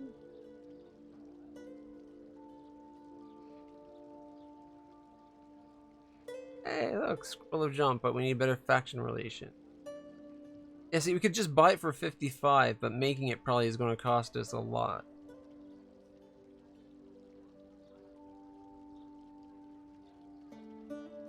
$11 gold per Angry Violet, or Abyss Moss, or Amaranth. 16 for the Blood Daffodils. And that, like, these aren't even the rare stuff.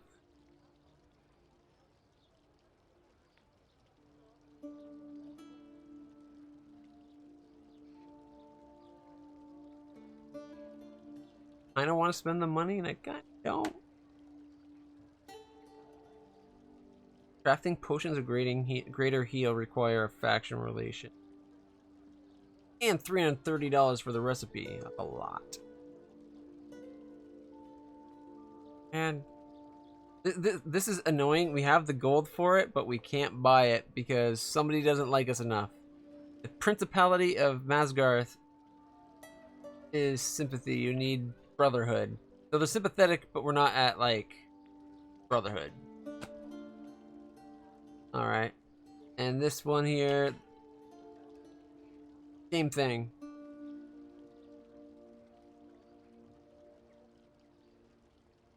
So I guess we just keep doing missions for them until we all of a sudden don't need these anymore because we've been doing too many missions and we're just beyond them in power.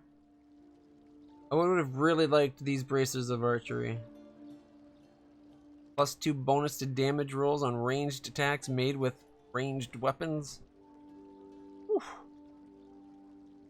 Oh, damage rolls and attacks, so it's +2 to hit and damage. Throw those on rain. I'd actually buy, if I could, 3 of them, actually. If all 3 of our ranged people. Clutch needs it because he sucks at ranged otherwise. Getting that +2 to hit would be a big deal for him. Plus, then it'd be a D8 +2. Not bad. 3 to 10 damage. Decent. But for Reyna? Oh! Or even Billy. Rena and Billy with that would be like sickening levels of awesome damage. I want that so bad. I feel like they need more variety of items in the vendors. And like the small things too, right? Like just varieties of things.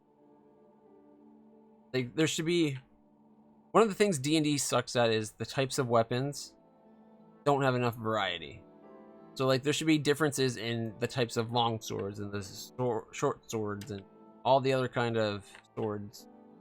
What was this guy again? That was the priest. All right, we gotta go talk to Lord Karen, who doesn't care. Ironically,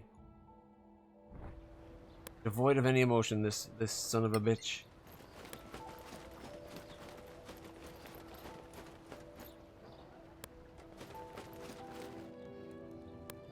I think I might reach out to the developers, see if I could get them on like a podcast type thing to talk about the game. I want to know what made them pick the choices they did, because I like what they've got going on.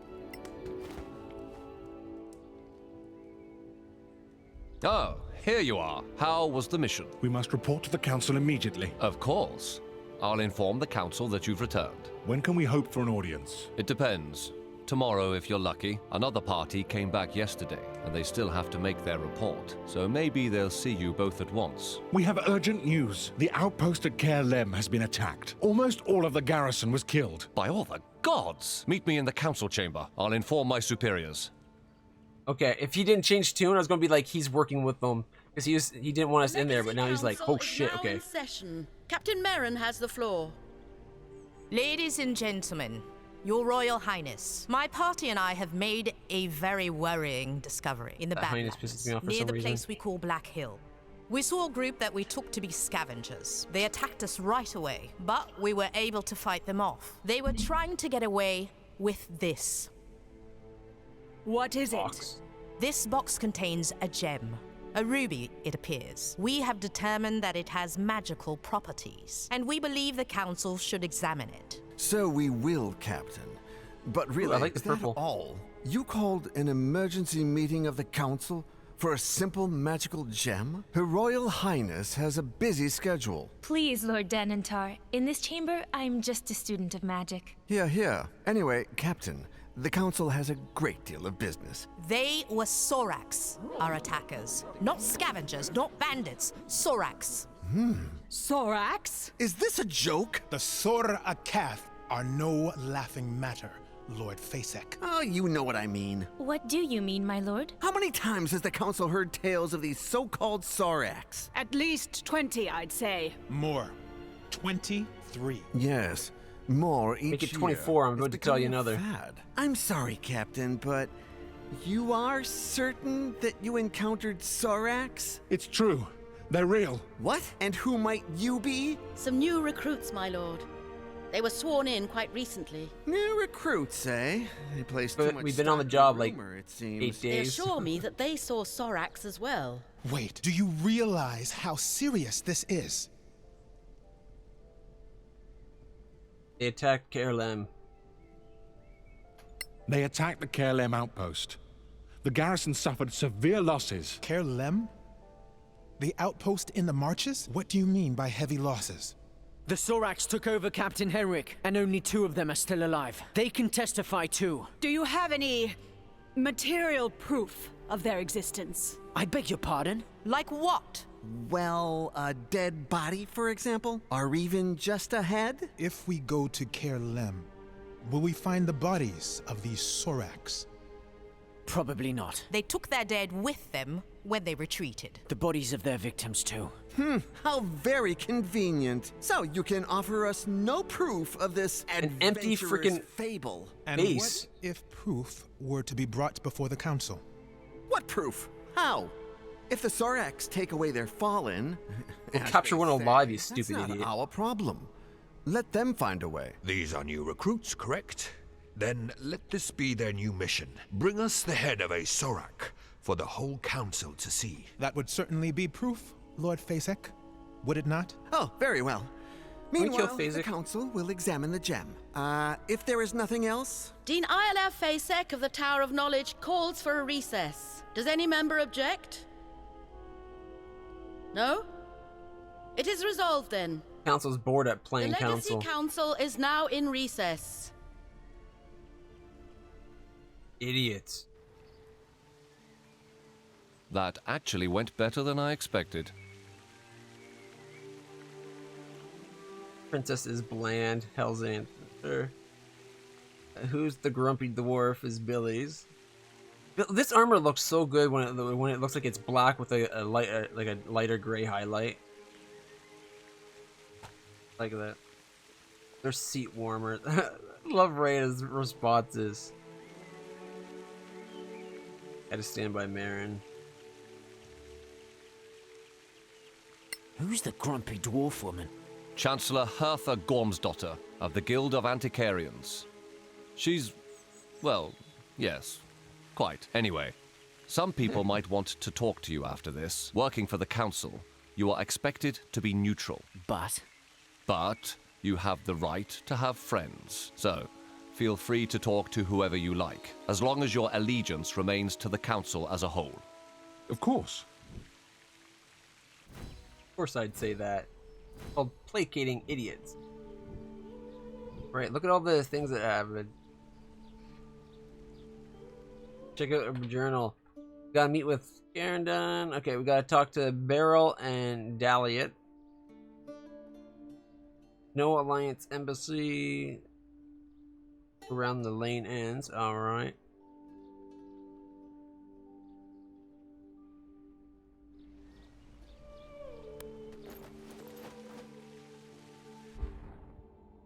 Oh wait, this is right here.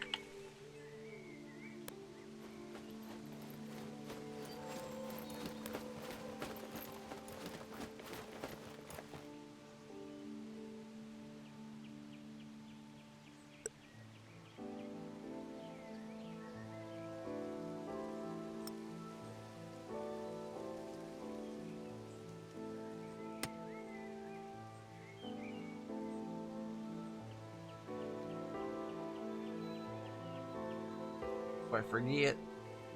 Good weapons going.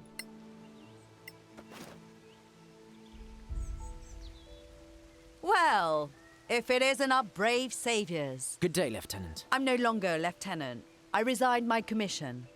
I work for my people now. I will never step foot in the Badlands again. Yes, well, you clearly weren't cut out for that posting. I've made my peace.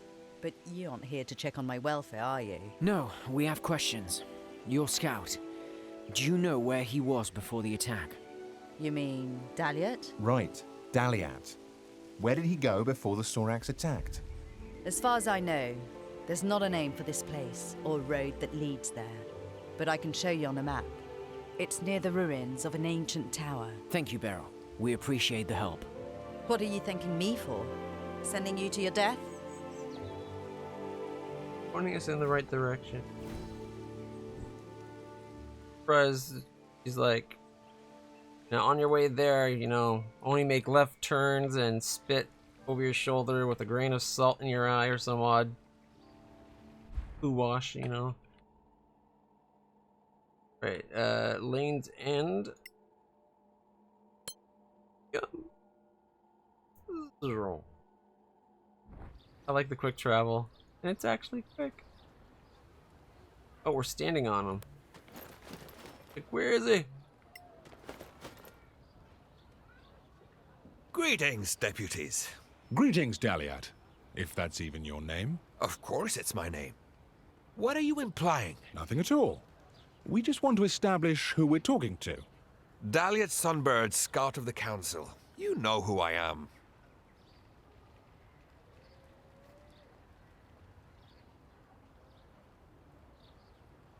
Dialog just dropped. Travel to the ancient tower. Daliot Sunbird, probably. What? What does it mean, probably? Greetings, greetings. Of course, it's my name. What are you implying? Nothing at all. We just want to establish who we're talking to. Oh, in case it's another one of those Zorax.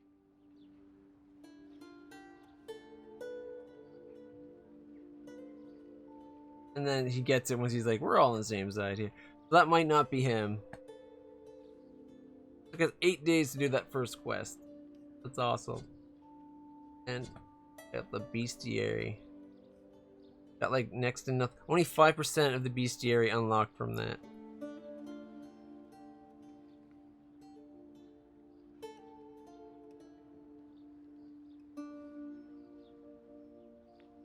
Sorakath saboteurs are really cool looking. Oh, check it out. Get a size all the way up to medium things. These guys are pretty small.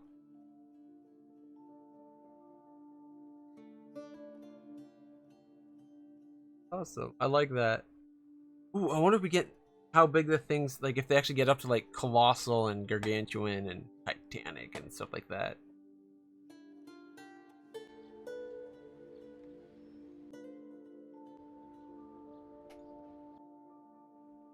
This guy is a full single square. When this guy, it looks about the same for a square, but that guy's clearly filling it out a lot more. Challenge rating 0.5, 100 XP. We don't know what kind of treasures he has yet.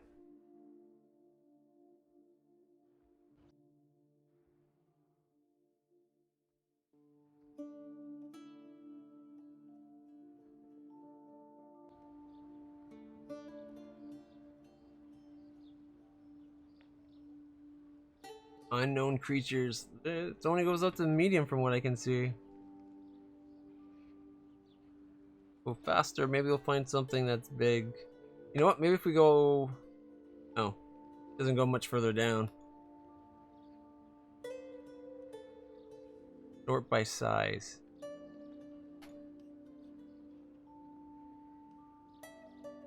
I think the game only goes up to medium-sized creatures at the moment. We got the different factions. Indifferent. Oh, we got sympathy on 2, actually. 3 sympathetics. The scavengers, the antiquarians, and the Principality of Masgarth. Or Masgarth. The Masgarth, antiquarians, scavengers. The Arcanium. The Arcanium is the magical arm of the new empire, descendants from an old empire organization of the same name. It's run by powerful wizards who carry on the traditions of ancient imperial magic. And the Circle of Danatar. Grandmaster Edvin Danatar and Eoriel Foxeye. Ooh, Foxeye was what, part of them? Didn't we have something that some of these people wanted?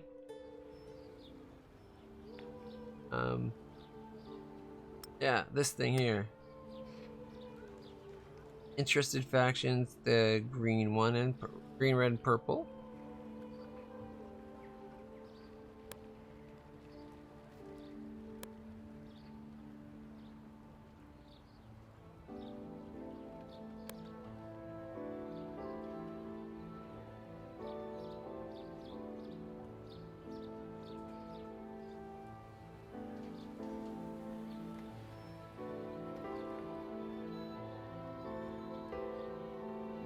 Arno.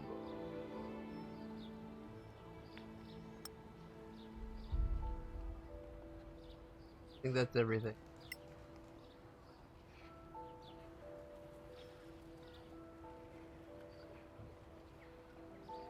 I thought there was 3 of them.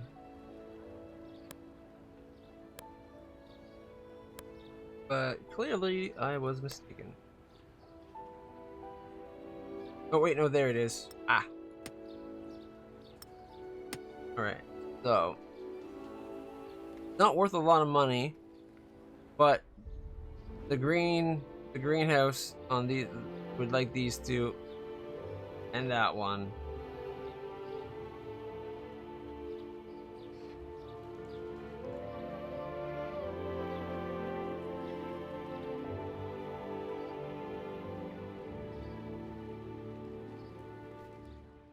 Journal.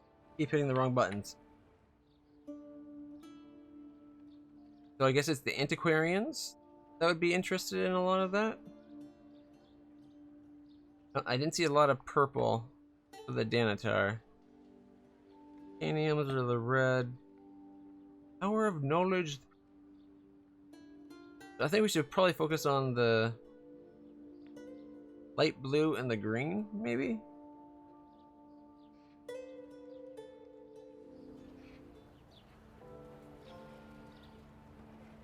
No light blue, green.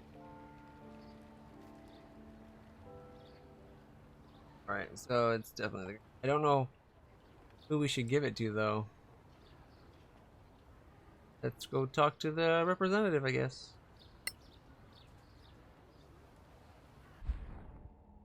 That was that fox eye, which person? Ah. Found him. Circle of Dan. Oh, that's a Danatar one. Don't want Danatar. Kaplan, Dallin, Lark. You ever even talk to him?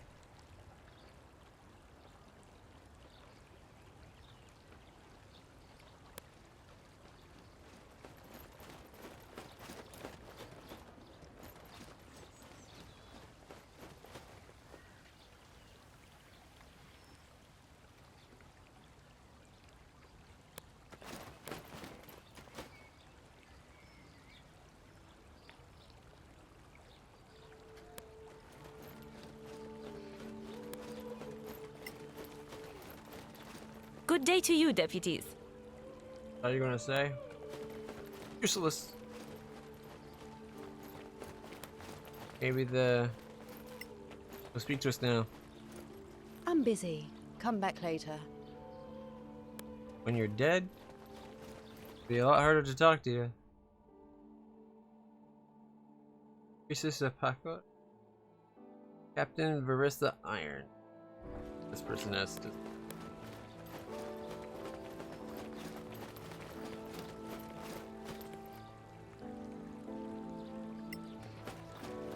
Stay in the light, citizens.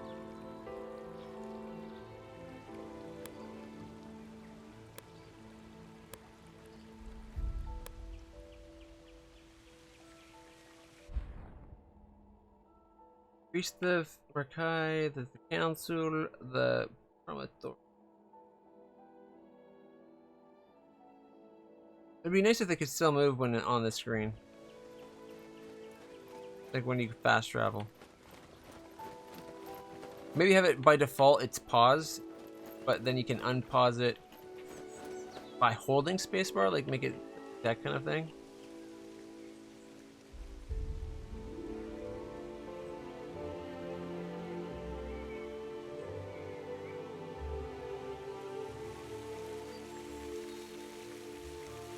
Me. A priest, here we go, let's go talk to a priest. Whatchamacallit? This is the goddess of life and death, I think.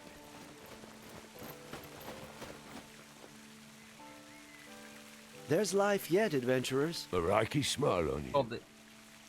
Lady of life, a follower of the goddess.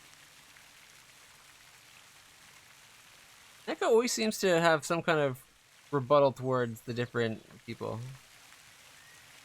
We do require your services.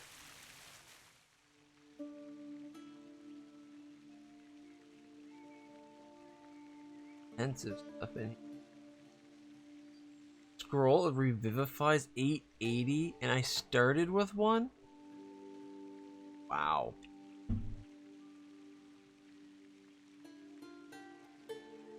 A faction relic, document and paper.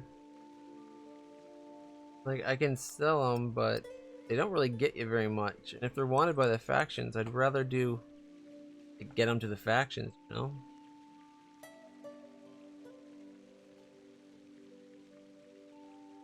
Or...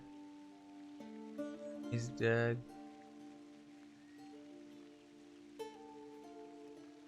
Bigger spells. We need more money.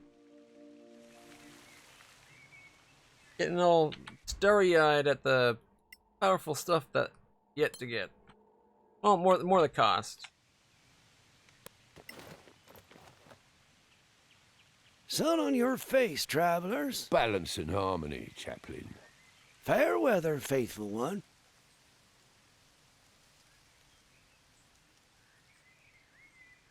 We do require your services. Do we, though? Underway. I like that. Cure wounds. So cure wounds scroll is 55. As long as we can make it for cheaper than 55, it's worth us making it. And then we can make the fireball scroll that's really a lightning bolt the best fireball in my opinion.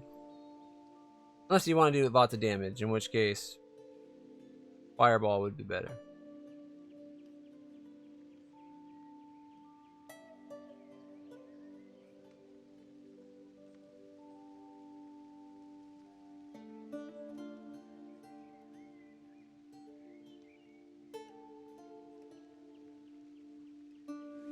Nothing great. There's not enough variety of stuff to buy in this town. Kinda a crummy town. Did we ever figure out what this one does?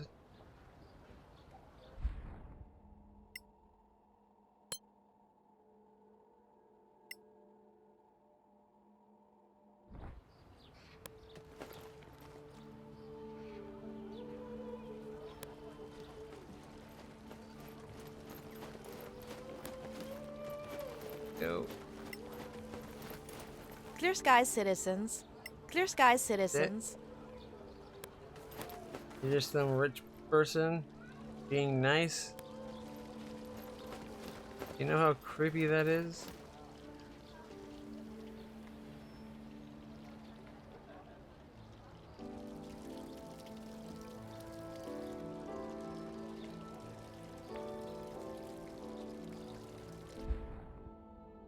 You don't really need to rest. But I don't think any of us leveled up either.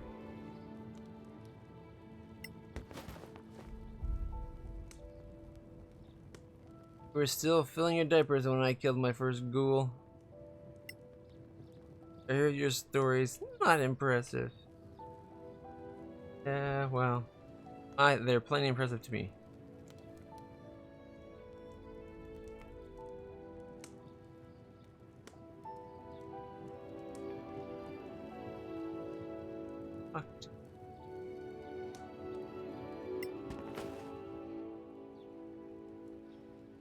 Hello, adventurers. What can I offer you?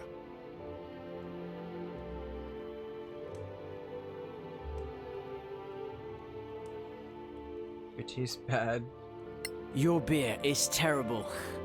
And that's being polite. I like the armor when it's dark better than when it's light. I've never had any complaints about the beer before. Maybe your palate is not refined enough.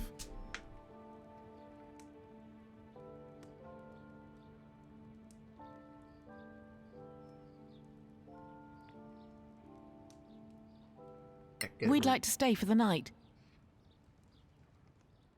Party loses 10 gold.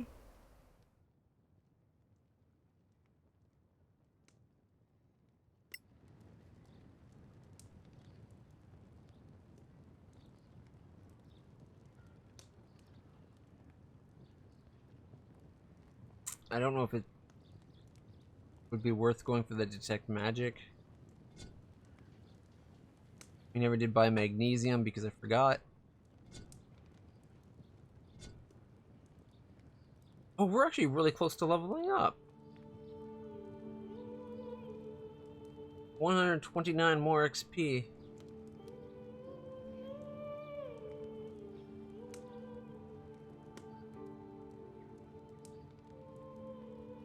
It doesn't seem like much, and I really want to do it. But I really shouldn't. I've been streaming for what, like 9 hours? I should probably call it there. Oh my god, I'm really loving this game though. I gotta say, I was expecting it to be interesting, but not compelling and like engrossing and just like, damn. This is a really good D&D game. And the way they got it set up, I can totally see it being... Oh, wait. I can totally see them being able to do modules that you could get like as downloadable stories that's just more in this world, as well as just letting you explore the world a bit more, perhaps. Like, maybe if we come out into the royal blue yonder for a second.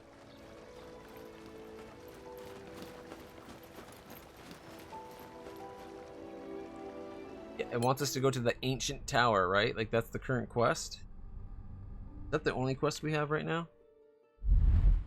Possible Sorak base. Look at that. But check it out. Like, look at this. The Duchy of Eastern Forest. Like, you can tell there's... Like, that's not the actual lay of the land in the map. Because you can see the color and vibrancy on the map when it's actual places you can go and bin. It'd be cool if you could kind of just explore. Like, this map's amazing. I love it. But having more towns nearby, like, again, we're on a campaign. Like, right now we're doing a campaign module, right? So it's keeping us on track for that. But having it where, like, a mode where you can just go somewhere. Oh, that'd be awesome. Like, just explore the world, find things, encounter dungeons and stuff. And, like, I don't know how big the map is. It only goes from there to there. Like, it's not a huge map. Super wide, actually, man. Check that out. The Air Eli.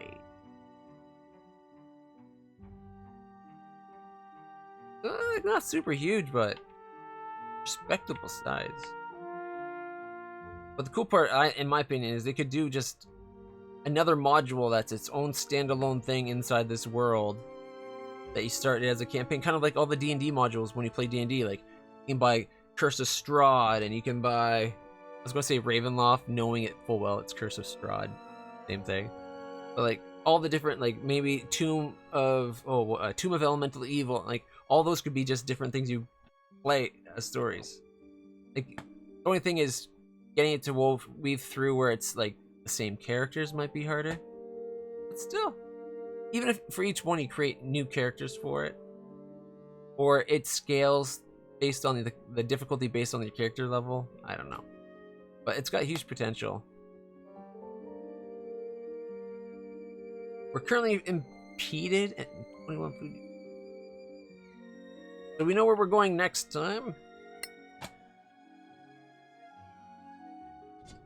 And yep, we're going to be going there because we got to go and capture the arrogant council. One, they've had 20 some odd accounts recently of Sarek, of the Soraks. They literally sent someone to go check on a base. They haven't heard from the base in like 2 weeks or 2-3 weeks or something. They send out a group of new recruits. The new recruits go there, come back, says the base has been wiped out, only 2 people survived, we brought them back. And they're not believing us? Or the 2 people that survived? What about all the other people that were in the base? What about the fact that we just told you the base has now been like abandoned? There's not a garrison there anymore. Like, oh my, how arrogant and pig-headed, how far up their own ass is their heads that they don't comprehend what's going on? Like, why would they question us?